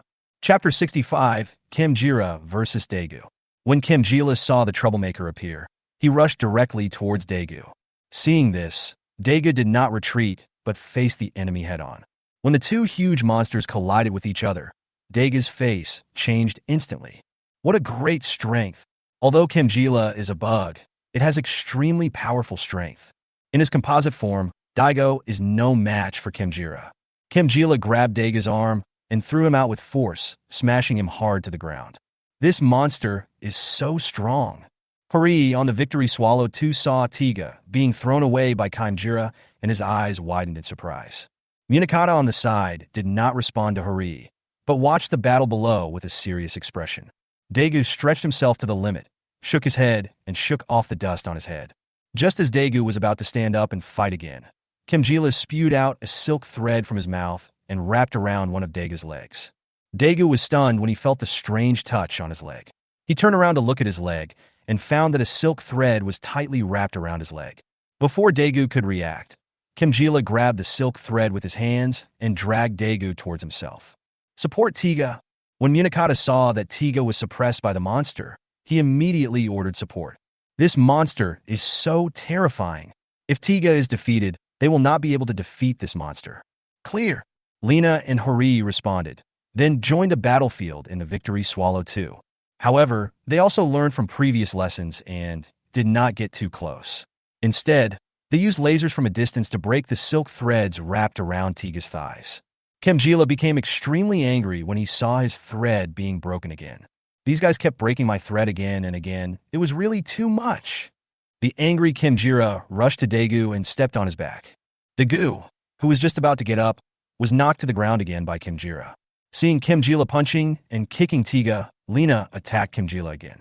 Kimjila's rhythm was interrupted by the attack of Victory Swallow number 2, and Daegu took the opportunity to roll out of Kimjila's attack range. After leaving the attack range, Daegu immediately switched to power form. Kimjila's power is too strong. If I don't switch to power form, I'm no match for this guy. Seeing that Daegu had escaped from his attack range, and not only did he not run away, but instead wanted to continue fighting with him, Kimjila roared angrily and rushed towards Daegu. Seeing Kimjila rushing towards him, Daegu was not surprised but happy. He had suffered a great loss because of his carelessness before. This time, he must defeat you. Daegu dodged Kimjila's attack and kicked Kimjila in the back. The powerful force kicked Kimjila to the ground. After kicking Kimjila down, Daegu pounced on Kimjila's back and kept hitting him. Kimjila wailed continuously after being beaten by Daegu, and his body kept twisting, trying to throw Daegu off his back. But Daegu held Kimjila's body tightly and didn't give Kimjila any chance at all. Seeing that he was unable to throw Daegu off his back, Kimjila released yellow gas from his tail again. The yellow gas obscured Daegu's vision. Kanjira took advantage of Daegu's inattention and knocked him over, then climbed up from the ground. Kimjila got up from the ground and used the same trick again. He wrapped Daegu's body with silk thread and then pulled Daegu in front of him with force. Kimjila locked Daegu's head tightly under his armpit, and his other hand kept attacking Daegu's chest. Daegu was hit by Kanjira's attack and kept groaning in pain. The timer on his chest was flashing rapidly. In order to prevent anyone else from causing trouble, Kimjila continuously released yellow gas from its tail to block the view. Kimjila hit Daegu's chest again, but this time Kimjila did not continue to lock Daegu's head, but let go directly. The powerful force knocked Daegu to the ground, and he couldn't get up for a long time. When Kimjila saw that Daegu had lost his ability to fight after being beaten by him, he let out an excited roar. At this moment, Daegu's body shook slightly, and then Daegu stood up from the ground. Kimjila was somewhat surprised to see that the other party was still able to stand up. But it was just an accident. At worst, I could just beat him up again. Thinking of this, Kimjila rushed towards Daegu again. Daegu shook his dizzy head, and after he became a little more sober, he found that Kimjila was rushing towards him again. so he immediately dodged. Dodging Kim Jila's attack, Daegu punched Kim Jila on the back. The heavy blow made Kim Jila lose his balance, and he fell to the ground. Upon seeing this, Daegu secretly said good opportunity, then stretched out his hands and began to gather energy, preparing to release the Dilahum light stream to eliminate Kim Jila. At this moment, a fireball suddenly appeared and landed on the back of Daegu, who was about to release the Dilahum light stream. The impact of the explosion caused Daegu to stagger, and the energy he had just accumulated dissipated because its release was interrupted. "It's that Monster X!" Lena screamed when she saw the Geminos monster attacking Tiga. Munakata and his group looked unhappy when they saw Geminos appear. They didn't expect X to get involved. What is his purpose? Is it also for the ancient relics? Dagu's attack was interrupted and Kim Jila escaped from the shadow of death. After getting up, Kim Jila did not attack Daegu again, but quickly ran behind Geminos. Seeing this scene, Daegu and the members of the victory team fell into hesitation. "Commander, what should we do now? This matter is no longer something we can decide. Let the people above decide." Zhong Fong sighed. No matter what happened now, as long as it was related to Wu Hao, it would be a big deal. The scene of so many monsters attacking together was so terrifying, and they didn't want to see that scene happen again. Daegu was a little surprised to see Geminos appear, and then looked at Geminos warily. However, Geminos did not attack Daegu again. The order they received was to protect the ruins. As long as these guys didn't get close to the ruins, Geminos didn't bother to care about them. Geminos and Kim Jila ignored Daegu and went straight back to the ruins. Seeing this, Daegu had no intention of continuing to fight and flew into the air to cancel his transformation. Both parties involved in the main battle have already left the field, leaving only the TPC and victory team members still on standby. Chapter 66: Return to the Ruins. How are the preparations going? After testing the abilities of Frost Elector, Wu Hao came to the laboratory and found Kigo Masaki, who was immersed in it. The light factor converter is ready. Now all we need is a medium. Medium? Go and call Amui over. After hearing what Kigo Masaki said, Wu Hao said to the magma alien beside him. The magma nodded, quickly left the laboratory, and came back with Amui a moment later. Although it is a little different from Daigu's, you can also transform into Tiga through this. Wu Hao handed the bronze divine light stick to Kigo Masaki. After taking the magic stick and examining it, Masaki Kigo showed a surprised expression on his face. "It looks like there's no problem. In that case, I'll go back and help you finish your unfinished business." After handing the bronze divine light rod to Daegu, Wu Hao took Amui and Kigo Masaki and prepared to go to the world of Tiga. "Sir, the Reikulin has come out of the training room." After seeing Wu Hao, the Baki told Wu Hao that the Reikulin had been domesticated. "Oh, then bring him here." "Yes." After a while, the Baki people and the Reikulin people came to Wu Hao. "Reikulin, please introduce the situation of your planet." "As you command, my lord." Reikulin is located in the Nemesis Nebula. It is the fourth planet and has a population of 137,536,729. About 120 million of them are native population, and the rest are aliens from other planets. However, the resources of Reikulin have begun to decline. In order to cope with future resource crises, the leader of Reikulin has sent many Reikulins to search for planets suitable for survival in the universe. After hearing what the Reikulin people said, Wu Hao nodded in understanding. No wonder the Reikulin people set their sights on the Earth. It turned out to be because of resource issues. "Can you contact the Reichuran aliens who were sent out?" "I'm sorry, sir, but this subordinate cannot do that." The Reikulin star lowered his head in shame. "Forget it if you can't do it. Go call Xing and Feng over as well. Now that the people of Reikulin have been tamed, we will wait until Kigo Masaki's problem is resolved and then set off directly to Reikulin to help Hyperzeton improve the progress bar." To this end, in addition to Feng, Xing, and Amui, Wu Hao also brought all the powerful monsters he had. Through the portal, Wu Hao and his party came to the world of Tiga again. Without any hesitation, the group headed straight for the underground ruins of Kumamoto City. Just as Wu Hao and his group were heading towards the underground ruins, the TPC executives started arguing again. The worthy victory team was actually scared off by an alien who didn't even show his face. It's such a shame. If the victory team cannot continue to shoulder the responsibility of protecting the Earth and humanity, I think it is best to disband it and reorganize the Earth Defense Force as soon as possible. Director Jigan was very dissatisfied with the performance of the victory team. They did not dare to continue attacking the monsters just because of the name of an alien. In Jigan's view, this was a very cowardly and incompetent performance. Do you know what you were talking about? When Staff Officer Yuan heard what Director Jigang said, he slammed the table. The victory team has been active on the front lines since its establishment. The team members risked their lives to fight against the evil invaders. How could you hurt them so badly from behind? A merit is a merit. A fault is a fault. The two cannot be confused. The victory team was afraid to fight today because of that alien who didn't show up. This is a fact that cannot be erased. When Director Ji Gang saw Staff Officer Yuan slamming the table with him, he fought back without giving in. That happened for a reason. Have you forgotten about all the monsters that attacked the port before? Do you want the victory team to just provoke the other side without any care and then have the same scene happen again? Hearing what Chief of Staff Yuan said, Director Ji Gang snorted coldly and said nothing. Okay, the two of you stop arguing. There is nothing wrong with the way the victory team handled this matter. Director Sawai also spoke at this time, asking the two to be quiet for a while. X possesses power far beyond ours. We have no idea how many monsters he controls. It would be unwise to rashly clash with him. So we should just keep our tails between our legs when we see him next time? This is Earth. Hearing what his old partner said, Chief Ji Gang said in dissatisfaction. From what he has done before, X doesn't seem to have any intention of invading Earth, so there is no need for us to take the initiative to provoke him. The other party occupies this ancient relic, which means there is something in it that he needs. Perhaps we can talk to X. It would be great if we can jointly explore and develop this relic. Rather than using force, Director Sawai hopes that both sides can achieve win-win cooperation.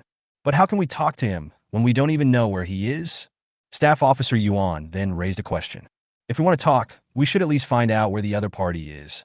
How can we talk if we don't know where the other party is? Maybe we can find X's location through the monster. Through monsters? Do you know what you're talking about? They're monsters, not humans like us. After hearing what Director Sawai said, Chief Yashitsuga said with a look of disappointment on his face. It was as if he was asking Director Sawai, how could you be so naive? It's not impossible to find X's location through the monsters. The victory team has previously communicated with the monster named Gazet through a language translator. Unlike Director Yashitsugu who opposed it, Staff Officer Na Yuan supported Director Sawai's opinion. I still disagree. It's a monster after all. Let's not talk about the fact that we can't guarantee the safety of the people communicating with the monster. Let's just say, how can we confirm that what the monster said is true? After hearing what Director Yashitsuga said, Director Sawai and Staff Officer Namoto fell silent. Yes, they couldn't tell whether what the monster said was true or false. I plan to discuss this matter with Captain Naruma K of the victory team. After all, the victory team is more experienced than us in this regard. In the end, Director Sawai decided to give it a try. Seeing that Director Sawai was determined to talk to the monster, Director Yashitsugu snorted and left the meeting room. In Yashitsugu's opinion, Director Sawai is a little too idealistic. Instead of relying on others for the safety of the Earth and mankind, it is better to work hard to enhance our own strength. The future of mankind must be in the hands of mankind itself. Chapter 67. Can you afford the price? Near the super ancient ruins. Hori, be careful. If there is any danger, retreat immediately. Munakata patted Hori's shoulder and gave a serious warning. Don't worry, Commander. I will protect myself. Hori also nodded seriously. In order to find the whereabouts of X and to make it possible to jointly and peacefully develop the ultra-ancient ruins, the victory team took on the task of communicating with the monsters. Among them, Hori was the most active. The other members of the victory team were also happy to help, so no one competed with Hori for this opportunity. Hori took a deep breath and walked into the ruins with the translation machine. The moment Hori stepped into the ruins, a thread shot out towards Hori. Hori was so frightened when he saw this that he screamed and sat down on the ground, narrowly avoiding Kimjila's silk thread. Seeing that his attack missed, Kimjila prepared to spit out silk threads again. Please wait a moment. Hori also reacted at this time and realized that this silk thread was the attack launched by the monster before, and shouted hurriedly. Kimjira did not intend to pay attention to Hori's shouting, and prepared to spit out silk threads again to kill the human who dared to step into the ruins. At this moment, Geminos suddenly appeared and stopped Kimjila. Unlike Kimjira, who is stubborn, Geminos has a very high IQ. So Jiminos plans to listen to what this human wants to do. Hori stood up from the ground and waited cautiously for Kim Jila's reaction. But there was no movement for a long time, which made Hori a little confused. Well, I'm coming in. Finally, Hori decided to go in and take a look. He shouted outside in advance, and then the dog sneaked towards the ruins. Oh my God! The moment Hori entered the ruins, he saw the huge body of Jiminos and screamed in fright. Jiminos looked down at the fat human, wondering why this guy was so timid. Human, what are you doing here? Jiminos growled at Hori, and the language translator hanging around Hori's neck began to translate automatically. Hori looked at the language translator he had hung in surprise. He didn't expect that the monster would take the initiative to communicate with him. Hello, my name is Hori. Nice to meet you. Hori calmed down and introduced himself to Jiminos. Human, tell me your purpose. Otherwise, I will eat you. Hearing Jiminos' impatient voice, Hori swallowed. This is the interior of the ruins. If the monster in front of him really wants to eat him, he will not be able to escape no matter what. I came in to ask about the person you were with at the time. Do you know where he is? We have something very important to discuss with him. Just as Hori was asking Jiminos, Wu Hao and his group happened to walk into the ruins. Wu Hao was stunned when he heard that Hori had something important to talk to him about. He probably didn't have much interaction with the victory team, right? Why did he talk to him about it? I heard you were looking for me? Wu Hao's voice suddenly sounded behind Hori, scaring Hori. Hori looked back and found that there were so many people behind him without him noticing. X! Hori exclaimed excitedly when he saw Wu Hao. He didn't expect that the devil would appear as soon as he mentioned it. X? My name is not X. You can call me Wu Hao, or the manager, or the boss. Why do I call you the director? Because I have a farm that specializes in breeding monsters, and I'm also a monster merchant. If you want any monster, you can order it from me. After hearing Wu Hao's words, Hori was speechless. He's a member of the victory team. Why order a monster? I don't need to order monsters or anything like that just yet, but our leader wants to talk to you about something very important. What is it? Hori didn't say anything, but looked behind Wu Hao. They are all family members. There is no need to avoid suspicion. All right.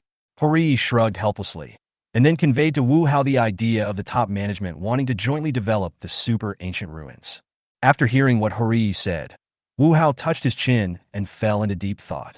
Wu Hao remembered that originally Masaki Kigo asked Dr. Tango of TPC to steal the powder of the other two giant stone statues, and then he transformed into Ultraman through the light factor converter in the ruins.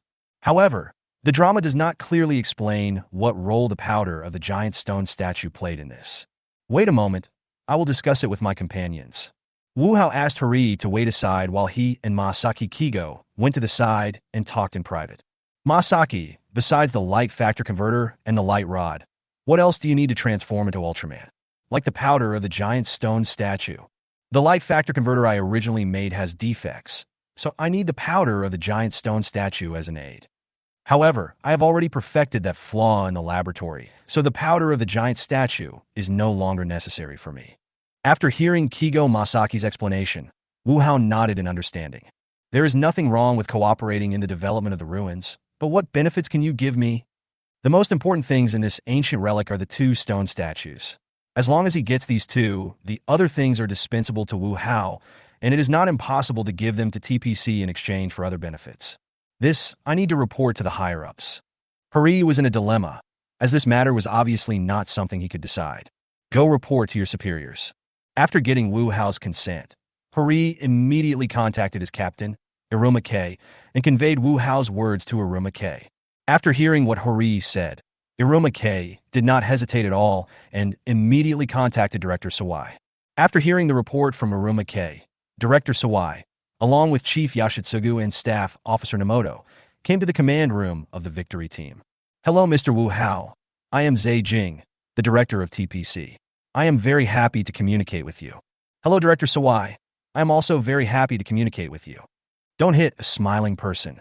Director Sawai's attitude is so good that Wu Hao naturally won't start arguing with him. I have learned your wishes from my subordinates. I wonder what Mr. Wu Hao needs us to do in order to be willing to work with us to develop this super ancient ruins. It's not about what I need you to do, but what benefits you can give me. I'm a businessman. As long as there's enough profit, I can sell all of it to you, not to mention developing it together with you. But can you afford the price? Chapter 68, Giant Resurrection. Wu Hao's words made Director Zejing and his group look at each other in surprise. They obviously didn't expect Wu Hao to answer like that. Then how much money do you need to sell this relic to us? Director Zejing believed it to be true and actually planned to buy the relic from Wu Hao. Money? What I need is not money, but something called spirit. This kind of thing can only be obtained by absorbing high-energy matter through special props. If you want this relic, 1,000,000 spirits.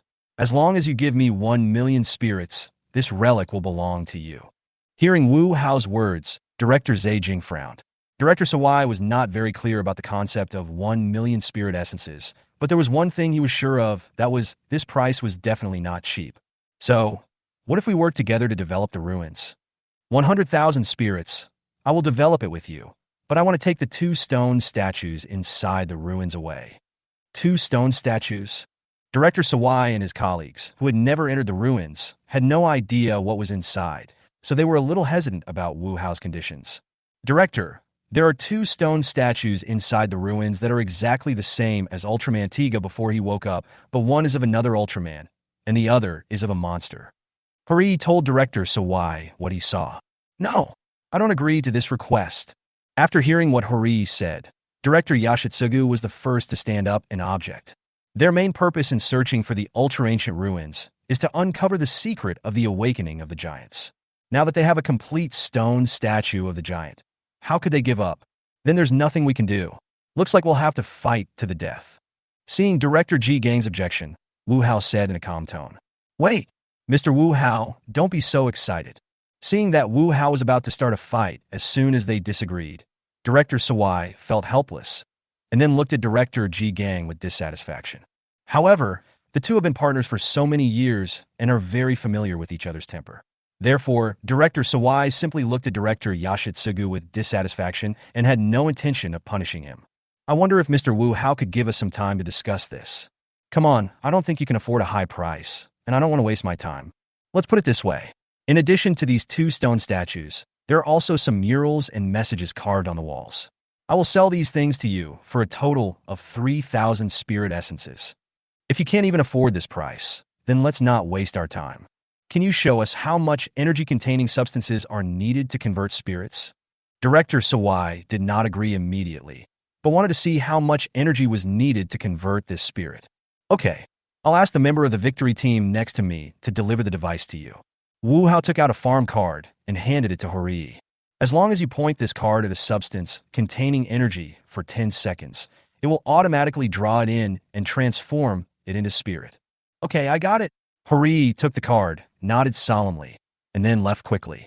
After Hori left with the cards, Wu Hao nodded to Kigo Masaki beside him, indicating that it was time to start the performance. Masaki Kigo nodded, and then began to arrange the light factor converter. Everything is ready, except for connecting to electricity. This is easy. Wu Hao snapped his fingers and summoned an Airy King, letting the Airy King release electrical energy towards the light factor converter. As the electrical energy was injected, Kigo Masaki clearly felt the changes in his body. Aha! Is this the power of light? Light! As Masaki Kigo shouted loudly, his body turned into light and merged into the giant stone statue. Feng looked at this scene in surprise. She had never imagined that a human being would become an ultra warrior in front of her. Commander, it's Tiga. No, he's not Tiga. When Lena saw Kigo Masaki transformed into an ultra warrior, she thought it was Tiga, but after a closer look, she realized that it was not Tiga at all. Hori said there are 2 stone statues in the ruins, one of which is a giant statue. That X actually revived the giant statue. Zhongfang never imagined that Wu Hao could revive the giant stone statue. In fact, Zhongfang thought of a deeper level. Since there are ultra-ancient ruins containing giant stone statues underground in Kumamoto City, are there similar ruins in other parts of the world? Since X can revive one stone statue, who can guarantee that he cannot revive the second, third, or even more giant stone statues? What Zhongfang can think of, the top management of TPC will naturally think of as well. At this time, in Director Sawai's office, Chief Yoshitsugu and Staff Officer Na Yuan once again broke out into a fierce argument. Director Ji Gang believes that Wu Hao's existence is too dangerous to humans and must be eliminated as soon as possible. Staff Officer Na Yuan believed that Wu Hao TPC could adopt a conciliatory strategy and establish a friendly relationship with Wu Hao. Director Sawai felt that what both of them said made sense, and he couldn't make up his mind for a moment. It's not that Director Sawai is indecisive, but the power displayed by Wu Hao is too terrifying. A misjudgment will lead to unpredictable consequences. Just then, there was a knock on Director Sawai's office door, and Chief Yashitsugu and Staff Officer Namoto temporarily stopped arguing. Director, this is a prop that can transform spirits given by X. Oh no, it should be Wu Hao. Megumi Iruma handed the monster farm card she got from Hori to Director Sawai. The moment Director Sawai took the card, an electronic sound rang out from the card. Master, aren't you going to stop him? If he continues to make trouble like this, it will affect your reputation here, right? Looking at Masaki Kigo, who was acting recklessly in the city, Feng asked. She knew that Wu Hao had not given up on this universe, so it was better to avoid unnecessary trouble. This guy Masaki Kigo is like a naughty kid who wants a toy but can't get it. Now that he finally gets his favorite toy, we naturally want to let him have some fun. By the way, let this naughty kid also experience the beatings of society. Society's beating? Feng looked at Wu Hao with some confusion. Since Masaki Kigo is making such a fuss, the victory team will certainly not ignore it. However, the armed forces of the victory team are no match for Masaki Kigo right now. In the end, Daigu still needs to transform into Tiga to solve the problem. Master, do you mean that Masaki Kigo will lose? Yes, he will definitely lose. Chapter 69. First Fusion. Launch an attack immediately. Let this imposter see how powerful we are. Munakata looked at Kigo Masaki, who was wreaking havoc in the city, and immediately gave orders. Clear. The members of the victory team responded and attacked Kigo Masaki. Wu Hao led the group out of the ruins and picked a good spot to enjoy this wonderful performance. After Wu Hao and his group left, a puppy quietly ran into the ruins. Facing the attack of the victory team, Kigo Masaki naturally would not tolerate them. He directly released light bullets to hit the victory swallow number 1 driven by Shinjo and Daigu. However, in Wu Hao's opinion, this time Daigu definitely did it on purpose, because he actually went straight at the energy bullet fired by Masaki Kigo, without even trying to dodge. As victory swallow number 1 fell, the Shinching team members lived up to expectations and fell into coma again. After Daigu dragged Shinjo to a safe area, he took out the radiant light rod and transformed into Tiga. It's Tiga, the real Tiga. Lina was surprised to see Tiga appear. Great! Tiga appeared. You're finally here, Daigu. When Kigo Masaki saw Daiko transform into Tiga, a smile appeared on his face. However, Daigu and the members of the victory team could not hear what Kigo Masaki said. Daigu didn't waste any time and directly got ready to attack Kigo Masaki. The two Olympic players fought each other directly in the city. It's just that the two men's fighting styles were very similar, and for a while neither could do anything to the other. At this moment, the battlefield changed again, and a monster suddenly appeared in the city. Another monster appears? Command, what should we do? Lina was a little surprised when she saw Gady suddenly appearing, and then asked Zhongfang. Us? Munakata was about to give the order to stop the monster, but he found that the monster was walking towards Kigo Masaki. Kigo Masaki frowned as he looked at Gady, who was walking towards him. What's wrong with this guy? Oh, Gedy? He actually sneaked into the ruins when we weren't paying attention. Seeing Gedy appear, Wu Hao stood up immediately. We can't leave this stupid dog alone, otherwise he will be killed by Kigo Masaki. At this time, Kigo Masaki was completely overwhelmed by the sudden powerful force and would not listen to anyone's persuasion, let alone just a pet. Feng, lend me your body, Wu Hao said to Feng, who was standing beside him. While Feng was confused, Wu Hao's body turned into a ball of energy and rushed into Feng's body, directly gaining control of her body. Then Feng's true form is revealed and becomes gigantic. Kyrieloi? Seeing Feng appear, Zhongfang and Lina exclaimed, Isn't this the Kyrieloi who appeared before? Why is he here? At this time, Munakata felt his head was about to explode. First, a fake Tiga appeared, and then the real Tiga appeared. The two Austrians began to fight in the city. However, not long after the two Austrians fought, another monster appeared, and it seemed to have something to do with the imposter. As a result, before the relationship was sorted out, another alien appeared. Zhongfang suddenly felt that his brain seemed to be insufficient. Wu Hao looked at his hands. This was the first time he controlled another person's body to fight. Silly dog, come to me, your master will be fine. Wu Hao waved at Guddy, but Guddy didn't even look at Wu Hao. He was only thinking about stopping his master, who had gone astray. Wu Hao felt helpless about Gaddy's performance, but he didn't intend to watch Gaddy die in front of him. Since this stupid dog won't listen, we can only stop it by force. Wu Hao jumped in front of Geddy and kicked Geddy with a back kick, knocking him over. You guys continue, don't worry about us. Wu Hao said something to Daegu and Masaki Kigo, then threw himself on Gaddy. Wu Hao didn't continue to hit it, but switched to a strong form and pressed Gaddy to the ground, making it unable to move. Daegu and Masaki Kigo looked at each other and then started fighting again. The two of them can be said to be a perfect match, and they are equally matched in both physical skills and technical abilities. Masaki Kigo looked down at the flashing timer on his chest and let out an angry roar. He has been considered a genius since he was a child. He has always believed that he is a child of destiny and superior to others. And now, he, a child of destiny, was actually on par with this unlucky guy, which was something Kigo Masaki could not accept. Kigo Masaki was angry and his heart was in turmoil. Masaki Kigo roared and rushed towards Daegu.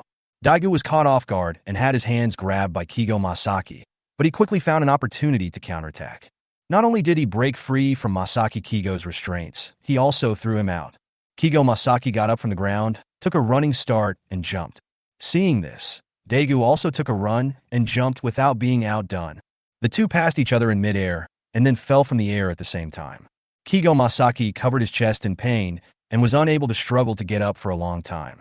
Daigo is in a better situation.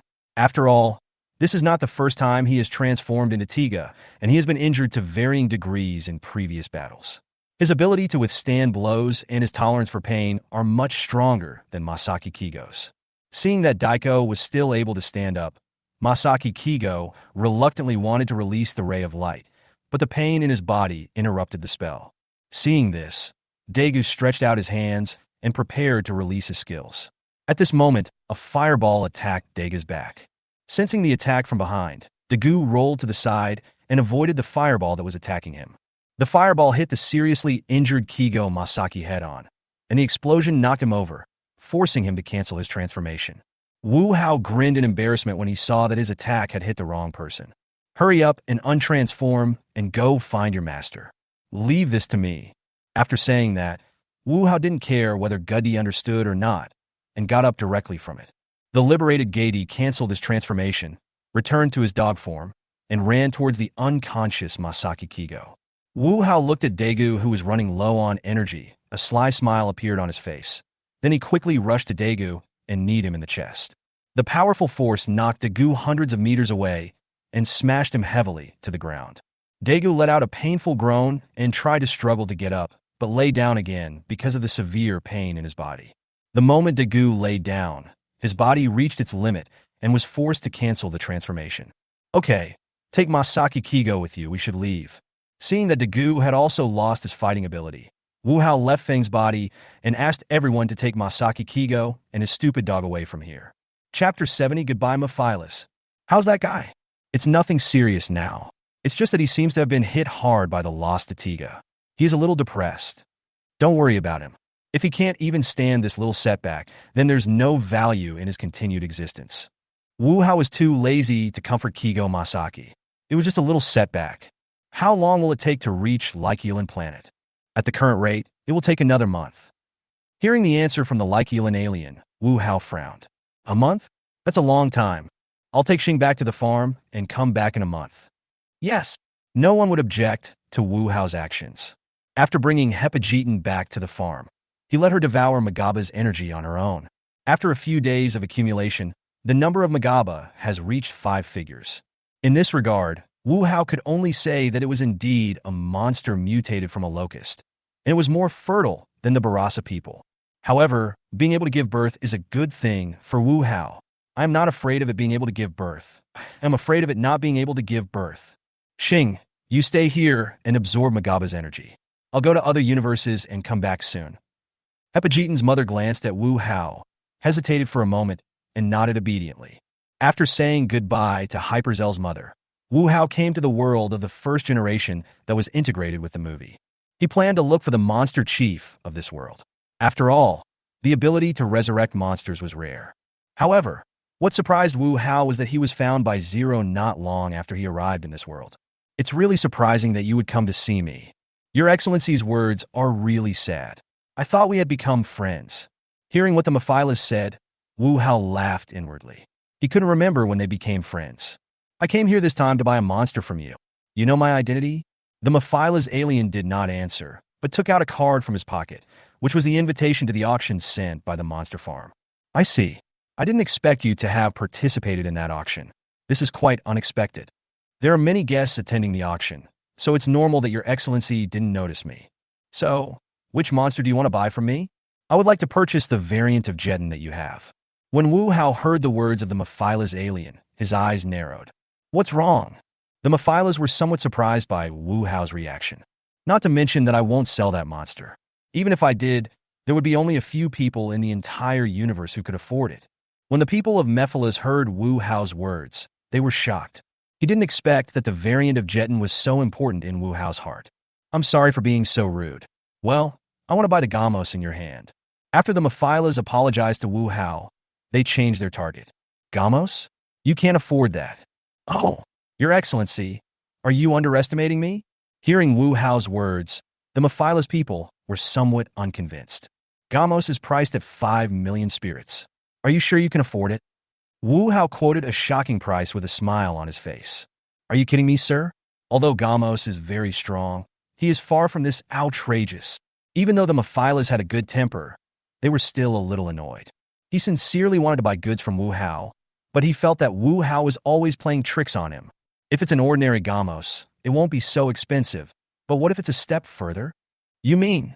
The people of Mephilas were shocked. Gamos' strength has improved? Doesn't that mean that Gamos' strength is comparable to that of the legendary Warcraft? There are tens of thousands of monsters in the universe, but most of them are weak. Those who can make a name for themselves in the universe are not weak. However, there are only a few beings in the universe that can be called legendary. But the strength of each legendary monster is undoubtedly powerful. If Gamos really reached that level, he really couldn't afford it. I wonder what other powerful monsters you have. Wu Hao glanced at the Mephilas, then spoke slowly. There are indeed powerful monsters, but the price is so low. Price is not a problem, provided it is a really powerful monster. Hearing the words of the Mephilas alien, Wu Hao smiled. This is what I've been waiting for. Wu Hao took out the cards of Poison Flame Golzin, Gamora, and Patton. The strength of these three monsters is about the same as Gamos. The Mephilas alien raised his eyebrows as he looked at the pattern on the card. He didn't even recognize these three monsters, and they didn't seem to be monsters from the universe. These three monsters are all native to Earth. However, although they are native to Earth, their potential and strength are unquestionable. Each one of them has strength that is not inferior to Ultraman. Hearing Wu Hao's words, the Mephilas looked at the three cards with fiery eyes. What's the price of these monsters? The price of Poison Flame, Golzin, and Barton is 5,000 spirits. This Gamora is a rare magic monster in the entire Gamora clan, so the price is higher, 8,000 spirits. Hearing Wu Hao's offer, the Mephilas people couldn't help but grin. This price is really expensive. I'm curious. Why are you buying monsters from me? Are you planning to invade the Earth? Looking at the Mephilas, who was lost in thought, Wu Hao felt a little curious. Didn't the Mephilas want to use their wisdom to make the Earth submit? Why would they buy monsters from him? I'm not planning on invading the Earth. I'm buying monsters from you to protect myself from other aliens. Although I am confident in my ability, I am only one person after all. After I take over the Earth, I will also need to have enough strength to defend my planet. The Mephilas people are very confident in themselves. Even though they haven't taken any action yet, they already regard the Earth as their own. Well, I wish you success then. After hearing what the Mephilas said, what else could Wu Hao say? Of course, he wished him well. He won't succeed anyway, so there's no big deal in wishing him the best. Sir, I have decided to buy this monster. The Mephilas hesitated for a moment, but still decided to buy Patton. After all, compared to the other two monsters, Patton can at least fly. No problem. With the inflow of 5,000 spirits, the Mephilas successfully gained control of Patton. Chapter 71, Geronimon.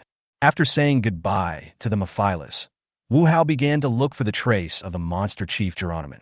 After wandering around Dian Mountain for a long time, Wu Hao still didn't find any trace of Geronimon, which made Wu Hao very confused. Is there no Geronimon in this world? That shouldn't be the case. Since Bermula appeared in this world, it stands to reason that Geronimon should also exist. Did I miss something? Who cares if he exists or not? Just summon a monster and make a scene, and you'll know. Wu Hao gave up the idea of searching and planned to directly summon the monster to cause trouble. If Geronimo really existed, he would never sit idly by and watch other monsters wreak havoc on his territory. Or to put it another way, if Geronimo can tolerate other monsters running wild in his territory, then Wu Hao can let him go. Since we are going to cause trouble, we cannot release powerful monsters. It's decided that it's you. Come out. Conjura. Following Wu Hao's summons, Kimjila's card flew out and then activated in midair. Let's make a scene. Upon receiving the order, Kimjila began to wreak havoc on the Great Rock Mountain, destroying a few rocks and destroying a group of trees. The ecological environment of Dian Mountain has been destroyed beyond recognition due to the destruction of Kimjila. This is strange. Is it true that Geronimo does not exist in this world? Kimjila has been wreaking havoc in Dian Mountain for quite some time. Logically, Geronimo should have noticed it. Just when Wu Hao was puzzled, several feathers flew towards Kimjila. Seeing this, Kimjila immediately spit out silk thread from his mouth, trying to stop the feather. However, just when the silk thread was about to stop the feather, the flying feather suddenly changed its trajectory, bypassed Kimjila's silk thread, and successfully hit Kimjila's body. Kimjila, who was hit by the feather, let out a painful roar, and his huge body fell to the ground and kept twitching. This feather is poisonous. Although Kimjila had lost its combat effectiveness, Wu Hao did not take it back. The attack just now was obviously the work of the monster chief Geronimo. If Wu Hao took back Kimjila at this time, he would most likely fail. After Kimjila died of the poison, Geronimo slowly walked out from behind the mountain.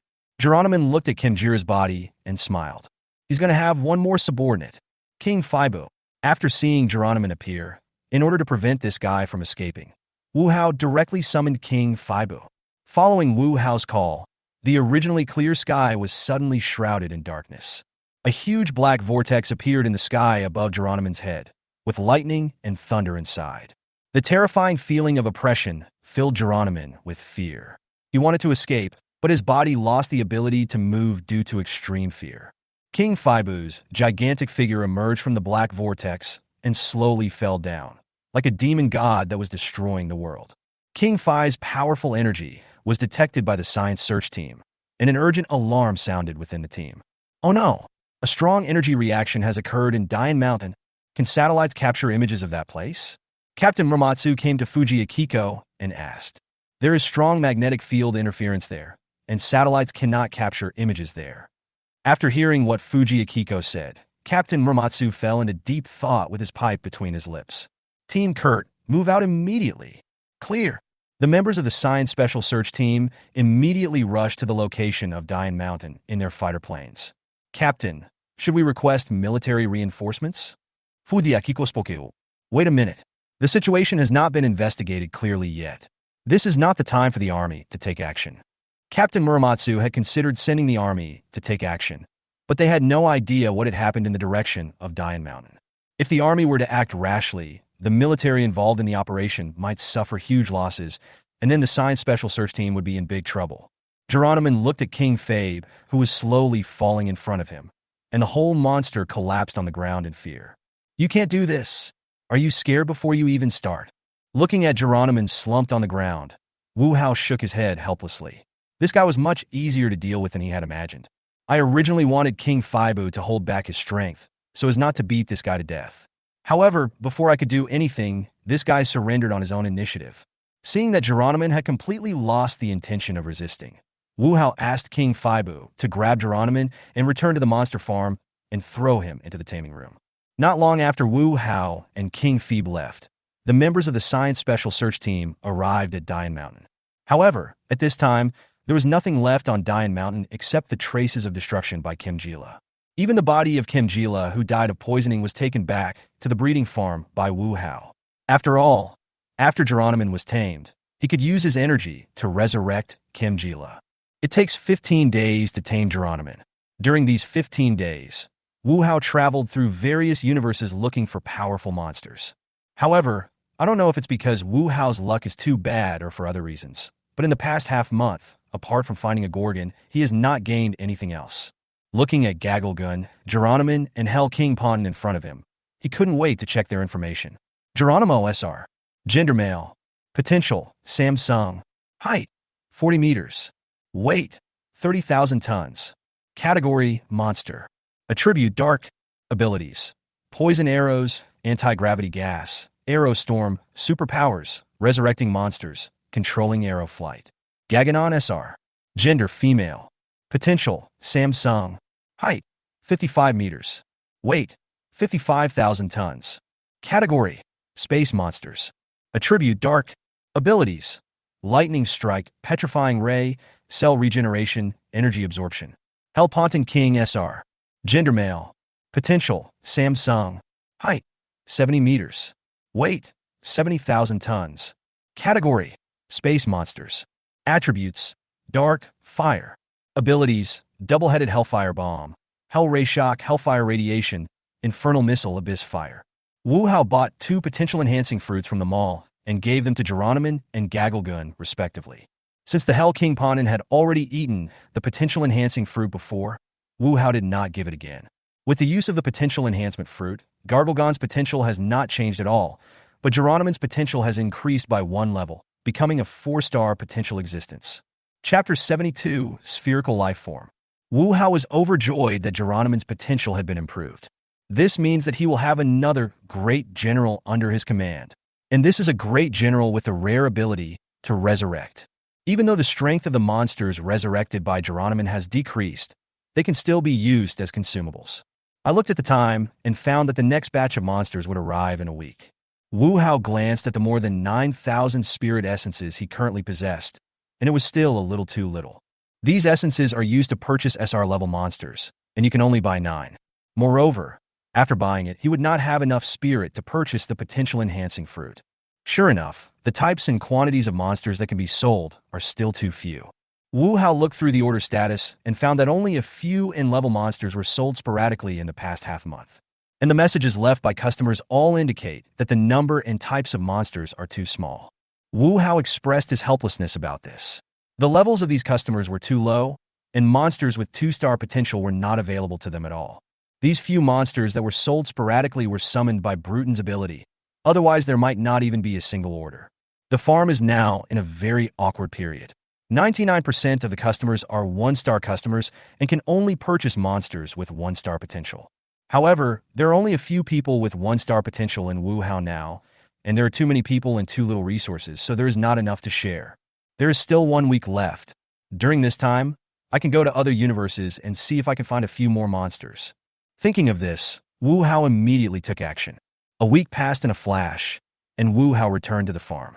During this week, Wu Hao only found 2 Chimera and 1 Bermuda, all of which were N-level monsters with 1-star potential. Wu Hao opened the purchasing channel, and the familiar 5-minute countdown appeared again. There are still 8 commodity columns, but this time there is no SR option. Among the 8 commodity columns, there are 4 R-level and 4 N-level ones, which are distributed evenly. Wu Hao did not hesitate and bought 20 of each of the 4 R-level types. As Wu Hao chose to buy, his spirit energy instantly decreased by 8,000. These 4 R-level monsters are Astrin, Baymonstan, Red King, and Gamora. Afterwards, Wu Hao spent another 1,200 spirit essences to buy 30 of each of the 4 N-level monsters. These 4 N-level monsters are Melba, Gob, Two-Tailed Monster, and Telestin. There is naturally nothing much to say about R-level monsters. All of them are potential 2-star beings, and their strength has reached the limit. What made Wu Hao unhappy was that this crappy purchasing channel actually picked out a completely 2-star Astron for him. I bought it in the N-level item column the first time. Wu Hao took a deep breath and calmed himself down. Don't be angry, life is like a play. Wu Hao kept comforting himself and stopped himself from thinking about these things. After calming down, Wu Hao looked at those N-level monsters. Although most of them have the potential to be 1-star, there are still a small number of them with the potential to be 2 stars. In particular, there are 3 Gobs with 2-star potential, which can be evolved into Super Gobs when upgraded. In this way, Wu Hao will have 3 more Tolai Kings. In addition to purchasing from the evolutionary channels, the 2 Mother Cherubim also gave birth to a lot of Cherubim for Wu Hao. Among them, the Mother Cherubim that had evolved into SSR gave birth to 50 Cherubim to Wu Hao at one time, 47 of which were R-level, and the other 3 were SR. The Mother Cherubim, whose strength was upgraded to SR, gave birth to 10 Cherubim for Wu Hao, including 7 R-level and 3 in level. After a qualitative leap in strength, is there a chance that the offspring will also become even stronger? Looking at the 3 SR level male cherubim in front of him, Wu Hao was really surprised. The cherubim are a matriarchal race, and males only serve as soldiers except during mating season. The strength of male cherubim is generally at our level. SR level beings are basically the mother cherubim that have evolved through brutal fighting. There has never been a single SR level male cherubim in the entire universe. In order to test whether strength will really affect the next generation, Wu Hao used up his last 600 spirit essences and bought 6 potential enhancing fruits. Wu Hao fed all these 6 potential enhancing fruits to King Red. Only one of the 6 potential enhancing fruits successfully raised the potential of a female Red King to 3 stars. After Wu Hao put Telestin, Gob, and Cherubim, which had only 1-star potential, on the shelves, they were sold out in a moment, and Wu Hao successfully earned 2,000 spirit essences. With these 2,000 spirit essences, Wu Hao bought another 20 potential enhancing fruits and fed them to all the remaining 14 Red Kings. In the end, only 1 male Red King's potential was improved. Wu Hao threw the 2 Red Kings into the training room to increase their experience, and planned to release them when the progress bar was full and they could evolve. Anyway, King Red still has 18, so he doesn't need a pair for mating and reproduction. The remaining 6 potential enhancing fruits were fed to Gob and Melba respectively. What surprised Wu Hao was that among the 3 Gobs, the potential of 2 of them had risen to 3 stars, while Melba was completely wiped out. After Wu Hao evolved a single Gob into a super Gob, he fused it with Golzin and Melba to form King Tolai. After classifying the remaining monsters and planning their territories, Wu Hao no longer cared about them. Wu Hao found Hyperzetan, who was still happily devouring Magaba, and took her back to the Raichuran spaceship. After this period of day and night devouring and absorbing, Hyperzetan's progress bar has reached 40%. It took the energy of thousands of Magaba to increase Hyperzetan's progress bar by 10%, which made Wu Hao speechless. If he didn't own a breeding farm, and if he hadn't won 2 macadamias, a male and a female, by chance, Wu Hao really couldn't afford to raise a female Hyperzetan. Unless he learns from the Batman and devours the lives of several universes, it is basically impossible to raise Hyperzetan into its complete form. Sir, we have detected an unknown energy reaction ahead. Unknown energy reaction? Go take a look. Yes. As the spaceship approached, Wu Hao saw a group of spherical life forms, and an expression of surprise appeared on his face. How did these things appear here? However, after being surprised, Wu Hao was overjoyed. These are good things. He absolutely couldn't let them get away. Chapter 73. I'm here to catch you. Grab those spheres. Yes, what Wu Hao saw was the sphere. Wu Hao knew that according to the development of the timeline, the sphere would begin to invade the Earth in a few years, but he did not expect to encounter it here. Could it be that the sphere originally wanted to invade the Earth now, but something unexpected happened, so it postponed the invasion of the Earth for a few years?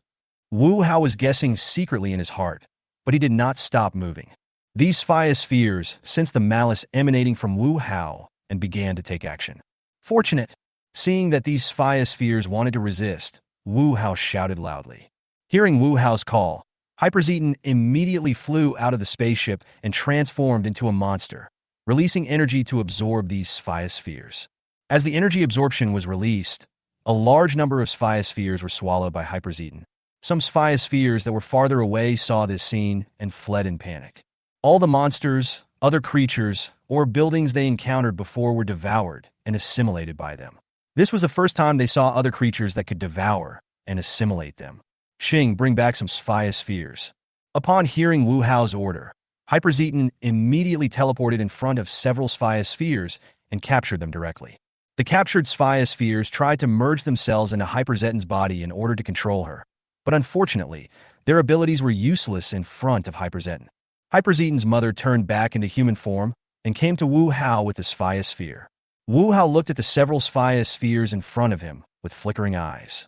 He remembered that the sphere seemed to be able to split, right? If these spheres are tamed and then continuously split in the breeding farm, doesn't that mean he can obtain sphere monsters in an endless supply? Moreover, Hyperzetan, which was cultivated by the Ask and Answer star, also devoured the sphere and gained the ability to create monster weapons. Wu Hao can also cultivate a large number of spheres so that Hyperzeton can also gain such ability. Thinking of this, Wu Hao directly asked Hyperzeton's mother to take the sphere and himself back to the monster farm. The Lyculan alien looked at Wu Hao, who was leaving, and touched his head in confusion. Why do adults come and go in a hurry?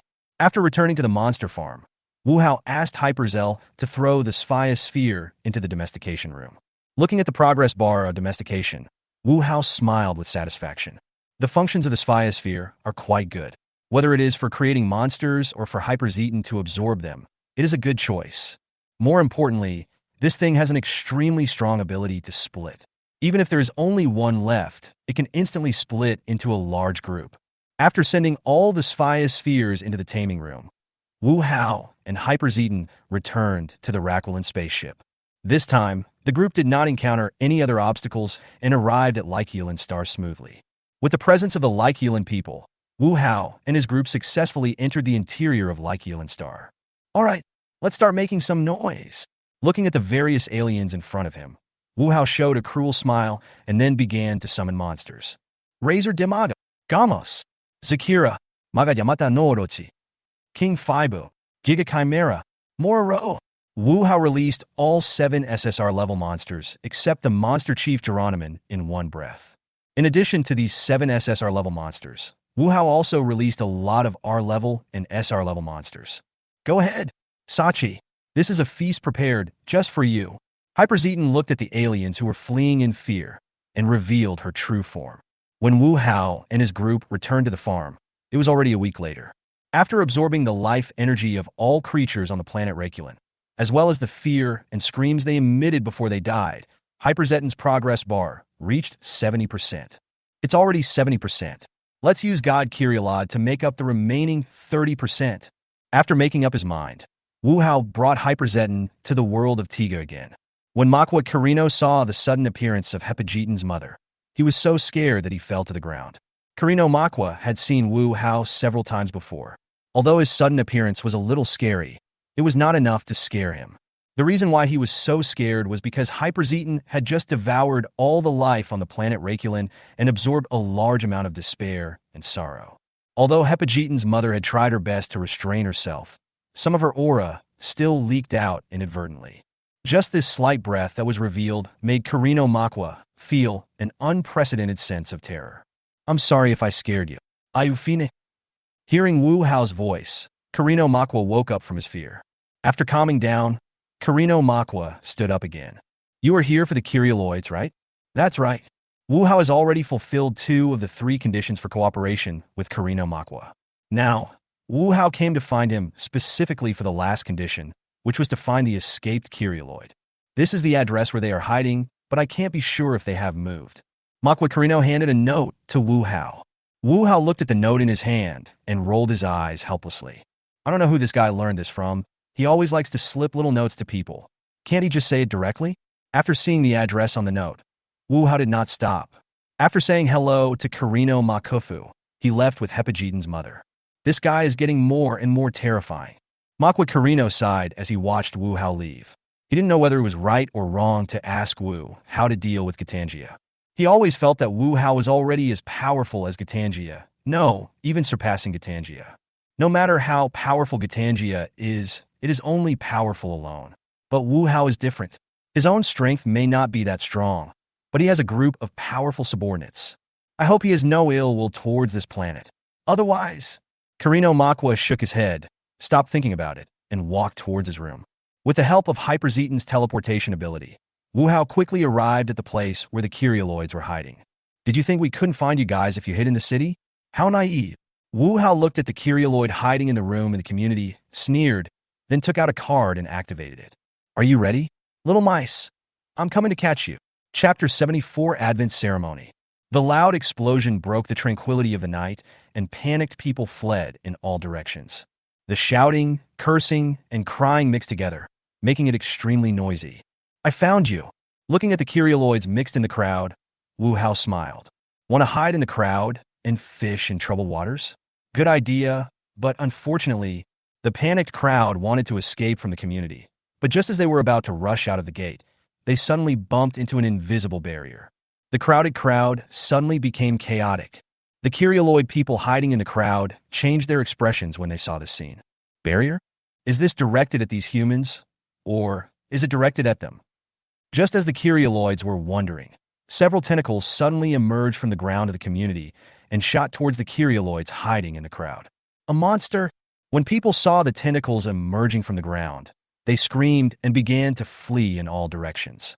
The Kyrioloid man, who was chosen as the target of the tentacles, changed his expression, and without caring about hiding his identity, he jumped into the air and avoided the tentacles of Gotti. However, before the Kyrioloid landed, a fireball shot out and blew the Kyrioloid into pieces on the spot. Don't hide, come out! The Kyrioloids hiding in the crowd. Wu Hao stood on the roof of a residential building and spoke loudly to the Kyrioloids hiding below. When the Kyrioloid heard Wu Hao's voice, he looked up and saw Wu Hao on the roof, and also saw foam behind him. Damn it, it's aimed at them! Seeing foam, the faces of several Kyrioloid people below suddenly changed, and they wanted to escape without thinking. However, Wu Hao had already been on guard against them. The aliens under Wu Hao appeared and attacked the Kyrioloids using various weapons. A moment later, these Kyrioloids fell to the ground twitching. If Wu Hao had not specifically ordered to capture them alive, these Kyrioloids would have died long ago. Strange. Why haven't I seen the witch and Itabashi Mitsuo? Wu Hao glanced at the several captured Kyrioloids, but there was still no sign of Mitsuo, Itabashi, and the witch. At this moment, a residential building collapsed and a tall figure appeared in front of Wu Hao. So they hid and merged. No wonder I couldn't find you. Seeing Ji-Er appear, Wu Hao sneered.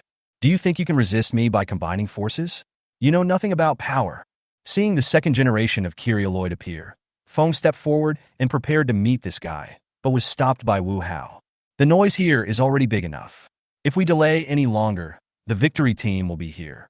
It's not that Wu Hao is afraid of the victory team, but he simply doesn't want to cause any more trouble. Xing, go and catch the guy alive? Hyperzell nodded, then jumped down from the roof, revealing her true form as she descended. The aura of fear and despair emanating from Hyperzeten made the Kyrioloids' bodies tremble uncontrollably. That kind of fear and despair comes from the depths of the soul and cannot be resisted by one's own beliefs. Hyperzeten teleported in front of the second generation of Kyrioloid and hit him in the abdomen. The powerful force instantly knocked the Kyrioloid away. The body of the Kyrioloid broke through the barrier of Gotti and slammed heavily into a residential building, directly destroying it. The second generation of Kyriorod tried to struggle to get up, but found that Hyperzeten appeared in front of him at some point. Just as the second generation of Kyrioroid was about to make a move, Hyperzeten hit him again. The powerful force directly made the Kyrioloid people lose their ability to move. This attack left Tiga powerless to fight back, and in the end he had to rely on the light of human mind to enter the shining prototype of the powerful enemy. In front of Hyperzeten, he was as weak and powerless as a child. Seeing that the second generation of Kyrioroid had lost the ability to move, Hyperzeten's mother carried the second generation of Kyrioroid to Wu Hao. We should go back. Wu Hao looked at the victory flying swallow in the distance and returned to the farm with many monsters. After throwing the second generation of Kyrioloids into the domestication room, Wu Hao waited in the breeding farm. A week later, the domestication of the second generation of Kyrioloids was completed. During this period, Red King and Gob, whose potential evolved to 3 stars, both gave birth to cubs. And these cubs grow quickly into adults with the power of the farm. Looking at the monsters whose lowest potential was 2 stars, and a few with 3-star potential, Wu Hao smiled. Sure enough, the potential of the monster cub is related to its parents. Looking at the monsters that were constantly being produced in the farm, Wu Hao found all the 1-star potential Golzin and Melba and fused them into Galba. Although Gorba's performance is okay, he does not show the same suppressive power as the second-generation Gorba, apparently because the fusion material is too weak. Perhaps the strength of the fusion materials will also have an impact on the final product. Once we have more 2-star Golzin and Melba, we can give it a try. Wu Hao expressed his anticipation for Gorba, which is the fusion of 2 R-level monsters. I will grant you permission. From now on, all monsters with 1-star potential will be sold normally. All the spirits obtained from the sales will be used to purchase potential-enhancing fruits and feed them to monsters with 2-star potential and above. Yes, sir. Wu Hao has to travel around the universe, so the farm naturally needs someone to manage it. Isail used to be the village's witch, so she has relatively rich management experience. So Wu Hao feels more at ease handing the responsibility over to her. Let's go. This should be the last step. Wu Hao turned the 7 fused Gorbas into cards and carried them with him, and brought everyone to the world of Tiga again. Let's get started. Wu Hao brought the witch and several domesticated Kyrialoids to the suburbs and asked them to prepare for the ceremony of the coming of the god Kyrialoid. As the witch and several Kyrialoids began the ritual, the victory team's alarm suddenly sounded. A strong magnetic field reaction has occurred in the G3 region. This energy is unprecedented. Yi Rue stood there in a daze, looking at the energy values displayed on the computer system. This is the first time he has seen this number since he joined the victory team. Everyone, go to the G3 area immediately to find out the situation. Yes. Upon hearing Aruma K's order, Munakata immediately rushed to the G3 area with the members of the victory team. Wu Hao looked up at the sky and saw a crack in it. The shadow of a gate appeared from the crack. As the ceremony progressed, the shadow of the gate began to gradually materialize. However, the materialization speed of this gate is much slower than expected. It seems that without human support, even the demons coming to the world will be affected. Chapter 75 Gorba vs. Daikoku. What is that? It looks like a door. Xinqing and Daegu, who were driving the victory swallow number 1, looked at the gate that was slowly materializing in surprise. The gate is actually in the sky. This is really weird. Commander, what should we do? Even though we don't know what's behind that door, we must not let it succeed. Stop it. Although it is unclear what is behind the gate, Zhongfang has a hunch that if the gate successfully materializes, something bad will definitely happen. Clear. Upon hearing Soma's order, Shinjo and Daegu immediately flew towards the door. You're here after all, but I can't just sit there and watch you make trouble. Galba! Wu Hao called out softly, and a Gorba card flew out. Oh no, it's a monster. Seeing Gorba suddenly emerge from the ground and attack them, Xinqing and Daegu no longer cared about the gate of the sky and immediately drove the victory swallow number 1 to avoid Gorba's attack. Commander, that monster looks so strange. It's like Golzin and Melba merged together. Lina and Hori looked at Gorba below in surprise. This was the first time they had seen such a monster. Don't just stand there. Support Shinjo and Daegu. Clear. After hearing what Sokata said, Lina piloted the victory swallow 2 to attack Gorba. Gorba's huge body was attacked continuously by victory swallow number 1 and number 2, and he let out an angry roar. Looking at the victory swallow flying in front of him like a fly, Gorba roared angrily, and then released a firebomb from the Melba eye above his head. There were a large number of fire bombs, and the attacks were scattered. Even though Xinqing and Daegu tried their best to dodge, they were still hit by the fire bombs on the flank of victory swallow number 1 and fell from the air. Daegu! Seeing victory swallow number 1 being shot down by Gorba, Lino exclaimed. At this moment, Gorba suddenly turned around and released an ultrasonic beam from the mouth on Gorzin's face, shooting down the victory swallow 2. In just a moment, all of the victory team's fighter planes were shot down by Gorba. Just as victory swallow 2 was about to fall to the ground, a figure appeared and grabbed victory swallow 2 in his hand. It was Tiga. Great! It's Tiga! When they saw Tiga appear, Zhongfang and others immediately breathed a sigh of relief. After placing the victory swallow 2 in a safe place, Daegu turned and looked at Gorba. Fuck him. Wu Hao looked up at the gate that was slowly materializing and gave orders to Gorba. Gorba roared and strode towards Daegu. Daegu looked at Gorba rushing towards him and immediately switched to power form. The two huge monsters collided directly with each other, and the powerful force burst out with an astonishing sound. This monster is so strong, Hari exclaimed as he looked at Gorba, who was as powerful as Tiga in his power form. Do you think this monster was also created by X? Lina looked at Gorba, who was fighting with Tiga, and spoke. This is hard to say. Hearing Lina say this, Hari was a little unsure. It seems that everything that happened in recent times was caused by this X. It must be him. Apart from him, I can't think of anyone else who could create such a strange monster. When Zhongfang thought that this was another monster created by X, he felt a headache. How about we go look for X? After we find X, we can see if we can avoid this battle. Okay, let's go look for it. Hearing Lina's suggestion, Zhongfang nodded, and then the three of them began to look for Wu Hao's whereabouts. The two fighting parties found that the other party's strength was similar to their own, so they stopped fighting. Daegu punched Gorba on the head, and Gorba punched Tiga in the chest. Both sides took a step back and then rushed towards each other again. But this time, Daga did not confront him head-on like before. He had already seen that this monster was as strong and defensive as himself. If he wanted to deal with such an enemy, he could only win through skill. Dagu crouched down to avoid Gorba's attack, then kicked Gorba in the back. When Gorba was unstable, Dagu pounced on his back and kept hitting him with his fists. Gorba roared continuously after being beaten by Dagu, and suddenly raised his body and knocked Dagu over. After Gorba stood up, he pounced on Dagu and knocked him down, and they started fighting. During the struggle, the timer on Dagu's chest began to flash. Dagu found the right opportunity, pressed Gorba under him, and then quickly broke away. He is different from monsters. He can keep moving as long as his strength is not exhausted. But his transformation has a time limit. Dagu gathered energy in his hands and released a stream of Dillicum light towards Gorba. Gorba, who was hit by the Dillicum light stream, suddenly stopped and fell to the ground, seriously injured and dying. Dagu was a little surprised to see that Gorba was not killed by the Dillicum light stream, and immediately switched to composite form, ready to fire another Zapirio ray. At this moment, a yellow light hit Daga's body, knocking him out and falling heavily to the ground. Daga looked up with difficulty and saw that it was another Gorbachev.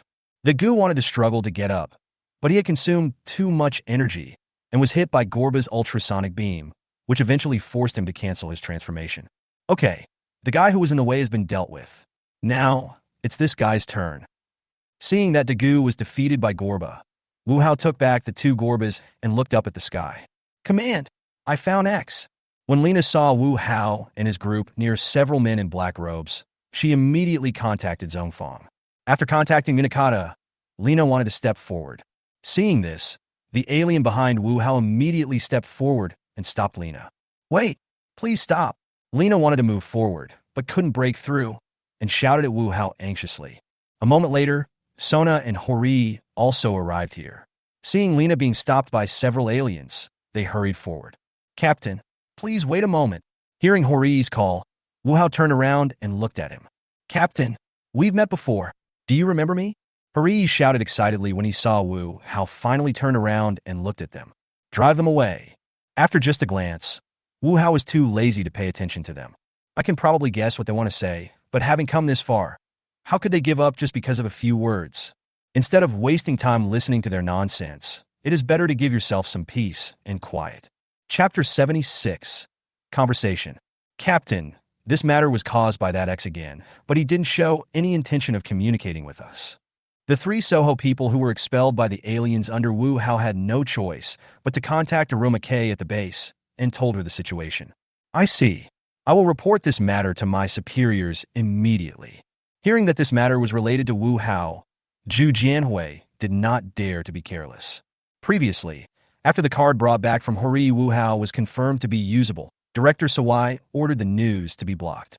The card was also sealed, and no one was allowed to access it except Director Sawai. Although we don't fully understand it, we can know from a glimpse of it that Wu Hao has a large number of monsters under his command. If they really provoke Wu Hao and release all the monsters at once, then humans will be in real danger. I'll go to the scene and meet him. After hearing the report from Aruma K, Director Sawai decided to go to the scene to talk to Wu Hao. Is the director going there in person?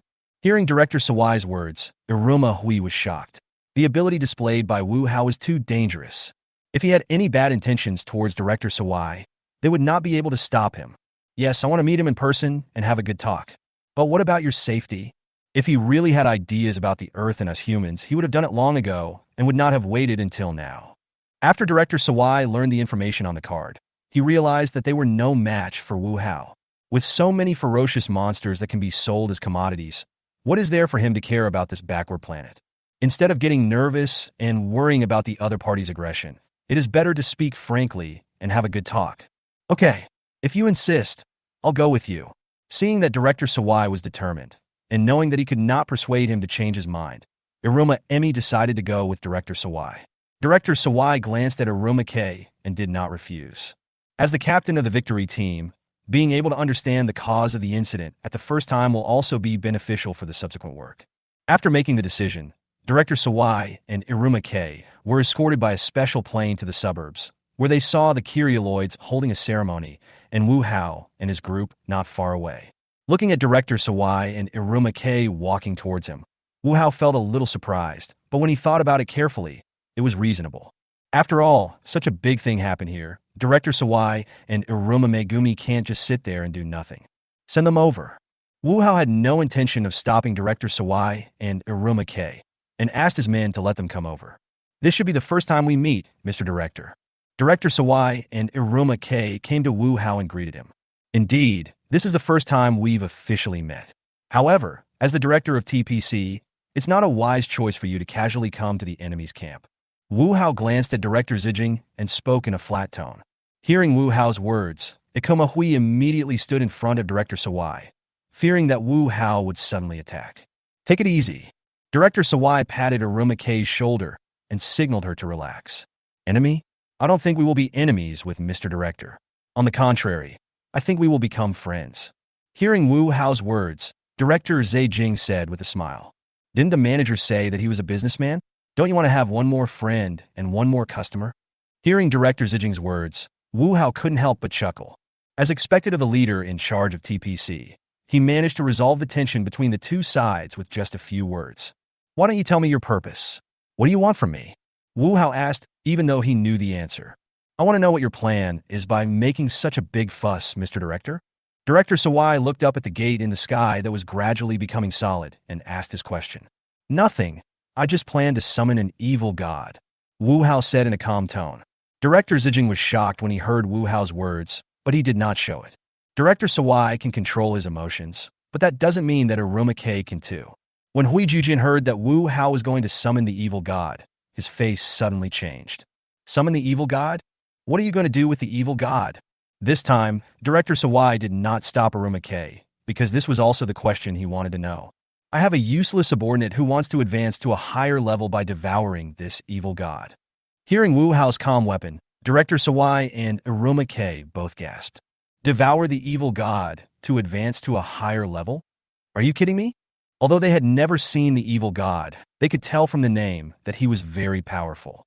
After all, how can a weak person dare to be called a god? Are you sure? Do I look like someone who would seek death? Director Sawai was silent, then took a long breath. I see. Director Sawai did not say anything stupid like whether or not to summon the evil god. Since the other party had already done it, they would naturally not give up just because of his few words. Captain Iruma K, please notify all residents in the city to take refuge in the shelter. I will ask the police department to cooperate with your work. Yes, Director, but if this is the case, I know, but this is the only way for now.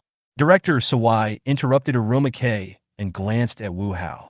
He won't change his mind because of us. If we go to war with him, we have no chance of winning.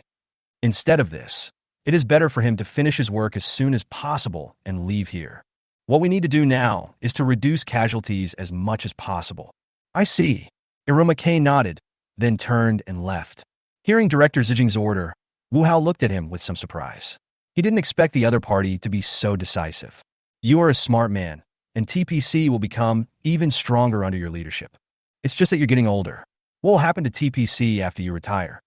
The current TPC is still an organization that exists to maintain peace, but a few years later, after Director Sawai, Chief Yashitsugu and other senior executives retired one after another, the nature of TPC changed from an organization that maintains peace to a powerful armed organization. Let the people of the future solve the problems of the future. All we can do is deal with the present, right? Director Zijing knew that Wu Hao was reminding him, and he was also well aware of the situation within TPC. However, as Wu Hao said, he is old, and all he can do now is to work with Ji Gang and Na Yuan to suppress the radicals within TPC. That's all. Chapter 77. The Descent of the God Kiri-Alad. Wu Hao was quite dissatisfied with the speed at which the gate in the sky was condensing. It took until the evening of the next day for it to fully materialize. As the gate materialized, the tightly closed gate began to loosen. A large amount of dark energy emerged from the crack in the door and began to pollute the world. Be patient for now. If you alert the enemy, the feast might run away. Seeing that Hepajitan's mother was about to swallow the dark aura, Wu Hao spoke up to remind her. Hearing that the feast might run away, Hepajitan's mother immediately suppressed her appetite. However, he only endured it for a minute, and then began to quietly absorb the dark aura emerging from behind the door, glancing at Wu Hao from time to time. fearing that Wu Hao would discover his little actions. Wu Hao rolled his eyes helplessly. This little idiot thought he was doing it very secretly. He is now an energy body and is very sensitive to various kinds of energy. Hyperzetin secretly absorbed these dark auras, just like when you are watching TV and the other person secretly changes the channel with the remote control in front of you. What you think is a very secretive behavior has actually been exposed long ago. However, Wu Hao did not stop Hepajiten's mother. Let her steal. With so much dark aura, the other party would not be able to detect it if there was less. Really, ink stain. As the sun was setting and the door was only open a palm width gap, Wu Hao felt a little impatient. Go. Open the door for your former master. Wu Hao said to the witch beside him. The witch nodded, then merged with Itabashi Mitsuo again to form Kiji, came to the gate in the air, and slowly moved the gate open with great force. As the gap in the door grew larger, more and more dark aura emerged from behind the door. Wu Hao didn't know who these guys learned this from. They had to cover the world with darkness before they appeared. This is the case with Doguf, Gatangia, and the god Kyrialoid. Is this a common problem for big bosses? When the dark aura enveloped the entire sky, dozens of figures walked out from behind the door. Wu Hao looked closely and found that they were all Kyrialoids. The strength of these Kyrialoids is quite good. 1/3 of them are SR level, and the rest are all R level. Who are these people? The Kyrialoid who appeared from behind the door saw Wu Hao and his group standing below, frowned, and asked the witch. They are the allies I have found. Without them, we will not be able to hold this ceremony smoothly. Hearing the witch's answer, the leading Kyrialoid nodded without saying anything more. The most urgent task now is to welcome the arrival of the great god Kyrialod. As for how to deal with those guys, that will be a matter for later. Dozens of Kyrialoids came to the ground, then lined up in 2 rows and knelt on one knee facing the open door in the sky. Welcome the great god Kyrialoid to Earth. Following the calls of many Kyrialoid people, a figure slowly walked out from behind the door. He was Wu Hao's target this time, the god Kyrialoid. The god Kyrialod is tall and strong, with wings on his back. His body is mainly silver and black, with fiery red patterns in the middle. More importantly, this guy holds a dark red sword in his hand. The target has appeared. Xing, it's your turn. Wu Hao silently took 2 steps back to give space to Hepajiten's mother. After hearing Wu Hao's words, Hyperzetin looked at god Kyrialoid with longing eyes, and then revealed her true form.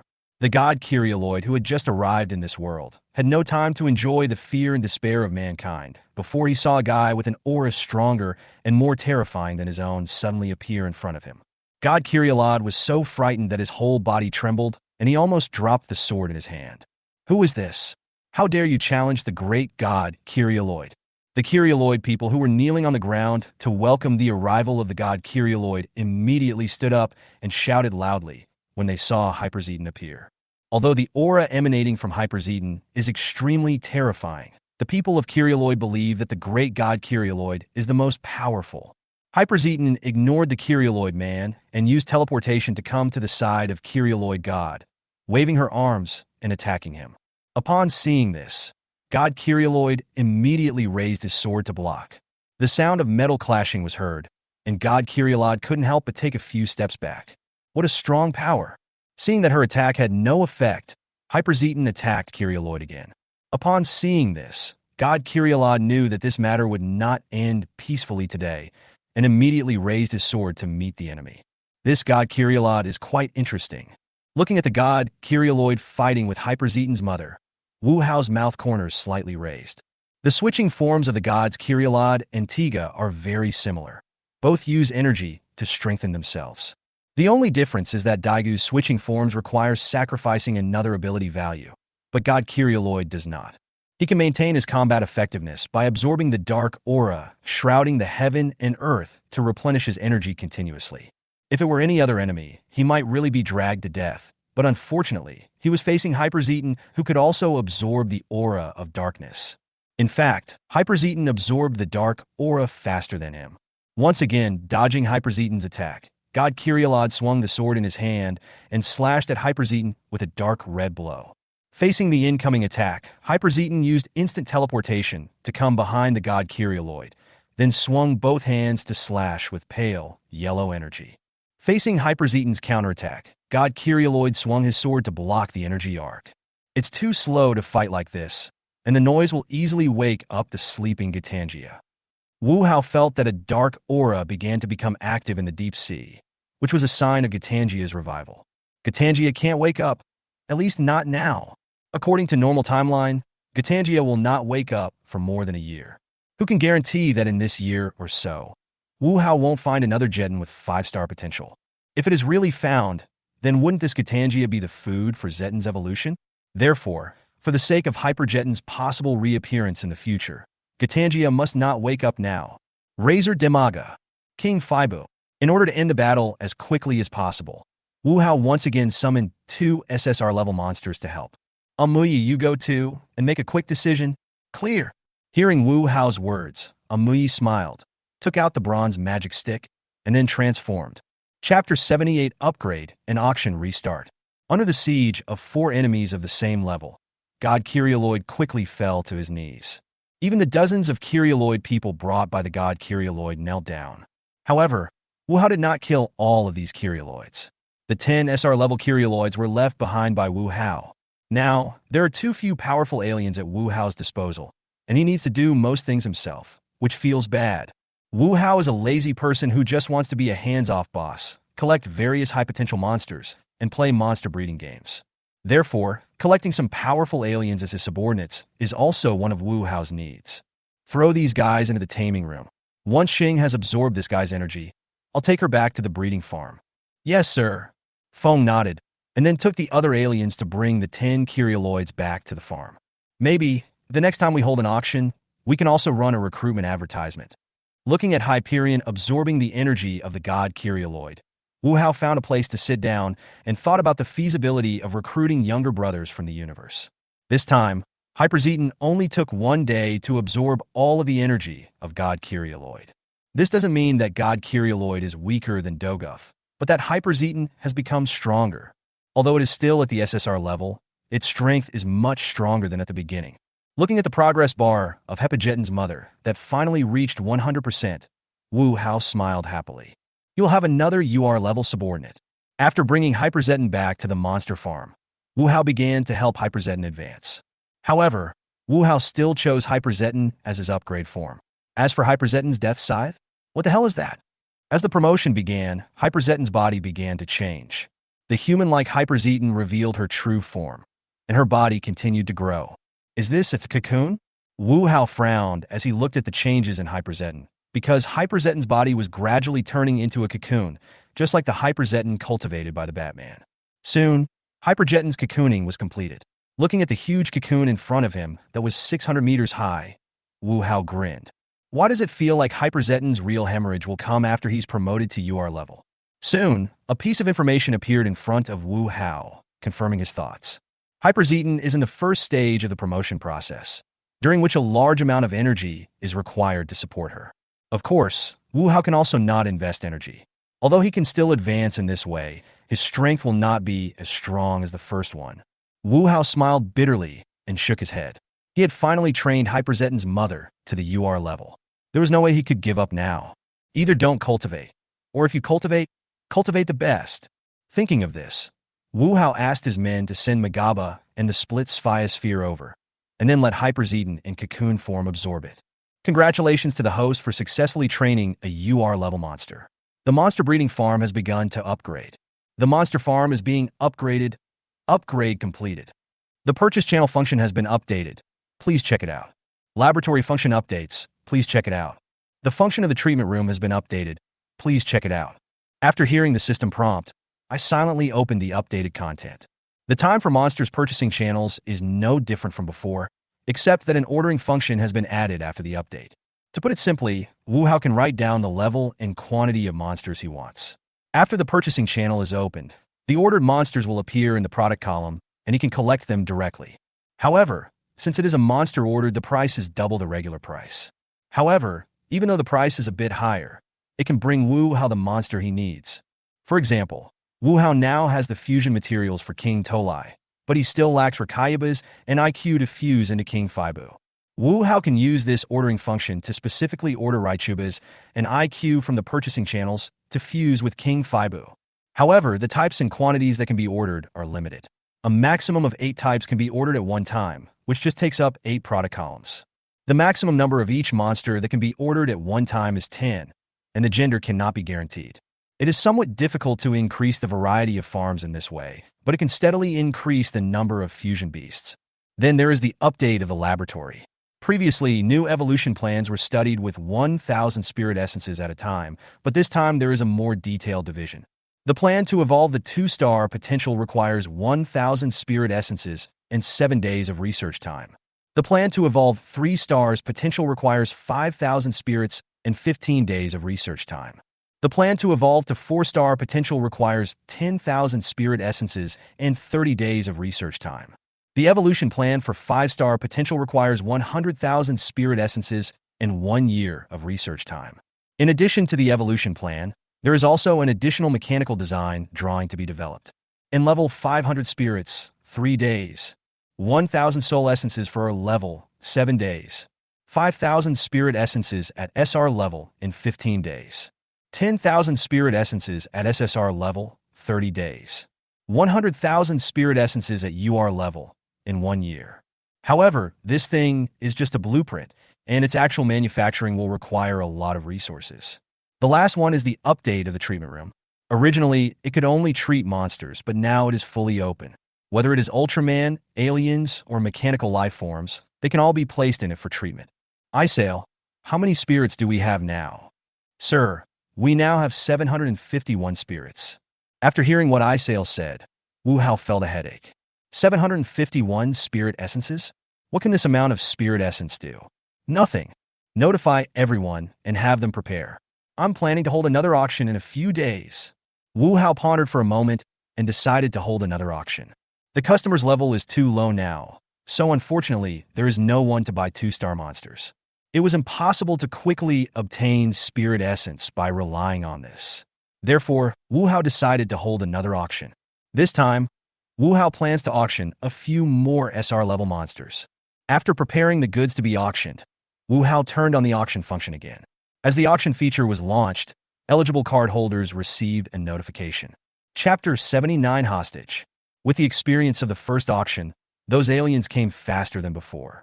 Except for a few newcomers who participated for the first time and powerful organizations, all other cosmic people rushed into the sales floor as soon as possible. The monsters purchased in the monster farm are different from those on the cards. Of course, this doesn't mean that the cards sold are fake, but there is a level mechanism for the cards. You can only purchase products of the level you are at. Unfortunately, their levels are basically the lowest 1-star level. After all, to upgrade from 1 star to 2 stars, you need to buy 50 monsters with 1-star potential. These aliens are small organizations or individuals and do not have such strong resources.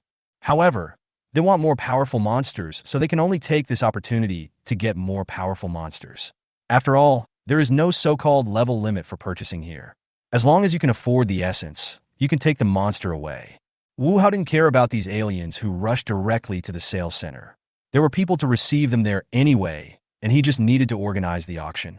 Wu Hao looked at the time and saw that there were still 10 minutes before the auction started. At this time, the number of guests sitting below the auction was nearly 1/3 less than the first time, and some of them were new faces. However, this is normal. Customers who have participated in an auction for the first time can probably figure out their own position. Although they have the ability to kill a monster at the auction in seconds, that depends on luck and hand speed. Instead of so many people fighting for a monster, it is better to come to the sales center and choose the one you like. As the countdown ends, the auction officially begins. Welcome to my monster breeding farm again. I am the manager here, Wu Hao. Although most of the guests here have participated in the first auction, the rules this time have changed slightly, so please allow me to briefly explain it. The number of monsters to be auctioned at this auction is still 10, including 5 R-level mutated or upgraded monsters and 5 SR-level monsters. After hearing Wu Hao's words, the quiet meeting room below suddenly became lively. At the first auction, there was only 1 SR-level monster, and the R-level monsters were mostly in ordinary form. Unexpectedly, this time, not only were the R-level monsters mutated or upgraded, but there were also 5 SR-level monsters. This makes those powerful organizations very excited. They failed to grab the SR last time, and this time, the number is 5 times that of last time, so they have to give it a try. Besides that, this auction will not feature instant sales, so it's up to you to decide what kind of monster you can get. Now, I declare, the second auction of the monster farm has officially begun. First, let's take a look at the first auction item, Golzen's mutated form, Earth Golzen. As Wu Hao finished speaking, a video demonstrating Earth Golzen's abilities appeared in front of everyone. After the laboratory was updated, Wu Hao realized that Earth Golzen was actually only a 2-star evolved form. Thinking about how he actually used a potential 3-star Golzen to evolve, Wu Hao wanted to slap himself in the face. It was such a waste of talent. The starting price for the Earth Golzen is 600 spirit essences. Each bid must not be less than 50 spirit essences. Everyone, please start. As the video ended, Wu Hao announced the auction price. Soon, this Earth Golzen was auctioned off for the price of 1,200 spirit essences. The second item up for auction was Frost King Air, also a 2-star variant of King Air, which was bought by the Pit Starman for 1,500 spirits. The third item up for auction was Flame Golzen, the 2-star evolved form of Golzen, which was bought by the Alien Sharplay for 1,500 spirit essences. The fourth item up for auction was the Burning Dimaga, Dimaga's 2-star variant, which was bought by the Zarab Alien for 1,600 spirit essences. The fifth item up for auction was King Ponton, Ponton's 2-star upgraded form, which was bought by the Gaussian for 1,800 spirit essences. After an exciting auction, let us congratulate the 5 guests for successfully buying their favorite monsters. After Wu Hao finished speaking, he took the lead in applauding, and the cosmic people below also followed suit and applauded out of respect. After this warm-up, I'm sure everyone is eager to see the next item, right? I won't waste your time. Please take a look at the sixth auction item, EX Red King. Everyone looked at the huge grill corn cob on the big screen with their eyes shining. This look, this figure, this appearance, it's the best at first glance. The starting price for EX Red King is 1,800 spirits. Each bid must not be less than 100 spirits. As soon as Wu Hao finished speaking, a customer couldn't help but bid up to 19,000. But after this price appeared, it was quickly lowered by another customer with a price of 2,000. After a fierce competition, EX Red King was finally bought by Metron at the price of 3,900 spirit essences. In addition, the Earth Golzen upgraded to SR, and 2 Frost Electrons were sold for 2,800, 3,100, and 3,300 respectively. Okay, next is the finale product we are most looking forward to. It is a special fusion monster that combines the power of the 3-headed monsters Golzen, Melba, and Ultra Gob, King Torai. As Wu Hao finished speaking, the battle image of King Tolai appeared in front of everyone. Seeing King Tolai defeat his opponent with his overwhelming strength, many aliens began to breathe rapidly with excitement. By the way, King Tolai is not the end of this fusion beast. It can also fuse with the other 2 monsters to become the more powerful King Fibu. Such a powerful monster that combines strength and potential. What are you waiting for? King Tolai's starting bid is 3,000 spirit essences. Each bid increase must not be less than 200 spirit essences. After hearing Wu Hao's offer, the aliens below went completely crazy. In just 5 minutes, the price of this King Tolai reached 7,000 spirit essences, and there was no sign of stopping. I choose to use your life to purchase this monster. Just as everyone understood the offer, a discordant voice rang out. Hitram suddenly appeared behind Wu Hao and held Wu Hao hostage with the short blade in his hand. This unexpected change caused a commotion at the auction, but it soon calmed down. When the aliens below saw Wu Hao being held hostage, they not only had no intention of helping, but instead watched the scene with great interest. Chapter 80, Recruiting Employees. Hitram, do you know what you were doing? Oh, what a surprise. You actually know me. Seeing Wu Hao calling out his name, Hitram looked at him with interest. But of course I know what I'm doing. It's you, however, who seems to be confused about the situation. Hand over all your monsters, or I'll kill you. Hearing Hitram's threat, Wu Hao did not answer, but turned to look at him with a smile. Hitram's heart skipped a beat. There was something wrong with this guy. Just as Hitram was about to attack, Wu Hao's appearance changed, and he turned directly into a Kyrioloid. Wu Hao hit Hitram in the chest and knocked him back. Damn it, I was so careless. Seeing that Wu Hao was out of his control, Hitram cursed inwardly and wanted to escape. However, this is Wu Hao's base camp, so how could Hitram come and go as he pleases? As soon as Hitram ran out of the auction house, 2 attacks came towards him. Hitram waved the dagger in his hand to block the attack, and when he looked up, he saw that it was another Kyrioloid. Every one of the Kyrioloids here is of SR level. For Hitram, who is now short of energy, Even a single one would be enough to overwhelm him, let alone a group of them. Hitram turned around and tried to run back to the auction room, but suddenly bumped into an invisible barrier.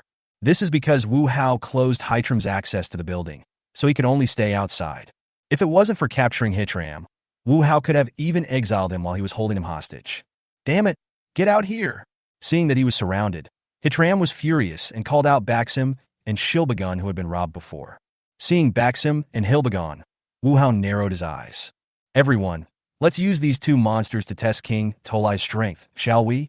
Inside the auction venue, everyone watched everything happening outside through the screen. That really couldn't be better. When these aliens heard that Wu Hao planned to use Hilbagon and Baxim to test the last auction item, they naturally had no objection. Wu Hao pressed the button and a King Tolai was sent outside the auction house. When Hitram saw King Tolai appear, his face changed. This guy's aura is so strong. Seeing King Tolai appear, the bellicosity Hilbagon rushed forward without caring about the difference in strength.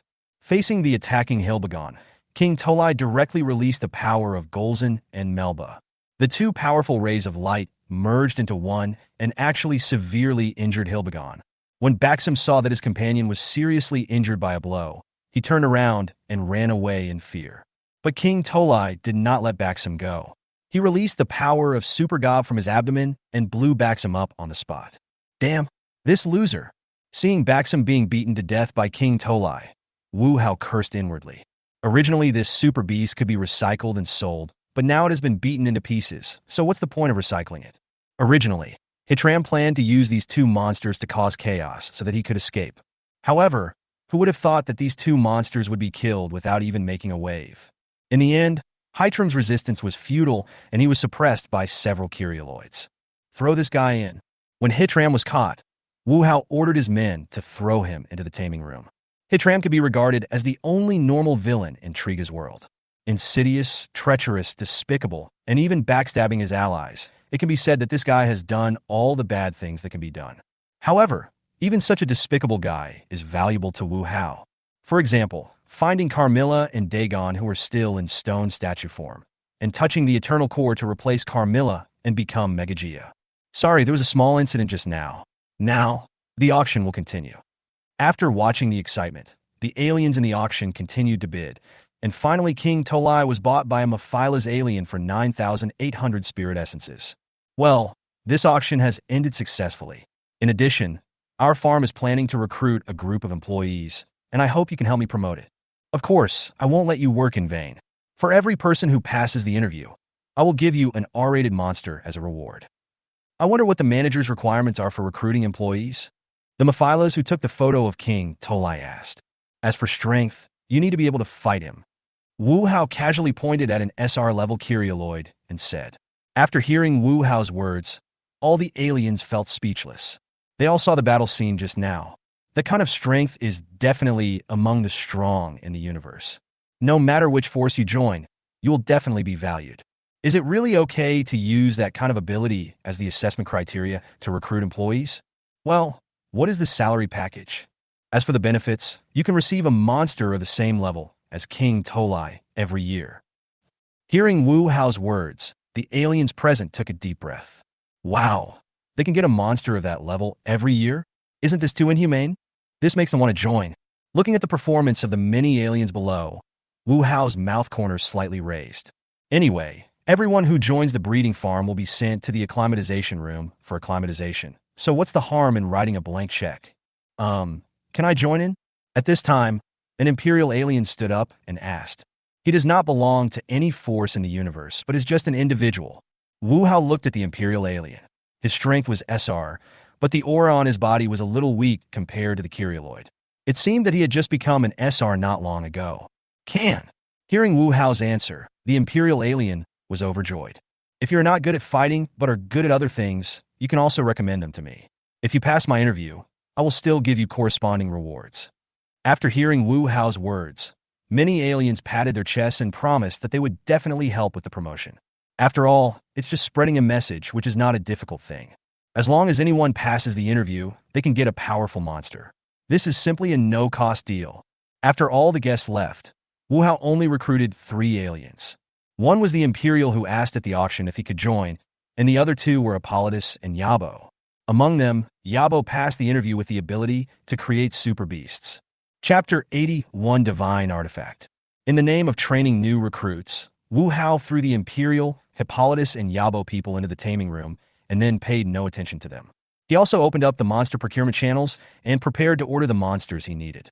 This auction plus normal sales brought Wu Hao a total profit of 40,000 spirit essences. Although it's not much, it's enough for Wu Hao to splurge for a while. Wu Hao first ordered 10 R-level Thunder Kubas and 10 R-level IQS, spending a total of 4,000 spirits. Afterwards, Wu Hao ordered 10 King Savers 3 and 10 Shilbaburmi respectively, spending a total of 4,000 spirit essences. In this way, Wu Hao used up 4 of the 8 product columns. We still need one more Baltan. Wu Hao has already gathered all the other materials for King Grant, and now the only one missing is Baltan. It's a pity that the monster procurement channel cannot order aliens. Otherwise, Wu Hao could completely form a legion of synthetic beasts. After closing the monster supply channel, Wu Hao came to the laboratory. It took 20,000 spirit essences to research 2 SR-level mechanical blueprints and 1 SSR-level mechanical creation blueprint. Looking at the fact that there were only more than 12,000 spirit essences left, Wu Hao sighed lightly. The essence that I just obtained was gone in the blink of an eye. What should I do next? Wu Hao felt as if he had reached a bottleneck and didn't know what to do. The ordered monsters will not be delivered until the next supply channel is opened, and Leo, Gagra, Hitram, and others are still in the taming room. Hyperzell is now in the first stage of promotion, and every day there are special people responsible for delivering monsters to her to replenish her energy. The drawings in the laboratory also require time to wait. In such a large monster breeding farm, Wu Hao actually found that he had nothing to do. Forget it, let's go to Earth for a visit. Wu Hao, who was really bored, decided to go to a random universe. After crossing the portal, Wu Hao appeared again in a warehouse. Wu Hao looked around and saw that it was just an ordinary warehouse where miscellaneous items were stored. But what made Wu Hao curious was that someone had drawn the image of Ultraman on the floor of the warehouse with chalk. Is this Gaia? It should be Gaia, right? Wu Hao tilted his head and looked at the picture on the ground, lost in thought. It's no wonder that Wu Hao lacks confidence, and this image is indeed a bit abstract. Who are you? Just as Wu Hao was thinking, a voice came from behind him. Wu Hao looked back and found it was a little kid carrying a school bag. If you don't go home after school and run around randomly, you'll run into bad people. Wu Hao did not answer the kid's question. Instead, he gave a sly smile and looked at the kid with malicious eyes. Wu Hao, Mommy, help! The little ghost was frightened by Wu Hao. He screamed, turned around, and ran away, calling for his mother as he ran. Did I go a little too far? Wu Hao scratched his cheek helplessly. He originally just wanted to scare the other party, but he didn't expect this kid to be so timid. Forget it, let's go look somewhere else. Just as Wu Hao was about to leave, his footsteps suddenly stopped. Wu Hao suddenly turned his head and looked at the shelves in the warehouse. The toys that were originally placed neatly there fell down and were replaced by a red ball. Wu Hao could be sure that this red ball had never existed before. Wu Hao walked forward, took the red ball in his hand, and looked at it carefully. At this moment, the red ball suddenly emitted light, followed by a voice. I can fulfill any of your wishes. After seeing this scene, Wu Hao finally understood which world he had come to. It turned out to be a theatrical version of the battle across time and space. You said you can fulfill any of my wishes? Yes, I can help you realize any wish you have. Well then, summon me a King Faibu. Upon hearing Wu Hao's words, the red ball burst into a strong red light. Then, Wu Hao heard a loud noise coming from outside, and then the ground shook. Wu Hao walked out of the warehouse with the red ball and found a King Faibu appeared in front of Wu Hao. It's really amazing. You can actually summon the King of Fai from another universe. The power of the red ball at this time is not as strong as it will be later, so it can only use its power to summon targets from other universes or other timelines to this world. But this is just right for me. Seeing King Phoebe destroying the city, Wu Hao summoned Razor Demaga and Zakira. He then took out King Phoebe's card and merged it with himself. For monsters are fighting in the city, which is a disaster for the city. The local government immediately contacted the military, and a large number of fighter jets and armored vehicles drove into the city. Attack! Seeing this, the commander of the troops immediately gave the order to attack.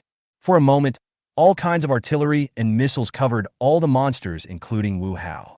Damn it, it hurts! These shells hit Wu Hao just like someone throwing stones at him.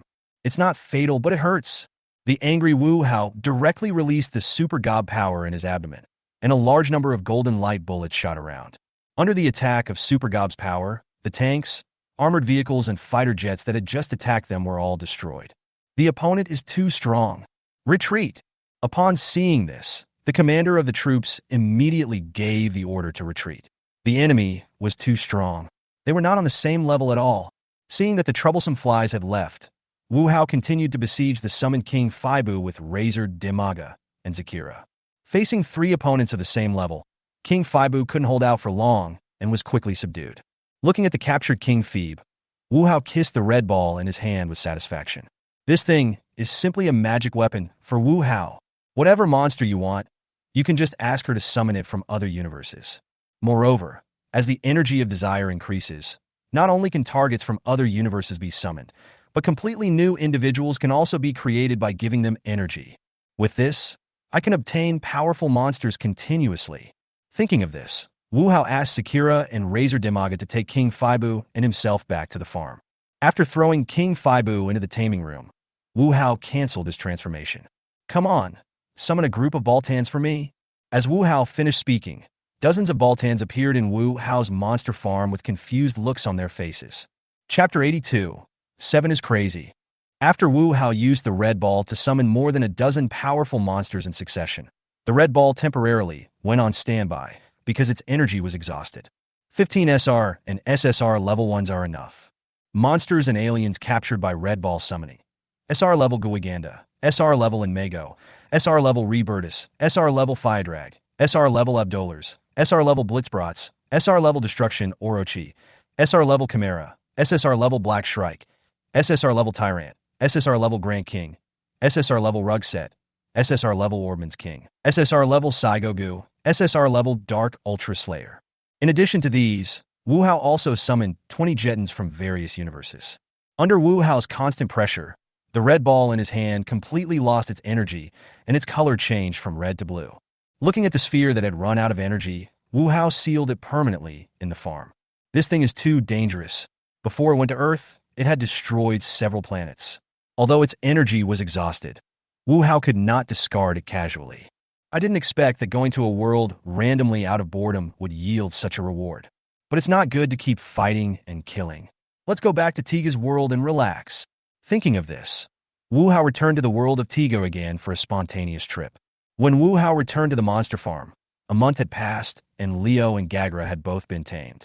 After Leo was tamed, Wu Hao took him back to his original world and helped him find Astra and Moriboshi. When Astra saw his brother coming out, the 2 brothers hugged each other excitedly. You should study hard with 7.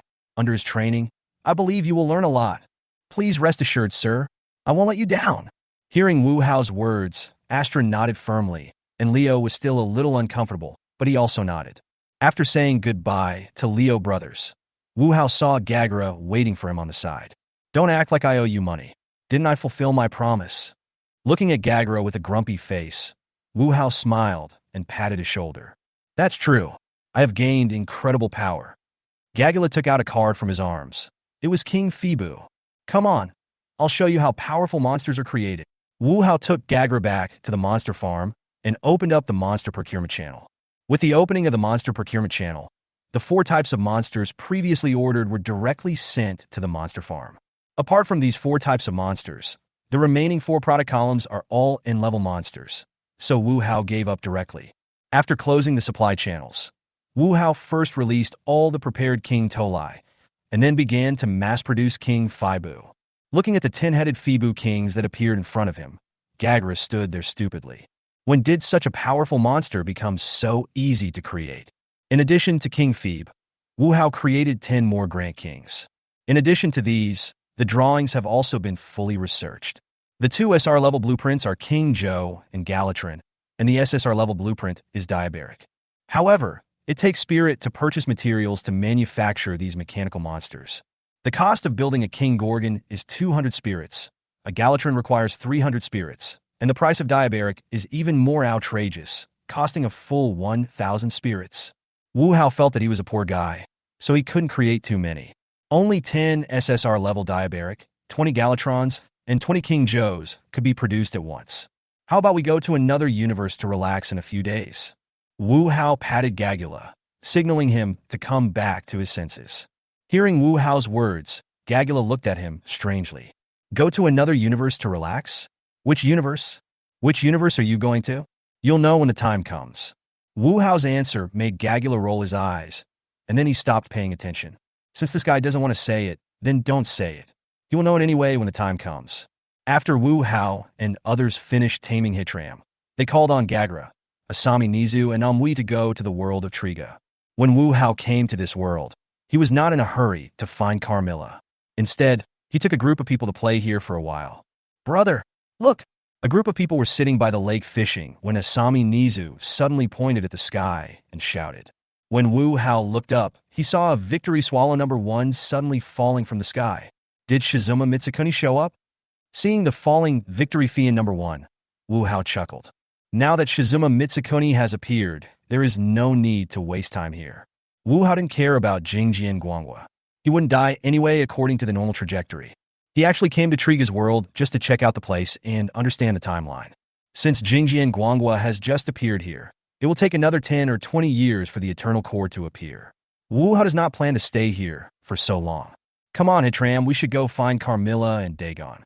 The next morning, Wu Hao asked Hitram to take him to find the traces of Carmilla and Dagon. After hearing this, Hitram consciously led the way. Wu Hao was a little surprised at Hitram's actions. He originally thought that this guy would be slow, but who knew he would be so proactive? In fact, what Wu Hao didn't know was that Hitram felt that he had fallen into the abyss and could not escape.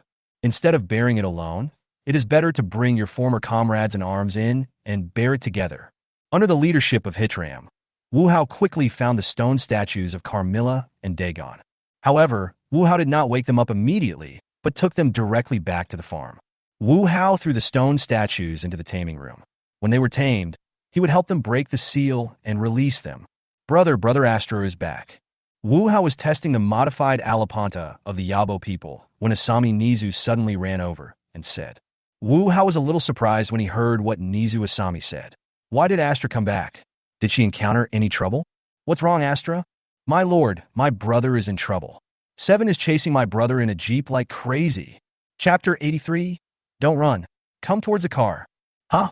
7 is chasing Leo in a jeep? That's awesome. Hearing Astra's words, Wu Hao said subconsciously. What? Astra was stunned when she heard Wu Hao's words, and she couldn't believe what she heard. Ahem, well, what I said is really too much. Wu Hao coughed lightly and immediately changed his words. Let's go see what's going on. Wu Hao almost blurted out what was in his heart again, but luckily he reacted in time and smoothed it over. Astra looked at Wu Hao with a tangled face. If he heard it correctly, the adults wanted to say, watch the fun? That must be it. At this time, Astra had begun to doubt whether it was right or wrong for her to come back for help. Wu Hao brought Gagra, Feng, Amui, and followed Astra to find the place where Leo was training. At this time, 7 was driving a jeep towards Leo. Leo was running desperately in front, looking back at 7 while running, his eyes revealing anger and a hint of murderous intent. If this wasn't training, Wu Hao believed that Leo would definitely transform and give 7 a flying kick. Yuan, don't run. Come towards the car. Hearing what Zhu Xingtuan said, Feng Yuan dodged and narrowly avoided the jeep. When Zhu Xingtuan saw Leo dodging, he immediately turned the car around and rushed towards Leo again. Leo dodged Moriboshi Tsuyoshi's jeep again and again, but Moriboshi Tsuyoshi drove the jeep towards Leo again and again. Yuan, don't run. Come towards the car. Moriboshi Tuan shouted loudly again and again, but looking at the speeding car, Leo didn't have the courage to rush forward. That's really too much, Amui said in a low voice when he saw how Moriboshi Tsuyu trained Leo. Grown-ups? Astra, who was standing by, saw Wu Hao watching the show and shouted anxiously. Don't worry, Astra. Your brother will be fine. Although Zhu Xingtuan's training method is very dangerous, it is the most direct and effective. You and your brother are still too immature. If you don't work hard to train and become stronger, you won't be able to protect this planet. Hearing Wu Hao's words, Astra glanced at her brother, turned her head away in pain, not wanting to see her brother's miserable condition. In the end, it was unclear whether Leo was pushed too far or whether Tsuyoshi Moriboshi's training was effective. Leo really jumped high, but he didn't jump towards the jeep. Instead, he jumped and dodged when the jeep was rushing towards him. After several consecutive jumps, Leo suddenly fell down the hillside. Fortunately, at the critical moment, Leo grabbed a rock and avoided falling to the bottom. At this moment, Leo and Morihoshi's communicators rang, and the aliens appeared again. "Come on, go and pull your brother up." Wu Hao patted Astra on the shoulder and signaled him to go and rescue his brother. Astra nodded, ran over quickly, and pulled her brother up from the hillside. Zhu Xingtuan turned around and saw Wu Hao, and his brows immediately frowned. "It's this guy again. This guy first kidnapped Leo, then sent Astra here, and then returned Leo 2 months later. I don't know what he is planning." 7. I sent 2 Ultra Warriors to help you protect the Earth. What's with that expression on your face? Seeing Zhu Xingtuan's look, Wu Hao said with a grin. Zhu Xingtuan snorted coldly. "What are you going to do here? I heard from Astra that you were abusing his brother, so I came to take a look." "Abuse? I'm helping him with special training." Hearing Wu Hao's words, Zhu Xingtuan said angrily. "Yeah, special training for driving a jeep towards Leo." Wu Hao came in front of Zhu Xingtuan, then sat in the jeep and started the jeep. "What are you up to?" When Zhu Xingtuan saw Wu Hao's actions, he suddenly felt something was wrong. "Nothing. I just want to help you with some special training," Wu Hao said with a smile, then backed the car up and rushed towards the star group. Looking at the jeep rushing towards him, Tuan Moriboshi had a serious expression, but he was not as panicked as Leo. When Wu Hao was about to hit Zhu Xingtuan suddenly threw his crutch at Wu Hao. Seeing this, Wu Hao lowered his body and dodged the crutch thrown by Zhu Xingtuan, and Zhu Xingtuan also took this opportunity to dodge to the side. Although he was a little embarrassed, he still managed to avoid the collision with Wu Hao's jeep. As expected of an old hand, he is really amazing. Wu Hao got out of the car and said to Zhu Xingtuan, who was lying on the ground in a somewhat embarrassed manner. Wu Hao stretched out his hand to Zhu Xingtuan. Zhu Xingtuan looked up and stared at Wu Hao with his eyes fixed. After a moment, Zhu Xingtuan stretched out his hand and let Wu Hao pull him up. Wu Hao took the crutches from the jeep and returned them to Zhu Xingtuan. "No matter what, Leo and Astra are mine. I have no objection to your training, but please don't let me find out that you are taking revenge on someone else. Otherwise, I will make Leo and Astra leave the Earth." Without Leo and Astra facing the invasion of evil aliens, what can you do with just you, Moriboshi, who can't transform into 7? Taking revenge? I won't do such a childish thing. Zhu Xingtuan snorted coldly and limped away on his crutches. "Thank you, sir." Astra brought Leo to Wu Hao to thank him. They both saw Wu Hao driving his car into Zhu Xingtuan. "Leo, work hard to become stronger. All the suffering and pain you have endured before and today is because you are too weak. If you were strong enough to face any opponent, you wouldn't have to endure this kind of pain again." "I understand, sir. Please don't worry. I will become stronger. Keep getting stronger." Looking at Leo's determined eyes, Wu Hao patted him on the shoulder. "I believe in you. Go. Your teammates still need you. Astra, this time, don't take action. Let your brother face it alone." "I see." Astra looked at her brother worriedly, and only agreed when Leo nodded to him. Afterwards, Wu Hao and his group followed Leo to the area where the Kali people appeared. Seeing Jun Shiratori constantly attacking the Kali alien with a pistol, Feng Yuan decisively transformed into Leo in order to save his friend. After a battle, Leo found the right opportunity to cut off the sharp blade on the shoulder of the Kali star, and then used these 2 sharp blades to destroy the Kali star. Chapter 84. Money ability is also ability. Great! Brother did it! Astra was excited to see Leo successfully defeat the Kali star. They have already sacrificed 2 teammates to deal with this guy. His brother was also forced by the captain to undergo inhumane and cruel training. But it was all worth it. His brother did it. He successfully killed the Kali star. Okay, I see. Looking at the excited Astra, Wu Hao shook his head helplessly. She was obviously older than him, but she was more like a child than him. "Tell your brother that the treatment room in the farm can now treat you. If you are injured, go back and heal." "I know. I will definitely tell my brother." Astra nodded solemnly. The treatment room can now provide treatment for them, which is great news for them. In order to become stronger, the 2 brothers undergo high-intensity training every day, and the result is that they are covered in bruises. Forcing yourself to train and fight with an injured body is actually squeezing your own abilities and will leave hidden injuries in your body. Astra and Leo both knew that this was not a good thing, But facing the alien invasion and the expectations of their parents, they had been gritting their teeth and persevering. And now, they no longer have to worry about their injuries. Don't try too hard. Rest when you need to. If you encounter an enemy you can't handle, use the monster I gave you. Originally, Wu Hao wanted to recruit the two fighting masters, Leo and Astra, as his subordinates. Then, one standing behind him on the left and one on the right, it would be absolutely cool. However, after seeing Leo's miserable appearance after training, Wu Hao began to doubt himself. Is it really right for me to do this? They are no longer a virtual character, but a person of flesh and blood. Although the arrogant lion attracted Wu Hao, that was based on Leo's tragedy. But now it's different. Wu Hao has the ability to stop all this and prevent Leo's tragedy from happening. Do I really want to let Leo go through all this just because of my spur of the moment? No. Although Wu Hao likes the arrogant lion, that shouldn't be based on Leo's pain. Astra, from now on, apart from training, you must stay by your brother's girlfriend's side and protect her. My lord, has something happened? Astra's face changed. Apart from training, she had to stay with her brother's girlfriend all the time? Could something happen to Baizi's sister? I'm just worried. After all, your brother's girlfriend is just an ordinary person. If she faces an attack from aliens or monsters, there is basically no chance of survival. You've already lost a loved one once, and I don't want you to go through this pain again. Wu Hao said, putting a hand on Astra's shoulder. I see. Seeing Astra nodded solemnly in agreement, Wu Hao didn't say much. I have already reminded him implicitly. If this still cannot change the ending, then it can only mean that this is Leo's fate. Give me the monster I gave you. Astra did not ask the reason and directly returned the Plasma Red King and D Ginga that Wu Hao had given him to Wu Hao. These are too weak. Let me give you some stronger ones. After hearing Wu Hao's words, Astra was speechless for a moment. SR-level monsters are still too weak? Once, in order to test their strength, he and Leo teamed up to fight Plasma Red King. However, even when the brothers joined forces, they were still defeated by Plasma Red King. With such a strong strength, my master actually said it was too weak. Who is showing off? It's so dazzling. Wu Hao was not clear about Astra's psychological activities. After recovering Plasma Red King and D Ginga, Wu Hao took out 6 cards.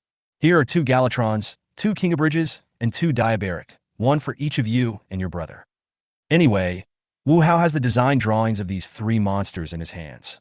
As long as there are enough spirit essences, he can make as many as he wants. Astra took the card from Wu Hao's hand and solemnly put it into his pocket.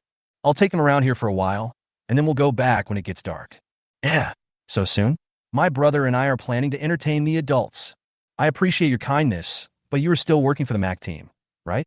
When you have time, please treat me to a meal alone. I see. Astra nodded helplessly. As Wu Hao said, they still had work to do, especially after the monster had just destroyed the city.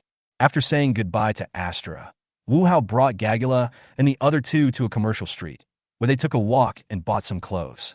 In the evening, Wu Hao and his group went to a restaurant again and ordered a sumptuous dinner. Hey, don't be so serious all the time, okay? Is it because the food doesn't suit your taste? Wu Hao looked at Gagula and gave him a puzzled look as if someone owed him money. Is it really okay to be so lazy all day? There are many ambitious people in the universe who want to unify the universe. Of course, it's no problem. Wu Hao swallowed the food in his mouth and then wiped his mouth with a tissue. Gagula, I'm a businessman. I don't care whether the universe is unified or not. As long as they don't hinder me from earning spirit essence, that's enough. When Gagula heard what Wu Hao said, he frowned. Are you so unsatisfied? You are slandering me. I have great ambitions. You also saw the birth of King Faibu, right? Gagura nodded. How could he forget about creating 10 such powerful monsters at once? Let me put it this way. If you were to search and collect resources in the vast universe by yourself, how long do you think it would take you to create a monster as powerful as King Faibu? 1 year? 5 years? 10 years? Or 100 years? Gagula did not answer because he did not know how to answer this question. The world is very realistic. Whether in the universe or on Earth, the rich and powerful and the humble are playing completely different games, even if they are in the same district. I can easily obtain something that others may not be able to obtain, even after working hard for their entire lives. All it takes is a little bit of spirit energy. Ambitious? Dominating the universe? If he really messes with me, I will use my spirit to smash out tens of thousands of Faibu kings. What can he do to resist? Money is also a skill. I can increase my skills by eating, drinking, and having fun every day. Why should I train so hard? After hearing what Wu Hao said, Gagula was completely silent. He wanted to refute, but he couldn't, because he found that what Wu Hao said was actually true. Chapter 85 Halloween. The dinner ended with Gagura looking doubtful about his life. Wu Hao returned to the farm and looked at the cocoon of Hyperzel, which was constantly absorbing Magaba's energy. After this period of feeding day and night, the cocoon's progress bar reached 10%. Then Wu Hao came to the domestication room and looked at the dozens of aliens being domesticated inside. All of these aliens were recommended by the participants of the auction. However, only 1/3 of these aliens meet the military requirements, and the rest are technical aliens. Isail, I'll leave the farm to you. I plan to go to other universes. Let me know when Carmilla and Dagon wake up. There are too few entertainment facilities in the farm, and it is very deserted. Looking around, there are nothing but monsters, and there is nothing fun to do. Although Wu Hao likes quietness, this is a bit too quiet. Yes, sir. Isaili agreed reluctantly. Isail was speechless about Wu Hao's behavior of leaving the farm at every turn. But since everything had been handed over to her, she naturally would not be as irresponsible as Wu Hao. After saying goodbye to Isail, Wu Hao took Feng and the witch and left the farm. I heard that there is a powerful monster in the universe called Demon King Beast. I want to go and see it. By the way, I want to let Kai know what true power is. After Wu Hao left the monster farm, Gagura also decided to leave here temporarily and go to other places in the universe. When Amui saw that Wu Hao and Gagula had left the farm, he could no longer suppress his eagerness. But unfortunately, before Amui could finish his words, he was interrupted by Yashaliai. Amui, you and Asami will stay and help me, right? I don't know why. Even though Isail had a smile on her face, Amui felt a hint of fear. Izare witch so scary. Wu Hao returned to the world of Tiga and temporarily lived an ordinary life with Feng and the witch. I usually go shopping or listen to Maya's concerts, and my life is very comfortable. Master, today is Halloween. Let's go out and play. Halloween? Hearing Feng's words, Wu Hao was stunned for a moment. Is it Halloween already? Time flies. Okay, let's go out for a walk. Wu Hao dressed up as the Grim Reaper, with a large black hood hiding his face and a scythe of death on his back. Feng and the witch dressed up as succubi. Halloween night is still very lively. Colorful lights are hung on the streets, and many children dress up as various monsters and go from house to house in groups, knocking on doors to ask for candy. Master, what's wrong? Feng saw that Wu Hao seemed to be looking for something and asked curiously. Feng, do you think there will be any aliens or monsters coming to cause trouble during such a lively festival? This shouldn't be the case. Feng said after hesitating for a moment. Humans are quite concerned about festivals. There shouldn't be any blind people who come out to cause trouble at this time. That's hard to say. Wu Hao chuckled and then did not look for Jalambo anymore. Anyway, if anything goes wrong, the victory team will handle it, so you don't have to worry about it. Come on, let's go check on Abik. In the past few days since he came to Tiga, Wu Hao has been looking for the whereabouts of Abik.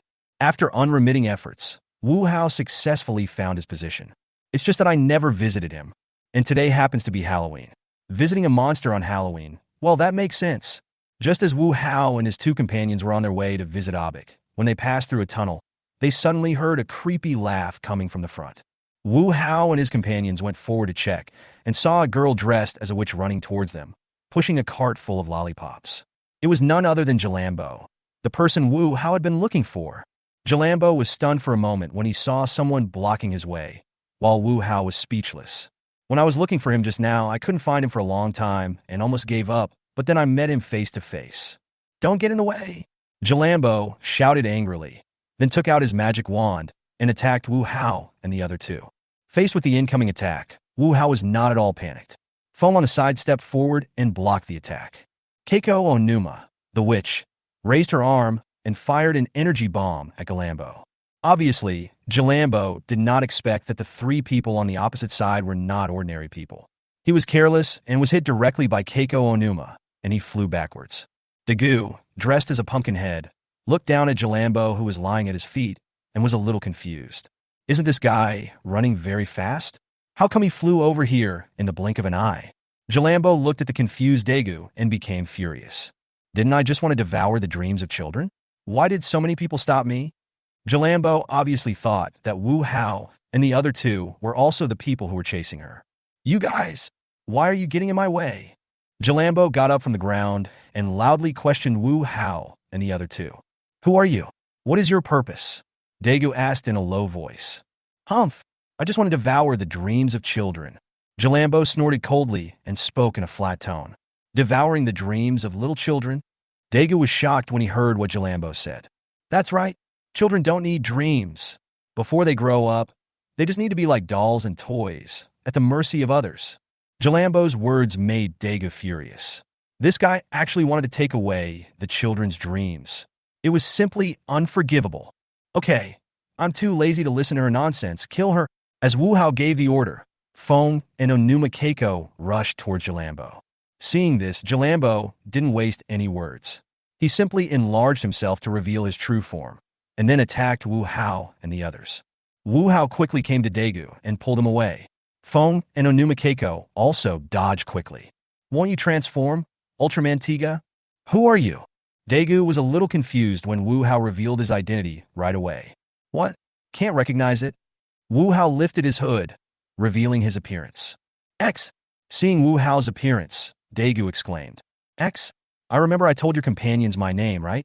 Wu Hao was so angry that he said, Call me by my name, you bastard. Sorry, I'm used to it.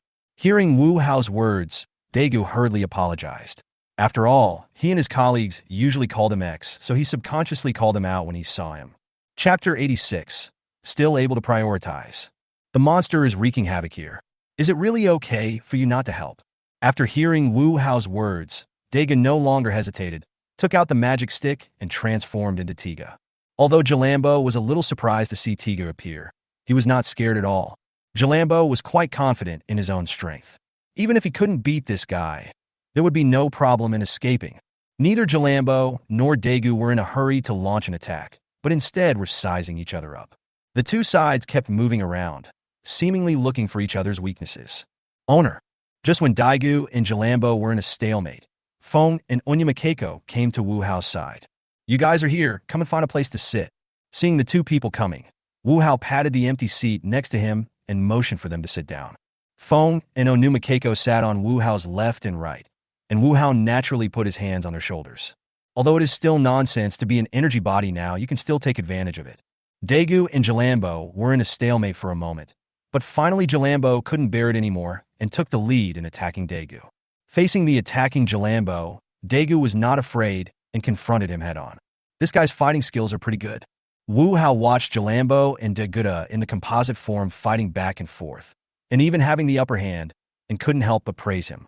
That's all. If it were me, I could easily defeat Tiga. When Keiko Onuma saw Jalambo's performance, she curled her lips in disdain. Hearing what Keiko Onuma said, Wu Hao just smiled slightly and said nothing. After Onuma Keiko and Itabashi Mitsuo combined, they were able to defeat Daiko in this state, but if she were alone, she could only perform slightly better than Itabashi Mitsuo. If her strength was really that strong, she would not have been sent to Earth by the god Kirialad. At this time, Daegu kept using his elbows to attack Jalambo, who was locking his throat. After being hit by elbows continuously, Jalambo was unable to stop it. The moment Jalambo let go, Daegu seized the opportunity and threw Jalambo out. However, Jalambo's reaction speed was also very fast. He adjusted his body in midair and landed safely.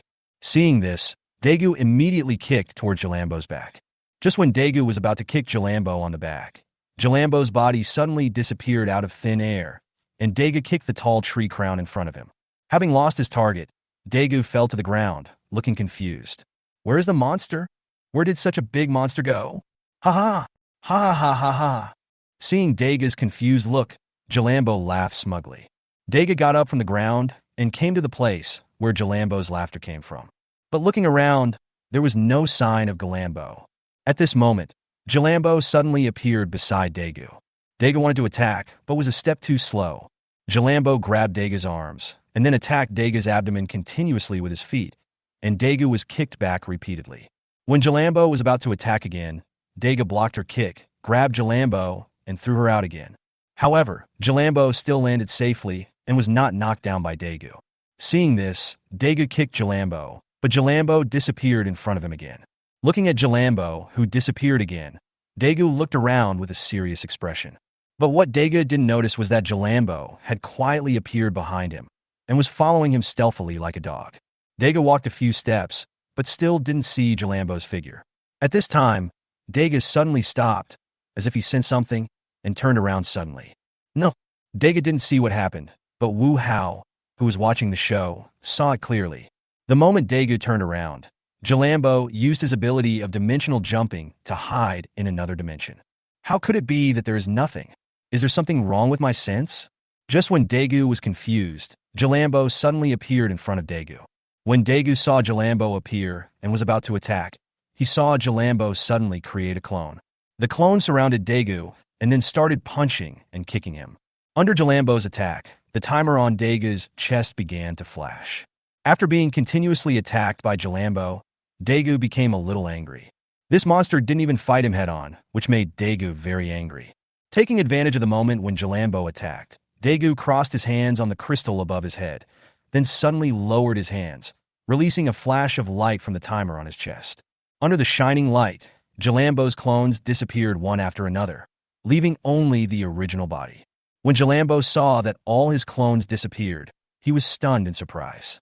Daga turned around and looked at Jalambo's real body. You had a lot of fun fighting just now, didn't you? Now it's my turn. Daga kicked Jalambo in the chest, causing Wu Hao to gasp. My goodness, this kick is really fierce. If this were a human, wouldn't he be kicked flat? Feng and Onuma Keiko on the side also frowned, but they didn't frown because of Daigu's attack. Moreover, when Wu Hao took a breath, he subconsciously pinched his hand, and their slimes felt a little pain.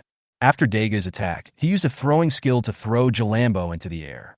Afterwards, Dagu used the immobilization beam to freeze Jalambo's body, and then used the Zapelio beam to destroy him. Okay, now that we're done watching the fun, we should continue looking for Abik.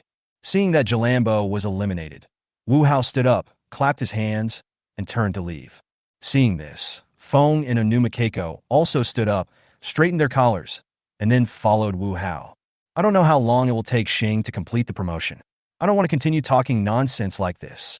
Although I didn't collect them specifically, there are already quite a few beauties in the farm. It's around me every day, but I can't get any food. Isn't this bullying honest people? Although he complained in his heart, Wu Hao still knew what was important and what was not.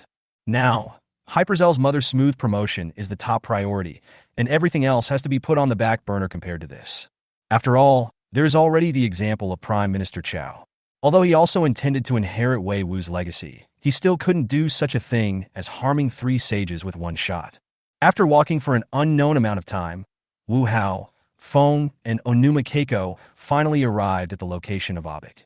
However, unlike what one might imagine, Abik is actually quite lively. There were quite a few people at the noodle stall. No, it should be said that they were monsters. Chapter 87. The Restless Gazette. Excuse me, 3 guests, we are already full. When Abik saw Wu Hao and the other 2 coming, he was stunned for a moment. Then he walked up to them and said with a smile. Wu Hao glanced at the many monsters on Abik's stall and smiled slightly. I originally wanted to have a bowl of noodles, but since the restaurant is full, I'll come back tomorrow. Thank you for your understanding. I will treat the 3 guests tomorrow. Okay, then it's settled, Master Ian. Wu Hao said something to Abik with a smile, then turned and left with Feng and Onuma Keiko. When Abik heard Wu Hao's address to him, the expression on his face changed from smiling to serious. Abik was sure that he had never seen this guy, but the other party revealed his identity right away. Who is this guy? What is his purpose in coming to see me? Master, are we just leaving like this? On the way, Feng looked at Wu Hao in confusion. Didn't you say you wanted to meet Obike? Why are you leaving right after arriving? The noodle stall is already full.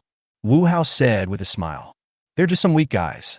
Qingzi and I can drive them all away. For Feng, her master is the most noble being. Even if she wants to eat dragon meat, she will try her best to kill an evil dragon and offer the dragon's meat to Wu Hao, let alone a mere bowl of noodles. No need. Obike is right there. You can see him anytime you want. Hearing Feng's words, Wu Hao felt helpless. If you say that, it will give people the impression that I am a villain. But I am a good citizen. A very good citizen. Okay, let's put Obike's matter aside for now. Let's discuss who will sleep with you tonight. The next morning, Wu Hao was awakened by a knock on the door. After putting on his clothes, Wu Hao walked out of the room and saw Feng and Onuma Keiko standing at the door, looking at Zhongfeng and Daigu with unfriendly faces. What brought you here today? Is the work of the victory team so easy? The vice captain can go out at will. Wu Hao took out a bottle of milk from the refrigerator, then looked at Zhongfang and Daigou. Mr. Director, the director wants to see you. Zhongfang looked at Wu Hao and said seriously, what if I say I won't go? Are you going to use force? Wu Hao took a sip of milk and looked at Zhongfang with interest. If the director is unwilling, we will not force him. We will visit him again when he is free. Zhongfang kept a low profile and did not conflict with Wu Hao because of his words. If you just want to hang out with me, I have plenty of time, but if you want to talk to me about politics, forget it. My attitude is very clear. I'm just a businessman. I have no special feelings for this planet or human beings. So, ultimately, how I treat this planet and humanity depends on you humans. After hearing Wu Hao's words, Zhongfang was silent for a moment. I understand. I will convey your words to the director. We will not disturb you anymore. Zhongfang bowed to Wu Hao and then prepared to leave with Daigou. Wait a moment. Wu Hao called out to Zhongfang. Does the director have anything else to say? I'm planning to go out for a walk, and I'm still short of a driver. Can you let Team Daigou take me out for a spin? Of course. After hearing Wu Hao's words, Zhongfang agreed without any hesitation. Then I'll leave it to you, Team Daigou. Daigou looked at Wu Hao with a bitter smile on his face. He actually wanted to refuse. Where are you planning to go? Daigou was driving the drum patrol car, taking Wu Hao, Feng, and Onuma Keiko with him on the street. Just wander around for now. I don't have any place in particular I want to go. All right. After hearing Wu Hao's words, Daigou felt helpless and then drove his vehicle to patrol the streets. Anyway, Wu Hao just said that he wanted to take a walk around. In that case, I will take him on patrol with me. This way, I won't fall behind in work. Mr. Director is really amazing. Daigou, who was driving, suddenly said something. What? Wu Hao looked at Daigou strangely. Isn't Mr. Manager a monster merchant? Mr. Manager can sell such ferocious monsters as commodities. Hearing Daigou's words, Wu Hao chuckled. That's because I have very outstanding companions. Don't think I'm a monster merchant who raises monsters in a farm, but I'm a hands-off boss. My companions are handling all the big and small matters in the farm. Huh, that's really amazing. Hearing Wu Hao's answer, Daigou praised him in amazement. Yeah, I think so too. I am so lucky to have found such a great companion. Mr. Director, what does the universe look like? While patrolling, Daigou asked Wu Hao all kinds of questions. The two were chatting animatedly in the front row. Feng and Onuma Keiko, who were sitting in the back row, looked at each other helplessly. I don't understand what the master is thinking. In such a boring world, what is there to attract the master? Just when Wu Hao and Daigou were chatting enthusiastically, Wu Hao suddenly felt an unusual energy. Mr. Director, what's wrong? Seeing Wu Hao's expression turn serious, Daigou also became serious. I felt a breath. A breath. Daigou was a little confused. What kind of aura was that? Why didn't he feel it? This is the breath of Gazet. Lightning Man is starting to get restless. As he spoke, Wu Hao looked up at the sky. Gazet? Isn't that the monster that the manager controlled before? Did the monster get out of control? Daigou was a little surprised. Wasn't Gazet controlled by Wu Hao before? Why did he suddenly become agitated? Gazos are formed by the lightning men devouring each other and mutating. However, there are more than just a few Gazos on this planet, and this Gazet is not the one I control. There are quite a lot of lightning tribes in the world of Tiga. When Hyperzeton first came to the Tiga era, she ate dozens of lightning tribes, big and small. However, what Wu Hao did not expect was that these lightning men were so brave. They have lost so many tribes before and after, and these guys still dare to jump like this. After hearing Wu Hao's words, Daigou did not dare to delay and immediately turned on the communication equipment to contact the headquarters. Chapter 88, The world is bustling with people, all for profit. The world is bustling with people, all for profit. Okay, I understand. I'll contact the Meteorological Bureau immediately. After receiving Daiko's message, Munakata's expression immediately became serious. What's wrong? Seeing that Munakata was so serious, Irumi asked curiously. Just now, Daigou sent a message. No, it was the director who said that he sensed the breath of Gazet, and that Gazet was not the one he controlled. After hearing what Zhongfang said, the expressions of everyone on the victory team immediately became serious. I remember that the director said that Gazet appeared because humans overused electromagnetic waves, right? Lena on the side spoke up. Yes, the director did say that. Munakata nodded, indicating that Lena was right. But since that incident, haven't relevant laws been enacted? Why did Gazet appear again? The incident that Lena was talking about was the incident in which Wu Hao had previously commanded the monsters to attack. Lena, Gazet, and other monsters created by pollution are different. Hori on the side spoke up. Different? Lena looked at Hori in confusion. Aren't they all monsters? Why is Gazet different from other monsters? Previous monsters were caused by the random discharge and disposal of various harmful substances. These substances were mainly various kinds of garbage or chemicals. This kind of thing itself is not allowed to be discarded or discharged at will. After that incident, the laws enacted were just more severe than before, and they won't actually affect too many people. But Gazet is different. It mutated due to humans' use of electromagnetic waves. So what's the difference? Isn't it all because of us humans? Seeing that Lena still didn't understand, Hori felt helpless. Lena, do you usually cook with firewood or with equipment that uses electromagnetic waves? Of course it's electromagnetic waves. Lena answered with a frown, somewhat confused as to why Hori asked such a question. Yes, it's an electromagnetic wave device. The use of electromagnetic waves is so widespread in today's society. From satellite communications and medical equipment to mobile phone positioning and home appliances. It can be said that electromagnetic waves are always around us, and we cannot escape from them.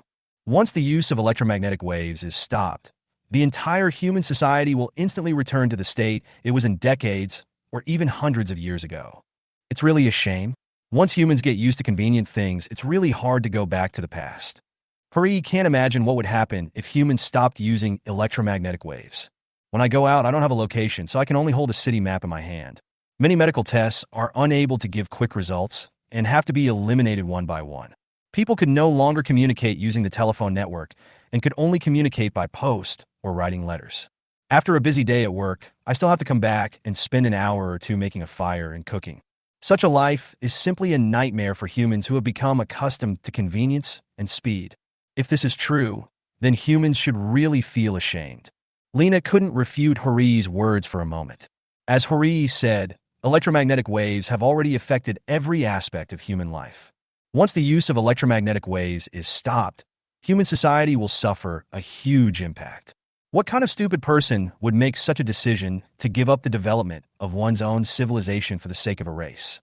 Captain, we just received a message from Gualagang Airlines that one of their planes has lost contact with them. The plane lost contact? Yes, Gualagang Airlines said that their Flight 206 was subject to strong electromagnetic interference, and they have lost contact with them. Hearing Yi Rui's words, everyone's heart tightened. I just received the news about Gazet's unrest, and then I received the news that Gualagang Flight 206 lost contact. It doesn't seem like a coincidence at all. Just then, the door of the operations room opened, and Xinqing limped in with a cane. Originally, he and Daegu were supposed to carry out patrol missions today, but Daegu was called by Zhongfang to meet Wu Hao, so Xinqing was the only one carrying out the patrol mission. However, even without Daegu, Xinzhou still did not change its original fate. It was still disturbed by Gazet's electromagnetic waves and fell from the sky. Captain, I heard that Gualagang Flight 206 has lost contact. As soon as Xinqing came in, he anxiously asked Ikoma Hui. Yes, we just received the message. What's the matter?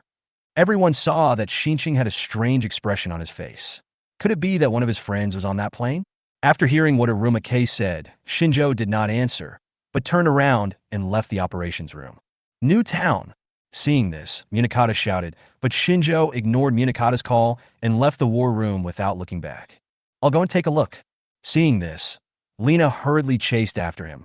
She was worried that Xinqing would do something stupid. Just find a place to drop us off.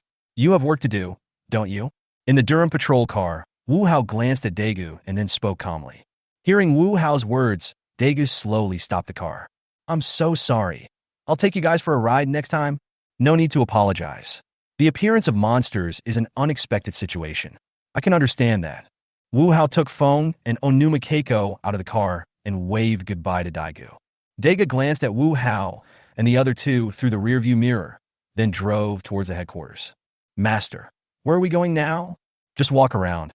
I have nothing to do now anyway. Wu Hao has no intention of getting involved in the racial war between humans and Gazet. Whether it is the Gazet or humans, it is not so easy to give up. After all, This is a conflict concerning the survival and development of both races. There is nothing wrong with Gazette needing a stable living environment, but the price is that humans must stop using electromagnetic waves. However, the use of electromagnetic waves has become normalized in today's human society, and it is impossible to find something to replace electromagnetic waves in a short period of time. Moreover, humans will not spend huge costs to find a substitute for electromagnetic waves for the Gazette race. If a Gazette appears today and humans compromise, then a minus Zod appears tomorrow, and a multi-Zod appears the day after tomorrow. Will humans still compromise?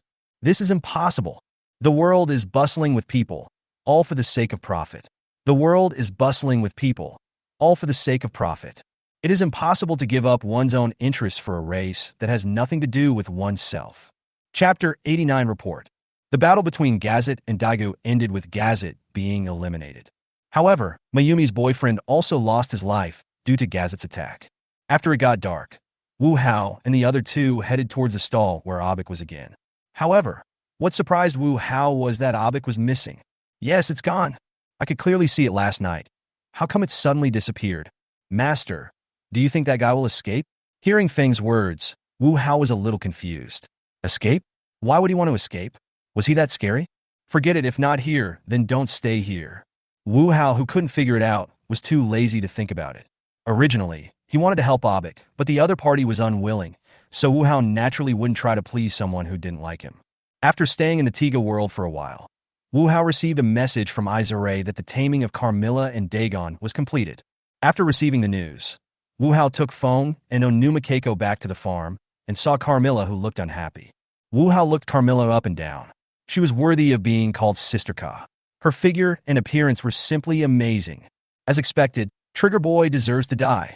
Carmilla is a proud person. Although she has been tamed in the taming room, she is still unwilling to give in. Therefore, she looks unhappy when she sees Wu Hao. Welcome to the family, Carmilla. Wu Hao came to Carmilla's side and consciously put his arms around her slender waist. Asshole, let go. Carmilla's body trembled. This guy actually dared to hug her waist. How dare he? At this moment, Carmilla was almost going crazy and really wanted to slap this scoundrel in the face. However, this thought only lasted for a moment, and then she felt a strong sense of guilt in her heart. Damn it, I am a ruthless dark giant. How can I feel guilty? Don't struggle. You can't escape my control. Just give up on that idea. Although Carmilla did not take any substantial action, Wu Hao could still guess her thoughts through her expression and body movements. Hearing Wu Hao's words, Carmilla just glared at him angrily. Isail, please submit the report for the time I was away. Wu Hao didn't care about Carmilla glaring at him. The person is yours, so what's wrong with glaring at others to vent your emotions? Yes, sir. During the time you were away, we sold a total of 275 one-star monsters and 107 two-star monsters, and obtained a total of 67,250 spirit essences. In addition, according to the master's instructions, I have ordered 10 SR level Zetans, 10 SR level Razor Dimaga, 10 R level Raichubas, and 10 R level IQ from the supply channel, spending a total of 44,000 spirit essences. In addition, the laboratory spent 20,000 soul essences to create 20 SSR level Diabaric, so there are 3,250 soul essences left. In addition to this, we have also fused 75 R level Gorbas and 17 SR level Torai Kings. Once the ordered Raichubas and IQ are delivered, we can start the fusion of Fibu King. There are actually 17 SR level Tolai Kings? Wu Hao was a little surprised when he saw the number of King Tolai. Although these three monsters can be fused into King Torai, the strength of the final product is still closely related to the quality of the materials. Wu Hao was really surprised that he could fuse so many Tolai Kings after fusing so many Gorbas. Yes, the master's inference is completely correct. The higher the potential of a monster, the easier it is to give birth to a monster with high potential. After this period of testing and training, the potential of the offspring produced by Golzan, Melba, and Gob is basically stabilized. The offspring with 2-star potential account for 69%, the offspring with 3-star potential account for 30%, and the remaining 1% account for other levels of potential. It is precisely because the potential of the offspring produced is stable that I can produce so many Tolai Kings. Are all the fusion materials used by King Tolai 3-star level? Yes. Hearing Isaili's words, Wu Hao grinned. It's really luxurious to use all the materials with 3-star potential to fuse an SR level King Torai. What about the training of other monsters? Wu Hao asked about the situation of other monsters.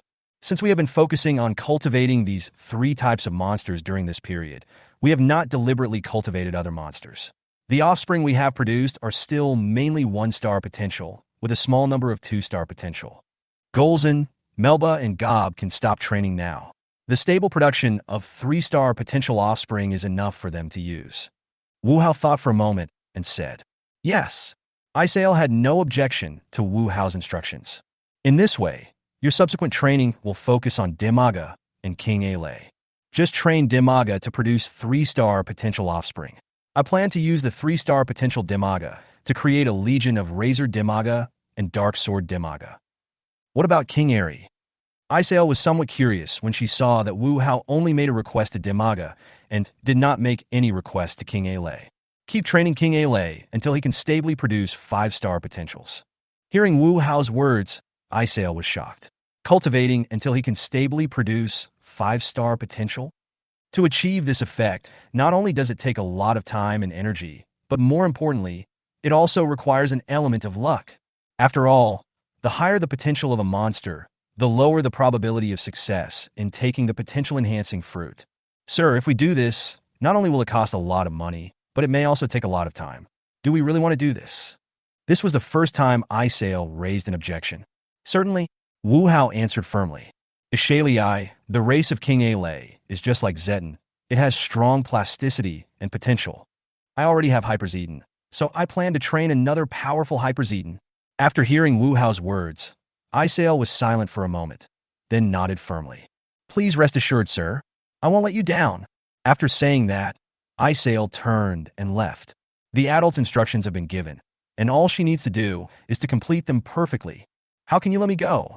Seeing Isael leave, Carmilla stared at Wu Hao and asked, let you go? Not impossible. When Carmilla heard Wu Hao's words, she was happy, but she didn't show it. Wu Hao put his face close to Carmilla's ear and whispered, fill in the blank yourself. Chapter 90. Is my taste that bad? 2 months passed by unknowingly, and these 2 months allowed Carmilla to completely accept the reality. She had tried it during this period of time. No matter how she resisted Wu Hao's orders in her heart, as long as Wu Hao opened his mouth, she would do it. Therefore, Carmilla has given up. Instead of being forced to carry out his orders, it is better to cooperate obediently. But Carmilla compromised, and Wu Hao lost all fun. Originally, I could tease Carmilla when I had nothing to do. It felt great to see her massaging my legs with an expression that looked like she wanted to kill me. However, when Wu Hao discovered that Carmilla was particularly cooperative with him, he felt that it was not interesting at all. Carmilla, why don't you recover? I still like your unruly look back then. Hearing Wu Hao's despicable words, Carmilla's chest swelled with anger. She had never seen such a shameless person. Okay, I won't tease you anymore. Seeing Carmilla's angry look, Wu Hao reached out and pinched her face. It felt so good. Carmilla felt the big hand playing tricks on her face and glared at him in dissatisfaction, but did not resist. These 2 months have made Carmilla realize clearly that resistance is useless. The more she resisted, the more this hateful guy became.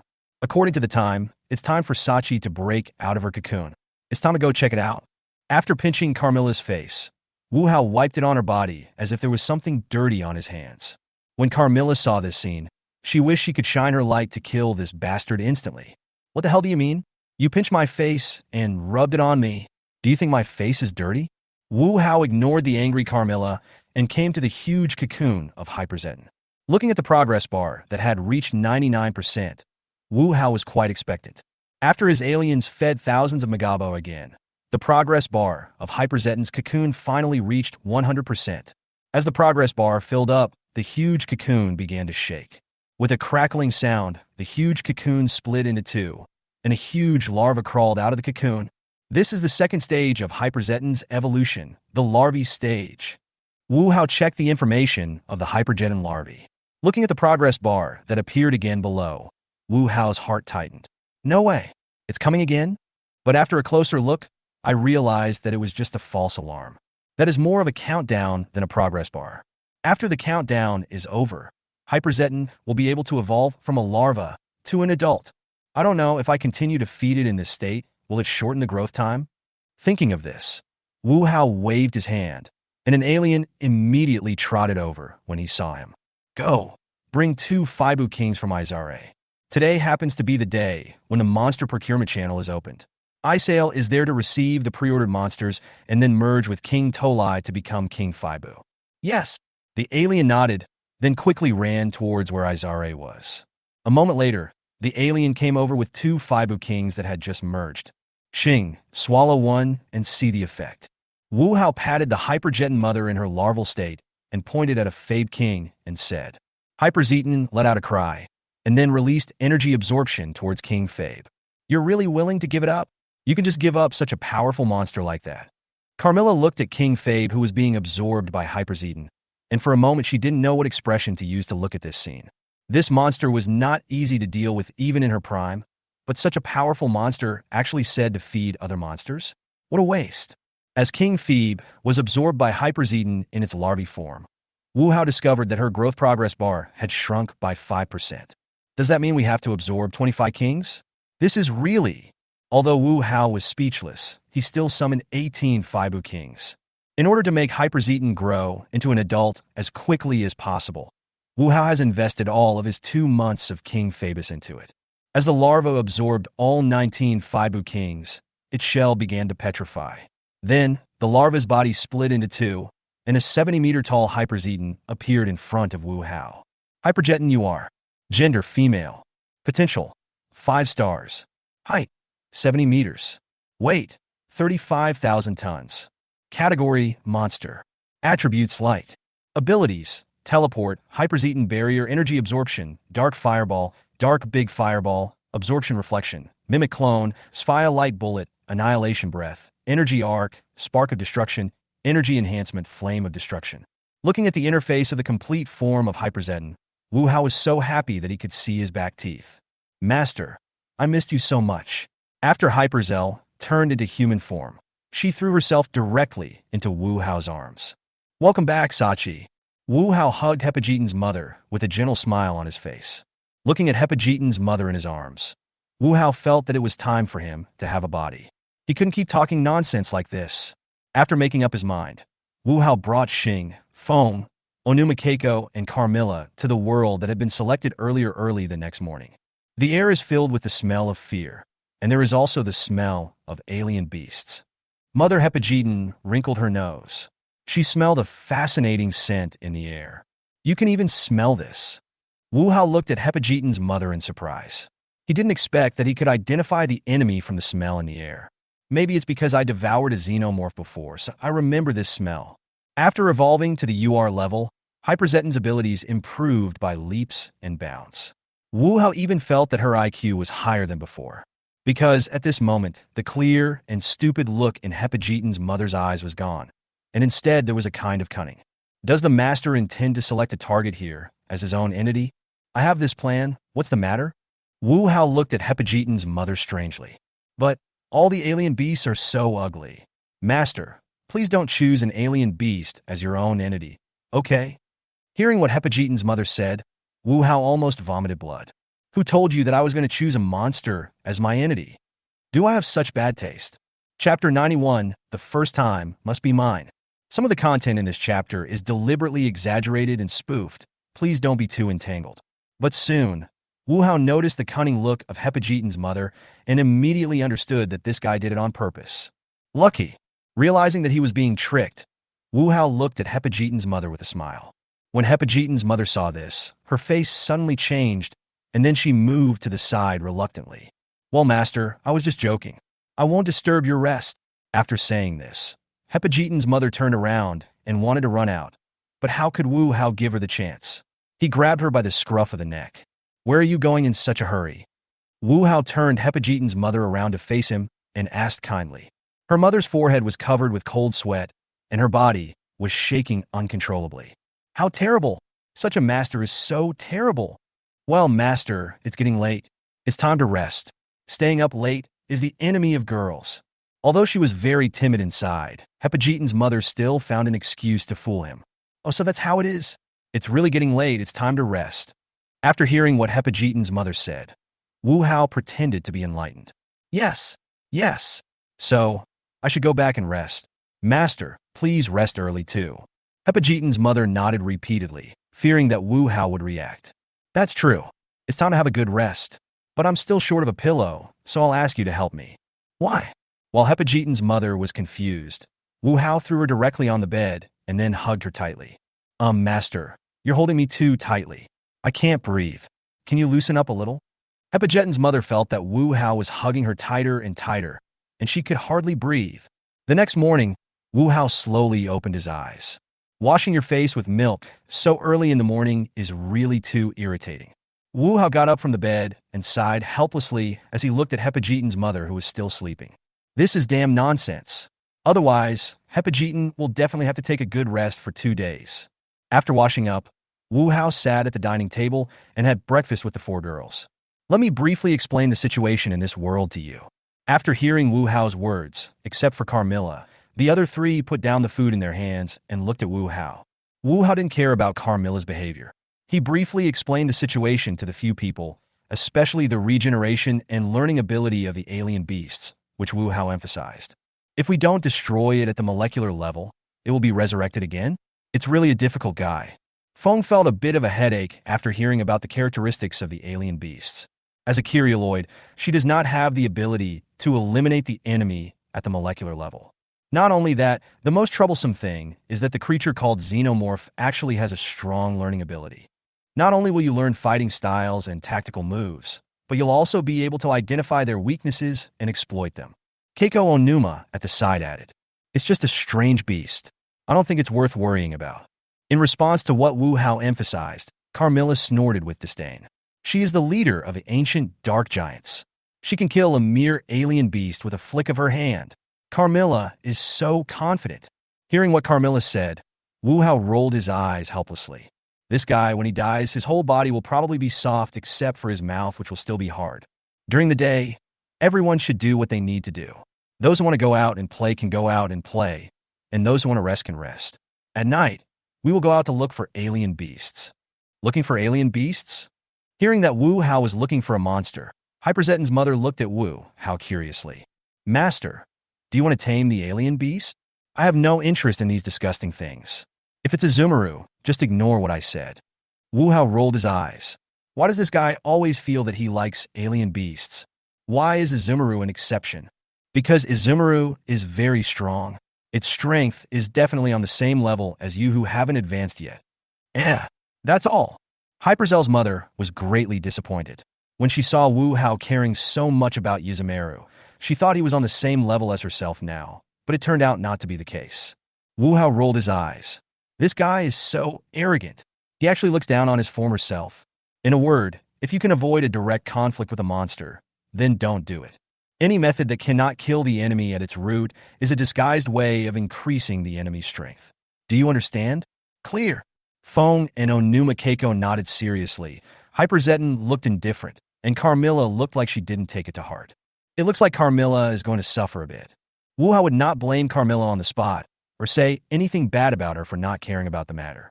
Compared with verbal persuasion, Wu Hao prefers to make the other party suffer a loss directly. Isn't there an old saying that goes, "It's useless to teach others 100 times, but once you teach someone, it's deeply rooted in their heart." Wu Hao felt that the sentence made a lot of sense. After breakfast, Feng and Onuma Keiko went out to buy things. Because Wu Hao said that they might have to live here for a while, they went to buy some daily necessities and food. Carmilla returned to her room and locked the door. Wu Hao looked at Hepajeetan's mother lying on the sofa like a salted fish and was a little speechless.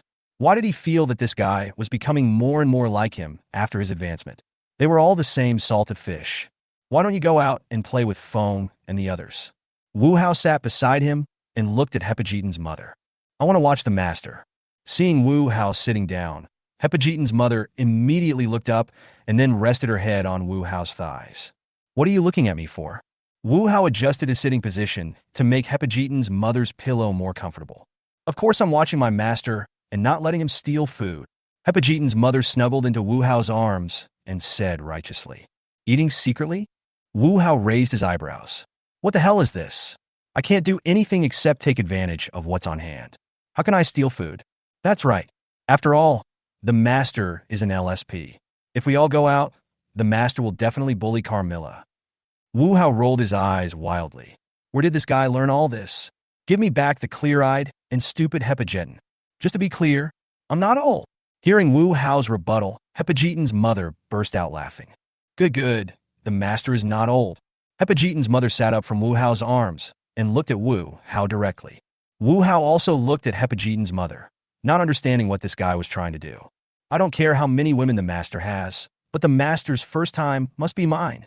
As she said that, Hepajeton's mother put her arms around Wu Hao's neck and attacked him directly. Chapter 92. Searching for Alien Beasts. That day, Wu Hao took the 4 girls and rushed towards the direction where the alien beast was. It was said that Wu Hao brought 4 girls with him, but in fact, it was Wu Hao and his companions who followed Hepajeton's mother. After all, among this group of people, only Hyperzeton can detect the location of the alien beast. Although Wu Hao's perception of energy is also very keen, it is also limited by distance. Compared with Hyperzel's mother, the difference is far greater. I always feel like Lord Xing is in a good mood. Yes, it seems something pleasant happened. Feng and Onuma Keiko, who were behind Wu Hao, were looking at Hepajeton's mother, who was humming a song and jumping up and down in front of them, and were discussing in a low voice. Are we almost there? After walking for an unknown amount of time, Wu Hao felt a strong energy fluctuation coming from afar. This energy fluctuation is completely different from the monsters I have seen before. It should be a monster. However, this energy fluctuation was not released by a single individual, but rather seemed to be released by a large group of people gathered together. This situation should be due to the large number of Klein gathering together, right? Although he didn't know how far the plot of this world had developed, with such a huge number, Wu Hao couldn't think of any other types except Klein. After all, there are only a few small alien beasts shown in the play, and Klein seems to be the only one that is active on a large scale. It looks like the master has discovered it.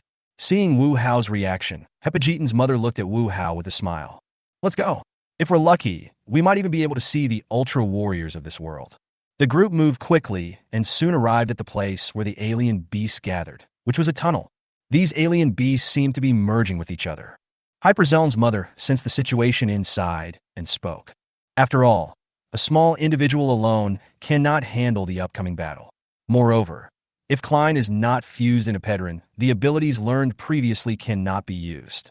It is no problem for small alien beasts to prey on ordinary humans, but it is a pipe dream for them to fight against the well-equipped night raid team. Something is coming. At this moment, Hyperzeton looked up at the sky. Suddenly, a fighter plane appeared in the empty sky and slowly descended to the entrance of the tunnel. Actually, there are 2 of them, one at each entrance of the tunnel. Can human technology achieve this level? Keiko Onuma looked at the revealed Chester fighter with some surprise. I didn't expect that this type of fighter could actually be completely invisible. Humans cannot achieve this level on their own. This technology must have been gifted to humans by visitors. Visitor? A group of people who wanted to resist the invasion of alien beasts ended up creating a poor guy who destroyed his own planet. Although Wu Hao spoke with contempt for the visitors, he was actually quite interested in these guys. After all, not everyone can imitate the great god Noah. Even if problems arise and they fail in the end, we cannot deny the power of their technology. They're about to start moving. Hyperzel's mother's words drew everyone's attention back to the night raid team. Everyone saw the Chester fighter planes launching a fierce attack on the tunnel, pouring a large amount of ammunition into it. A huge explosion was heard, and the noise could be heard even from dozens of miles away. Is it resolved? Feng and Onuma Keiko stared at the tunnel closely, and even Carmilla, with a look of disdain on her face, looked over there from time to time. If only it were that easy to fix, but alas. As Wu Hao finished his words, a huge fireball in the tunnel attacked the Chester fighter. Nagi Nishijo, who was flying a Chester fighter, changed her expression drastically and dodged in a hurry. What's going on? Hiraki Shirori behind Nishijo Nagi was a little confused. Where did the attack just now come from? An alien beast? Be careful. The alien beast is coming out. Just when Nishijo Nagi and Hiraki Shirori were still in shock, the captain's voice came to their ears. Then, under the astonished gazes of Nagi Nishijo and Shirori Hiraki, the alien beast in Pedron form transformed into Furikara form and flew out of the tunnel. Chase him. We must not let this guy escape. The captain of the night raid team and the Karami beast left the tunnel and immediately gave the order to pursue. Alien beasts are terrifying monsters that evolve by absorbing human fear. Because of this, The night attack team will annihilate the alien beasts at night. Even if there are witnesses who accidentally see the battle scenes, there will be a special department to clear their memories. However, there is a prerequisite for doing so. That is, the number of witnesses is small. A group of alien beasts entered a densely populated urban area, and even they could not erase everyone's memory at once. In this way, the existence of alien beasts will inevitably enter the public's field of vision and cause panic among people. Once humans panic on a large scale, the evolution of alien beasts will intensify. If this continues, it will form a vicious cycle or even an unsolvable closed loop. Realizing the seriousness of the situation, Nishijo Nagi and Hiraki Shirori immediately chased after them in their Chester fighter planes. They no longer had time to consider why the alien beast in front of them was different from the previous ones. At this moment, they had only one thought in their minds, which was to chase after it and destroy this damn alien beast. It flew away. Looking at the alien beasts and the night attack team that left one after another, Wu Hao felt a little unsatisfied. I have to say that the night raid team is definitely one of the best among all the Ultra Forces, of course, except for some of the cheats. Want to follow? Of course, if I can't see the end of such a wonderful show, I won't be able to sleep at night. Hearing Wu Hao's words, Hepajitan's mother immediately picked up Wu Hao by the waist. Wu Hao subconsciously put his arms around Hepajitan's mother's neck and looked at her in confusion. Let's go! After Hyperjetan's mother finished speaking, she flew straight into the sky. When Carmilla and the other two saw this, they followed behind. Well, Xing, can you please not hold me like a princess? I am a man after all. Oh, a man? Xing looked at Wu Hao strangely, as if asking, when did you become a man? Aren't you an energy body? Okay, I'm a man after all, so this should be okay, right? Wu Hao was a little helpless. Since the evolution, Wu Hao had no way to deal with Hyperzetan. I missed the first day of the cute and silly Hepajetan girl. That won't do. You are my little man. Hyperzel's mother leaned into Wu Hao's ear and spoke seductively, then suddenly sped up, putting some distance between herself and the three women behind her. Well, distance in every sense of the word. Chapter 93, let's chat. Members of the night raid team drove Chester and continued to attack Fury. However, Fury was too agile, and most of the attacks from the night raid team were dodged by Fury's more flexible body. Even if some attacks cannot be avoided, Fury will choose to take the attacks that cause relatively less damage to himself. Gyumin, the alien beasts are about to arrive in the city. Be prepared to intercept them. When Captain Hutsong saw that there was no hope of intercepting them, he immediately contacted Gyumin, who was in charge of guarding the urban area. Clear. After hearing what Captain Ikura said, Gyumin took a deep breath and calmed himself down. Then, Gyumin looked at the pendant placed on Chester, which was given to him by his girlfriend Lizzie. I will never let him break through the defense. Gyumin secretly made up his mind that his girlfriend and her family lived in the city behind him, and he would never allow the alien beast to get close to him. Just as Gyumin was thinking this, Chester's alarm sounded, and the radar had detected that the alien beast was approaching here quickly. Gyumin took a deep breath, then looked at the alien beast flying towards him. Calm down, just like in normal training, aim at the target, and then fire. Gyumin locked onto the position of the alien beast, and then pressed the attack button. However, his confident attack failed. When Iman pressed the attack button, the alien monster's body suddenly changed direction and the attack passed by the alien monster. Calm down, calm down. Seeing the alien beast dodge the attack, Gyumin was surprised at first, but then quickly calmed down and continued to aim at the alien beast and attack. 1 shot, 2 shots, 3 shots.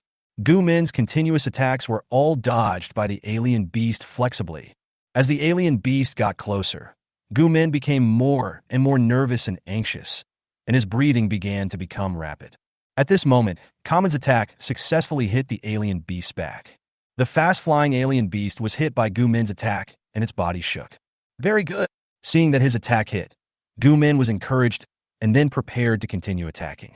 However, as the attack button was pressed, a clicking sound was heard. Gyumin's face changed drastically.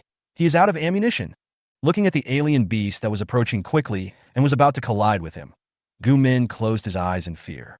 At this moment, Jun Himaya, who arrived in time, immediately transformed into Nexus, appeared in front of Chester of Kamen, and used the immobilization beam to immobilize Fury. Gyumin, who had his eyes closed, felt the light from Nexus. He slowly opened his eyes and looked at the silver giant in front of him with an expression of surprise and astonishment on his face. Ultraman, when he saw this silver giant, Gu Min didn't know why this word came out of his mouth. After Nexus immobilized Fury Jin, he punched Fury Jin on the back, knocking it out of the air. After knocking down Fury, Nexus also fell from the air. It's better to arrive at the right time than to arrive early. Just when Nexus switched from silver to red, Wu Hao and his group quietly arrived near the battlefield. As the form switched, Nexus released the meta field, enveloping him and the alien beast. However, the area covered by Meta's domain is not small, and Chester driven by Gu Min and Wu Hao and his group are all included in it. After being shot down from the sky, the alien beast switched to the form of Pedrin, and as it looked at the meta field that enveloped it, it let out an uneasy roar. It could feel that this strange thing was suppressing its abilities. Pedrin raised the temperature of his body and then released flammable gas, forming a fireball, which attacked the meta realm in an attempt to break it. However, Pedrin's attack did not work, and the fireball it fired penetrated directly from Meta's field. What kind of ability is this? Carmilla frowned. She felt that her abilities seemed to be suppressed. This is Nexus Meta Realm. In this realm, the power of darkness can be suppressed. TSK. What a troublesome ability. After hearing Wu Hao's explanation, Carmilla said something unhappily. Is that the alien beast? I want to see what it can do. Carmilla looked at the alien beast fighting Nexus, took 2 steps forward, and then grew huge. Nexus, who was fighting with Klein, seemed to have noticed something. He looked back and found an unknown female giant appeared here. Don't get in the way. Carmilla took out the light whip and hit Nexus directly. Nexus didn't expect that this suddenly appearing female giant would suddenly attack him, and was hit directly in the chest by Carmilla. Pedrin also took this opportunity to hit Nexus hard on the back. Yeah. Seeing this scene, Wu Hao slapped his head helplessly. Carmilla had gone too far. Little thing, let me play with you. Carmilla waved the light whip and kept hitting Pedrin. The powerful force caused Pedrin to roar in pain continuously. However, no matter how much Pedrin screamed, he was unable to change the situation. How boring. I thought it was some powerful opponent. Seeing that Pedrin was unable to fight back under her attack, Carmilla immediately lost interest. Just please die. Carmilla gathered energy in her hands, and then released a red, destructive beam wrapped in black lightning. Pedrin's body paused after being hit by Carmilla's beam, and then there was a violent explosion. Really? I told you to destroy the enemy at the molecular level. Seeing that Carmilla directly killed Pedrin with light, Wu Hao slapped his forehead helplessly. Xing, take care of this idiot. Hyperzeton nodded, then released the energy absorption. The Pedrin tissue that was blown into pieces was instantly absorbed by Hyperzeton, ensuring that nothing was missed. Hyperzeton's mother's actions made Nexus pay attention to Wu Hao. At this time, he realized that these people had sneaked into the meta-domain at some point in time. Don't be nervous, we are not enemies. Wu Hao waved to Nexus in the distance. It's not convenient here. Let's wait until you untransform and find a place to have a good chat. Nexus glanced at Wu Hao. Judging from the performance of several people, this man seemed to be their leader. Nexus nodded, then lifted the meta field. With the removal of Meta's domain, Kamen returned to his original world. Looking at the night view outside the city, Gu Min suddenly reacted and looked around, but there was nothing. Everything that just happened seemed like a dream. Chapter 94, Misunderstanding. Who are you? Ji Yajun looked at the people in front of him warily, especially Carmilla. This woman, like him, can transform into a giant. We are just spectators. Onlookers? Ji Yajun looked at Wu Hao in confusion. That's right, spectators. Originally, we just wanted to see the alien beasts, but we ended up seeing a wonderful show. As Wu Hao spoke, he clapped his hands, as if he had just watched a wonderful performance. Ji Yajun remained silent and ignored Wu Hao. He felt that this guy was a psychopath. That woman can also transform into a giant like me? No. Carmilla didn't say anything. Wu Hao spoke from the side. Carmilla didn't transform into a giant. She is a giant herself, a different being from you. Is it a giant itself? Amaya Jun was shocked. This woman is a giant? Yes, to put it simply, the light chose you and lent you its power. However, this does not mean that you have become the light. You can also say that light is the boss of a company, and you are an employee working for him. Your salary means you can use his power. You should understand this explanation, right? What about you? Are you also a giant? Or, like me? Ji Yajun was silent for a moment and asked Wu Hao, I'm different from you. My body is just a ball of energy now. Energy? Ji Yajun looked at Wu Hao with some surprise. This guy actually said that he was a ball of energy? It didn't look like that at all. Yeah, I'm just a ball of energy, so please don't mind me. Hey, Mr. Amaya, how about we work together? Cooperate? Ji Yajun frowned. That's right, it's cooperation. Your enemy is the alien beast, and coincidentally, my target is also related to the alien beast. How about we help you fight the alien beasts, and then you help me? Originally, Wu Hao didn't plan to go on stage, but then he thought if the plot developed as it did, Junge would be too miserable. Wu Hao's liking for Nexus is second only to Tiga, and then Leo. Now that he has the ability, Wu Hao still hopes that Junge can live an easier life. No, I don't believe you. Ji Yajun thought for a moment, rejected Wu Hao's proposal, and then turned and left. Wu Hao was not surprised that Ji Yajun rejected him. On the contrary, he would have felt a little strange if he had agreed to cooperate so easily. What a shame. I was thinking of fighting side by side with Junji. Wu Hao shook his head helplessly. Why not catch him and throw him into the taming room? Hyperjeton's mother spoke up on the side. Forget it. Nexus is different from other Ultra Warriors. This light is not bound to a certain person. Perhaps if we tame Himaya Jun, the light will automatically leave him and look for the next fit person. Nexus light is not like the lights of other Ultramen that remain faithful until death. That guy is quite fickle. Thinking of this, Wu Hao instantly understood that Noah was actually a scumbag. Oh my god! Scumbags are the most despicable things. Tay, damn scumbag. As for whether Wu Hao himself is also a scumbag, Wu Hao said he would not take the blame. What a joke.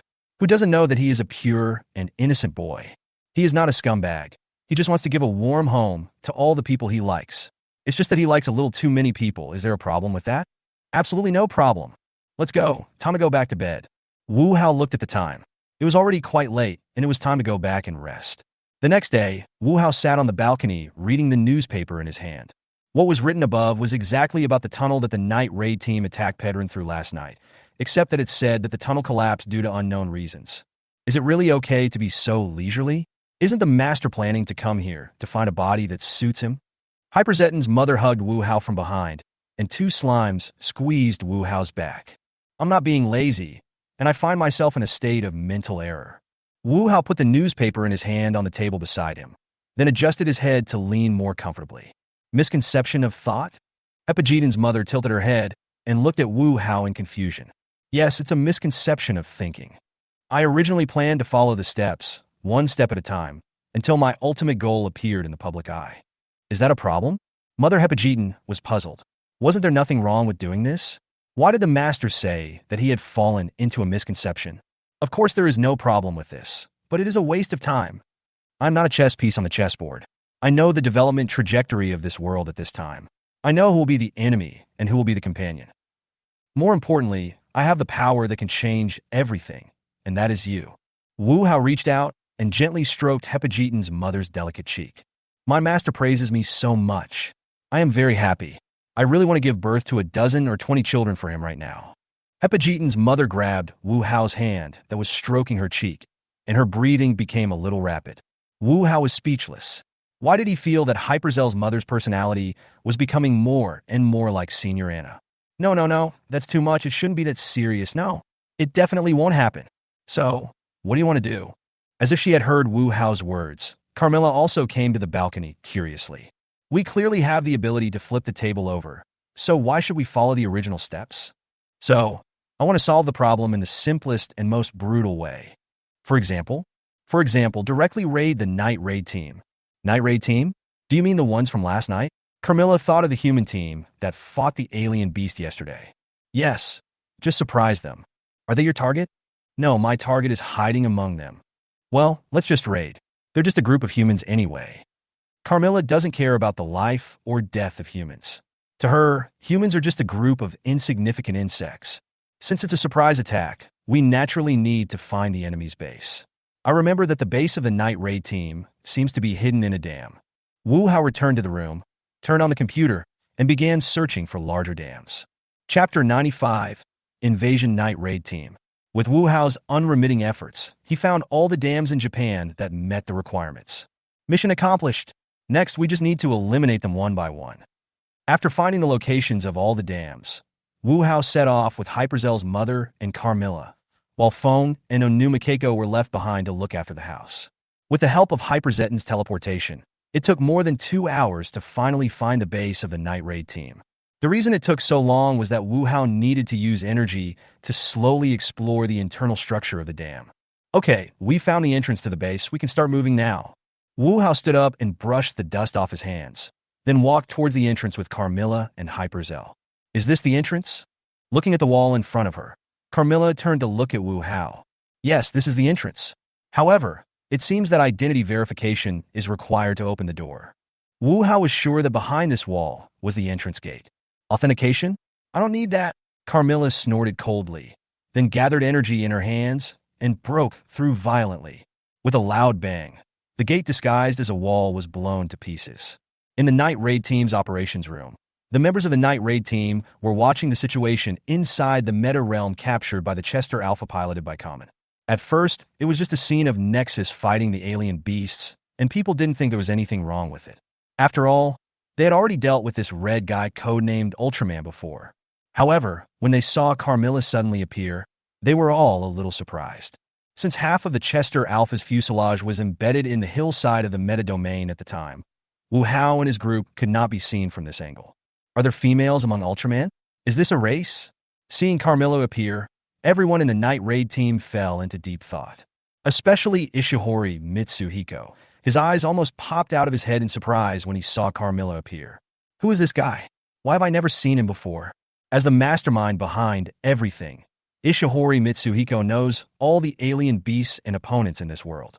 However, the appearance of Carmilla was obviously not in his plan, so Mitsuhiko Ishihori couldn't wait to find out her identity. Human, do you have any impression of this female giant? Huh? Not really. When Ikikamen heard Ishihori Mitsuhiko's question, he was stunned for a moment, then shook his head. This was the first time he had seen this female giant. Seeing that Ikikamen didn't recognize this female giant, Ishihori Mitsuhiko frowned. She actually attacked Ultraman first, and then attacked the alien beasts. Is she an independent third camp? She doesn't belong to either Ultraman or alien beasts. When Shirori Hiraki saw that Carmilla first whipped Nexus with the light whip, and then whipped the alien beast Pedron, she expressed her guess. Maybe. Now, we have one more task to do. While destroying the alien beasts and observing Ultraman, we also have to figure out the reason for this female giant. Before Captain Hikura could finish his words, the alarm sounded in the operations room. There's an alien beast attack. When they heard the alarm, the first thing that came to the night raid team's mind was the alien beasts. No, it's not an alien attack. This alarm means there is an intruder. Ishihori Mitsuhiko spoke up. Invaders? This is our headquarters. Shirori Hiraki found it a little unbelievable that there were invaders at the night raid team's headquarters. Could it be that guy? When Nishijo Nagi heard about the intruder, her first reaction was the former vice captain of the night raid team, Mizuroki Shinya. When she thought that this guy might have invaded the base, Nishijo Nagi immediately stood up, picked up her weapon, and rushed out of the operations room. Nishijo! Captain Wakura saw Nishijo Nagi rushing out and shouted hurriedly. However, at this time, Nishijo Nagi was so angry that she ignored the call of her captain. Captain, what happened to the deputy captain? It was the first time that Ikikamen saw Seijo Nagi disobey orders, and he asked out of curiosity. Now is not the time to talk about this. Go and bring Nishijo back. Captain Wakura did not answer Kamen's question, but gave the order to bring Nishijo Nagi back. But what about the intruder? Ikikamen is still quite concerned about the invaders of the base. There is a special security department at the headquarters. Just let them handle it. I see. After hearing Captain Wakura's words, Ikikamen and Shirori Hiraki left the operations room to look for the whereabouts of Nagi Nishijo. I'll go help too. If the deputy captain gets angry, I'm afraid they won't be able to stop him alone. Ishihori Mitsuhiko knew very well that the invaders of the base had nothing to do with him. Apart from him, the only person in the world capable of invading the night raid team's headquarters is his mortal enemy Noah. Oh no, now he should be called Ultraman.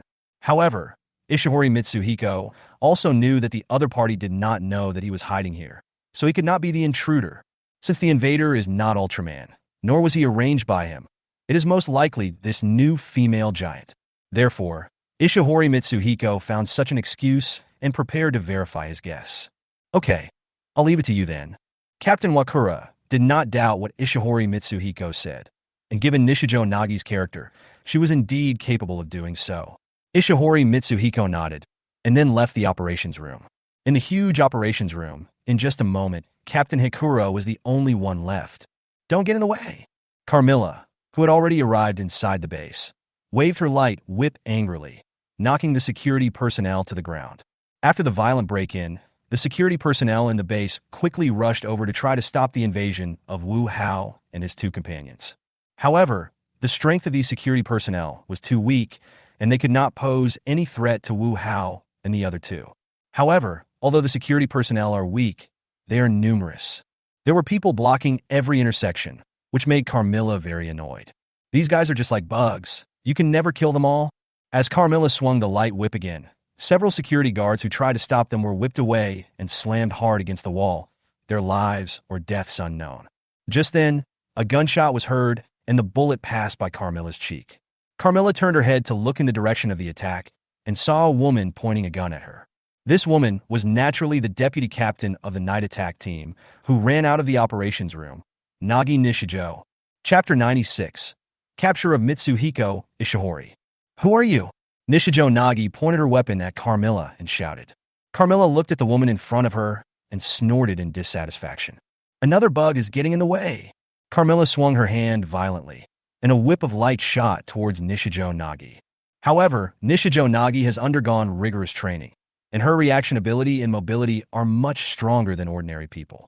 He simply rolled over and avoided Carmilla's light whip attack. Then Nishijo Nagi fired directly, and the bullet hit Carmilla. Facing Nishijo Nagi's counterattack, Carmilla swung the light whip in her hand, and all the bullets attacking her were shot down in midair. Nishijo Nagi looked at the scene in front of her in surprise. This guy is simply a monster. Just as Nishijo Nagi was shocked, Carmilla swung the light whip again and attacked. Carmilla's attack before was a bit careless. After all, they were just some small fry. However, Nishijo Nagi's actions made Carmilla realize that this guy was stronger than the previous small fry, so Carmilla's attack this time was a little more serious. Faced with Carmilla's slightly more serious attack, Nishijo Nagi was completely unable to react this time. Or perhaps she had already had the thought of dodging in her mind, but her body was too late to react, as this time the whip of light came too fast. Ah! Nishijo Nagi, who was hit by the light whip, let out a scream, flew backwards, hit the wall of the base hard, and then fell heavily to the ground, fainting. While Carmilla was making a big fuss, Hyperjeton felt a faint evil aura. Master, we found that guy. Then go see him. Seeing that Hyperjeton's mother had found Ishihori Mitsuhiko, Wu Hao asked her to lead the way. As for Carmilla, Wu Hao was not worried. With the defense of this base, it was impossible to hurt Carmilla. Ishihori Mitsuhiko, who was moving quickly in the base, suddenly stopped and turned to look at the passage on the left. He felt two strange auras approaching this side, one of which was very strong. Are they the invaders? The sound of footsteps was particularly clear in the silent passage. Wu Hao and Hyperjeton's mother walked out of the passage and saw Ishihori Mitsuhiko waiting for them there. Hello, Ishihori Mitsuhiko. No, it should be Dark Zeijai. Who are you? Seeing that his identity had been discovered by the other party, Ishihori Mitsuhiko did not react excessively. Instead, he asked Wu Hao about their identities. You don't need to know who we are. Hand over Dark Zaki's body. Dark Zaki's body is exactly Wu Hao's target. However, his target is not just Dark Zaki's body. In addition to Dark Zaki, the energies of Dark Mephisto and Dark Faust are also his targets. Wu Hao planned to use the body of Dark Zaki as the main carrier, and then absorb the power of Dark Mephisto and Dark Faust, and add the fear and despair in people's hearts, and become Dark Lucifer in one fell swoop. You want a body? Do you have what it takes? Ishihori Mitsuhiko sneered. He actually thought about his own body. What a fool. As Ishihori Mitsuhiko finished speaking, several doors to different spaces suddenly appeared on both sides of the base, and a large number of tentacles attacked Wu Hao and Hyperzeton beside him. Katura, seeing the incoming tentacles, Wu Hao instantly identified the type of alien beast. The Hyperjeton woman behind Wu Hao took a step forward, and a powerful aura burst out from her body. All the tentacles that tried to approach were instantly ignited and then annihilated. This breath not only spreads to the approaching tentacles, but also along the tentacles it touches. In just one breath, this breath has already invaded into the alien space. The three people in the base heard a scream from the alien space, and Mitsuhiko Ishihori discovered that his connection with Kuchula had been cut off. Ishihori Mitsuhiko looked at Hyperzedden with a serious expression. The aura that this guy just burst out was not weaker than his own at his peak. Where did this scary guy come from? It's useless. Neither the alien beast nor the two puppets can save you. Ishihori Mitsuhiko's face turned pale. He knew that what Wu Hao said was right, but precisely because of this, he had to escape from here. Once my body is taken away by this guy, there will be no hope of resurrection. Thinking of this, Ishihori Mitsuhiko turned and ran. Seeing Ishihori Mitsuhiko running away, Wu Hao glanced at Hepajiten's mother. Hyperzedden's mother instantly came in front of Ishihori Mitsuhiko and kicked him in the abdomen. Ishihori Mitsuhiko knelt down directly in front of Hyperzedden's mother. The previous blow almost kicked out his internal organs. He's really not well behaved. Let's take him back to the breeding farm and tame him. It is unlikely to get this guy to hand over his body voluntarily, so Wu Hao can only throw this guy into the taming room for taming. Hyperzedden nodded, then released energy to imprison Ishihori Mitsuhiko's body and block all his senses. Huh? When did you acquire this ability? Seeing this scene, Wu Hao asked with some surprise. This is just a way of combining energy with properties. It's not a great ability. Obviously, Hepajiten's mother's tone was very calm. But for some reason, Wu Hao always felt that she was showing off to him. Yeah, after she materializes, I will definitely let her rest for a few more days. Decision made? After Wu Hao and Hyperjetten's mother returned to the breeding farm and threw Ishihori Mitsuhiko into the training room, they returned to the night raid team's headquarters. Tell Carmilla that we can go back now. Hyperzell's mother nodded, and then her figure disappeared. A moment later, Hepajiten's mother returned to Wu Hao's side again, with Carmilla under her arm. Damn it, I'm down. You bastard. When Carmilla saw Wu Hao looking at her with a surprised look, she suddenly felt ashamed and angry. She was the leader of the dark giant clan that dominated the ancient civilization. How could she be brought here by this abominable guy in such a shameful way? It was really too much. Shy Carmilla is also very cute. Looking at Carmilla, whose face turned red with shame and anger, Wu Hao laughed unkindly, then reached out and pinched her cheek, which felt great. Ah, I'm going to kill you. I'm going to kill you. Carmilla, who was pinched on the face by Wu Hao, was completely furious. She kept struggling, trying to break free from Hyperzell's mother, and then fight with this damn bastard. Chapter 97. Look what I picked up. The idea is very full, but the reality is very skinny. No matter how hard Carmilla struggled, she could not break free from Hyperjetten's bondage. Master, it seems that she is still unconvinced. Why don't you lock her up in a secret room or dungeon? And then Looking at Hepajiten's mother with an excited look on her face, Wu Hao was completely stunned. No. Is this really okay for you? If you keep doing this, the book will be gone. Be normal. Wu Hao knocked on Hepajiten's mother's little head with his hand knife. Wu Hao never thought that an advancement would cause Hyperzetten's mother to develop such a personality. What went wrong? Damn it, I'll remember this grudge. Hepajiten's mother rubbed the place where Wu Hao hit her and moaned softly. The three of them quickly left the night raid's headquarters and returned home. Master, why do you like teasing Carmilla so much? She will cooperate with me. Hyperjetten's mother pouting as she looked at Wu Hao, who was currently lying on Carmilla's lap to rest. Of course, Carmilla still had that expression as if she wanted to kill Wu Hao. Because it's very interesting. Look, she looks like she wants to kill me, but can't. Carmilla felt like her chest was about to explode with anger. In all her years of life, she had never seen such a shameless person. If you have the guts, get rid of my control. I'll crush you to death, you bastard. Hyperjetten's mother rolled her eyes. As expected, her master was not a normal person either. It should be said that what you get from your master is what you get. What should I be? A pet? Or a subordinate? Or, what are you thinking about? Wu Hao was a little confused when he saw Hepajiten's mother, who was happy at one moment and shy at another. What was going on in this guy's head? It's okay. There's nothing. Wu Hao's voice woke Hepajiten's mother from her thoughts, and then she shook her head like a rattle. She hadn't been thinking about anything that would make her blush, and her heart beat fast just now. Real? Wu Hao looked at Hepajiten's mother suspiciously. I'm sending 4 to the sky. I'm still giving a 5 to the sky. Wu Hao turned over and buried his face in Carmilla's belly, too lazy to care about this useless Hepajiten mother. Yes, Wu Hao felt that this Hepajiten mother had been spoiled. He was so cute and well-behaved before, But now, what the hell is this? Seeing that Wu Hao stopped asking questions, Hepajitan's mother breathed a sigh of relief. At this moment, Hyperzetan suddenly felt a breath. It was an alien beast. But Hyperzetan's mother changed her mind and decided to let the alien monster come out. It had nothing to do with him. In the blink of an eye, Wu Hao had been in this world for half a month. During the past half month, Wu Hao has been staying in the house and has not gone anywhere. However, during the past half month, Ji Yajun was extremely exhausted. Fight the alien beast today, save your little brother, Kamen, tomorrow, and then have a passionate communication with his girlfriend, Dark Faust. If she doesn't want to, she won't agree. Finally, after continuous high-intensity fighting, Ji Yajun successfully fainted halfway. Feng, what are we having for dinner today? Wu Hao was lying on the sofa like a salted fish. When he heard the door open, he didn't even raise his head to ask. We're having squirrel mandarin fish today. Oh, master, I picked this up on the road. What did you pick up?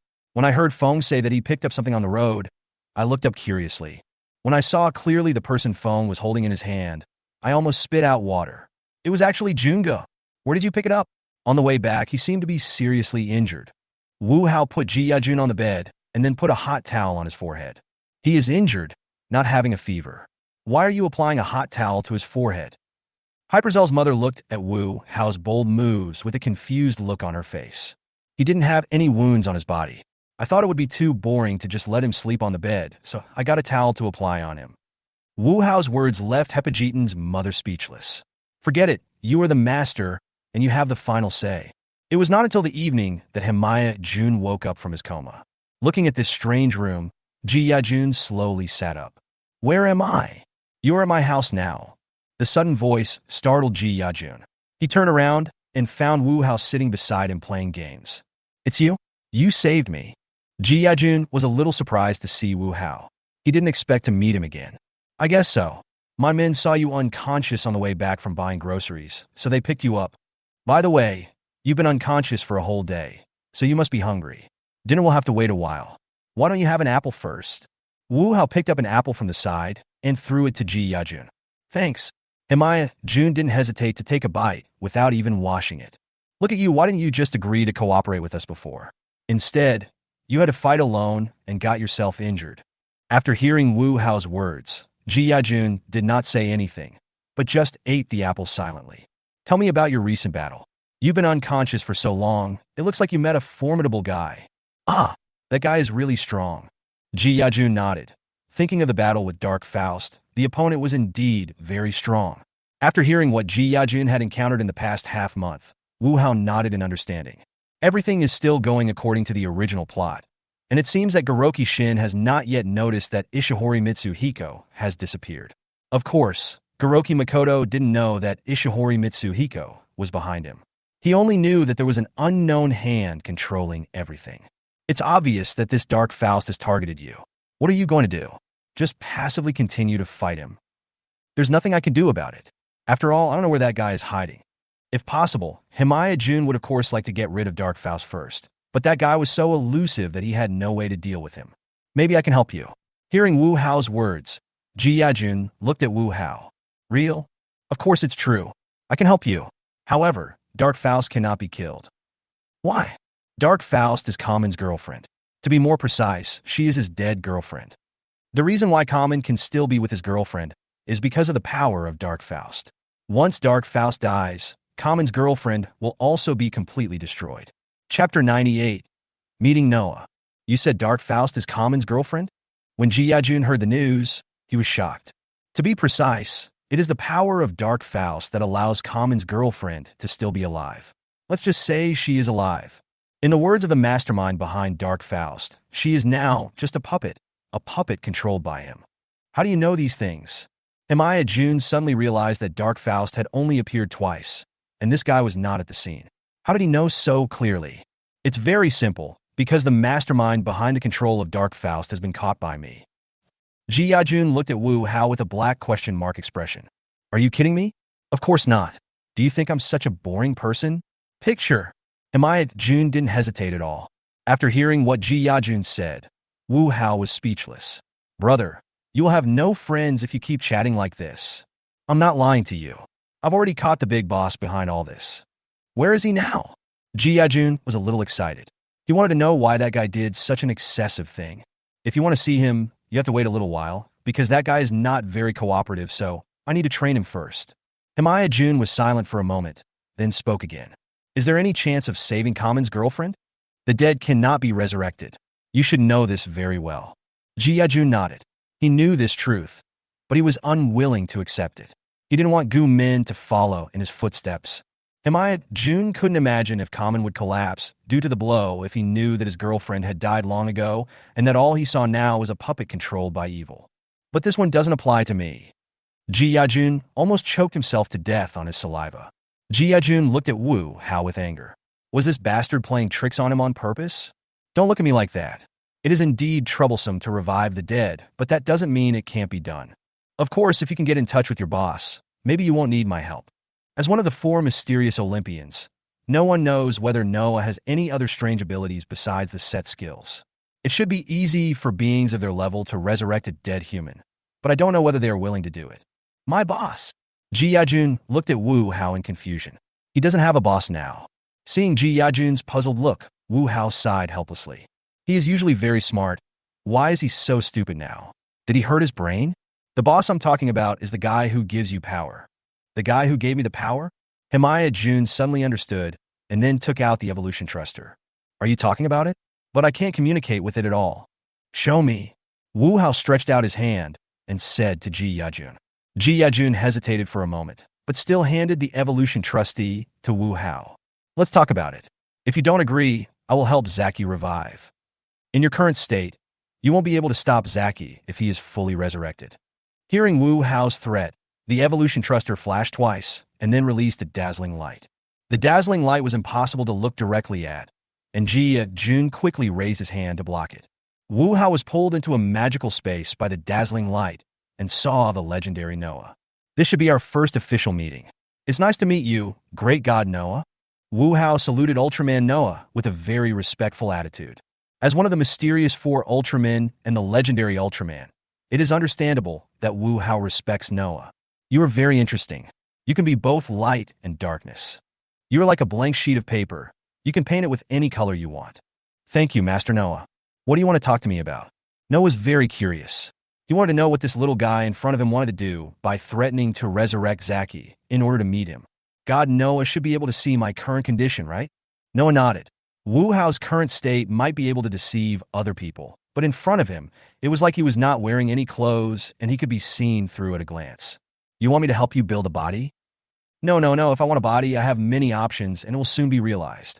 Then what do you want me to do? I came to see Master Noah because I want to ask for your help on a few things. First of all, the body I chose is too dark and negative, so I hope to get help from the great god Noah. Give me some of your light, or even better, lend me some of your power. You are really asking for too much. Noah was speechless after hearing Wu Hao's words. He was the first one who asked for power in front of him with confidence. Great god Noah is so powerful. It wouldn't hurt to give me some of the lost light and power of the various universes. Can. Noah pondered for a moment and agreed to Wu Hao's first request. Second, I hope that after I deprive Dark Faust of his power, you can revive Lizzie and her family. Of course, it would be even better if Sarah could be resurrected. Can. This time Noah didn't think about it. It was too easy for him to resurrect a few people. The third and last one, I hope that after this is over, you can give some of your power to Goroki Shinya. Misoki Ryushin? He was originally my choice, but unfortunately, he was snatched away by Zaki in the end. He is an excellent talent and should not be degraded like this. I agree. Thank you very much for the help of Lord Noah. In return, I will make Dark Zajai disappear completely from this world. You just chose Dark Zajai's body as your own. There's no need to put it in such a nice way. Hearing Noah directly expose his words, Wu Hao scratched his cheek embarrassedly. Too many misfortunes have been born in this world because of the arrival of alien beasts. I hope you can help Lieutenant General Amaya to solve the problem completely. Please rest assured, great god Noah, since he has taken the benefit from Noah, Wu Hao naturally will not shirk it. What's more, destroying the alien beasts is also one of his goals. Chapter 99 Ji Yazan joins. Wu Hao's conversation with Noah did not last long, and they soon returned to reality. What was that just now? Himaya Jun was still a little confused at this moment. He had never seen an evolution thruster release such a strong light. I've already discussed this with your boss. From now on, all your actions will be under my command. But you want to refuse? After hearing Wu Hao's words, Ji Yajun was a little hesitant. Well, I was originally thinking of reuniting you and Sarah after all the alien beasts were destroyed. Since you don't want to forget it. What did you say? So, Sarah is still alive? When he heard Wu Hao mention Sarah, Ji Yajun excitedly grabbed Wu Hao's hands. It's time to eat. At this moment, the door of the room was opened, and Hepajitan's mother looked at the scene in confusion. Sorry to bother you. Please continue. Having said this, Mother Hepajitan closed the door again. Now, can you let go? Wu Hao glanced at Ji Yajun with a helpless tone. After hearing Wu Hao's words, Ji Yajun also realized that he was a little too excited just now. However, this is not Himaya Jun's fault, because Sarah is the unforgettable pain in his heart. I've made an agreement with your boss. I will help him deal with all the alien beasts and the masterminds in the world, and he agrees to 3 conditions. One of the conditions is to revive Kamen's girlfriend and her family, as well as Sarah. Really? Ji Yajun looked at Wu Hao with hopeful eyes. Of course, I wouldn't joke about this kind of thing. Well, we should go eat. Wu Hao patted Ji Yajun's shoulder and then walked out the door. Huh? It's over so quickly? Master, this is not good. Hepajitan's mother teased when she saw Wu Hao coming out of the room. You'll know if I'm fast or not when I get the body. Wu Hao didn't intend to argue with this guy. Who knows if this guy will say something strange. A moment later, Himaya Jun also came out of the room. When Hyperzetan's mother saw Himaya Jun appear, she naturally did not forget to tease him. Unfortunately, like Wu Hao, Ji Yajun did not pay attention to what Hepajetan's mother meant, which made Hepajetan's mother feel bored. From now on, Himaya Jun will temporarily join our big family. If he encounters any trouble, everyone remember to help. Okay, I will definitely help the alien beast kill him. Hearing what Hepajitan's mother said, Wu Hao hit her head with his hand knife again. Be serious. Okay, I'll protect your new love. Hepajitan's mother covered her head and looked at Wu Hao pitifully, as if Wu Hao had done something to let her down. Compared to the jumpy Hyperzetan, Feng and Onuma Keiko nodded to show that they understood. As for Carmilla, just ignore her. Also, from now on, always pay attention to the movements of alien beasts. Once an alien beast appears, destroy it immediately. When Wu Hao talked about this, he was looking at Hepajitan's mother. Okay, if that's the master's order. Although Hepajitan's mother acted a little naughty, she still knew her limits when it came to serious matters. After dinner, Feng and Onuma Keiko were cleaning up in the kitchen, while Wu Haoza and Himaya Jun were sitting on the balcony chatting. It was called a chat, but it was basically Ji Yajun who was talking and Wu Hao who was just listening. Just then, Mother Hyperzetan came to the balcony. The alien beast has appeared. And following Hyperzetan's notification, the evolution thruster in Himaya Jun's arms also flickered. Now that the alien beast has appeared, let's start hunting. Wu Hao, Himaya Jun, Hyperzetan, and Carmilla soon arrived at the place where the alien beast appeared. Isn't it said that alien beasts can absorb human fear and evolve? If so, why don't they attack people in large numbers during the day instead of at night? And in such a remote place? Hyperzel's mother looked at Lavria in front of her in confusion. The alien beasts can indeed absorb the fear and despair of humans to evolve. The reason why they come out at night and choose such a remote place is probably because of the order issued by Ishihori Mitsuhiko. Why?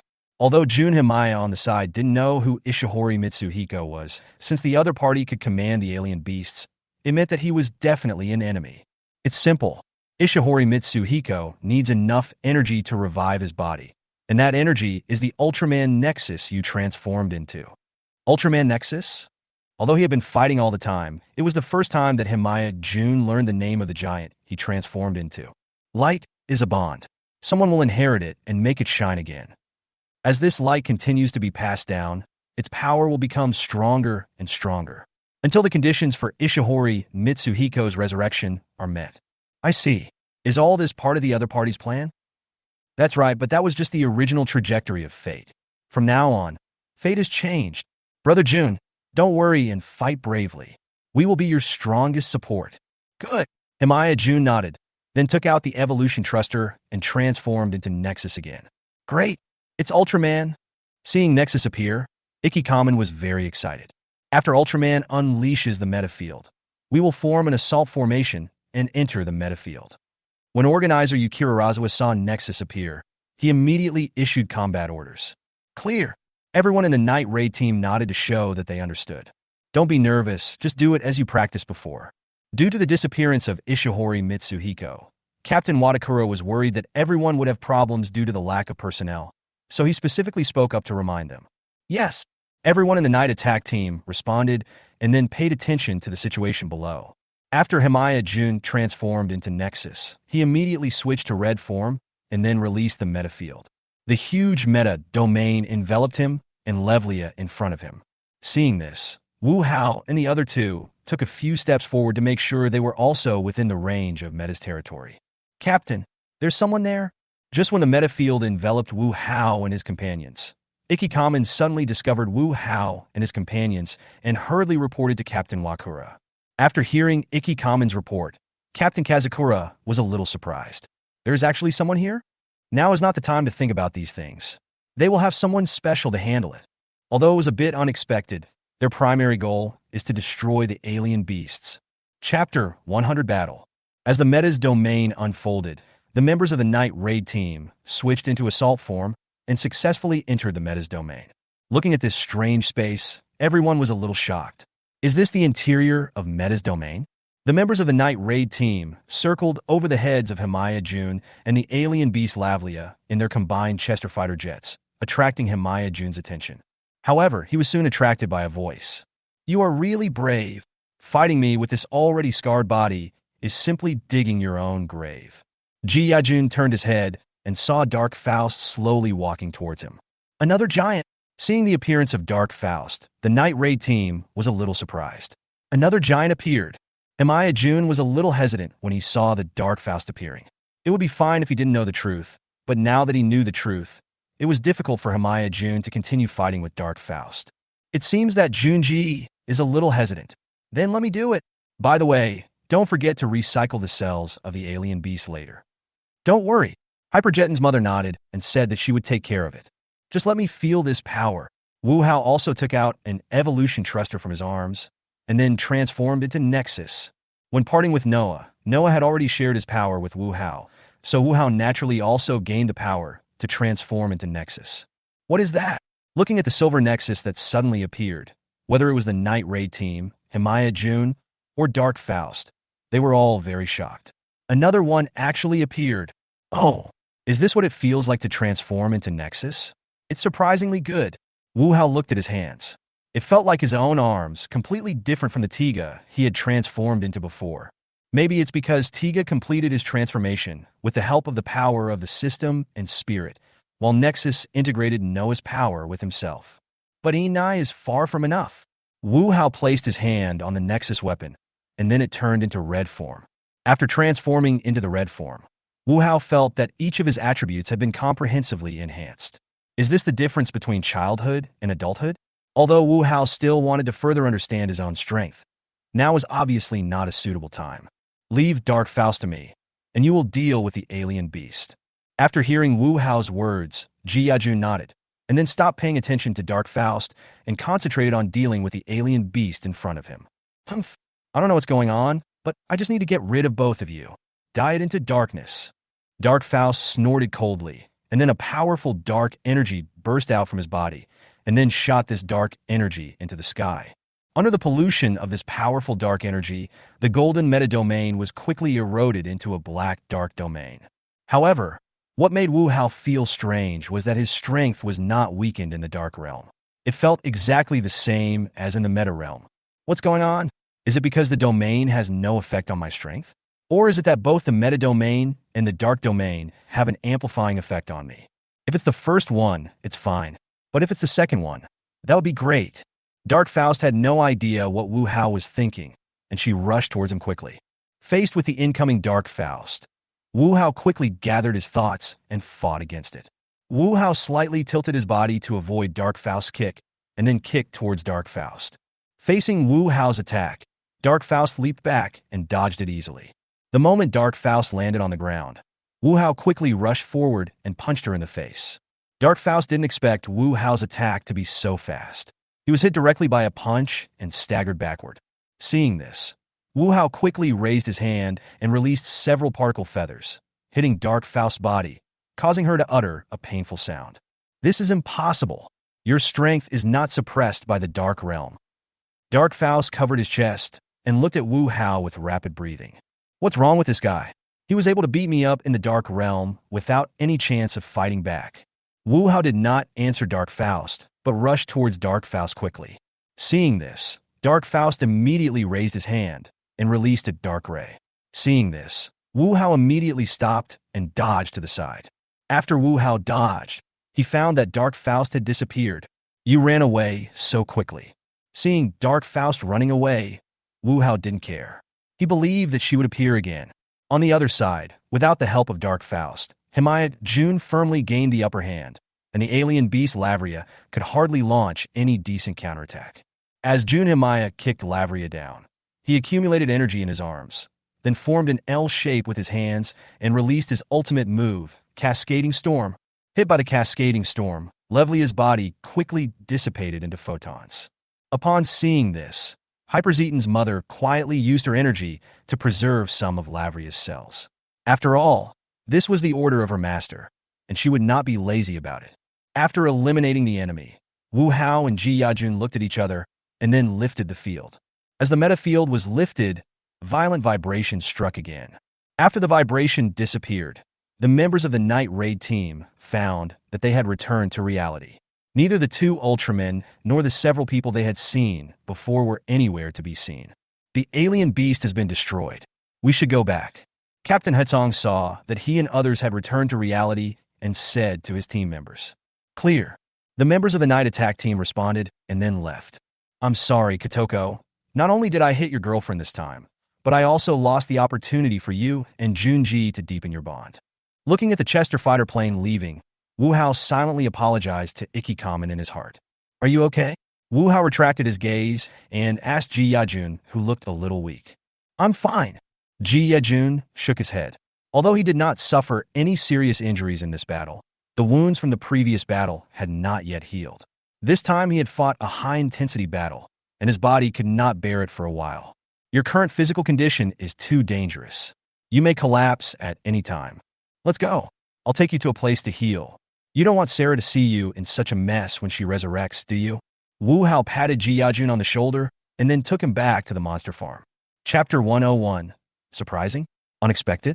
Thrilling?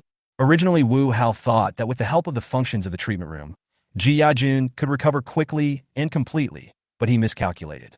Himayat Jun's injuries were so severe that his body was like a bag with holes everywhere. The reason why he can still fight now is entirely because of his belief. If it were Wu Hao himself, he would have laid down long ago. The treatment lasted for 3 days in total. During these 3 days, the alien beasts continued to launch attacks, as if they knew that Himayat Jun had left. During these 3 days, the fierce attacks launched by the alien beasts made Ikikamen physically and mentally exhausted. More importantly, he finally had a chance to catch his breath and wanted to contact his girlfriend Lizzie, but the call just wouldn't go through. "Lizzie, what are you doing?" Just when Ikikamen was worried, a message suddenly popped up on his communication terminal barrage. "You're going to lose something important." Seeing this message, Kamen Iki's face suddenly changed. Lost something important?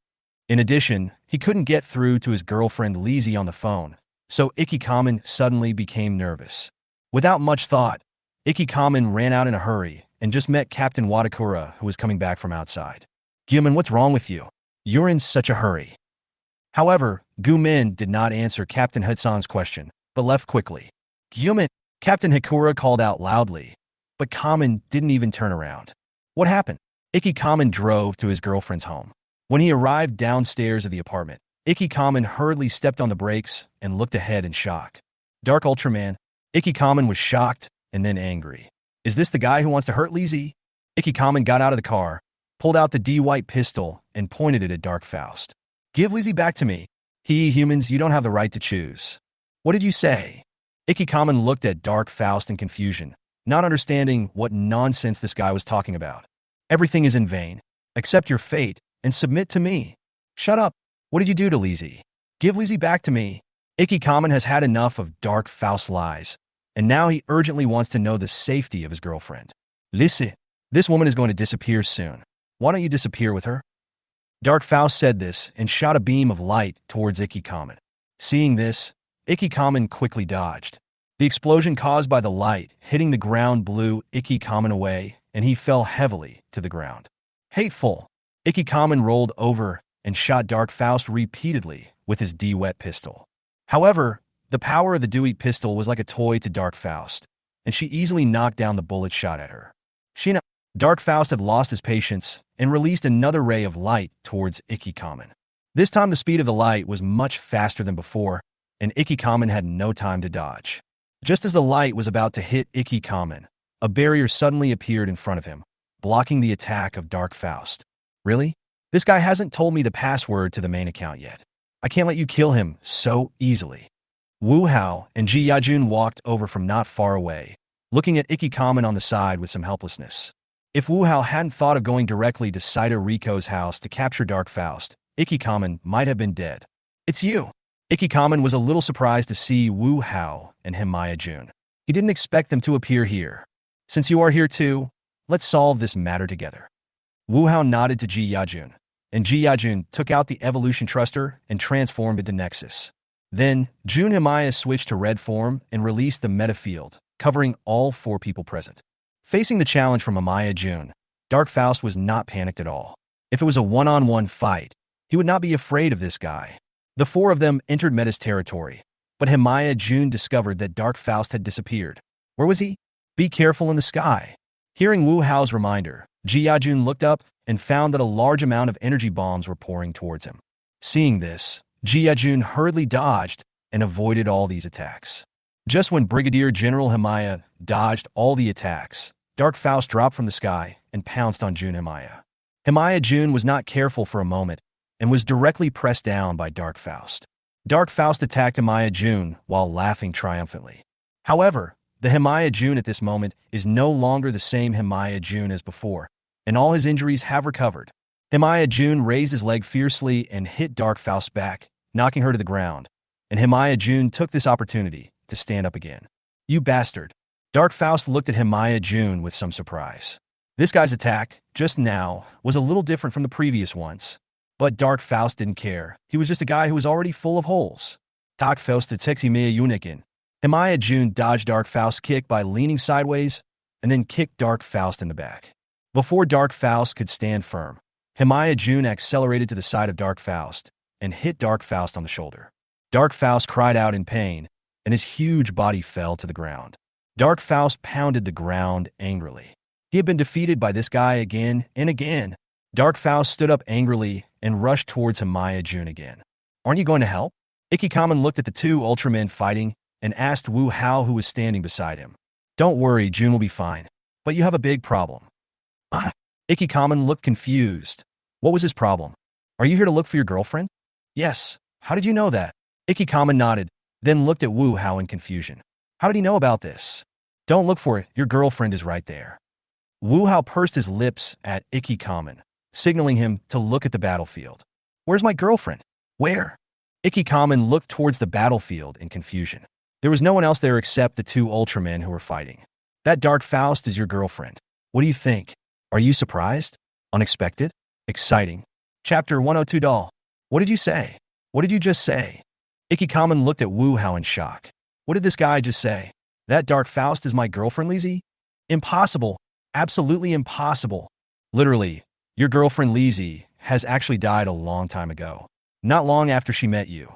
She and her family were killed by alien beasts. And the Riko you see now is just a puppet controlled by Mizuroki Shinya. No way. Lizzie was clearly with me. How could she be dead? You are lying to me. Ikki-kamen's emotions were a little out of control.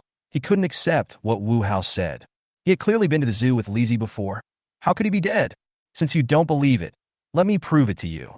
Wu Hao took out the evolution thruster from his arms and transformed into Nexus. Switching to red form, Wu Hao quickly rushed towards Dark Faust. Dark Faust, who was being tortured by Ji Yajun and was at a loss, saw Wu Hao rushing towards him, and his face suddenly turned pale. Really? I can't beat you alone, and you want to attack me with 2 of you? Do you have any shame? Dark Faust wanted to curse at this moment. Did he run into a ghost when he went out today? Why was it so abnormal? Logically, Nexus, who should have been on the verge of death, was acting like he was taking drugs. She simply couldn't stand it. Wu Hao quickly rushed to Dark Faust, grabbed her neck, and pressed her to the ground. Then, the dark power of Dark Faust quickly rushed towards Wu Hao. Her energy was taken away by Wu Hao. Impossible. How can you take the power of darkness? Dark Faust felt that his energy was taken away by Wu Hao, and his face was filled with shock. Isn't this guy on the side of light? Why can he take away her dark power? Wu Hao did not answer Dark Faust's question, but instead accelerated the pace of plundering. Dark Faust wanted to resist, but she couldn't break free from Wu Hao's restraints. And, as his power fades, Dark Faust's resistance grows weaker. As the last energy that could sustain the transformation was also drained away by Wu Hao, the huge body of Dark Faust disappeared and was replaced by the unconscious Saito. Lizzie! Ikki-kamen looked at Saito with a look of astonishment on his face. Dark Faust was actually Riko. Lizzie! After the astonishment, he became anxious. Ikki-kamen quickly ran to Saito, hugged the unconscious Saito in his arms, and kept calling her.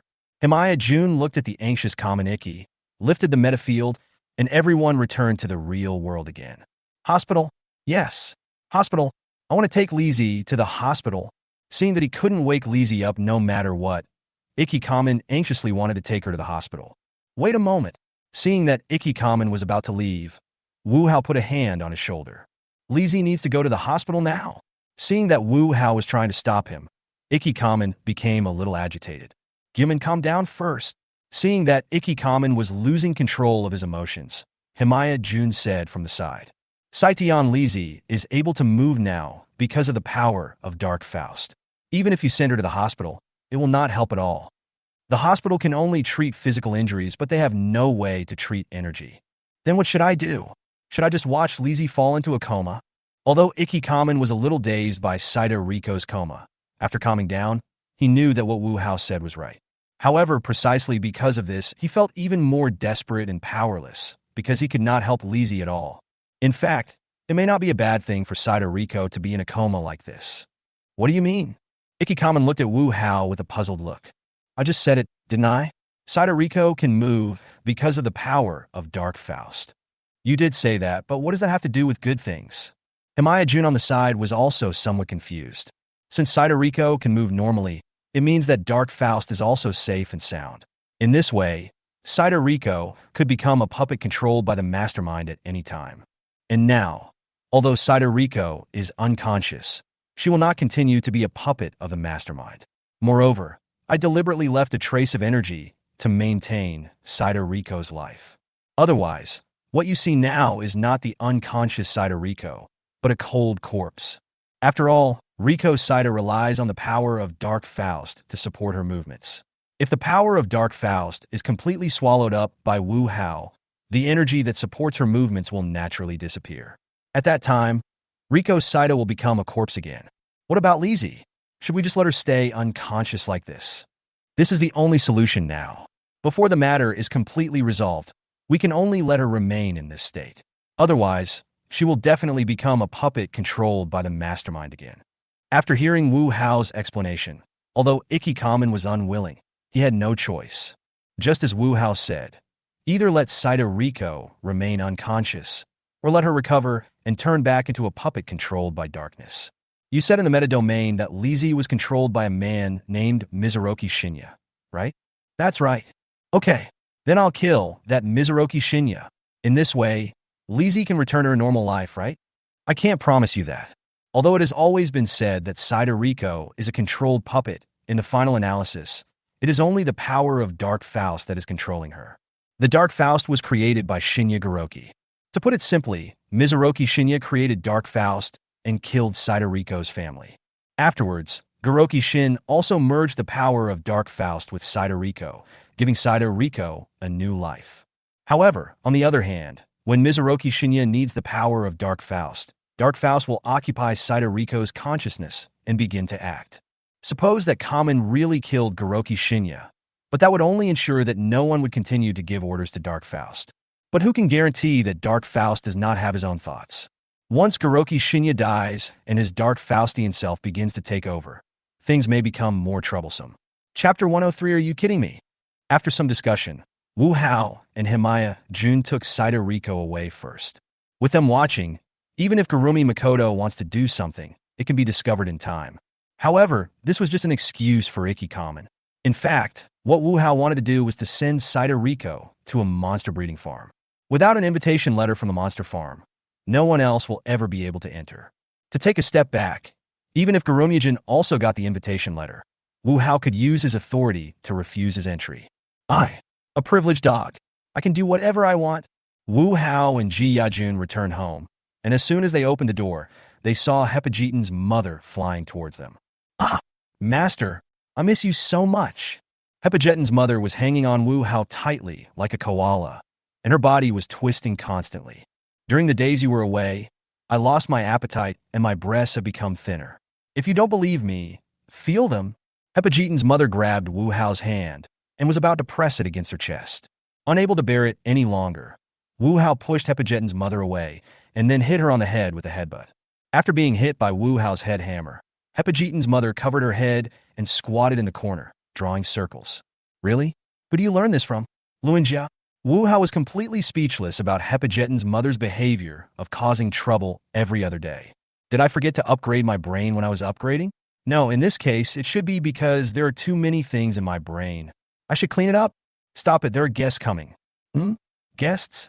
Hyperzetin's mother looked towards the door in confusion, only to find that Icky Common was looking at her with an embarrassed expression. Oh, isn't this that guy? Hyperzetin's mother saw Icky Common and pointed at him. Who? That master. I forgot. Hepajet's mother hesitated for a long time, and finally looked at Wu Hao pitifully, saying I forgot. Wu Hao rolled his eyes and ignored this guy who was possessed by a spirit of drama. This guy, I really don't understand where all the drama comes from every day. There are no vacancies here. You may have to put your girlfriend in an awkward position for now. At the beginning, Wu Hao didn't think that so many people would come, so he didn't choose a house that was too big, and as a result, it is a bit crowded now. It's okay. I'm very grateful that you can help me take care of Lizzie. At this moment, Bereg in Icky Common's hand suddenly sounded an alarm, indicating an emergency action. Sorry, I have a mission. I'll leave Lizzie to you guys. I'll come visit her tomorrow. Although Icky Common was a little reluctant, he still handed Saito Rico over to Wu Hao and Himaya Jun, and then drove away quickly. Will you come tomorrow? After hearing what Icky Common said, Wu Hao felt a little headache. Originally, I was thinking of sending Saito Rico to a monster breeding farm, but if Icky Common came to see her frequently, it would be too troublesome to pick her up and drop her off. Forget it, let's just stay here. It's not like we can't keep an eye on it anyway. In the end, Wu Hao gave up the idea of sending Saito Rico to the monster breeding farm because he was afraid of trouble. On the other side, Goroki Makoto looked at the members of the night attack team who had fallen into the trap with a playful look on his face. But soon, the expression on his face froze, because he found that Icky Common did not fall into darkness as he thought. At the same time, the breath of Dark Faust could no longer be sensed. What's going on? What happened? Mizuroki Shinya's good mood was shattered at this moment. He didn't understand what went wrong, as everything was going according to plan. Forget it, since Dark Faust can't be relied upon, I'll do it myself. Thinking of this, Guruma Makoto also turned and left. On the other side, Icky Common returned to the headquarters smoothly and re-participated in the work. However, Icky Common did not notice that darkness had quietly come to him. These past few days, the clients have been very active. At the dining table, Wu Hao and his group were having dinner, and Hepajitin's mother spoke in a somewhat impatient tone. Ever since Icky Common sent Saito Rico to Wu Hao, the alien beasts have become active again. However, most of the active creatures are small alien beasts like Klein, and a few pedrons appear occasionally. However, those large alien beasts were destroyed by Ji Yajun or Wu Hao not long after they appeared. With the treatment room at the monster farm, Himaya Jun can fight boldly and with confidence. During this period, Jun Himaya also met the brothers Leo and Astra in the treatment room. After all, the three of them were frequent visitors to the treatment room, and they became familiar with each other after a few visits. Strange what happened to this guy Gumin. He hasn't come to visit his girlfriend for several days. Wu Hao was a little curious. After all, Icky Common came here almost every day before. Maybe it was delayed due to work. After all, the mouth-horn xenomorph is unusually active. Jia-jun on the side spoke up. Not necessarily.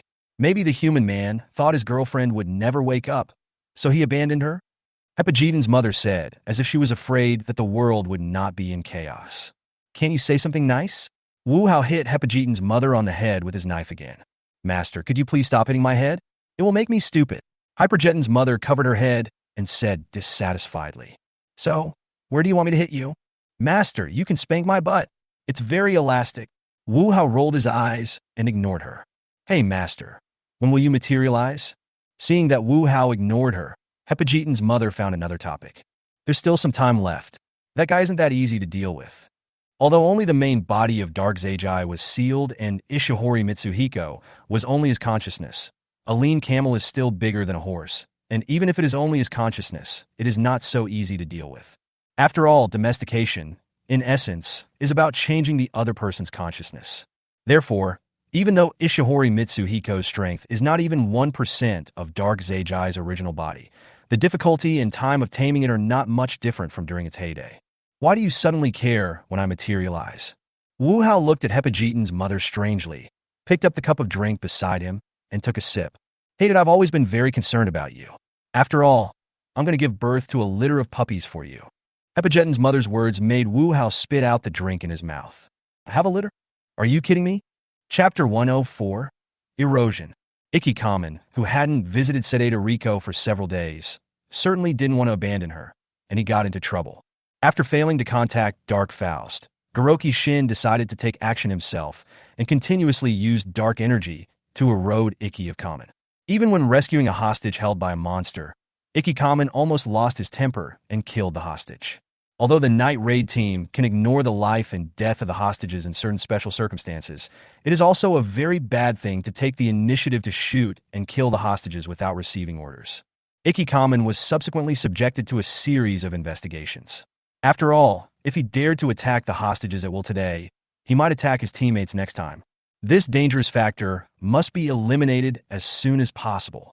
During the period of investigation, Ikki-kamen was suspended from his duties and was secretly monitored by special personnel. At this time, Ikki-kamen was sitting alone on a bench in the zoo, constantly recalling every little detail of his time with Saito-Riko. At this moment, Ikki suddenly heard someone calling Lizzie. Ikki turned his head and saw that it was a family of 4 calling a little girl. Brother, can you take a picture of our family? Just then, the little girl named Riko came to Ikki-kamen and asked him to take a photo of her family. Faced with the little girl's request, Ikki-kamen naturally did not refuse. Looking at the family filled with happy smiles, Ikki-kamen couldn't help but recall every little detail of his time with Saito-Riko, especially when he asks when Saito-Riko will introduce her family to him. I can't introduce you to anything. At this moment, Ikki-kamen heard Saito-Riko's voice, turned around, and saw Saito-Riko right next to him. Lizzie, are you recovered? The moment he saw Saito-Riko, Ikki-kamen was excited. But soon, he realized that something was wrong. Wu Hao had said that he would not let Lizzie wake up for the time being. I have always been like this, so what's the point of talking about recovery? Gu Min, it's all because of you that everyone is dead. Because of me? When Ikki-kamen was confused, Riko turned and left. Lizzie, Ikki-kamen shouted and quickly chased after him. Although he knew that the Liko in front of him was fake, Ikki-kamen couldn't help but think, what if the Liko in front of him was real? Everyone has a mentality of hoping for luck, even if the chance is only 1 in 10,000. However, when there is no other way, people will subconsciously pin their hopes on this slim chance. Even if they know it is almost impossible to achieve, they still can't help but think about that one chance. This is the case with Ikki-kamen at this moment. The 2 people who were responsible for monitoring Ikki-kamen were dumbfounded. In their vision, Ikki-kamen seemed to have a sudden hysterical attack and was talking to the air. Then he shouted and ran away. The 2 of them didn't hesitate and quickly chased after Ikki-kamen. Ikki-kamen came to an open space and looked around for Saito-Riko. Just then, Saito-Riko came out from behind a big tree. Lizzie, seeing Saito-Riko appear, Ikki-kamen quickly stepped forward. However, Saito-Riko ignored Ikki-kamen's call and just kept talking to herself. One day half a year ago, our whole family was killed. On the night I met you, our whole family was killed by alien beasts. All of this was because of you. At this time, Ikki-kamen looked helpless, while Riko Saito seemed to have completed her mission, and her body dissipated in the wind like sand. Seeing this, Ikki-kamen didn't have time to think about it and quickly ran to the place where Saito-Riko disappeared. At this moment, Ikki-kamen was feeling painful and helpless. Ikki-kamen.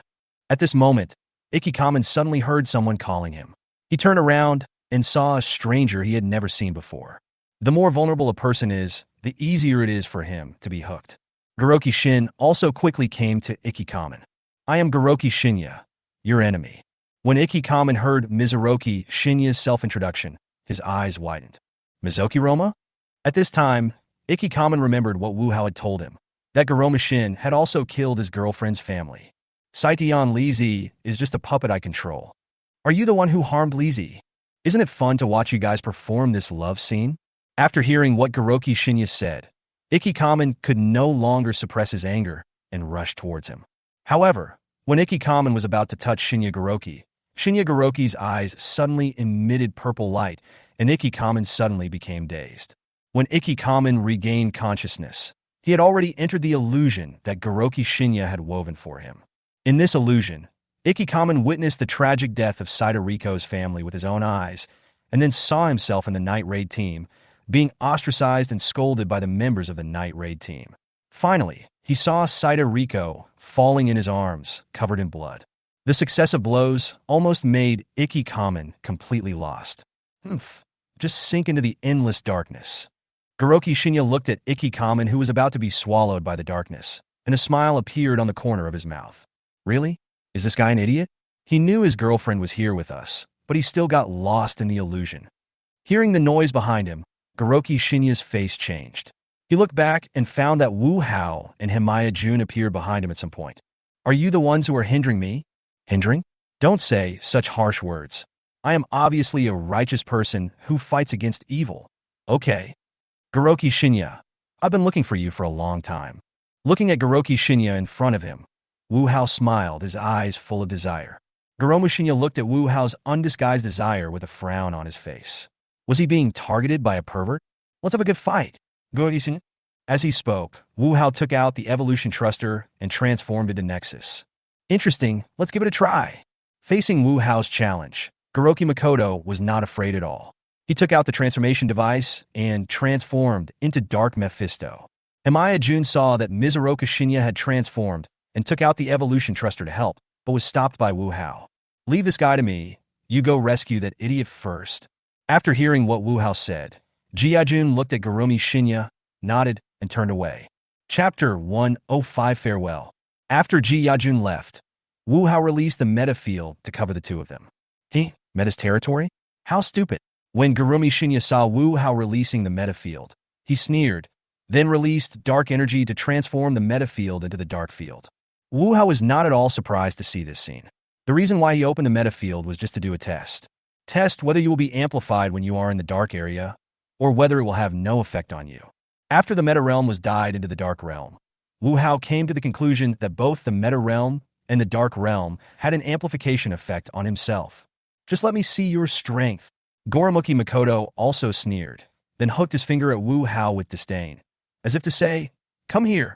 Looking at the extremely arrogant Goroki Shinya, Wu Hao sneered, may the force be with you. Mizoma Luzhen also looked at Wu Hao in confusion. What did this mean? Blessing the enemy before the battle? What kind of weird problem was this? What? Don't you understand? Let me translate it for you. Seeing that Goromujin also looked confused, Wu Hao sneered. Listen carefully. What I just said means don't be too presumptuous. It's useless. Guruma Makoto was speechless for a while. He totally didn't get the point of what Wu Hao said. Young man, don't be so arrogant, or you'll get beaten. Wu Hao snapped his fingers, and two void gates appeared beside him. Then King Fabe and Diabaric appeared on both sides of Wu Hao respectively. Goroki Shinya looked at Wu Hao in shock.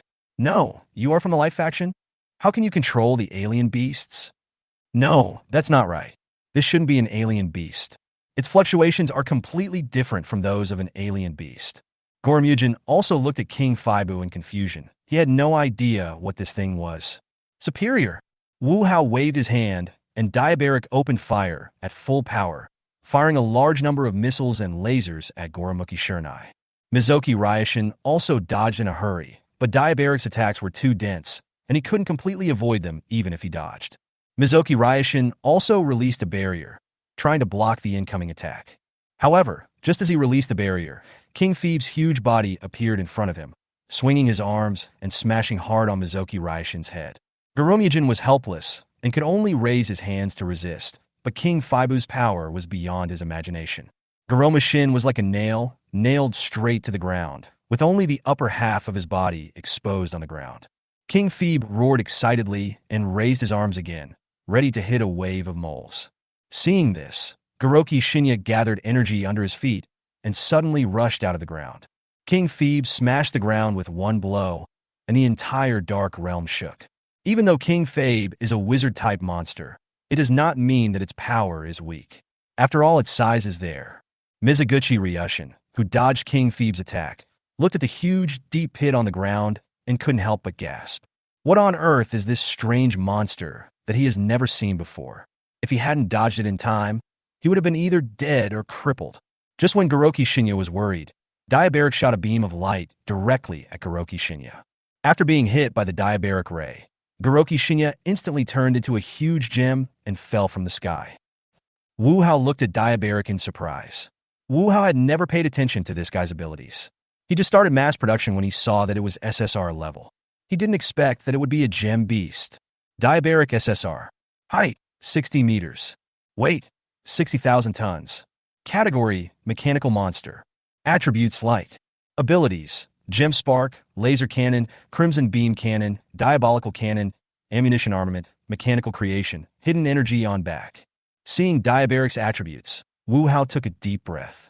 Wow, this is not a mechanical monster. This is simply a moving bomb. Especially the last one, the energy hidden in the back, although I don't know how powerful it is after it is turned on, but Wu Hao estimates that it can at least flatten a city, right? Otherwise, it would be too unworthy of this level.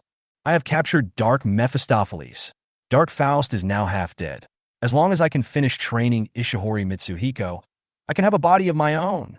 Thinking that he was about to materialize, Wu Hao couldn't help but raise the corners of his mouth. Damn, how is this harder than crushing an AK with one hand? The Dark Mephisto that turned into a gem was thrown into the monster farm, and then Wu Hao canceled the transformation and found Himaya Jun and Kamen Ikki. How are you? Wu Hao asked as he looked at Ikki Kamen, who was kneeling on the ground and gasping for breath. I'm fine. Ikki Kamen shook his head, indicating that he was fine. I have good news for you. Those who wanted to harm this world have been caught by me.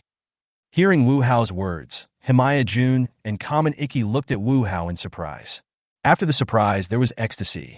The mastermind behind the incident was caught. Is this the end of the matter? Don't be happy too soon. Although the mastermind has been caught, the alien beasts are still there. It will take a long time to resurrect your loved ones. It doesn't matter. Since all the masterminds behind the scenes have been caught, it's only a matter of time before the remaining alien beasts are destroyed. Wu Hao did not refute Ikki Kamen's words. After all, he was telling the truth.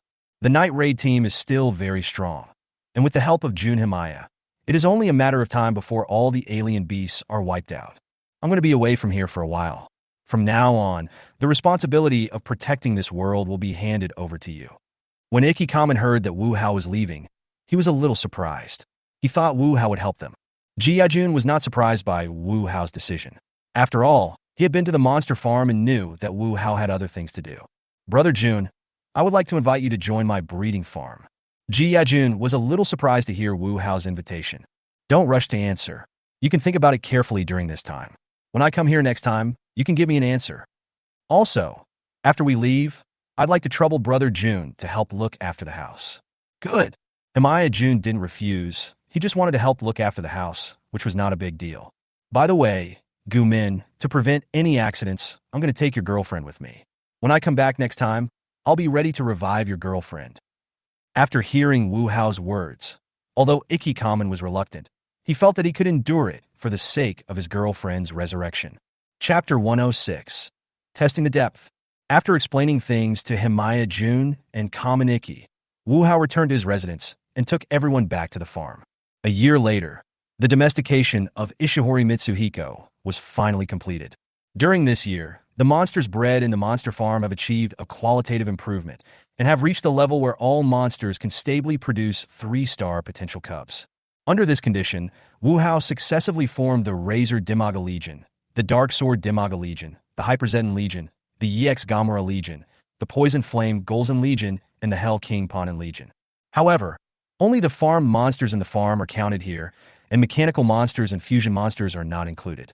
If they are to be included, we must also add King Grant's Legion, King Fiba's Legion, King Xiao's Legion, Galatron's Legion, and Diabaric's Legion. In addition, Wu Hao also developed a new SSR-level mechanical monster blueprint, Bishop Groka. In addition to the SSR-level blueprints, there are also 4 SR-level mechanical monster blueprints, namely Mechagamera, Imperaza, Mechadelos, and Phoebus. With the increase in the blueprints of mechanical monsters, there is another major expense item for Spirit. Fortunately, after a year of development, there are enough customers who can buy 2-star monsters, and a few customers can buy 3-star monsters. Otherwise, Wu Hao would definitely be in a fiscal deficit. However, even so, Isael complained to Wu Hao many times, saying that the monsters in the farm were growing too fast and needed to be slowed down for a while, and that some spirits should be reserved in case they were needed later. However, Wu Hao did not change his mind. Isn't it just spirit? As long as his monsters are updated quickly enough, he will not be afraid of not making any spirit. If it really doesn't work, you can learn from a certain country on Earth. It doesn't start a war, but it can take the initiative to provoke a war. It's not impossible to have a monster competition. Starting a war between countries is so weak. I will directly start a war between planets. I am so arrogant. Wu Hao brought Ishihori Mitsuhiko, Goroki Shinya, and the unconscious Saito Riko back to the world of Nexus and came to the Lethe River. The body of Dark Zagi is in the river Lethe, but to break the seal, a sufficiently powerful force of light is needed. However, although Wu Hao does not have strong light power, he has enough light attribute essence. With the input of a large amount of light attributed essence, the gate of Wangchuan slowly opened. Looking at the Dark Zaki's body in front of him, Wu Hao couldn't help but raise the corners of his mouth. Coming in front of Dark Zaki, Wu Hao slowly stretched out his hand and placed it on Dark Zaki's body. After a moment, Dark Zaki's body began to transform into black particles and flowed into Wu Hao's body. In addition to these, there was also the power of fear and despair accumulated in the Forgotten River. Not enough. Not enough. As he spoke, Wu Hao came to Goroki Shinya and Saito Riko again and put his hands on them. Black particles continued to emerge from the bodies of the two people. Because their power was taken away, Mizuroki Shinya and Saito Riko also showed painful expressions on their faces. It's still not enough. After absorbing all the power of Dark Faust, Dark Mephisto, and Dark Zaki, Wu Hao always felt that something was missing. At this moment, Wu Hao suddenly remembered something, took out the evolution thruster in his arms, and began to greedily plunder the energy inside. Only as the power given by Noah was integrated into his body did Wu Hao feel satisfied. Is this my body? Wu Hao looked at himself, and a satisfied smile appeared on his face. I finally have a physical body. Ishihori Mitsuhiko looked at Wu Hao's body with some helplessness, because part of this body belonged to him. Find those visitors and force them to hand over the method of making your body. They will help you. Wu Hao threw out 2 cards. One was Impliza and the other was Galatron. Ishihori Mitsuhiko took the card, nodded, and left without looking back. His body has been taken over by Wu Hao, and there is no way to get it back.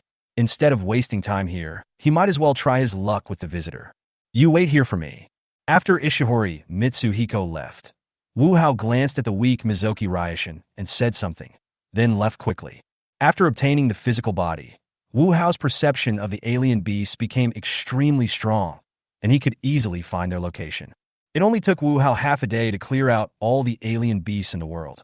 When the last alien beast was swallowed by Wu Hao, the familiar light appeared again. It was Noah. Is this the body you chose? Not a bad choice. However, the power of light in your body is somewhat weak. If this continues for a long time, your energy will become unbalanced, which is not good for your development. After saying that, Noah injected a stream of energy into Wu Hao's body. With the help of this energy, Wu Hao felt that his body had changed. Although the body could be used before, there was a sense of disharmony. But now, that feeling of disharmony has completely disappeared. Thank you, great God Noah. You're welcome. Maintaining peace in the universe also requires the efforts of young people like you. If you have any difficulties, you can contact me at any time. After Noah dropped the sword on Wu Hao, he sent him back to his original world. After Noah left, the weak Goroki Shinya regained his strength, and Saito Riko's body regained its body temperature.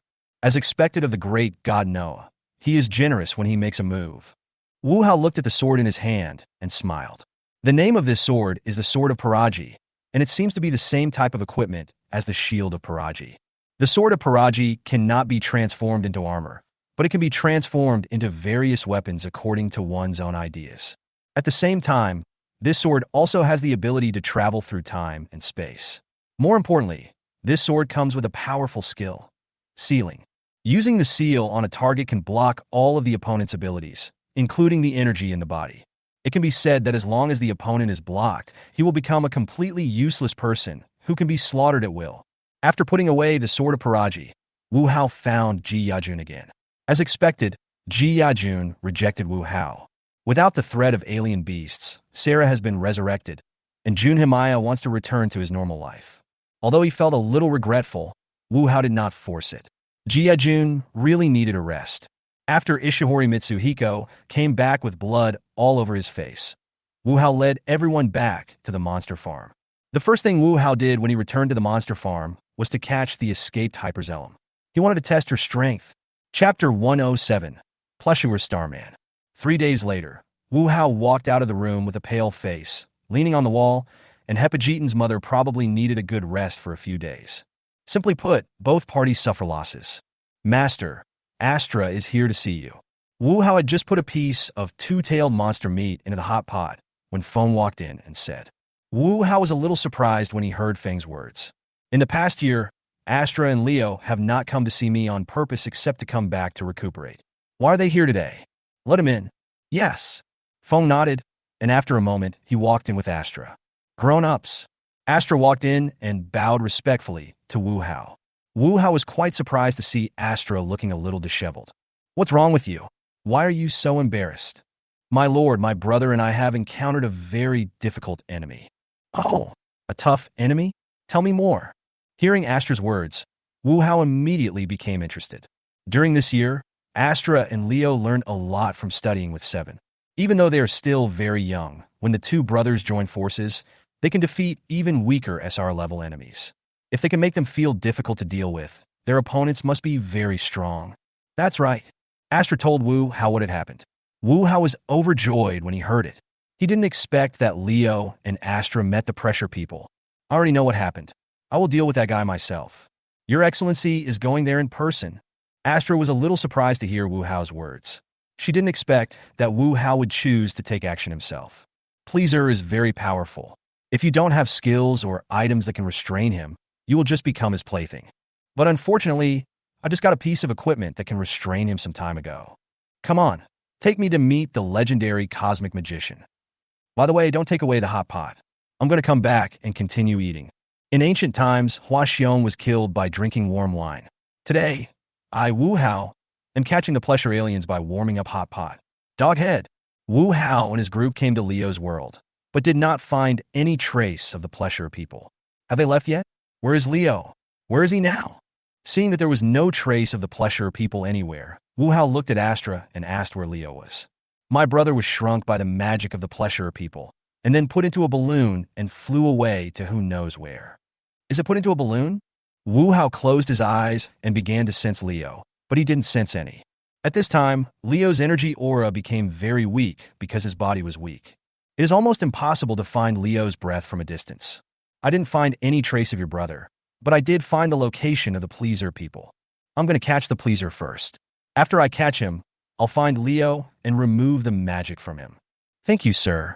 Although Astra was a little disappointed that he did not find his brother, he also knew that dealing with the pleasers was a very important matter. After saying hello to Astra, Wu Hao directly opened the space gate and appeared in front of the pleaser people. The resting pleasure people sensed the fluctuations in space and were suddenly awakened. When the pleaser saw Wu Hao walking out of the space, he immediately took out his magic wand and hit Wu Hao. However, Wu Hao kicked the pleaser directly and sent him flying. Then, Wu Hao took out the Sword of Paraji and released the seal on the pleaser. The pleaser alien, who had just crawled up from the ground, was about to cast the invisibility magic, but he couldn't do it. Realizing that the energy in his body was disappearing, the pleaser was horrified and turned around to escape. However, Wu Hao would not give the pleaser a chance to escape. He instantly came in front of the pleaser and punched him in the eye. The eye sockets of the pleaser man were swollen immediately after being hit by Wu Hao. Afterwards, Wu Hao pinned the pleasure to the ground and beat him up, making the pleasure wail in pain. By the time Wu Hao stopped, The pleaser had been beaten like a pig's head. Looking at the pleaser people who had completely lost the ability to resist, Wu Hao nodded with satisfaction. This seal was really useful, but it consumed a bit of energy. Wu Hao brought the pleasure to Astra. I've already caught this guy. When you find Leo, bring him to the farm to find me. Okay, thank you, sir. Astra nodded, then watched Wu Hao leave. After returning to the monster farm, Wu Hao threw the pleaser aside and used authority to confine the pleasure people within a certain range.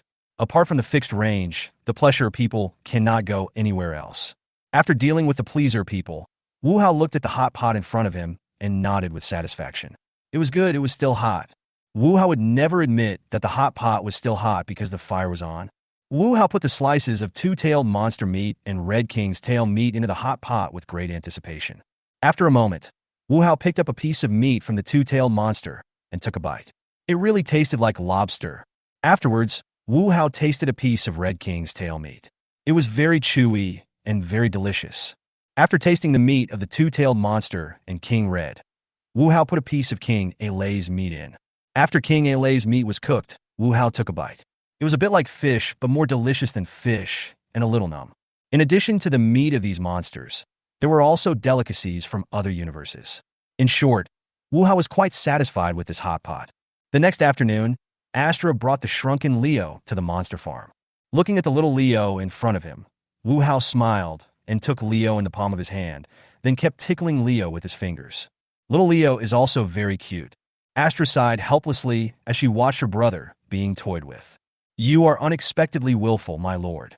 After playing for a while, Wu Hao put Leo on the ground. Wait for me for a moment. I'll go and bring the pleaser people over. Wu Hao came to the place where the pleaser was, and his face had returned to normal.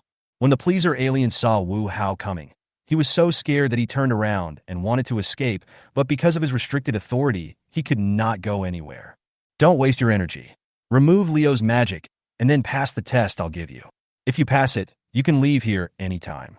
After hearing Wu Hao's words, the pleaser thought for a moment and nodded. Chapter 108.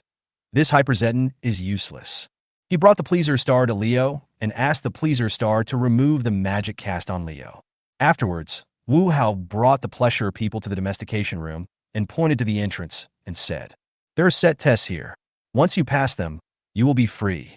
The pleaser man walked straight inside without hesitation.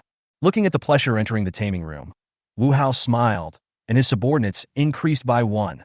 After finishing things with Leo, Wu Hao planned to go back to Tiga's world to take a look. I haven't been there for more than a year. Judging from the time, Gatange will soon wake up. Wu Hao didn't care much about Gatangia. What he cared about was the Lily ruins.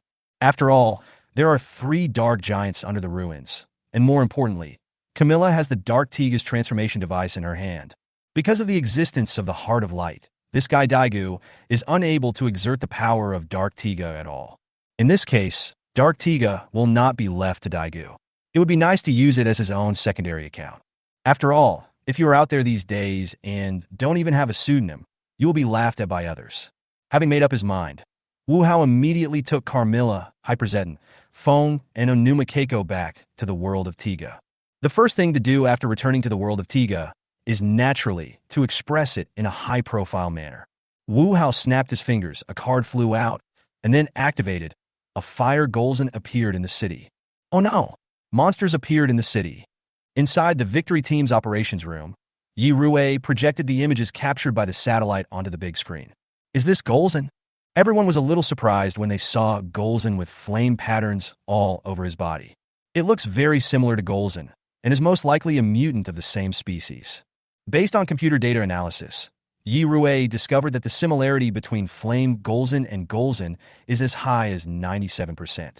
Daegu Shinjo, drive Unit 1. Everyone else, come with me and drive Unit 2. Yes. After Wu Hao saw the members of the Victory Team appear, he left immediately. The warning has been given.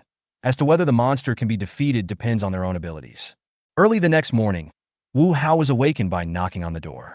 Wu Hao got up from the bed helplessly. It seems that we can only exercise with a group of people in the farm from now on, otherwise there won't even be someone to open the door. Hey, isn't this Carino? Coming to visit so early in the morning. Seeing Carino Makwa standing at the door, Wu Hao teased with a smile. I just came to remind you not to forget the agreement between us. Promise? Don't say I didn't forget. Even if I forgot, what can you do? You don't really think I don't know about the little tricks you did with that guy Masaki Kigo? Hearing Wu Hao's words, Karino Makwa's face looked a little ugly and he was angry inside. However, after the anger came a feeling of powerlessness. Yes, what could he do? Although he had some abilities, he could not change anything. You come here early in the morning to disturb my sleep? Aren't you just doing something boring? If so, you can leave now. Wu Hao leaned against the door and yawned, not even thinking of letting Karino Makafu in. Being woken up so early in the morning was annoying enough, not to mention that Karino Maka looked like a mother who owed him money and didn't want to pay him back. It was polite of Wu Hao not to throw him out. I'm here to inform you that Gatangia is about to wake up. Okay, I get it. It's just Gatangia. Look at how cowardly you look. Wu Hao waved his hand and closed the door directly, without even thinking about talking to Karino Makwa. Karino looked at the closed door, took a deep breath, then turned and left. What's wrong? Carmilla rubbed her sleepy eyes and asked curiously. A rag collector. Seeing Carmilla walking out with half her clothes undressed, Wu Hao felt that it was a wise choice not to let Karino Makafu in. But then I'll go back and take a nap. Carmilla nodded and turned away without any doubt. Why are you still taking a nap when you're already up? A day's plan begins in the morning. Let's do some morning exercises first. Done. When Carmilla heard Wu Hao's words, she refused without thinking. She had been squatting all night last night, and now she just wanted to have a good rest. Protests are useless. Wu Hao picked up Carmilla and walked into the house. It was already noon when everything returned to calm. Wu Hao and Hepajitan's mother were sitting at the dining table eating lunch while the others were still resting. Xing, let's go to the concert together tonight. Another one from Chris Maya? That's right. Hyperjeton's mother rolled her eyes beautifully. Did you want to go to the concert? You were obviously there to see the beauty and lust after her body. You are a slut. Of course, this is just what Hyperjeton's mother thought. Then let's go together. Although Hepajitan's mother knew what Wu Hao was thinking, she was still prepared to go with Wu Hao. This is your master, and his preferences are above all else. Even if it is another female, as long as the master likes her, Hyperjeton will like her. In the evening, Hepajitan's mother dressed up beautifully and went to Chris Maya's concert with Wu Hao.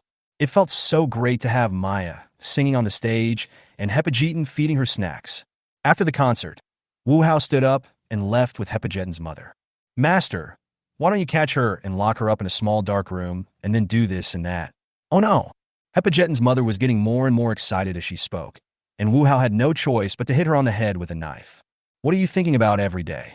Although I like Maya, I haven't reached the point of robbing her, right? The master is really not honest. He clearly wants to be with Maya in the bedroom, bathroom, kitchen, living room, etc. Seeing that everyone around was looking over here, Wu Hao covered Hepajitan's mother's mouth with his hand. He was worried that if he let this guy continue talking, they would be caught by these people and sent to the police station. Can't you be more low-key? Keep a low profile? What do you mean by low profile? Why should we keep a low profile? We are all adults, so what's wrong with talking about adult topics? Wu Hao rolled his eyes and didn't bother to pay attention to this guy. It's time to go back. Don't you want to buy some jelly and pop candy? Shut up. Master actually told me to shut up? How cruel. I will never let Master interrupt me again, Wu. After hearing what Hepajitan's mother said, Wu Hao was completely speechless. This Hepajitan's mother was useless. Chapter 109 Commission. The two of them were walking towards home noisily, when at that moment, a figure appeared in front of them. Looking at the figure blocking his way, Wu Hao was a little surprised. Whose subordinates are so brave that they dare to stop him and Hyperjeton's mother? I apologize for disturbing you. When the figure saw Wu Hao and Hepajitan's mother, he bowed to them and said, Who are you? What do you want from us? I am a monk and also a monster. I am sorry to bother you because I hope you can do me a favor. Oh, a monster? After hearing the monk's words, Wu Hao became interested. The monster actually took the initiative to ask him for help. Your Excellency wanted to find Master Ian before, right? Were you there that night? Yes. The monk nodded. He was indeed there on Halloween night. So, you came to me for help with Obike's matter? Yes, Master Ian has been behaving very strangely recently. He has been actively spreading rumors about Obike over the past 3 months. Although people only regard this as an urban legend, if it continues like this, I'm worried that Master Ian will do something irrational. Since you showed up at Obike's noodle stall that day, that means you and your relationship should be very good, right? If even you can't help him, what can I do? If possible, I hope you can use force to stop Master Ian. The monk hesitated for a moment, then spoke with a firm look. To be honest, although we are both monsters, our strength is far inferior to that of Master Ian, so I can only ask for your help. It's okay to help you, but what benefits can I get? This? The monk was speechless. He really didn't have anything to ask Wu Hao for help. If you are willing to help Master Ian, I am willing to obey your orders. Hearing the monk's words, Wu Hao chuckled. Obey orders? Stop it. It's just a weak monster. He has no shortage of thugs. Is there anything you're good at? I am good at chanting and praying. Wu Hao had a question mark on his head, and his expression seemed to be saying, are you fucking kidding me? In addition to these, I'm also good at brewing wine. Oh, good at brewing? Yes. After hearing the monk's words, Wu Hao nodded with satisfaction. Then bring your good wine to my house. If it satisfies me, I will help you. After saying that, Wu Hao ignored the excited monks and left holding Hepajiden's mother's hand. Thank you, Your Excellency. The monk bowed and spoke loudly to the backs of Wu Hao and Hepajiden's mother. The next morning, the monk came to Wu Hao's home with the wine he brewed. It was obvious that he cared a lot about it. The monks brought 4 kinds of wine in total, namely sake, rice wine, fruit wine, and wine. Looking at the 4 kinds of wine in front of him, Wu Hao skipped the sake and tasted the other 3. You guys come and try it too. After drinking, Wu Hao said to the 4 women. The 4 girls also tasted the wine brought by the monks and gave it positive reviews. Your wine is very good. From now on, you should make wine exclusively for me. Thank you, sir, but Master Ian, don't worry about Obike. I will take care of it. Thank you, sir. The monk stood up, bowed to Wu Hao, then turned and left. Seeing the monk leave, Wu Hao did not stop him. After all, he had not yet done what he had promised to the other party, so there was no point in asking him to stay and work. What is the master going to do with that Obike? After seeing the monk leave, Hepajiden's mother looked at Wu Hao and asked. Obik did this because the village where he had been living was about to be developed, and Obik just wanted to protect the village in his heart. So, Master is planning to protect Obik's village? Yes and no. Hyperjeton's mother was a little confused. What did it mean to be yes and no? The village that Obike missed was the Dark Nights where he once lived, the village's lookout tower, and the village's lotus pond. However, all of that has disappeared with the passage of time. What Obike couldn't forget was actually the memory deep in his heart. If Obike can't let go of the memories, even if we help him this time, the same thing will happen again next time. So, how does the master plan to help Obike? Maybe I can't make him let go of the memories in his heart, but I can let him see what he desires most in his heart. Master, are you going to use Gralfin's power? Yes, it is Gralfin's power that I will use. Being able to see what he desired most before he died, I think Obik should have no regrets. According to the original plot, Obik eventually chose to commit suicide. However, the old man who hoped to see the village at night again did not actually see it until the last moment. Tonight, I'm going out for a walk, so you don't have to wait for me. I see. Everyone nodded without saying anything more. At night, Wu Hao walked alone on the street, looking at the bright lights and nightlife, and seemed to understand Obik's feelings a little. This glamorous world of feasting and revelry does not belong to you after all. After walking for an unknown amount of time, Wu Hao finally found Obike's noodle stall. At this time, there was no customer at the noodle stall. Obik was staring at the pot, and it was unclear whether he was reminiscing about the past nights. Boss, give me some soba noodles. Wu Hao's voice woke Obik from his memories, and he responded hurriedly. A moment later, Obik came to Wu Hao with a bowl of hot buckwheat noodles. Who are you? Obik was shocked when he saw Wu Hao. Why did this guy come again? Don't be so nervous. I mean no harm to you. Seeing Obik's nervous expression, Wu Hao chuckled softly. You keep serving noodles. Don't you intend to give them to me? After hearing Wu Hao's words, Obik put the noodles in his hand in front of Wu Hao, turned around, and wanted to leave. There's a monster dressed as a monk who asked me for a favor. It's about Master Ian. I wonder if the boss is interested in hearing about it. Obik paused, then slowly turned around and looked at Wu Hao. But Wu Hao just sat there and concentrated on eating noodles, as if he was not the one who had spoken just now. Obik sighed lightly, then sat down opposite Wu Hao. Chapter 110. Goodbye, Obik. Obik, I don't like trouble, so I'll give you 2 choices. First, I will find you a place suitable for you to live, and you will stay there obediently from now on. Second, I will let you take a look at your former village, and then you will completely disappear from this world. Choose between the 2, Which one do you choose? Can I really still see the village from before? Of course, after we meet, you will completely disappear from this world. Abik, I hope you can think about it carefully before answering. Seeing that Abik was about to answer, Wu Hao interrupted him. After hearing Wu Hao's words, Abik began to think seriously. Abik, why do you think people have to keep recalling the past throughout their lives? Maybe it's because I can't let it go. Abik looked at Wu Hao with some confusion, hesitated for a moment, and said, Yes, I can't let it go, but… Abik, all those memories, all those times only belong to myself at that time. That period of time will never come back again. You only get one chance. No matter what period of time you go through, you can only go through it once. Memories are precious, but they are precious because they only come once. Are we really qualified to go back in time and take back the good old days? Abik, time is short. Everything we have done has its own unique meaning. Because we only have one chance to remember, we will not regret anything we have done seriously. Time is short, so short that it passes in a flash. Time is also long, and a new future is waiting for us. If you cling to the past, you will lose more beautiful things. After Wu Hao finished speaking, Abik's eyes were already filled with tears. How could he not know what Wu Hao said? His village disappeared and would never come back. However, even though he knew that nothing could be changed, he just couldn't let go of the memories in his heart and couldn't let go of his obsession. Abik didn't want to accept this change. He would rather disappear with his former village than accept such a cruel reality. Needless to say, I know exactly what I want. I want to see my old village again, please. Abik stood up and bowed deeply to Wu Hao. Think carefully. Once you have taken this step, there is no turning back. I've thought about it. Abik's eyes were determined. No matter what, he wanted to see his former village, even if he would die for it.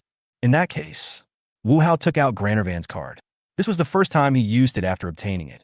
As the cards were activated, the surrounding environment was affected. The temperature in the entire city dropped sharply, from summer to winter in an instant. Oh no! The Meteorological Bureau just sent a message that the temperature in Area D36 has dropped sharply and is now below zero. What? It's already below zero? It's summer now. Hearing what Nori said, Hari was in disbelief. It looks like it's probably caused by a monster. Xinqing on the side expressed his thoughts. Idiot. This is so abnormal that it must be the work of a monster. Hearing what Shinjo said, Hari said unhappily. Daiko, Lena, you guys drive Unit 1 and set off. Shinjo, Hari, and I will drive Unit 2. Clear. After hearing what Zhongfang said, everyone on the victory team immediately took action. Are you ready? Yes. Obike's breathing was rapid. He was now both excited and nervous. I was excited because I would soon be able to see the village nights of my memory again, but I was nervous because I was worried that this was just a false joy. As the temperature dropped, feather-like snowflakes began to fall from the sky. Close your eyes. Feeling that Granarvan was about to appear, Wu Hao said to Abik beside him. Although he didn't understand why he was asked to close his eyes, Abik still closed his eyes obediently. Okay, you can open your eyes now. When Granalfin fully appeared, Wu Hao said to Abik, who had his eyes closed. Abik slowly opened his eyes and saw the thing he desired most in the depths of his memory. The old village is back. Look, the old village is back again. The village is back. The old village is back again. Ha ha ha. Seeing the village he had longed for, Obike jumped and danced excitedly in front of Wu Hao. The village is back. The old village is back. I saw the village's observation tower. I also saw the clear river next to it. Look, this is the night of the old village. The old village is back. The old village is back again. Wu Hao stood silently aside, looking at Abik, who was as excited as a child, just looking at him silently.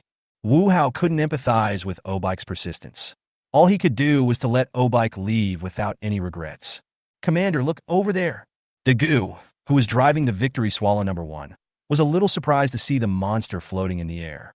Is this creature full of holy aura really a monster? Seeing the Victory Swallow appear, Wu Hao sighed lightly. The time was up. Finally, take another look at the village in your memory. Hearing Wu Hao's words, Abik's body shook violently. Only then did he realize that what he saw before him was only the village in his memory, and the village had not really returned. Although I still feel a little regretful, I'm already very grateful. Abik turned around, wiped the tears from his eyes, and bowed deeply to Wu Hao. I'm just being loyal to the person who entrusted me with this. Wu Hao waved his hand. To him, this was just a deal. Abik smiled when he heard this. No matter what the reason was, it was an indisputable fact that Wu Hao allowed him to see the village in his memory again. Glarfin is going back. The moment she goes back, you will disappear from this time and space forever. It doesn't matter. I'm already satisfied to be able to take one last look at the night of the village.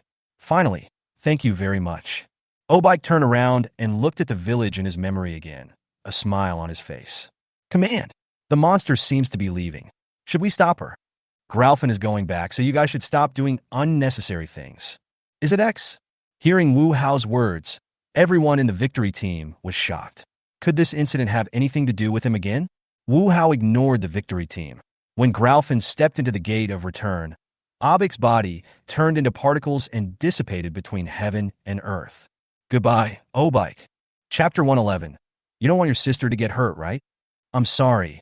I didn't complete your commission. Wu Hao turned his head and looked into the darkness not far away, where the monster that looked like a monk was standing. No, this may be the best ending for Master Ian.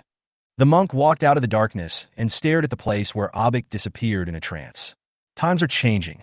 Those who cannot make changes will not be able to survive. Perhaps one day, we, the remnants of the old times, will also disappear into a corner where no one cares. The monk's tone was a little depressed. Once upon a time, monsters were active in the world as members of the earth, but now they have to do their best to hide their identities in order to survive. Who can predict what will happen in the future?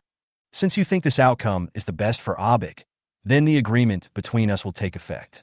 Starting tomorrow, you will be my exclusive winemaker. Remember to report to my house in the evening. Don't be late. The monk looked at Wu Hao's departing back and bowed to him again to express his gratitude. The next evening, the monk came to Wu Hao's home as promised to report. Just like before, he was sent to the taming room in the name of training.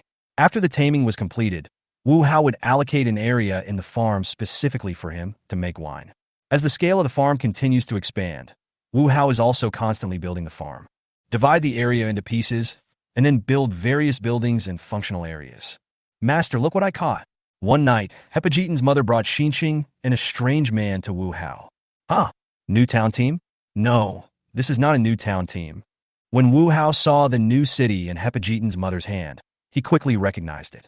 Although it still has the appearance of a new city, the consciousness is not the same, but a strange consciousness, and the fluctuations of its aura are somewhat similar to Maya's. Is this Maya's relative? That should be the case. The aura fluctuations of the two are very similar.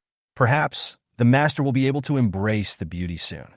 Wu Hao smiled slightly, ignored Hepajitan's mother's teasing, and turned to look at the strange man. So, this is the Tanzanian who is chasing him? It should be.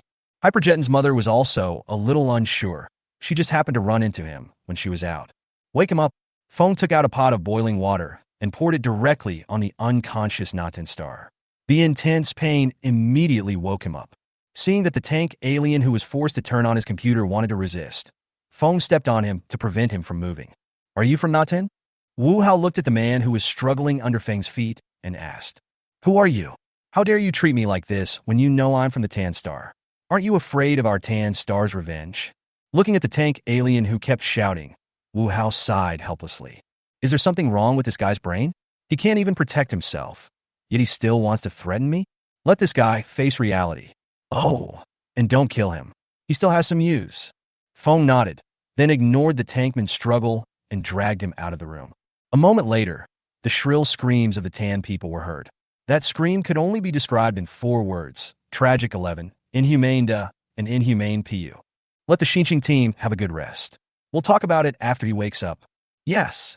Keiko Onuma nodded, then picked up Shinjo and threw him on the sofa in the living room. In other words, Wu Hao said that he wanted to let Shinjo have a good rest. Otherwise, Onuma Keiko would directly throw Shinjo out of the house. When Xinqing woke up, it was already early morning of the next day. Xinqing felt a little strange looking at himself sleeping on the sofa. Are you awake?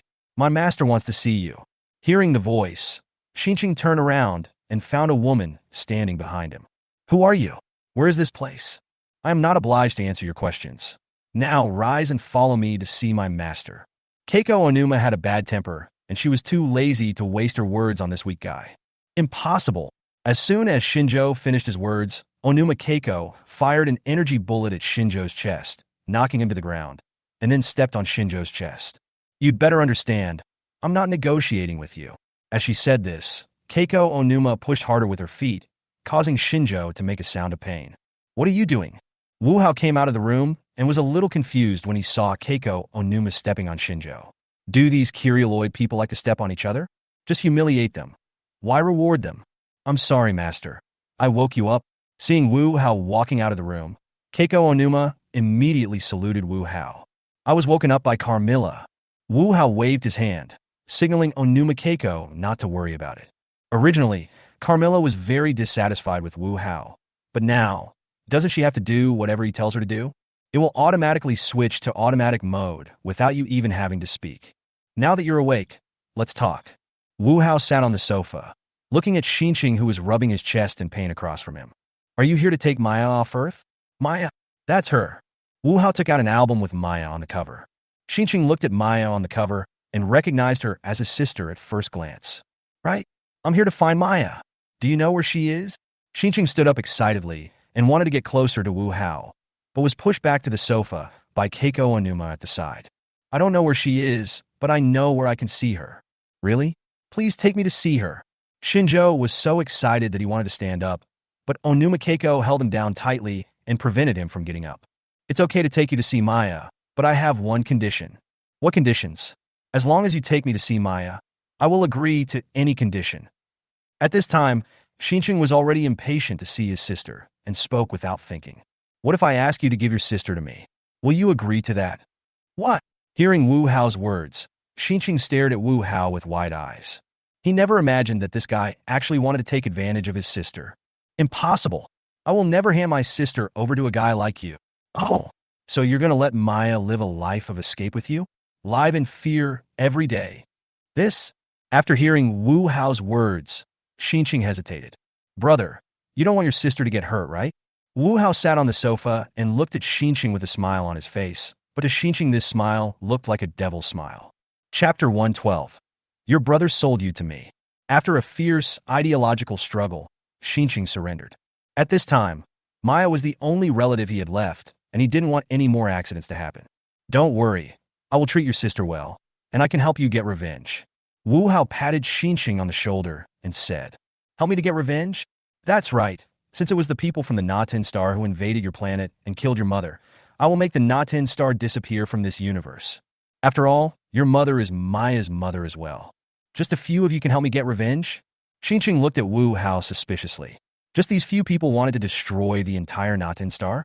Is this the latest cosmic joke? You know nothing about power. You were just a Naten Star? Seeing Xinqing looking at him with suspicion, Wu Hao sneered. After you meet Maya and convince her, I will take you and Maya to witness the demise of planet Naten. Not to mention that tank star. With Wu Hao's current strength, as long as the mysterious 4 owls do not take action, no one in the universe can stop his offensive. From now on, no one can speak louder to me. After some inquiries, the next afternoon, Wu Hao brought Xinqing to a TV station and waited downstairs. Can I really see Maya here? In the car, Xinqing was a little nervous. After all, this was his reunion with his sister after more than 10 years. Don't worry, Maya is being interviewed on TV right now and will come out after the interview is over. As soon as Wu Hao finished speaking, a large group of people walked out of the TV station. Among them, a figure was protected by the crowd. It was Xinqing's sister, Chris Maya. Maya. Xinqing saw his sister so excited that she ran out of the car and rushed towards the crowd. Quick, stop him.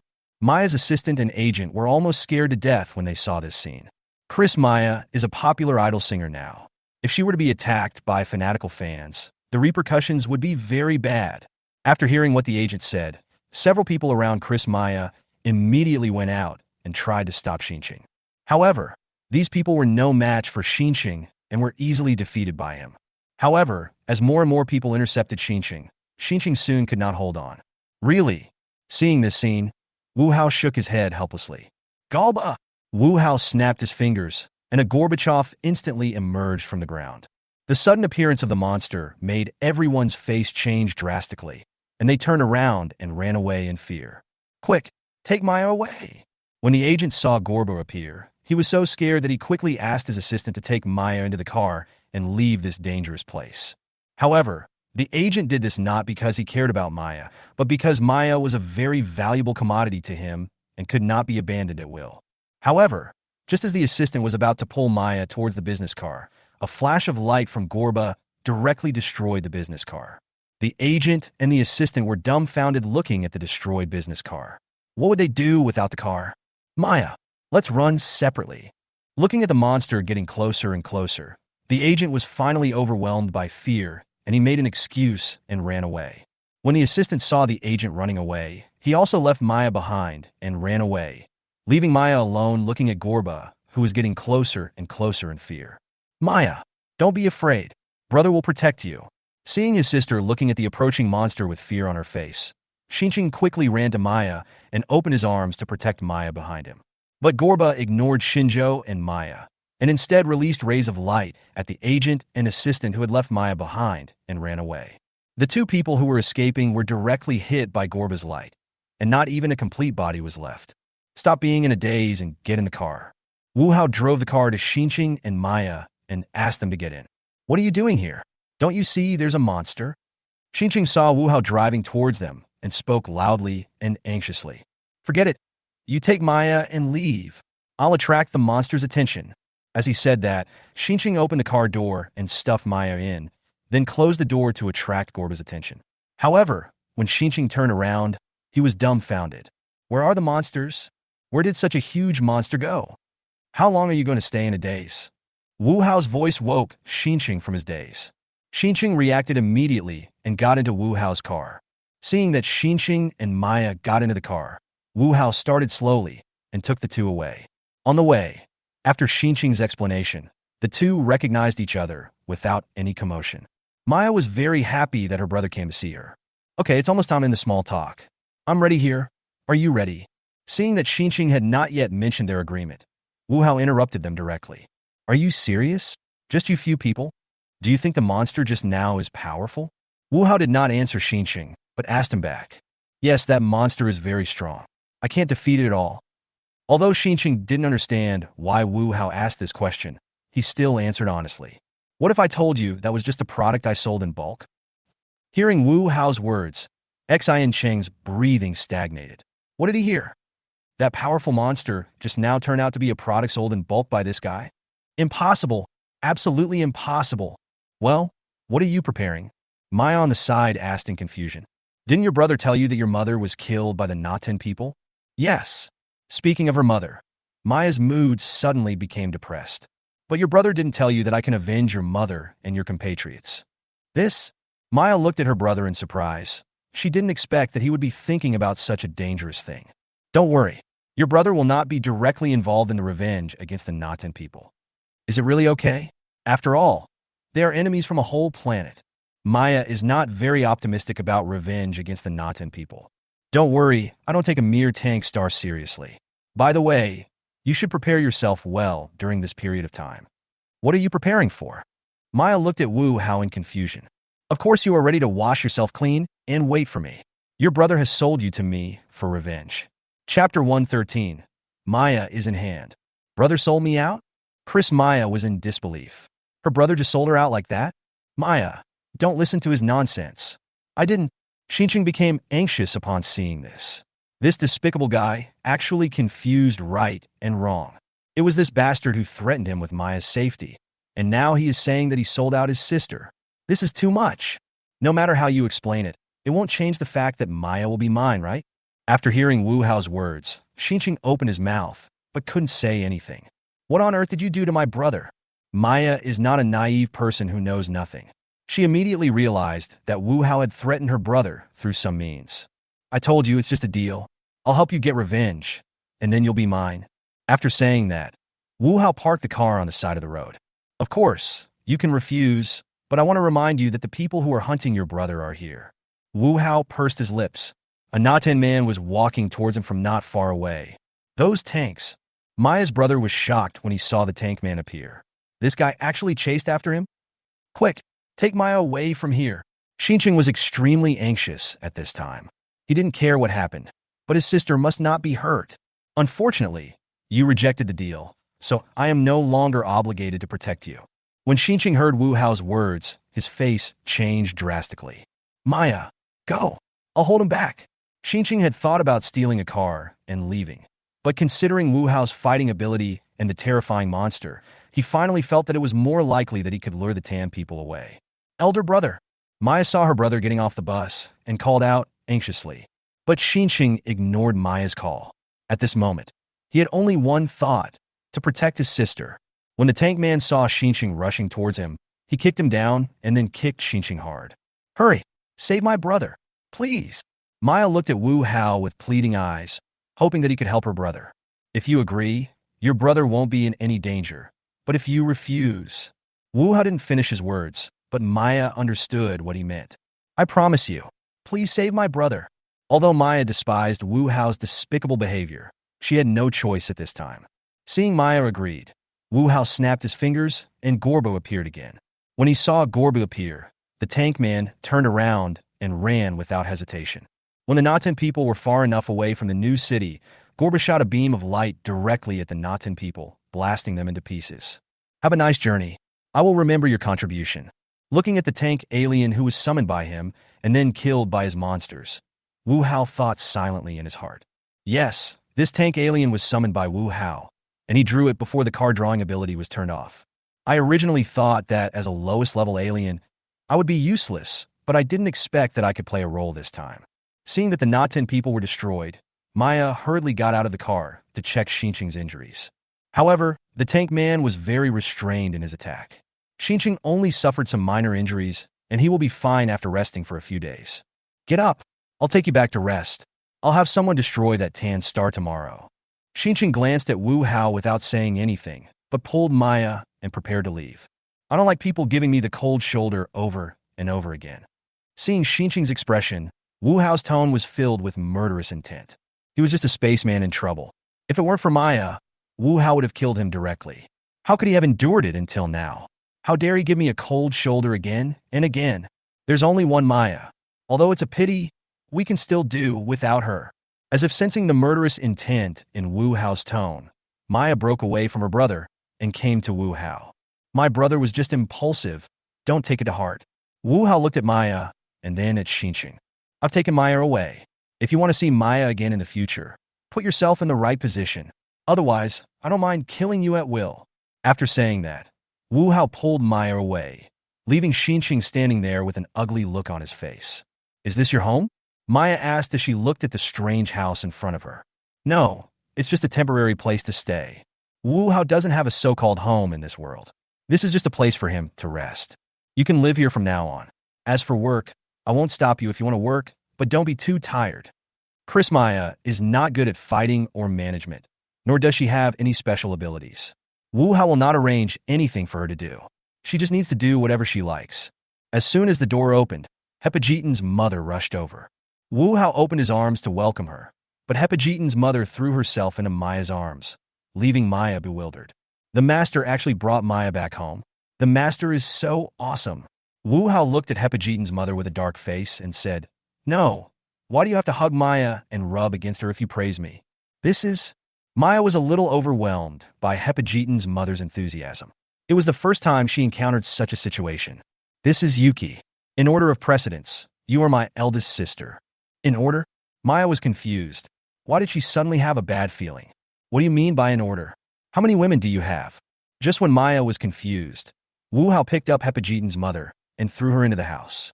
Don't keep Maya standing outside the door. Master, you have changed. You used to like me so much, but now... That's all. After all, I was wrong, my sister. Looking at Hepajitan's mother, who was possessed by the spirit of drama, Wu Hao's mouth twitched slightly. This Hepajitan's mother was really useless. Don't pay attention to her. This guy is like this. He has an indirect seizure. Maya sat on the sofa, smiling somewhat reluctantly. She always felt that there was something wrong with this place. Is this your new woman?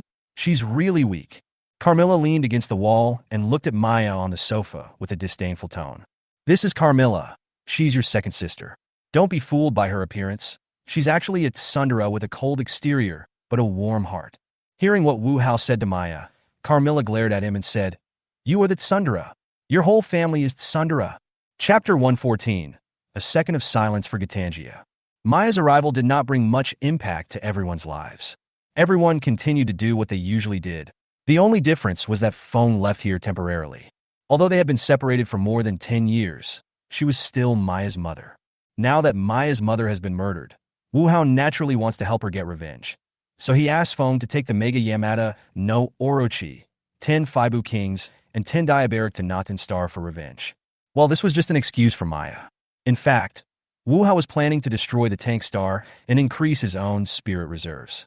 This time, without Hyper Zeton to devour their power, Wu Hao was very curious about how much essence the aliens from a planet could bring to him. After more than a month of living together, Maya has become accustomed to life here. She returned to the company and continued to be her idol singer. Everything seemed to be back to normal until, haha, Wu Hao, kneel down, lick my feet well. Wu Hao looked at Carmilla, who suddenly went crazy with a confused look on his face. Why did this guy go crazy out of nowhere? Master, Carmilla seems to be trapped in some kind of illusion. Illusion. Wu Hao was a little surprised when he heard what Hyper Zeton's mother said. Is there any powerful guy in this world who can make Carmilla fall into an illusion? No. It seems that there really is one. Wu Hao suddenly realized that rather than saying that Carmilla was trapped in an illusion, it would be better to say that she was immersed in a beautiful dream. Lick me well. If you make me happy, it's not that I can't give birth to a few children for you. Ha ha. Wu Hao was upset after listening to Carmilla's words. This guy actually dreamed of licking her feet? How could I bear this? There is no need to endure it anymore. Wu Hao directly carried Carmilla into the room and gave her a good beating. Where is Maya now? Zajera's pollen was more powerful than expected. Even Carmilla was infected. Maya should be at the company now. After hearing what Hyper Zeton's mother said, Wu Hao directly opened a portal and came to Maya's company.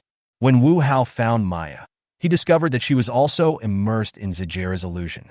Pick up Maya and go straight home. Looking at Maya, who was moving around because she was immersed in her dream, Wu Hao spent more than an hour letting her have a good rest. There are Zagella flowers everywhere outside. Do you want me to burn them all? Although Zagella's ability is very strong, it is nothing to Hyper Zeton. A little bit of pollen is enough to make Hyper Zeton indulge in dreams? Don't be kidding. No, I'll burn it myself when Zagella shows up. Kajila is of little use to Wu Hao. It does not have strong power itself. The only troublesome thing is its ability to immerse people in dreams. However, that ability is of no use to those who are powerful. This ability is only suitable for clearing out small fish. Master, that guy showed up. After hearing what Hyper Zeton's mother said, Wu Hao nodded, then opened a portal and came directly to Zajera. Looking at the huge plan in front of him, Wu Hao directly transformed into Dark Lucifer. Kajila seemed to sense the danger and waved his tentacles to attack Wu Hao. However, such a weak attack could not have any effect on Wu Hao at all. Wu Hao raised his arm and easily grabbed Kajila's tentacles. Then he exerted a little force and Kajila's tentacles were torn off directly. Throwing the torn tentacle aside, Wu Hao kicked Kajila. The powerful force kicked Zajera away, and even its roots hidden deep underground were all brought out. Looking at the uprooted Kajila, Wu Hao directly used a dark wave to completely destroy it. After destroying Zagella, everyone who inhaled the pollen returned to normal. Early the next morning, Carmilla knelt in front of Wu Hao with an embarrassed look on her face. Although Kajila's problem was solved, Wu Hao obviously did not intend to let Carmilla off so easily for her outrageous behavior. Tell me, how do you plan to solve this problem? Wu Hao sat on the sofa, crossed his legs, and looked at Carmilla, who was kneeling in front of him. How about just let it go? Carmilla glanced at Wu Hao, then lowered her head and spoke in a low voice. Just let it go like that? You're already very beautiful, so don't think of yourself as that beautiful. Wu Hao pinched Carmilla's cheek and said, Then do whatever you want. I can't resist anyway. Carmilla was completely desperate. This bad-tempered guy would definitely find a way to make trouble for her, even if she begged for mercy. Wu Hao stroked his chin and looked at the completely rotten Carmilla, feeling a little bored for a moment. He had no intention of doing anything to Carmilla at first, and just wanted to play a trick on her, but who knew that Carmilla would just go for broke? Well, since you said so, I will punish you. I'll punish you by making you cosplay as a bunny girl. You are not allowed to change back without my permission. Carmilla's face flushed red, and it was unclear whether she was angry or shy, but she didn't say no, even though it's no use saying it. It seems that the guy in the sea is about to revive. In the evening, The four of them were sitting in the restaurant eating dinner, and Hepajitan's mother suddenly spoke. She felt a powerful dark aura emanating from the depths of the sea. It's normal. Zagella bloomed once before the destruction of the super-ancient civilization 30 million years ago. You could say that Zagera's blooming is a sign of Gitangia's awakening. Wu Hao was not surprised that Gitangia was about to revive. Do you need me to take care of that guy? There was a fighting spirit in Hyperjeton's mother's eyes. Although Hyperzell usually talks a lot of dirty talk and behaves a bit dramatic, she is essentially a monster that craves killing and destruction. Although Gitangia is much weaker than her, it is enough for entertainment. Don't you usually go to the training grounds to fight? Why do you suddenly want to fight Gitangia? Wu Hao looked at Hepajitan's mother strangely. After all, Hyperzell liked to go to the training ground and fight virtual enemies when she had nothing to do. Logically, her desire to fight should have been vented. So why was she still thinking about fighting Gitangia? Training and recreation are not the same thing. Gitangia would cry if he heard what you said. No matter what, Gitangia is also an evil god. It is really pitiful that he has now become an entertainment for Hyperjeton. Let's observe a second of silence for Gitangia in our hearts. Chapter 115. Of course the family must be together. Master, waiting for that guy to wake up on his own is too slow. Let's go wake him up. Hyperjeton's mother was already getting impatient. Okay, then wake that guy up in advance. Wu Hao thought about it and agreed to Hepajitan's mother's proposal. It's just a Gitangia and can't make any waves at all. Maya, go back to the farm first. I'll pick you up when things are settled here. Okay. Maya nodded. She is no different from ordinary people. Staying here is not only useless, but may also put her in danger. Maya knew this clearly, so she agreed without hesitation. After Maya left, Wu Hao brought Hyperjeton and Carmilla to the sea where Gitangia was. Hyperzell's mother felt the huge dark aura from the depths of the sea and could not suppress the excited smile on her face. Since you can't hold it back, just let it out completely. Having made up her mind, Hyperzeton revealed her true form and released a powerful aura in her body without any concealment. The aura of terror and despair, pure to the extreme, quickly invaded the sky with Hyperzeton as the center. In just a moment, the sea area was completely shrouded in darkness. Moreover, this huge dark aura is still expanding rapidly, as if it wants to cover the entire planet. Gitangia, who was sleeping on the bottom of the sea, felt a strange dark breath and was suddenly awakened. What's going on? When did such a powerful guy appear on Earth? Could it be that another guy from the same tribe came to Earth? Just as Gitangia was wondering who it was, an attack suddenly fell into the deep sea and hit it. The fireball hit Gitangia's shell, causing him to let out a painful roar. It hurts. It hurts so much. This guy is not from the same tribe. He is an enemy. The attacked Gitangia instantly figured out the enemy's location and floated to the surface of the sea. As Gitangia rose, the dark aura in its body was completely released. However, this place has been shrouded by the dark aura of Hyperzeton. Not only can Gitangia's dark aura not spread, but it is swallowed up and assimilated by Hyperzeton's dark aura. Oops! The enemy is stronger than I expected. When Gitangia was halfway up, he felt that the dark aura he was emitting was completely swallowed up by the other party, and he was shocked. Otherwise, should I just pretend that nothing happened and continue to sleep for tens of millions of years? Just when Gitangia was about to do what he wanted, Hyperjeton could no longer hold back and went straight into the sea to Gitangia's side. Gitangia was shocked when he saw Hyperjeton suddenly appear. What the hell is this?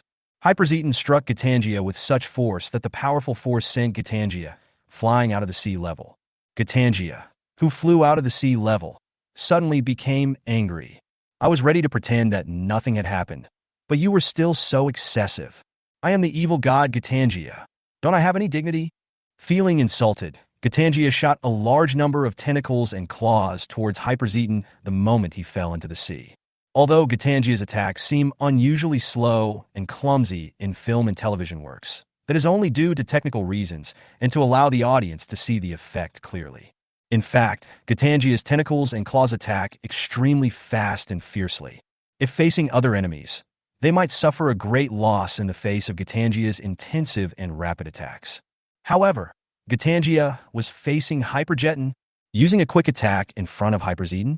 Isn't this like showing off your sword in front of Guangong? Gitangia watched his tentacles and claws hit Hyperjeton and let out a roar of excitement. What? It turns out to be just a paper tiger with a strong appearance, but a weak core. However, Gatanj soon discovered something was wrong. The attack I just made didn't have any substantial effect. At this moment, Gatangia discovered that the hyperjeton he attacked was disappearing quickly. It's an afterimage. What he just attacked was an afterimage. Where is he? Where on earth is that guy?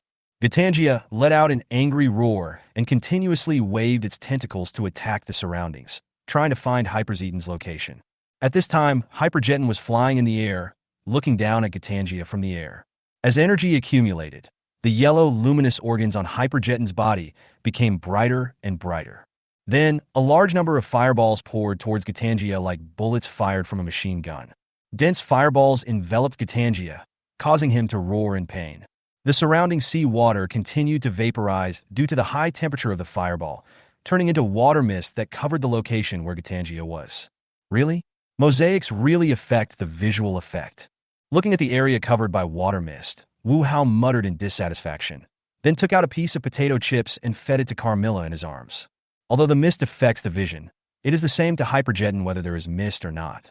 When you reach a certain level or realm, you no longer simply rely on your senses to lock onto the target. After Hyperzeton sensed Gatangia's location, he once again released a large number of fireballs. Under the continuous bombardment of Hyperjeton, Gatangia finally couldn't bear it anymore. When the mist dissipated, Wu Hao saw the miserable condition of Gatangia. The shell that it was so proud of was blown to pieces, and its exposed body was a bloody mess. Its tentacles and claws were also blown to pieces, with only 1/10 of it remaining. Seeing Gatangia's weak breath, Hyperjeton came to its side and prepared to devour it. Wait a moment. Seeing this, Wu Hao hurriedly stopped Hyperjeton's mother. If Gatangia was a single individual, Hyperjeton would have devoured him, but this guy belonged to a clan. Wu Hao stopped Hyperjeton from devouring Gatangia not because he was worried about the revenge of the Gatangia tribe, but because he hoped to find her tribe through Gatangia. After all, a family should be together. When hearing Wu Hao call to stop, Hyperjeton's mother immediately stopped her actions. Although she doesn't know what her master is going to do, Hyperjeton will faithfully carry out her master's orders. Wu Hao came to Gatangia, who was weak and dying and couldn't help but shook his head. It was really too miserable. Throw this guy into the taming room. Hyperjeton's mother nodded, then picked up Gatangia and returned to the farm. After throwing Gatangia into the domestication room, Hyperjeton regained her human form and returned to Wu Hao. Chapter 116. Capturing the Dark Trio. After dealing with Gatangia, Wu Hao was not in a hurry to take Hyperzeton's mother and Carmilla away.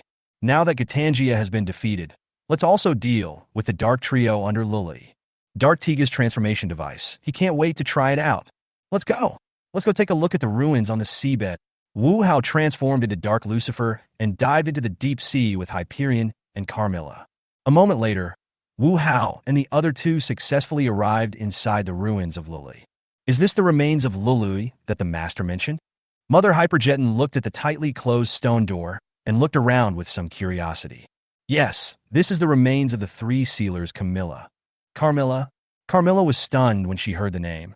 Why was it so similar to her own name? To put it simply, this world and your original world are parallel universes, so this world has parallel isotopes similar to you.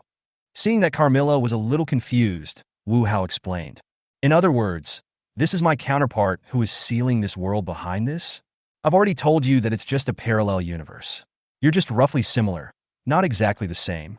It's about the same anyway. Carmilla waved her hand. She was already impatient to meet this so-called parallel isotope. Once this stone door is opened, the dark trio inside will awaken. Leave Camilla to me, and you can handle the other two. But one thing is, don't kill them. Hyperjeton's mother and Carmilla nodded to show that they understood. After making the arrangements, Wu Hao kicked the stone door open and walked towards the place where Camilla and the other three were sealed. What a rude way to open the door. Mother Hyperjeton looked at the broken door and whispered something, then quickly followed. The three of them soon met the sealed Camilla and the other two. Is this my counterpart? They do look somewhat similar. Although Camilla and the other two were in the state of stone statues at this time, their appearances could still be seen clearly, so Camilla recognized them at a glance. Get ready, they're about to wake up. As Wu Hao finished his words, the stone statues of the Carmilla trio began to emit a dark aura. In just a moment, The three of them woke up from their stone statue state. Seeing that Camilla and her group of three had awakened, Wu Hao didn't say any more nonsense and directly cast a dark field to cover everyone. The trio who had just woken up were pulled into the dark realm by Wu Hao before they could react. "Who are you?" Camilla looked at the three people in front of her and shouted. She could not sense any dark aura related to the Luli ruins here. "Get started." Wu Hao did not answer Camilla's words, but gave orders loudly. "If you have anything to say, you can talk slowly after the three of them are tamed. Now, there is only one word, and that is to beat." As Wu Hao gave the order, Hyperjetin revealed her true form again and approached Durham. Carmilla drew out her light whip and fought with Hitler. Seeing that her two men were entangled, Camilla immediately rushed towards Wu Hao. "Oh my, are you so enthusiastic when we first meet?" Looking at Camilla rushing towards him, Wu Hao chuckled and then snapped his fingers. Camilla suddenly felt something was wrong and quickly pulled back. The moment she stepped back, a monster emerged from the ground. That monster was Gorba. "Don't get in the way." Seeing this strange monster, Camilla waved her lightsaber angrily. Even though she had just awakened from the seal and her strength had not yet fully recovered, Camilla in her angry state was still not someone Gorba could resist. After enduring Camilla's slashing attacks for more than a dozen times, Gorba completely lost his life. Wonderful. Really wonderful. Seeing Camilla easily deal with Gorba, Wu Hao applauded as if he was watching a wonderful performance. "You bastard." Feeling that she was being fooled, Camilla turned her lightsaber into a light whip and swung it towards Wu Hao. Wu Hao raised his hand and easily caught the light whip that was thrown towards him. Seeing Wu Hao grabbing her light whip, Camilla tried to pull Wu Hao over with force. But Wu Hao's strength was beyond her imagination and she couldn't pull him over at all. "You bastard." Camilla continued to increase her strength. But Wu Hao's body seemed to be fixed and did not move at all. "You better come over here." Wu Hao pulled hard, and Camilla felt a huge force coming at her, and she staggered uncontrollably towards Wu Hao's location. Pulling Camilla towards him, Wu Hao raised his foot and kicked Camilla in the abdomen. Camilla, who was kicked, screamed and flew backwards, hitting the ground hard. "Hateful." Camilla fell to the ground and pounded the ground angrily, ready to get up and fight again. However, as soon as Camilla raised her head, she saw Wu Hao had come to her. Camilla was startled, and just as she was about to move, Wu Hao grabbed her neck and lifted her up. "Can you please be a little more honest? Otherwise, it will be very difficult for me." "You bastard." Camilla, who was held high up by Wu Hao by the neck, felt difficulty breathing, and the strong feeling of suffocation made her very painful. Seeing that Camilla was about to suffocate, Wu Hao grabbed Camilla's neck and threw her to the ground. The powerful impact splashed up a large amount of dust, and a huge deep pit was smashed into the ground of the dark realm. Camilla, inside the deep pit, had fainted due to the feeling of suffocation and the violent impact. After dealing with Camilla, Wu Hao turned to look at Hyperjetin's mother and Carmilla to see if they needed any help. When Hyperjetin's mother saw Wu Hao looking at her, she smiled and waved at him. As for her opponent Hitler, he had already fallen to the ground and lost consciousness. It seemed that Hyperzell ended the battle earlier than Wu Hao. But it makes sense. The Camilla trio have just awakened from the seal and are already in a weak period. What's more, Hyperzeton is a UR-level existence. Dealing with this guy is much easier than catching a chicken. Seeing that the matter with Hyperzeton's mother was over, Wu Hao turned his attention to Carmilla. At this time, Carmilla was constantly whipping Darram with a light whip. Darram, who excels in strength and defense, couldn't even get close to Carmilla, let alone fight back. Seeing that Wu Hao and Hyperjetin's mother had finished the battle and she was the only one left, Carmilla increased the strength in her hands a little more. A few minutes later, as Carmilla's dark spell hit Durham, Durham completely lost consciousness. At this point, the dark trio all fell into Wu Hao's hands. Chapter 117 Visitors. "Sir, someone wants to see you." When Wu Hao brought the dark trio back to the farm, an alien came up to Wu Hao and said respectfully, "Someone wants to see me?" Wu Hao was a little surprised to hear that someone wanted to see him. He shouldn't have any other acquaintances in the universe, right? They claim to be the strategists and generals under the Dark Universe Emperor. The strategists and generals under the Emperor Star? Why did they come to see me? Wu Hao was a little surprised when he heard the report from his subordinates. He should have no connection with the people of Amperla, so why would he come to find me? No, only 3-star customers can come directly to the farm without going through the auction. Since the other party can come directly, it means he is still a senior customer of mine. Let them come to see me. Yes. After hearing Wu Hao's words, the alien left quickly. Xing, throw the three of them into the taming room. Wu Hao glanced at the Carmilla trio and said to Hyperzel's mother. Hyperzeton nodded, then dragged Camilla and the other two towards the training room. The Camilla trio continued to struggle and did not want to cooperate with Hyperzel. Taming room? The name doesn't sound like a serious place. If you go in, you might become this guy's slave. But unfortunately, their struggles were doomed to be in vain.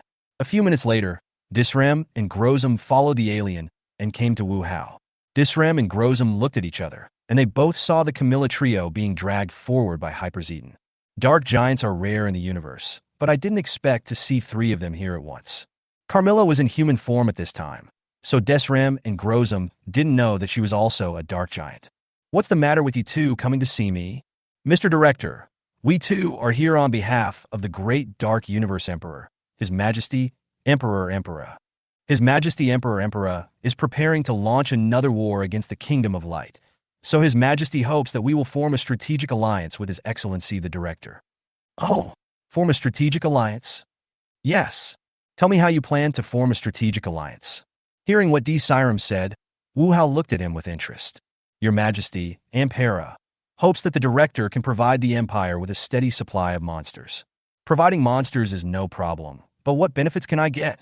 30,000 years ago, the Emperor aliens led a large number of aliens and monsters to attack the Kingdom of Light. 30,000 years have passed, and the Emperor aliens have once again rekindled the idea of attacking the Kingdom of Light. However, these have little to do with Wu Hao. What he cares about is what benefits he can get. Before we came here, His Majesty has already said that if the Director is willing to help us, you will become the new Heavenly King, and from now on the 4 Dark Heavenly Kings will become the 5 Dark Heavenly Kings. When the great Emperor completely defeats the Kingdom of Light, then you, the commander, will be second to none. Looking at the smug look on D. Siram's face, Wu Hao smiled contemptuously. Were you in such a hurry to go out that you left your brain at home? What does this mean, Mr. Director? Upon hearing Wu Hao's words, Disrem and Grozum's faces darkened. What do I mean? I want to ask you what you mean. You use me to support your monsters to attack the Kingdom of Light, and then you want me to become a subordinate of that damn Emperor Star? Are you okay? Mr. Director, are you insulting our great Emperor of the Dark Universe? Upon hearing Wu Hao's words, Disrem and Grozum became angry. It's okay to insult them, but this hateful guy actually dared to insult the great Majesty Ampera. I was just insulting him. What's wrong? Facing the angry Desrem and Grozum, Wu Hao was not afraid at all. They were just 2 SR-level aliens. You have insulted our great Dark Universe Emperor. Just wait for the punishment from our army.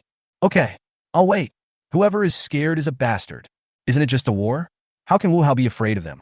30,000 years ago, the Kingdom of Light was able to defeat Emperor and his many monsters. So Wu Hao felt that there was no reason why he couldn't win. Okay, you wait.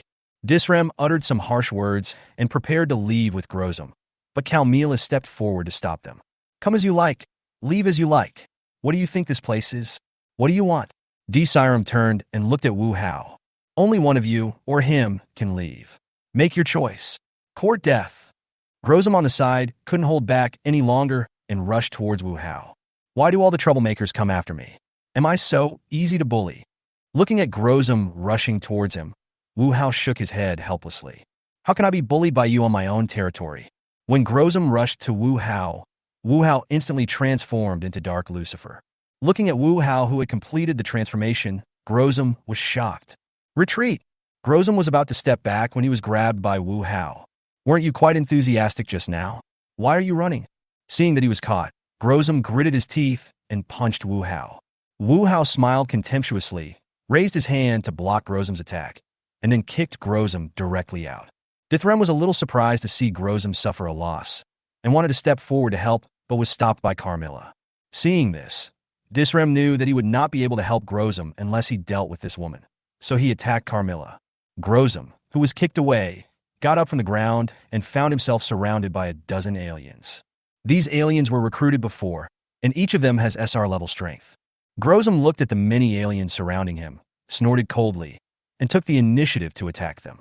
Although Grozum was alone, he relied on his powerful recovery ability to exchange injuries with these aliens, and for a while they were evenly matched. Wu Hao glanced at Grozom and stopped paying attention to him. This guy was just a brainless, reckless man. Looking at D. Siram, who was constantly attacking Carmilla, Wu Hao flashed in front of him and punched D. Siram in the abdomen. The powerful force knocked D. Siram to the ground, and he couldn't get up for a long time. Chapter 118, Mephilas' Strategy. Okay, you can stop now. After capturing D. Siram, Wu Hao ordered his men to stop. Grozom was shocked when he saw the dithyramb in Wu Hao's hand. He never expected that the other party was so powerful and could capture D. Siram alive in such a short time. Go back and tell the Ampera Star that I will lead my legion to wait for him in the Naos Nebula in 3 months. You will pay for your arrogance. Grozom knew that he had no way to bring Disrem back, so he turned and left after saying something harsh. Are we going to go to war with that Dark Universe Emperor? Carmilla on the side looked at Wu Hao in confusion. This was not his usual style. I don't like war, but I'm not afraid of it either. Since the other party has bared his fangs at me, I have no choice but to bite the bullet and kill that guy. Bear the pain? Do you have any misunderstanding about this word? Hearing Wu Hao's words, Carmilla rolled her eyes. That guy is one of the farm's senior customers, and I have to kill him now. Isn't this painful? After hearing what Wu Hao said, Carmilla said she didn't want to talk to this guy. As soon as Grozom left the farm and returned to the Dark Empire, he met the Mephilas, who was also one of the 4 heavenly kings of darkness. Why are you the only one back? Where's D.C. Lemu? Seeing that only Grozom came back, the Mephilas frowned. The mission that His Majesty assigned to me failed. That damn guy was unwilling to submit to the Great Emperor, and he also captured Disrem. Upon hearing Grozom's answer, Mephilas' face darkened. Come with me to see His Majesty, and tell me the details on the way. After listening to Grozom's detailed description, the Mephilas didn't say much. After the two met Ampera, Grozom told Ampera the whole process in detail again. After listening to Grozom's narration, a strong dark aura emanated from the Amperla alien.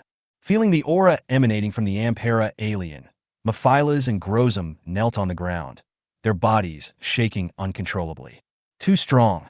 Really too strong. This is the power of the Dark Universe Emperor they follow. It is truly amazing. Humph! It seems that I have been silent for 30,000 years, and some people in the universe have forgotten how terrifying I am. Since the other party wants to destroy himself, let him do it. Order this to everyone. Get ready. In 3 months, we will completely eradicate that ignorant fellow. Your Majesty, please wait a moment.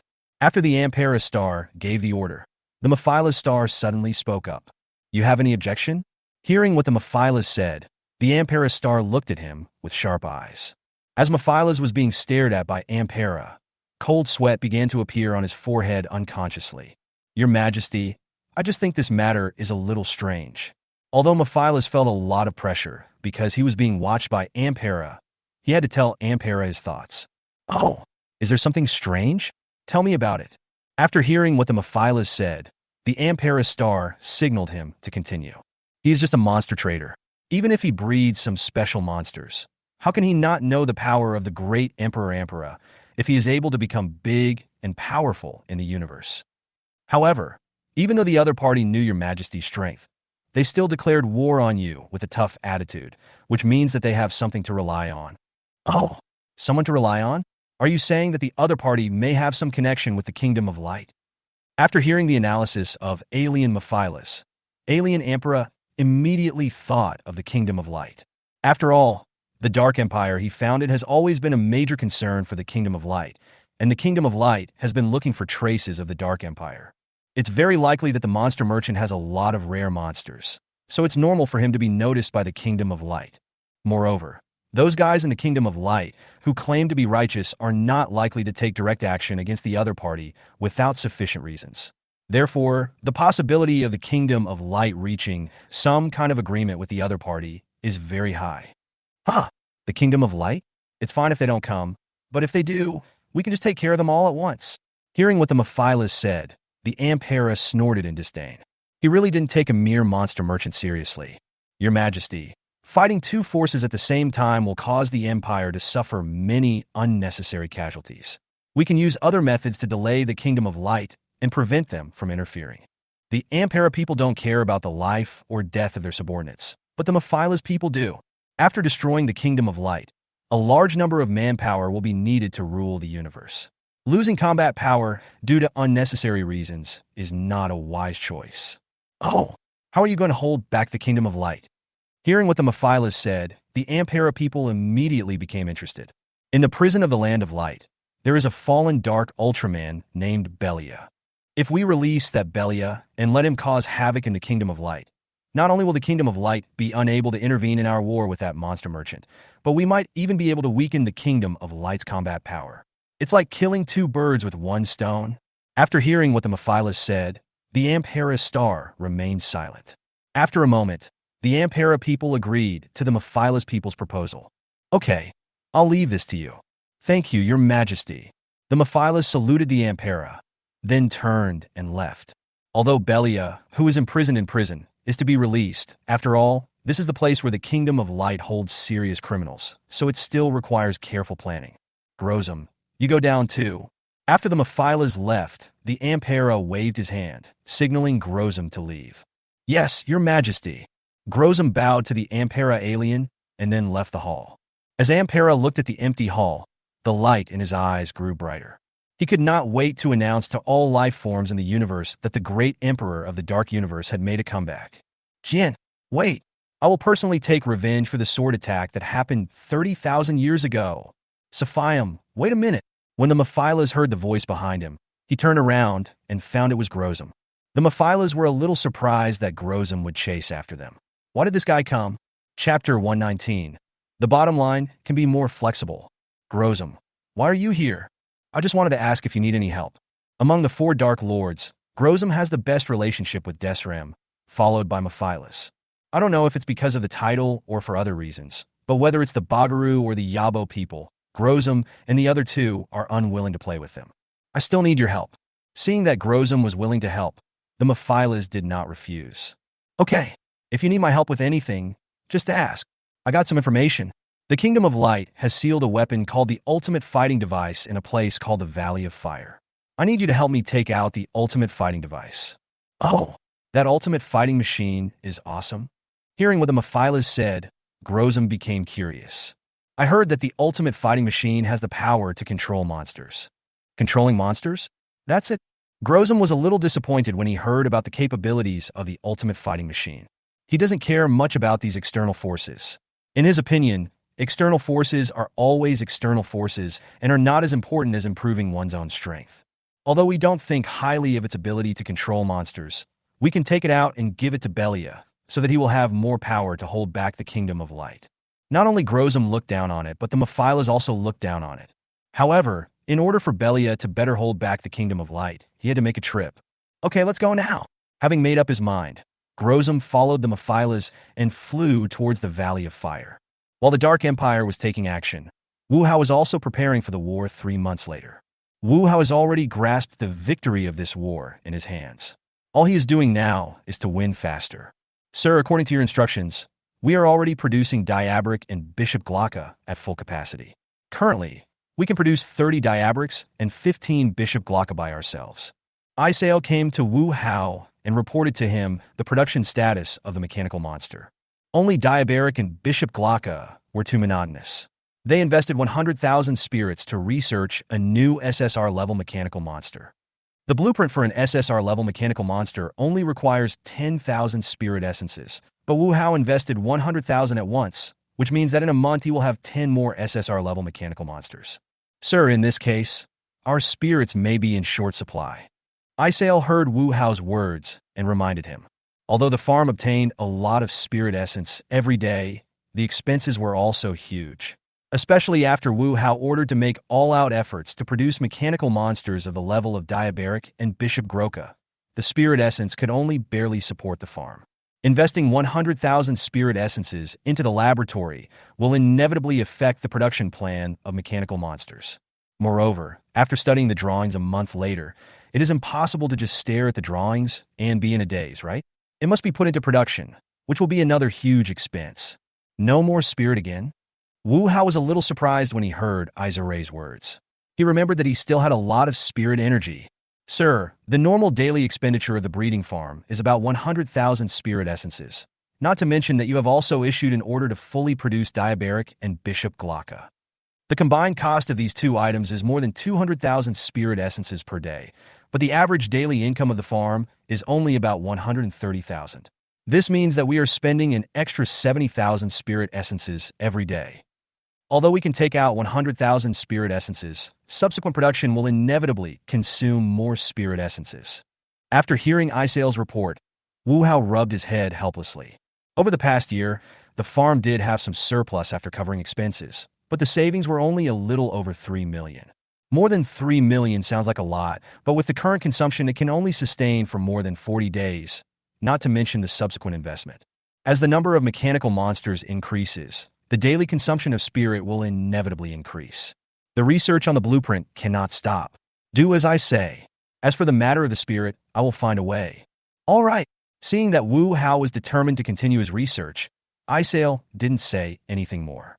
Wu Hao sat in a chair thinking about how to quickly obtain spirit essence. There is a way, but using this method requires a certain amount of luck.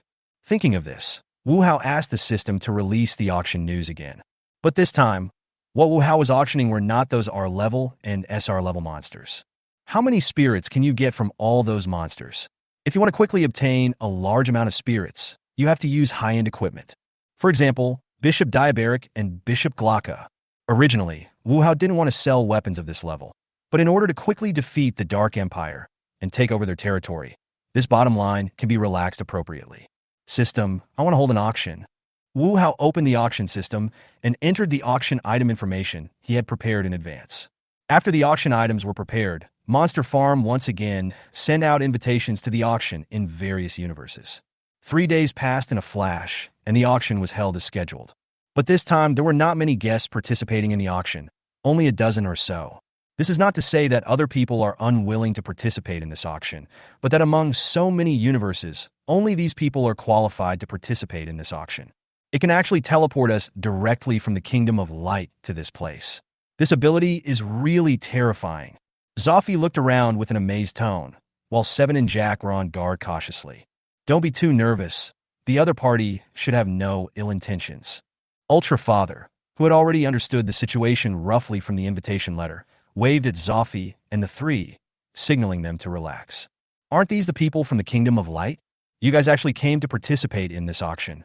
This is a good opportunity to kill you guys. When Tartarus saw Ultra Father and his companions, he stood up with Diablo and Titan and spoke to them provocatively. The Absolute Clan? Seeing Tartarus and his two companions, Zoffy and his companions prepared for fighting. Oh, you want to fight? How about bringing the three of us brothers and sisters along? Mold, Joda, and Gina also came over and looked at Ultra Father and his group with ill intentions. Chapter 1, 20 Tartarus Thoughts. I didn't expect that an auction would attract you all. Maybe now is the time to avenge the sword fight 30,000 years ago. Just as everyone was confronting each other, Alien Emperor also stood up and looked at the four Ultra Fathers who were surrounded. Alien Emperor? You are here too? When they saw the appearance of Alien Emperor, Ultra Father, Zoffy, and others were shocked. Ultra Father felt a little regretful in his heart. This might not be an auction at all, but a conspiracy against their Kingdom of Light. Otherwise, how could there be so many powerful dark forces that have grudges against them appear here together? Although I am sorry to bother you, I still want to remind you that the use of force is prohibited here. The sudden sound attracted the attention of everyone in the auction. They turned around and found that a person had appeared on the stage at some point. Who are you? When Mold saw Wu Hao, his tone was full of vigilance. He felt a very terrifying dark aura from this guy. My name is Wu Hao. I'm the manager of this monster breeding farm, and I'm the one who invited you to participate in this auction. Oh, are you the owner of this farm?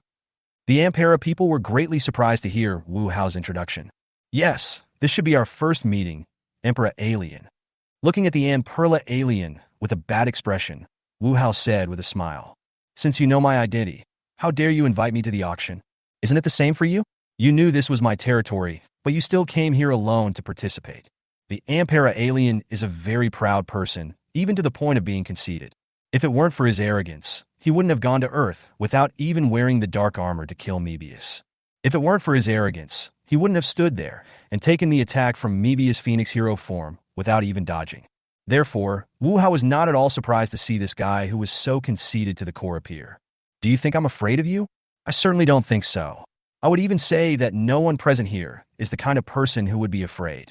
Whether it is the Dark Empire, the Gue Legion, or the Absolute Clan, they're all daring guys. Otherwise, they would not have caused trouble in the universe again and again. Let's put aside our grudges. This time, it's just about business. Oh, what if I don't agree? Hearing Wu Hao's words, the Ampera alien said with contempt. It's just a small and isolated force, yet they dare to speak to him like this. Then I'll have to use coercive measures to make you quiet down for a while. As soon as Wu Hao finished speaking, Hyperzeton's mother appeared beside Wu Hao, releasing her UR-level aura without any concealment. Feeling the aura emanating from Hyperzeton's mother, everyone present looked heavy-hearted.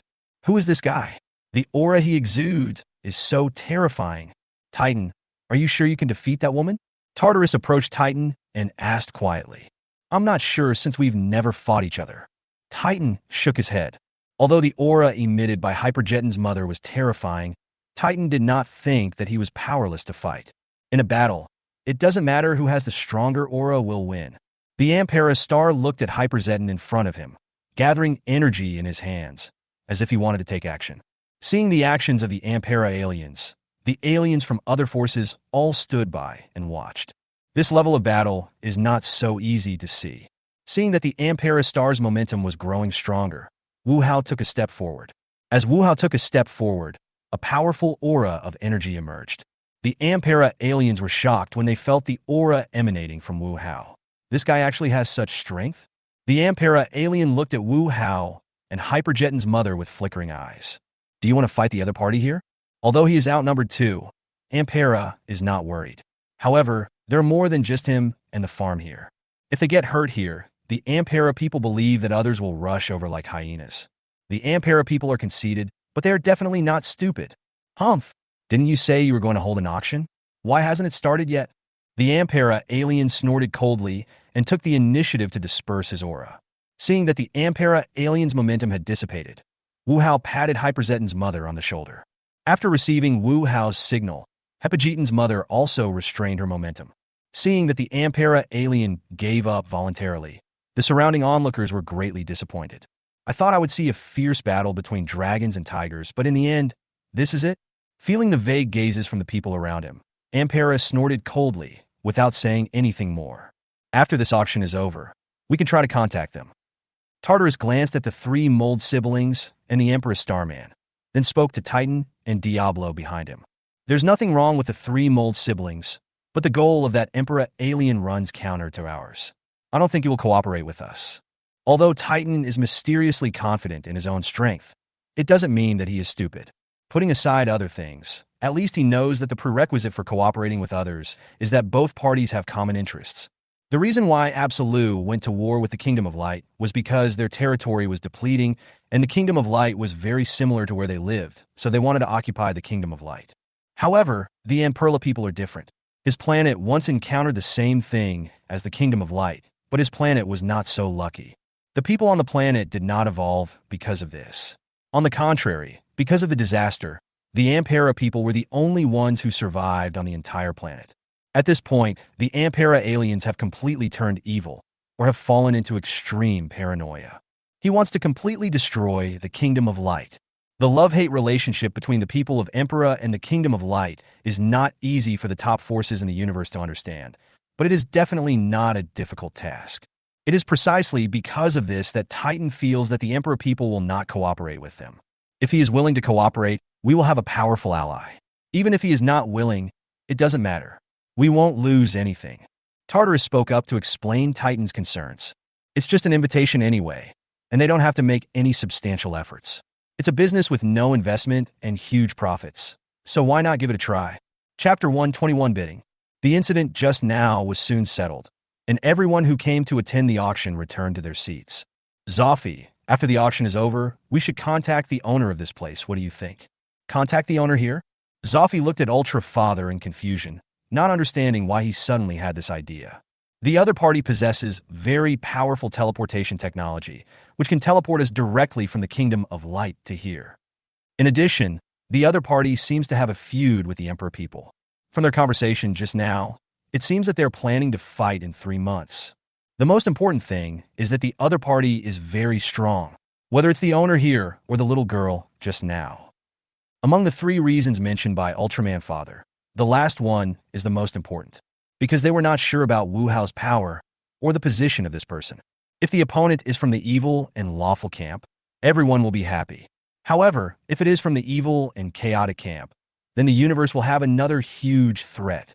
As for why Ultra Father directly judged that Wu Hao was in the evil camp, it was also very simple. They are not fools. When they were confronting the Amperla people just now, the dark aura almost strangled them and said to them, "I am not a good person." But the other party is obviously from the dark camp. Is it really okay for us to contact them rashly? Zoffy, both light and darkness are an inseparable part of the universe. As long as there is desire, darkness will continue to grow. It is impossible to eliminate all darkness. What we can do is to reach an agreement with some of them and maintain the balance in the universe. Darkness can never be eliminated. Where there is light, there will be darkness. Ultra Father never believed that the kingdom of light could eliminate all injustice and evil. All he did was to try his best to maintain peace in the universe, even if it was only superficial peace.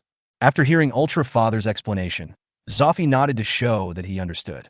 "Okay, everyone, please be quiet." Wu Hao clapped his hands, signaling everyone that the auction had officially begun. Hearing Wu Hao's voice, everyone at the auction turned their eyes to him, very curious about what his auction items were and why he dared to invite people of their level to participate. "You are all well-known figures in the universe. I have spent a lot of effort to prepare auction items that are worthy of your status. Stop talking nonsense. Hurry up and show us your auction items." Gina shouted at Wu Hao in an unhappy tone. "Well, since the guests can't wait, I won't waste time. The first item I'm going to auction is diabaric." As Wu Hao finished his words, a huge screen appeared behind him. The screen that was originally turned off slowly lit up, and a tall mechanical monster appeared in everyone's sight. Diabaric on the screen is in a desert, with nothing else except the yellow sand all over the sky. What is this guy doing? Gina looked at the scene on the screen with a confused tone. As soon as Gina finished speaking, Wu Hao took out a communicator and spoke slowly. "Let's get started." As Wu Hao's order was given, Diabaric on the big screen finally took action. Diabaric activated all of his weapon systems, and instantly, a large number of attacks covered the desert. As the attack landed, clouds of dust were raised. When the dust cleared, everyone was stunned by the scene on the screen. Gem! All you see are sparkling gems. The desert that was originally only yellow sand suddenly turned into a sea of gems. We have loaded a special function into Diabolic, which can turn all the objects it attacks into gems. Even if an Ultraman is hit by its rays, he will become a jewel statue for people to see. Having said that, Wu Hao also took a special look at Ultra Father and his group. Wu Hao's eyes naturally did not escape the attention of the people in the audience. Or perhaps Wu Hao did it on purpose. Even the best things need someone to guide them. As Wu Hao just deliberately glanced at Ultra Father and the others, many people in the audience also looked at Ultra Father and the others with teasing or malicious eyes. It seemed as if he was considering where to display them after turning them into jewel statues. Seeing so many people looking at him and his group with malicious eyes, Ultra Father was a little angry, but more of it was helpless. After all, the Kingdom of Light has developed over the years and has made too many enemies. Well, make your bid now. I can't wait to see those hypocritical guys from the Kingdom of Light turned into statues. Gina glanced at the 4 members of Ultra Father with ill intent, and then urged Wu Hao. "Well, looks like someone is eager to get their hands on this powerful mechanical monster. Then I won't waste any more time. Diabaric's starting bid is 1 million spirit essences. Each bid increase must not be less than 10,000. 2 million. As soon as Wu Hao finished speaking, Gina directly doubled the price. After hearing Gina's offer, the other dark forces looked at each other, and no one made a bid. We are all in the dark camp. There is no need to ruin the harmony over a monster. Just when Gina thought she had won, a voice came. 2,100,000. Hearing this offer, the smile on Gina's face froze. She turned her head to look at the guy who made the offer. It was Ultra Father. Hearing Ultra Father's offer, Gina was furious. It was these damn Ultra Warriors again. 2,100,000. Seeing that Father Otto was competing with him, Mold offered another price. 2,111,000. After Mold made its offer, Otto's father followed suit and gave a new price. What do you mean by this? If you can't afford the price, don't bid. What do you mean by adding tens of thousands? Gina, who had a hot temper, was immediately furious when she saw that Ultra Father added another 10,000. How could someone bid like that? Didn't you see that the brothers and sisters all bid tens of thousands at least? Excuse me, Mr. Wu Hao, is my bid against the rules? Ultra Father ignored Gina and looked at Wu Hao. Of course not. After all, 10,000 spirit essences meet the bidding conditions. Although Wu Hao was a little speechless about Ultra Father's behavior of adding tens of thousands at a time, he couldn't say much. After all, he said it himself, and the minimum price increase was 10,000, so Ultra Father's behavior was completely compliant. Chapter 122. The auction is in progress. 3 million. Gina was already a little excited at this time and directly quoted a high price of 3 million. Everyone present was a little surprised to hear Gina's offer. It's not that they couldn't come up with the energy of 3 million spirits, but they were surprised that Gina actually offered such a high price for a monster. You know, this is the first item in the auction. Hearing Gina's offer, Ultra Father was also a little scared. He didn't expect Gina to offer such a high price all at once. Should we continue to increase the price? Zoffy and the others were also shocked by Gina's offer, and they turned their eyes to Ultra Father. Ultra Father pondered for a moment, then shook his head. We give up on this monster. Again, they can take out 3 million spirit essences, but spending 3 million spirit essences to buy a monster at the beginning is obviously not a wise choice. After hearing what Ultra Father said, Zoffy and the others did not raise any objections. Because, deep down, they were also thinking about giving up the bidding for this monster. Are there any other customers who want to bid? Seeing that no one continued to bid, Wu Hao asked as a routine matter. However, after waiting for a few minutes, no one participated in the bidding. Don't waste time. No one is bidding anymore. Announce the result now. Seeing that no one was competing with her for the monster, Gina couldn't help but reveal a smug expression on her face. All right, 3 million once, 3 million twice, 3 million 3 times. As Wu Hao shouted 3 million 3 times, he knocked heavily on the hammer in front of him. I declare, Miss Gina from the Gua Corps has successfully photographed the first monster. As Wu Hao announced the result, a monster storage ball appeared in front of Gina. At the same time, Wu Hao's balance increased by 3 million. Looking at the monster storage ball in her hand, Gina looked at Ultra Father and his group provocatively. Ultra Father did not care about Gina's provocation. He was no longer at the age of being impulsive and belligerent. Next, let's take a look at the second auction item. As Wu Hao finished speaking, the picture on the big screen began to change, and what appeared in everyone's eyes was a mechanical monster that was completely different from Diabaric. This is Bishop Jiroka. He has powerful combat capabilities. Whether it's long-range firepower or his own strength, he can easily injure the Ultra Warriors. As Wu Hao finished speaking, the picture on the big screen began to change. 3 dark giants with completely black bodies, who were very similar to Jack, 7, and the first generation, surrounded Bishop Glocka. These are robots that we created by simulating the data of the Ultra Warriors. They have the same abilities as the Ultra Warriors. Everyone, let us witness the power of Bishop Glocka with our own eyes. Everyone watched as 3 mechanical Ultra Warriors rushed towards Bishop Glocka at the same time on the big screen. Facing the attacking mechanical Ultra Warriors, Bishop Glocka did not use long-range attacks, but simply waved his arms. A powerful force hit a mechanical Ultra Warrior that was rushing up, directly knocking it thousands of meters away. The other 2 mechanical Ultra Warriors took the opportunity to attack Bishop Glocka. However, their attacks did not have the slightest effect on Bishop Glocka. Bishop Glocka's defense is too strong. The mechanical Ultra Warrior's punches and kicks can't even break through his defense. Bishop Glocka waved his mechanical arm again and easily knocked away the other 2 mechanical Ultra Warriors. When the mechanical Ultra Warriors just stood up from the ground, Bishop Glocka continuously released Blare beams from his forehead at the 3 mechanical Ultra Warriors. Faced with the incoming Blare beam, the 3 mechanical Ultra Warriors directly cast a defensive barrier to try to block it. 1 shot, 2 shots, 3 shots. The third consecutive attack came, the defense of the mechanical Ultra Warriors was broken, and the subsequent attacks directly overwhelmed them. When the dust cleared, there was no trace of the mechanical Ultra Warrior on the big screen. Only Bishop Glocka and a pile of debris were left. The starting price for Bishop Jiroka is 1.5 million spirit essences. Each bid increase must not be less than 100,000. Wu Hao was also disgusted by Ultra Father's price increase of 10,000 at a time, So he directly raised the threshold of the price increase to 100,000. This mechanical monster is quite interesting. Tartarus looked at Bishop Glocka with some interest. Since you think it's interesting, just buy it. Diablo on the side spoke up. Okay, then buy it. Having made up his mind, Tartarus directly offered 2 million. When other forces saw that the Absolute clan gave a price, just like when Gina offered the price, they all stopped, as if they had already discussed it. Did the Absolute tribe take action? Seeing that Tartarus was preparing to buy the monster, Zoffy and his companions became a little anxious. 3 million. When Ultraman Father saw Tartarus's offer, he directly raised the price to 3 million. Oh, are you from the Kingdom of Light, also interested in this mechanical monster? Seeing Ultra Father's bid, Tartarus looked at Ultra Father with interest.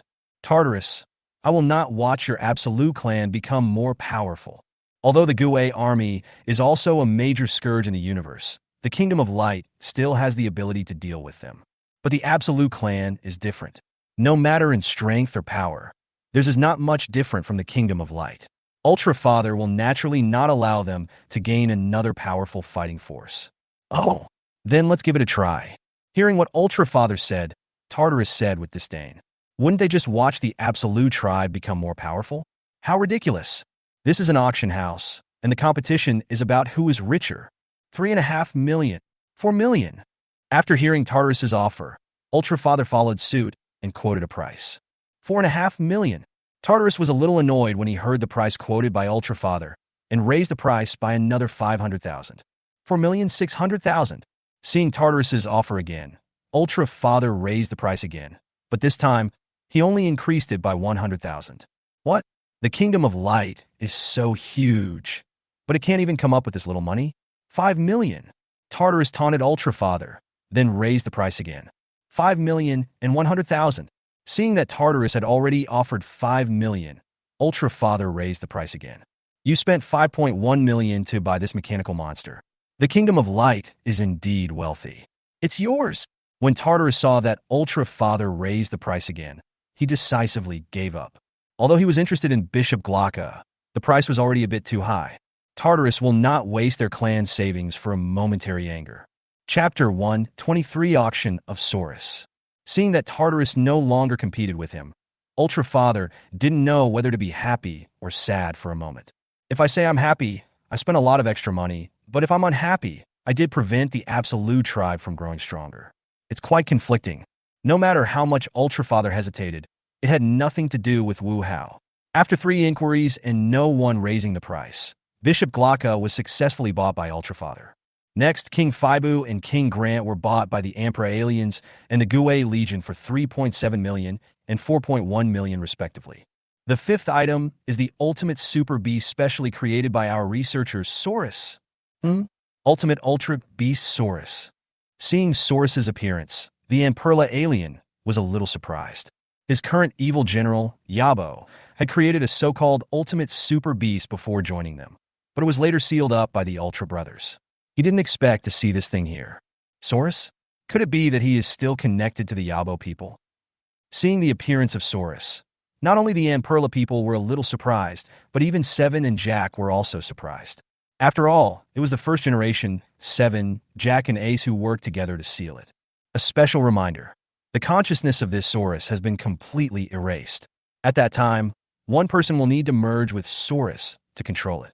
As for how much strength Saurus can exert, it depends on the opponent's combat awareness and ability. Considering the flaws of Saurus, its starting price is 1 million spirit essences, and each bid increase must not be less than 50,000. After hearing Wu Hao's words, the people in the dark universe below did not care.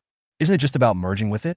As long as they can gain powerful strength, there are a lot of people willing to merge with it. In their eyes, this shortcoming is not a shortcoming at all.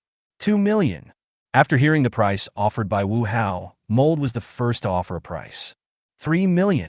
This time, unlike before, no one except the Kingdom of Light participated in the auction. After the Gua Legion made its bid, Tartarus offered a high price of 3 million. So far, the Absolute clan has not bought any items. Tartarus also had some thoughts about this Saurus. Of course, this doesn't mean that Tartarus wants to merge with Saurus. With his abilities and knowledge, he naturally looks down on this monster. Tartarus wanted to photograph the monster and then select a subordinate with outstanding combat awareness from the kingdom to merge with it. Tartarus, are you going to fight me? Mord frowned and looked at Tartarus with a somewhat unfriendly tone. Mr. Mold, you are joking. Your Gue Legion has already bought 2 items. Please give me this monster for the sake of the Absolute clan. After all, he was still thinking about recruiting the Gua Legion, so Tartarus did not show a tough attitude, but was very humble. Well, since you like it, I'll give it to you. Hearing Tartarus' words, Mord waved his hand. The 3 siblings had just been resurrected, and the old members of the Gue Legion had not yet been gathered together. There was no need to conflict with the Absolute clan over a monster. We are all on the dark side. If a war were to start rashly, the Kingdom of Light would be the biggest beneficiary. Thank you very much. Seeing that Mold was not going to compete with him for Saurus, Tartarus smiled.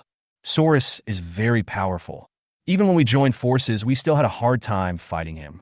If the Absolute tribe gets hold of it, things will be troublesome. The Absolute clan is already very powerful.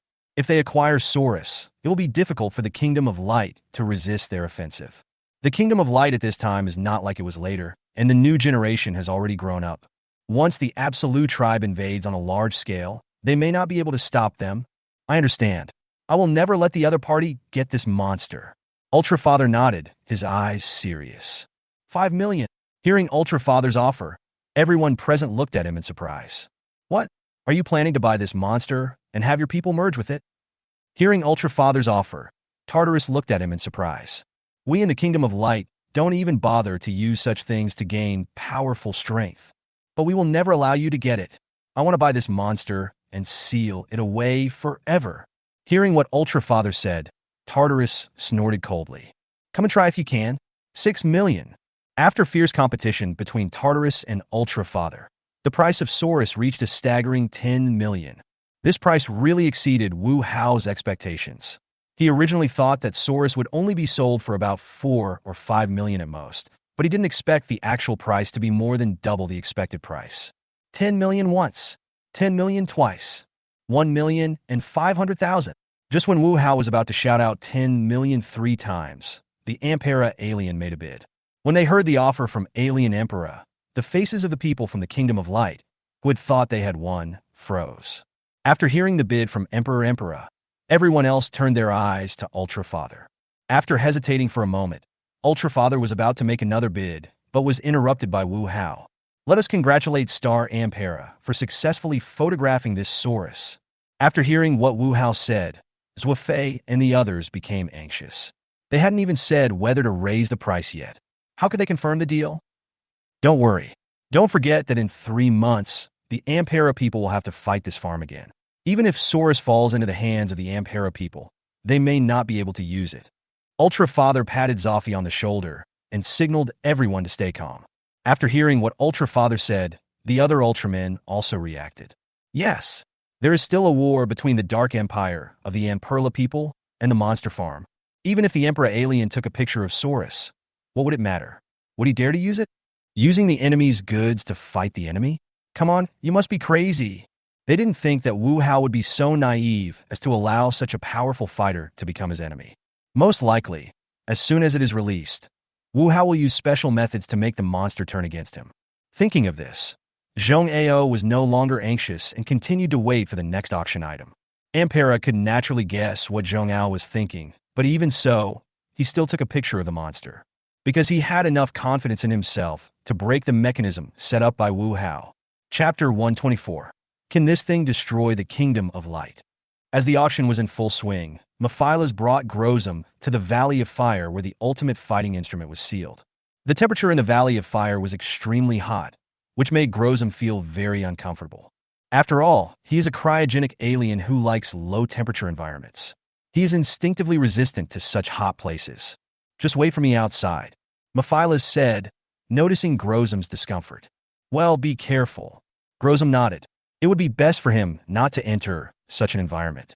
The Mephilas walked quickly into the Valley of Fire and soon found the sealed ultimate fighting device. Is this the ultimate fighting machine? Looking at the ultimate fighting instrument that looked like a stick, the Mephilas prepared to take it out. At this moment, the Mephilas seemed to sense something and retreated quickly. The moment the Mephilas left, an energy beam fell where he had originally stood. As soon as the Mephila's alien landed, he dodged again. After dodging several times, the Mephilas came to a blind spot where the attack was difficult. As if realizing that it could not attack the Mephilas, an angry roar came from above, and a scarlet monster that looked like a western dragon landed in front of the ultimate fighting machine. This is the sacred beast responsible for guarding the Valley of Fire, the Fire Dragon Seraph. Are you the one who wants to stop me? Seeing the Fire Dragon Seraph appear, the Mephilas appeared from the corner. When Seraph saw the Mephilas, he didn't waste any words and just spewed out flames from his mouth. Facing the Seraph's flames, the Mephilas raised their hands to block them. The flames dissipated, and the Mephilas stood there intact. Seeing that his fire was ineffective, Seraph roared and rushed towards the Mephilas. Facing the aggressive Seraph, Mephilas snorted coldly and kicked Seraph on the head. The powerful force kicked Seraph back and smashed him against the rock wall of the Valley of Fire. My only goal is this ultimate fighting instrument. I hope you can understand my purpose. Seraph got up from the ground and shook his head. Looking at the ultimate fighting device in the hand of the Mephilas alien, Seraph let out an angry roar and rushed towards the Mephilas alien again. Why don't you just stay here quietly? Why do you have to seek death? As he spoke, the Mephilas gathered the energy in his hands and struck Seraph. The violent energy directly penetrated Seraph's body, and his huge body fell heavily to the ground. Looking at the Seraph lying on the ground, unable to move, with his breath getting weaker and weaker, the Mephilas turned around and left with the ultimate fighting instrument. When Seraph saw the Mephilas leaving, he wanted to stand up to stop him. However, with his vitality drained away, he could do nothing and could only lie on the ground waiting to die. Is it settled? Grozom asked as he watched the Mephilas walk out of the Valley of Fire.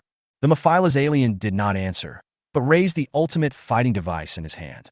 Is this the ultimate fighting machine? It doesn't look that great. Grozom looked at the ultimate fighting device in the hands of the Mephilas with some disdain in his tone. It doesn't matter how it looks like. Whether it's this ultimate fighting machine or Belia imprisoned in the space prison, they are just pawns used to weaken the Kingdom of Light. Then shall we go and release Belia now? No, now is not the right time, and it is not our turn to do this. Although Mephilas was preparing to release Belia and tie up the Kingdom of Light's combat power, he did not want the Kingdom of Light to know that it was them who did it. Although he is one of the 4 Dark Lords of the Dark Empire, it would be very troublesome if he was targeted by the Kingdom of Light. Who are you going to ask to come forward? What the universe lacks the least is ambitious people. I saw a Zarab alien at the transfer station. I can ask him to do this. Good. Grozom did not ask the Mephilas why they would listen to such stupid words. In the universe, strength is the only thing that matters. As long as your fist is big enough and your strength is strong enough, others will listen to you. Grozom followed the Mephilas towards the transit station where they had stopped before. Congratulations to guest number 7 for successfully photographing Dark Lopus One-Eye. This Dark Lopus One-Eyed monster was also created by the researchers in the laboratory at the request of Wu Hao. However, without a systematic design drawing, it is still difficult to mass produce.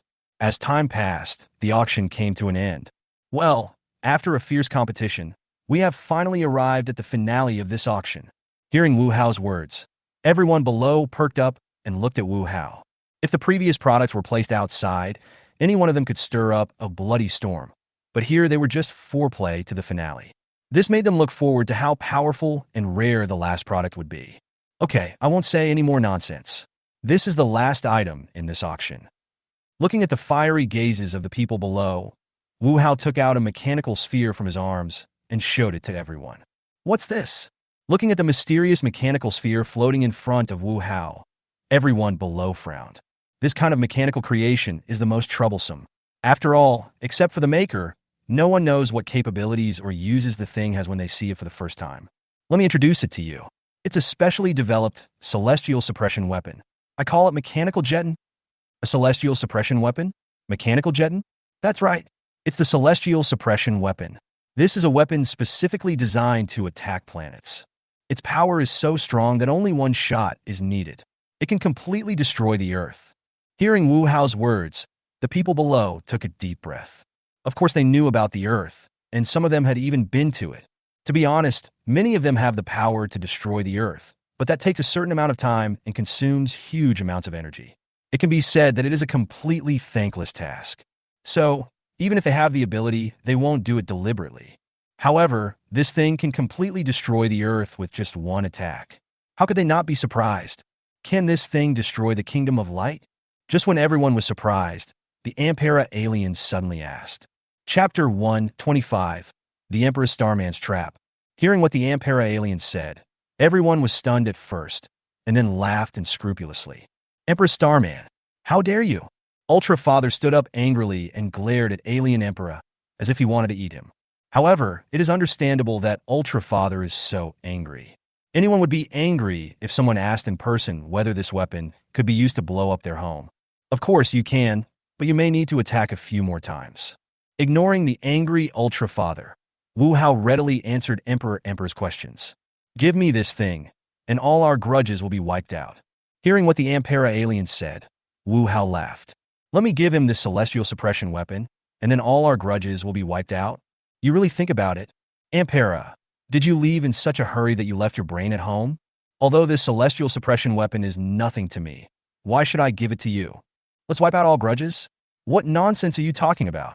Hearing Wu Hao's answer, the Ampera alien was angry. As the Emperor of the Dark Empire, I have already given this guy a way out, but he is still so ungrateful. Although he was angry inside, the Ampera alien still controlled his emotions. Can't do it. At least, not now. Looking at the angry expression of the Ampera alien, Wu Hao had a disdainful smile on his face. The starting price of the last auction item is 10 million spirit essences, and each bid increase must not be less than 500,000. When Wu Hao announced the price, the people in the audience were a little surprised. However, what is surprising is not that the price is too high, but that it is too low. A terminal weapon that can destroy a planet with one strike. But the starting price is only 10 million? 50 million. The Ampera alien was the first to offer a price of 50 million, as if telling the others that I am determined to get this item, so you'd better give up. However, ideals are beautiful, but reality is cruel. After the Ampera star gave a price, Tartarus gave his own price. 60 million. Tartarus, what do you mean? The Emperor Star looked at Tartarus with a ferocious look. Humph! I also have my eyes on this celestial suppression weapon. What? Do you have any objection? What the great Emperor of the Dark Universe, of the Dark Empire, Tartarus said that he is not afraid at all. If the interests are aligned, Tartarus doesn't mind giving it to the Ampera people. However, this guy's goal is to destroy the Kingdom of Light. This is something Tartarus cannot tolerate. If the Emperor people really get this weapon, then the Absolute tribe will have no point in fighting. They will just wait to perish along with their homeland. Are you determined to fight with me? Stop talking nonsense. If you want this, then show your ability. Who can't talk big? Alien Amperla felt that his anger had reached a critical point. In the past, everyone was terrified when they saw me. But here, I was disobeyed one after another. 80 million. The Ampera aliens once again offered a high price. 100 million. Seeing this, Tartarus was not to be outdone and raised the price to a record high. Are we just going to stand by and watch? After all, their target is us. If this weapon falls into their hands, we will be in danger. Jack's tone was filled with worry as he watched the price go higher and higher. Jack, stay calm. It's useless if we take action now. It won't be too late to take action until the last moment. The auction is not like other auctions. There will be a reminder before it is officially established. When no one else makes any bids, that's when they make their final move. I see. Hearing what Ultra Father said, Jack nodded, and then patiently watched Emperor and Tartarus bidding there. These two people are completely at odds with each other. You make an offer once, and I will definitely increase it. In just a few minutes, the auction price had reached 170 million. Later on, both of them just increased the price by 500,000. After all, the price was too high, and even they needed to think carefully about it. Spirit is not like paper money. You can print as much as you want, and in any denomination you want. It requires energy-containing substances as raw materials. However, energy-containing materials are limited. In addition to expenses, the forces they are in also require a large amount of energy every day to maintain operations. As the two of them kept raising the price, they were basically reaching their limit. The people present were not fools and could naturally see that this price was almost reaching their limit. It's our turn, Father of Ultra said to Jack behind him, and then gave his own price. 180 million. Everyone present was a little surprised to hear what Ultra Father said. However, it is not surprising that Ultra Father would participate in the bidding, and it is more surprising that he could hold on until this time. Is this guy a Ninja Turtle? After hearing Ultra Father's offer, Tartarus snorted coldly and chose to give up. It's not that he can't come up with 180 million, but if he continues to raise the price, it will inevitably affect the normal operation of the kingdom. Moreover, he only needs to make sure that this weapon does not fall on the Ampera people. As for other people, he doesn't care. When Empress saw Ultra Father speak, he narrowed his eyes slightly and then slowly uttered a price. 199.5 million. Upon hearing the price, the others were stunned at first and then looked at Ultra Father jokingly. They had already seen that the people of Emperor were probably ready to give up the bid for Mechanical Zeton. This price was simply to disgust the people from the Kingdom of Light. Mechanical Zeton is extremely powerful, and the Kingdom of Light will certainly not watch it fall into the hands of the Emperor aliens. Even if the Kingdom of Light bought this weapon, given the Kingdom of Light style of doing things, they would not actively use it. This is a naked conspiracy. Or, you watch me buy it, and then I use this weapon to raid your house. Or, you spend 200 million to buy this useless thing from the Kingdom of Light and put it in the warehouse to collect dust. No matter which one it is, the Ampera people will not lose out. What others can see, Ultra Father can naturally see as well. However, even though he knew that this was a trap set for him by the Ampera aliens, he still had to jump in. He couldn't gamble with the safety of the Kingdom of Light. 200 million. As Ultra Father announced the price, there was an uproar at the scene. This guy actually spent 200 million to buy something he couldn't use? He was really willing to spend money. Chapter 126. The war is about to begin. Ultra Father had no choice either. This was an auction, not some private place.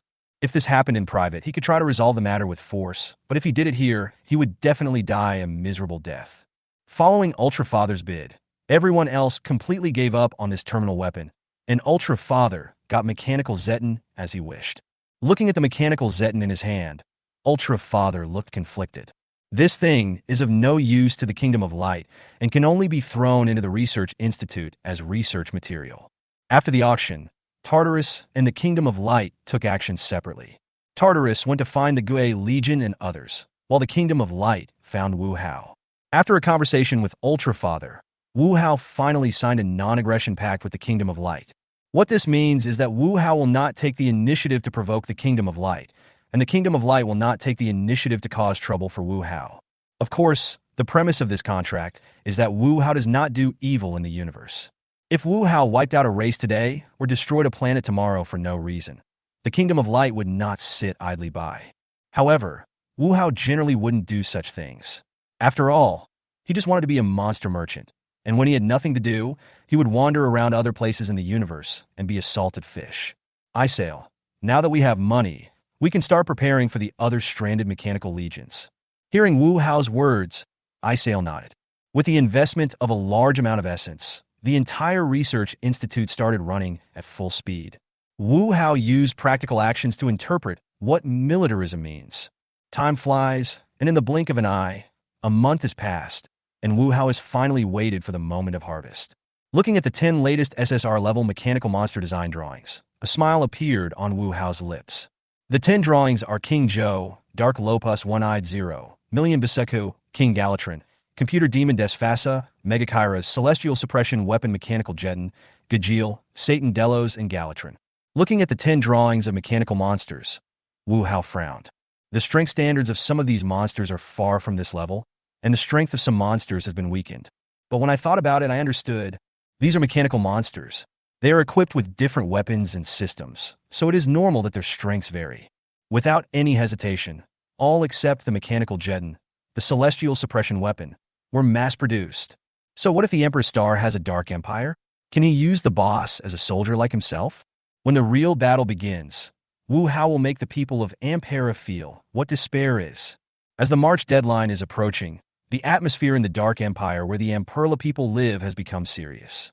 A large number of fleets and Impliza were constantly gathering, and the air was filled with a solemn atmosphere. In recent months, a large number of soldiers and fleets have gathered within the Dark Empire. It seems that the people of Amperla are getting desperate, Mold said with a gloating look as he looked at the intelligence he had collected. I guess that guy from Star Emperor wanted to die after coming out of the auction. Gina was also gloating. Thinking of the scene that the three siblings saw at the monster farm, they couldn't help but laugh. What on earth was wrong with that guy from the alien world of Ampera that he actually wanted to go to war with such a terrifying force. Every monster auctioned at the auction is as powerful as their brothers and sisters. But if this level of combat power can be auctioned off, what does that mean? That means they don't care about these things at all. Gina admitted that the Dark Empire of the Amperla people was powerful, and that the Amperla people were also very strong. But to be honest, they were only as strong as their Gue Legion during its peak period. However, with such strength, they dared to go to war with the monster farm. She really couldn't understand what the people of Amperla were thinking. We're just going to sit there and watch. What do you think? When Mort heard what Gina said, he knew she must be up to something. Alien Amperla and his Dark Empire are definitely doomed. Are we just going to miss such a big piece of fat meat? After hearing what Gina said, Mold and Zoda understood that Gina had set her eyes on the territory of the Emperor people. Of course, I don't want to let go of this piece of fat meat, but this is a battle between the Monster Farm and the Ampera Star people. If we take over Ampera Star people's territory without permission, it is very likely to attract the hostility of the Monster Farm. I'll go talk to the Monster Farm manager, even if it costs me something. The Gue Legion has long lost its former glory. Although the three siblings can be resurrected every 50,000 years, their forces have been constantly besieged. They are now in urgent need of a piece of land to rebuild the powerful Gue Legion. After hearing Gina's words, Mold and Zoda had no objections. Not only the Gua Legion, but also the Absolute Clan, the Kingdom of Light, and other forces are paying attention to the war between the Dark Empire and the Monster Farm. Should we go and help? Maybe we can take this opportunity to completely eradicate the Dark Empire of the Emperor people in one fell swoop. Seven said to Zoffy in front of him. Except for Seven, all the other Ultra Brothers are here, except Mebius. At this time, Mebius was still too young and had never been to Earth to gain experience, so he was unable to participate in discussions at this level. You're right. This is indeed a great time to destroy the Dark Empire. Zoffy was also tempted by Seven's proposal. Let's report now and try to completely eradicate the Dark Empire. Good. After the Ultra Brothers discussed it, they went to find Ultra Father together, hoping to get his consent. In addition to the Gua Legion and the Kingdom of Light, the Absolute Clan also took action. However, he was not planning to fight for territory or help any party, but to fish in troubled waters and gain some benefits from this battle. Sure enough, those guys from the Kingdom of Light also want to get involved. In the Dark Empire, Mephilas looked at the information about the Land of Light and the Ultra Brothers in his hands and sneered. Tell Zerub that he can start the action. The Mephilas star gave an order to one of his men beside him. Yes, sir. The alien received the order from the Mephilas and turned away. Not long after, a Zerub alien flew towards the space prison with the ultimate fighting device. Chapter 127. Belia's appearance. Who is it? The two Ultra Warriors guarding the space prison looked at a strange Ultra Warrior coming to the space prison and shouted loudly.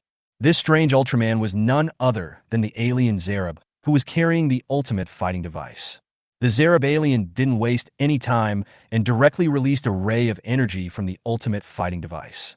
The Ultra Warriors guarding the space prison obviously did not expect that someone would come to jailbreak, and were caught off guard and hit directly by the energy beam. The powerful force immediately rendered the two guards unable to move. Is this the power of the ultimate fighting machine? It's so awesome! Zerub looked at the ultimate fighting device in his hand, and an excited smile appeared on his face. As long as they release the darkest and most evil Ultraman Belia from the space prison, then the two of them will be able to dominate the universe when they join forces. The Zerub alien was completely dazzled by the dream of dominating the universe, and did not even consider why Belia would listen to his question. The Zerub alien used the ultimate fighting device to blast open the door of the space prison, and then strode inside. All the guards encountered along the way were defeated by the Zerub aliens using the ultimate fighting device. Come on, let's join forces to dominate the universe. The Zerub alien shouted loudly and used the ultimate fighting device to destroy the space prison and release Belia, who was imprisoned inside. Belia in the space prison looked at the exit that suddenly appeared.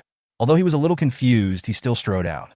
Belia glanced at the Zerub alien in front of him with a hint of disdain in his eyes. The dignified space prison was actually invaded and destroyed by such a rubbish. Jin, the Kingdom of Light has really declined under your leadership. Oh, this is the darkest and most evil Ultraman, Belia. The Zerub alien looked at Belia, who was filled with a dark and evil aura, with an excited expression on his face. As long as we join forces, the entire universe will be ours. Belia moved his body, too lazy to pay attention to the overconfident waist beside him. Belia, this is what I prepared specially for you, the ultimate fighting device. With it, we will definitely... Belia, who was exercising, was stunned when he heard the words of the Zarab alien. What did he hear? The ultimate fighter? Belia turned his head sharply and looked at the Zarab alien. Surprisingly, this idiot actually had the ultimate fighting device in his hand. Without any hesitation, Belia reached out and took the ultimate fighting device from the hands of the Zarab alien. Belia, this ultimate fighting device is specially made for you. When the Zarab alien saw Belia taking away the ultimate fighting device, they thought he agreed to cooperate with them. He was so overjoyed that he wanted to continue bragging about his achievements, but he didn't know that Belia had already decided to kill him. A mere loser actually wants to cooperate with me? This is really out of my control. Belia wielded the ultimate fighting instrument and killed the Zarab alien who was immersed in fantasy with one blow. At this moment, guards from other parts of the space prison heard the noise and rushed here and found Belia holding the ultimate fighting device. Belia? The guards who rushed over after hearing the news were shocked to see Belia escape from the space prison. Let's stop Belia. Quickly send a message to the instructors and ask for help. The captain of the guard knew that they were no match for Belia, and they could only hope for reinforcements from the Kingdom of Light. After hearing what their captain said, one of the team members immediately used the Ultra signature to report Belia's prison break to the Kingdom of Light. When Ultra Father saw Ultra's signature, he was shocked. He didn't expect that Belia had escaped from prison. Mary, notify Zophie and the others immediately. Tell them to come back quickly, otherwise, the Kingdom of Light will not be able to defeat Belia with its current combat power. I see. Ultra Father nodded and immediately entered the monster farm with the invitation letter from the farm. At this time, Zophie and others were discussing with Isael about going to war with the Amperla people, and Wu Hao was sitting aside listening. Zophie and others were a little surprised to see Mother of Ultra running in hurriedly. Oh no! Belia has escaped from the space prison. The Kingdom of Light needs you. Belia escaped? Zophie and others were shocked when they heard what Mother of Ultra said. I'm sorry, Mr. Director. We from the Kingdom of Light may not be able to participate in this operation against the Dark Empire. It doesn't matter. We have a good chance of winning this battle. But Belia has escaped from prison. The Kingdom of Light should be under great pressure. Wu Hao didn't care whether Zophie and others participated or not. After several months of militarism, the military strength of the monster farm has increased dramatically. Whether or not the Dark Empire could be destroyed was never something Wu Hao cared about. What he cared about was how to destroy the Dark Empire as quickly as possible with the least casualties. Indeed, Belia is very powerful. Although Zophie wanted to puff out his chest and say that the Land of Light could handle it, that was just deceiving himself. In that case, let Ishihori Mitsuhiko and Amui accompany you. Who are Mitsuhiko Ishibori and Amue? Hearing these two unfamiliar names, Zhuofei looked at Wu Hao with some confusion. You'll see soon enough. A moment later, Amu and Ishihori Mitsuhiko walked in human form. Amui, Ishihori Mitsuhiko, I have a mission for you. You will accompany Zophie and the others back to the Land of Light and help them suppress Belia. Yes. After hearing Wu Hao's words, Amui and Ishihori Mitsuhiko nodded to show that they understood. By the way, after you suppress Belia, can you hand him over to me? I wonder what the director wants Belia to do. Although the Kingdom of Light signed a contract with the farm, it was only a non-aggression treaty, and they were not yet in an alliance. Zophie still cares very much about the fact that Wu Hao wants Belia. Nothing. I just have some monsters under my command that need Belia's cytokines. If Belia is obtained, then Wu Hao can mass-produce Belia fusion beasts. We can't make the decision on this matter. We need to go back and ask for instructions. Okay, if you agree, come find me. Amui and Ishihori Mitsuhiko are on standby. Okay. Zophie and the others were a little helpless. Wu Hao's meaning was very clear. If you agree, I will get someone to help you. But now that you have refused, it is natural that I will forget about helping you. If this matter was not of great importance, Zophie really wanted to agree to it directly, but he did not have the authority to do so. He had no choice but to take the Ultra Brothers and Mother Ultra back to the Kingdom of Light. Chapter 128 Prelude to the Final Chapter. You stay here, and if the Kingdom of Light comes for help, you will capture Belia. Yes. Ishihori Mitsuhiko and Amu nodded to show that they understood. Whether it's a capsule, a medal, or a card, it's only part of the monster's power. Wu Hao was very curious. If a monster formed by fusion of only part of the power was so strong, how powerful would it be if it was formed by fusion of the complete power? My lord, the monster army has assembled. Just as Wu Hao's thoughts were spreading, an alien walked in and spoke to Wu Hao respectfully. How's the thing I asked you to do going? My lord, everything has been done. Our battle with the Dark Empire will be broadcast live to every corner of the universe. Hearing his subordinate's answers, Wu Hao nodded with satisfaction. Since the monster farm officially opened, it has given people the impression of being a special organization that specializes in selling monsters and has never truly demonstrated its strength in front of the crowd. It is precisely because of this that the Dark Empire felt that Wu Hao was easy to bully and sent out Disram and Grozum to try to get something for nothing. In order to prevent this from happening again, Wu Hao decided to show off his muscles. In this way, you can avoid some ignorant people from causing trouble for you. Walking out of the room, Wu Hao looked at the various mechanical armies neatly arranged in front of him, and a smile appeared on his face. Set off! As the order was given, tens of thousands of mechanical monsters took off at the same time. Every mechanical monster participating in the battle this time has the strength of an SSR. Dark Empire, Your Majesty, all the troops have been assembled. Mephilas said to Ampera, who was sitting on the throne. What's going on at the monster farm? This? After hearing what the Ampera star said, the Mephilas star was speechless. Before the war started, Wu Hao blocked the access of all customers. At this time, they could not buy any monster from Wu Hao, nor could they go to the monster farm to check the situation. Therefore, the Mephilas people were completely unaware of Wu Hao's actions. I'm sorry, Your Majesty. The monster farm has blocked all information, and we can't find any useful information. After hearing what the Mephilas said, the Ampera, who had been resting with his eyes closed, opened his eyes and looked at the Mephilas. Under the gaze of the Ampera star, the Mephilas star broke out in cold sweat. Forget it if you don't know, then you don't know. The Ampera star waved his hand, and the Mephilas star immediately saluted respectfully and then left quickly. A monster farm? Let me experience your power. The Ampera alien put on dark armor, held the Ampera blade in hand, and strode down from the throne with a cloak behind him. 3 days later, Wu Hao successfully encountered the fleet of the Amperla aliens. Start live streaming. Yes. As Wu Hao's order was issued, all forces in the universe watched this live broadcast. Gagra, who was resting in a tavern at a transit station, frowned as he watched the live broadcast. The monster farm actually went to war with the Dark Empire? When did this happen? It seemed that I cared too much about Kai, and didn't even know such a big thing happened in the universe.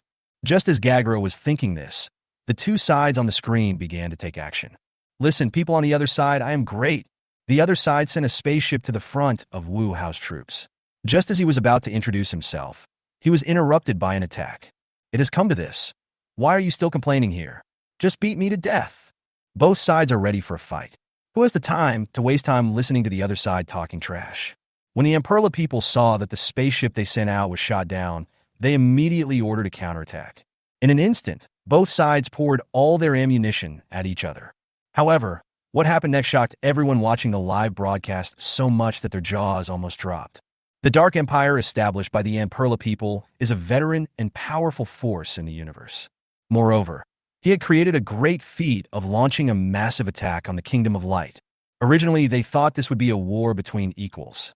However, the facts were beyond everyone's expectations. One-sided. Completely one-sided. It's not that the Dark Empire suppressed this newly emerged monster farm, but that the monster farm completely suppressed the Dark Empire. The attacks of the Dark Empire fleet could not even break through the defenses of the mechanical monsters, but Wu Hao could carry a spaceship with him in every attack. This was not a battle at all, but a one-sided massacre. How is this possible? The monster farm is so powerful. The Mephilas star watched in astonishment as his fleet was constantly destroyed. He felt like he was dreaming. Although he repeatedly improved the strength of the monster farm in his mind, it was at most slightly weaker than the level of the Kingdom of Light. But what is the truth? How could this be slightly weaker than the Kingdom of Light? With this strength, they could crush the Kingdom of Light to the ground. Is this manager poisonous? With such strength, what's the point of being a monster businessman? Wouldn't it be better to just dominate the universe? No, we can't just sit there and wait for death. We must fight back. Knowing that this was not a solution, the Mephilas took Grozum and the Yabo people to find the Ampera people. Your Majesty, the battle on the front line is tense. I will lead Grozum and the Yabo people to decapitate the enemy and turn the tide. Go ahead. The Ampera star glanced at the Mephilas star, his eyes showing no sadness or joy, and spoke in a flat tone. Yes. The three of them bowed respectfully to the Ampera aliens and then left quickly. Is this your strength? It is indeed very strong, but I won't necessarily lose. The Ampera alien drew out the Ampera blade, his eyes filled with fighting spirit. The three Mephilas people left the spaceship where the Ampera people were and immediately flew towards the flagship where Wu Hao was. However, before the three of them could get close, they were stopped by several people. You guys are the only ones who want to carry out a decapitation operation? You really overestimate your abilities. Carmilla looked at the three of them and said with disdain, You won't know if it works until you try it. The Mephilas didn't say any more words and started to act directly. The situation on the battlefield is not favorable to them. Every second of delay will increase their casualties. Carmilla and Camilla faced off against the Mephilas. Dagon and Darram faced off against Grozum, and Hitram faced off against the Yabos. Chapter 129. Ending and Spreading Flowers. The other side's high-end combat power has also begun to attack. It's your turn to play. Looking at the three Dark Kings who were stopped, Wu Hao chuckled. Especially when talking about high-end combat power, the tone was even more emphasized. Hyperzetan's mother, the Pleaser, the two Leoastra brothers, and Goroki Shin also nodded and flew towards the spaceship where the Emperor was. The Leo brothers and Mizoki Rajan were only responsible for cleaning up the miscellaneous soldiers. After all, they were still too young, and there was still a big gap between them and the Amperla people. The real main force fighting against the Emperor aliens are still Hyperzetan and Pleaser. Accompanied by a few screams, the Emperor Star, sitting on the throne, slowly opened his eyes and looked at Hyperzetan and Pleaser Star walking towards him. Why? He won't do it himself? I don't even need the Master to take action to deal with you. Hearing what Hyperzetan's mother said, the Emperor alien snorted coldly. Arrogant. The Emperor drew out the Emperor's blade and rushed towards Hyperzetan. Seeing this, the Pleaser behind Hyperzetan immediately shot out a magic ray. Faced with the incoming magic rays, Ampera threw up his cloak to try to block them. However, when the magic ray fell on the cloak of the Ampera alien, nothing happened. This strange scene made the Ampera people frown. Is this guy bluffing? However, before Ampera could make any move, he suddenly felt his body become extremely heavy. It turns out that the magic ray released by the Pleaser people just now is to impose gravity on the target. Although it didn't hit Alien Emperor directly, hitting his cloak would have the same effect. The Ampera alien helplessly threw off his cloak and suddenly accelerated towards the Pleaser alien. Faced with the attacking newcomers from Emperor, the Pleaser was startled and immediately waved his wand to defend himself. Seeing this, Hyperzetan stood in front of the Pleaser and stopped the Emperor.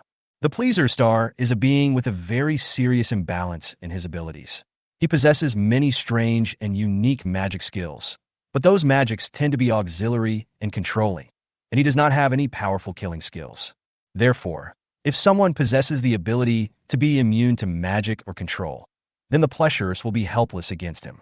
However, if the opponent does not have the ability to crack, then the Pleaser people will definitely be invincible. Seeing that Emperor was stopped by Hyperzetan, Pleaser breathed a sigh of relief. After relaxing, he became angry. How could a mere Ampela dare to fight with a great cosmic magician like him? The Pleasure waved his wand and used magic again. While fighting with Hyperzetan, Emperor suddenly felt his body stiffen. Was he immobilized? Emperor suddenly realized the situation. Hyperzetan also discovered the abnormality of the Ampere Star, so she naturally would not waste this opportunity and launched a fierce attack on the Ampere Star. The Amperla alien instantly burst out with a powerful dark aura, broke free from the binding magic at the critical moment, and avoided the attack of Hyperzetan. However, in order to break free from the magic just now, Ampere consumed a lot of energy, and facing the attack of Hyperzetan, he instantly fell into a disadvantage. As time went by, Ampere's situation became worse and worse, and it could even be said that he was on the verge of despair. The more Emperor fought, the more frustrated he felt. He was the great emperor of the Dark Universe.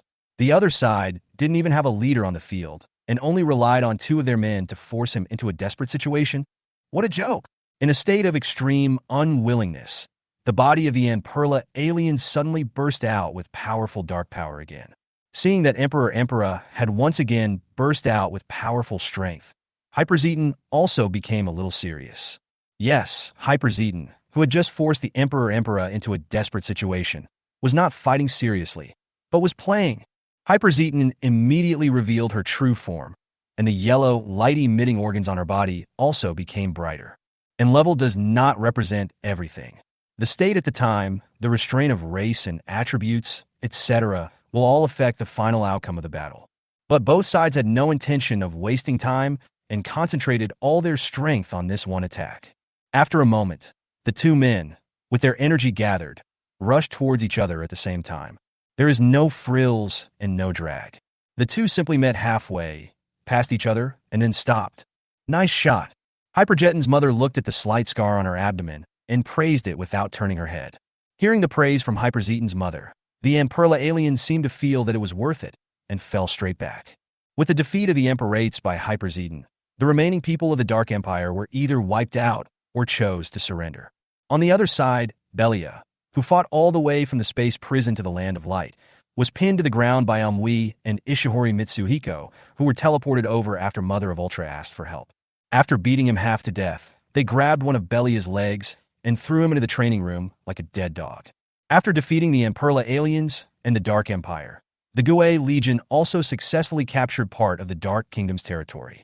Wu Hao tacitly approved of the actions of the Gue Legion, because according to the prior agreement, the Gue Legion had to provide Wu Hao with 1 million spirits every year in order to retain these territories. Otherwise, Wu Hao would expel them. With the destruction of the Emperor Star and his Dark Empire, no force in the universe dared to disrespect the monster farm anymore. After all, the Emperor Star and his Dark Empire were both destroyed. With their limited strength, the other side could kill them with just a sneeze. Why would they seek death? After no one dared to attack the monster farm anymore, Wu Hao became a completely useless person. When I have nothing to do, I make figurines with Xing, Feng, Keiko Onuma, Izure Maya, Carmilla, and Camilla. Or go to other planets or universes to experience the local customs and culture. There is no need to worry about the development of the monster farm. With the management of my subordinates, the performance of the monster farm is booming. In addition, the training of King Haipale is also very smooth. It is expected that in 3 months, Wu Hao will be able to obtain a powerful UR-level King Haipale. In addition, the potential values of King Air and Monster Zeton can also be firmly established at 5 stars. In other words, as long as there is enough time, Wu Hao can pull out a legion of the legendary Hyper Zeton and King Hypre. However, Wu Hao doesn't have time to deal with these things now, because he is accompanying Hyperzeton's mother on Earth to take care of her pregnancy. Yes, with Wu Hao's unremitting efforts and hard work, Hyperzeton finally got her wish and had a cub. At this time, Hyperzeton's mother was lying on a lounge chair in the back garden, basking in the sun leisurely, while Wu Hao was lying on Hyperzeton's mother's belly, feeling the little life growing in her belly, with a smile on his face that could not be stopped. The book is finished. I didn't want it to end so soon. According to the original plan, Emperor was only a small boss in the middle stage, and we had to enter the new generation and collect Grizza, Rugset, and Torikia. However, I found that I couldn't continue writing as I went on, and the data of the book kept getting worse, although it wasn't getting better. So I gave up the plot about the new generation, and it ends here.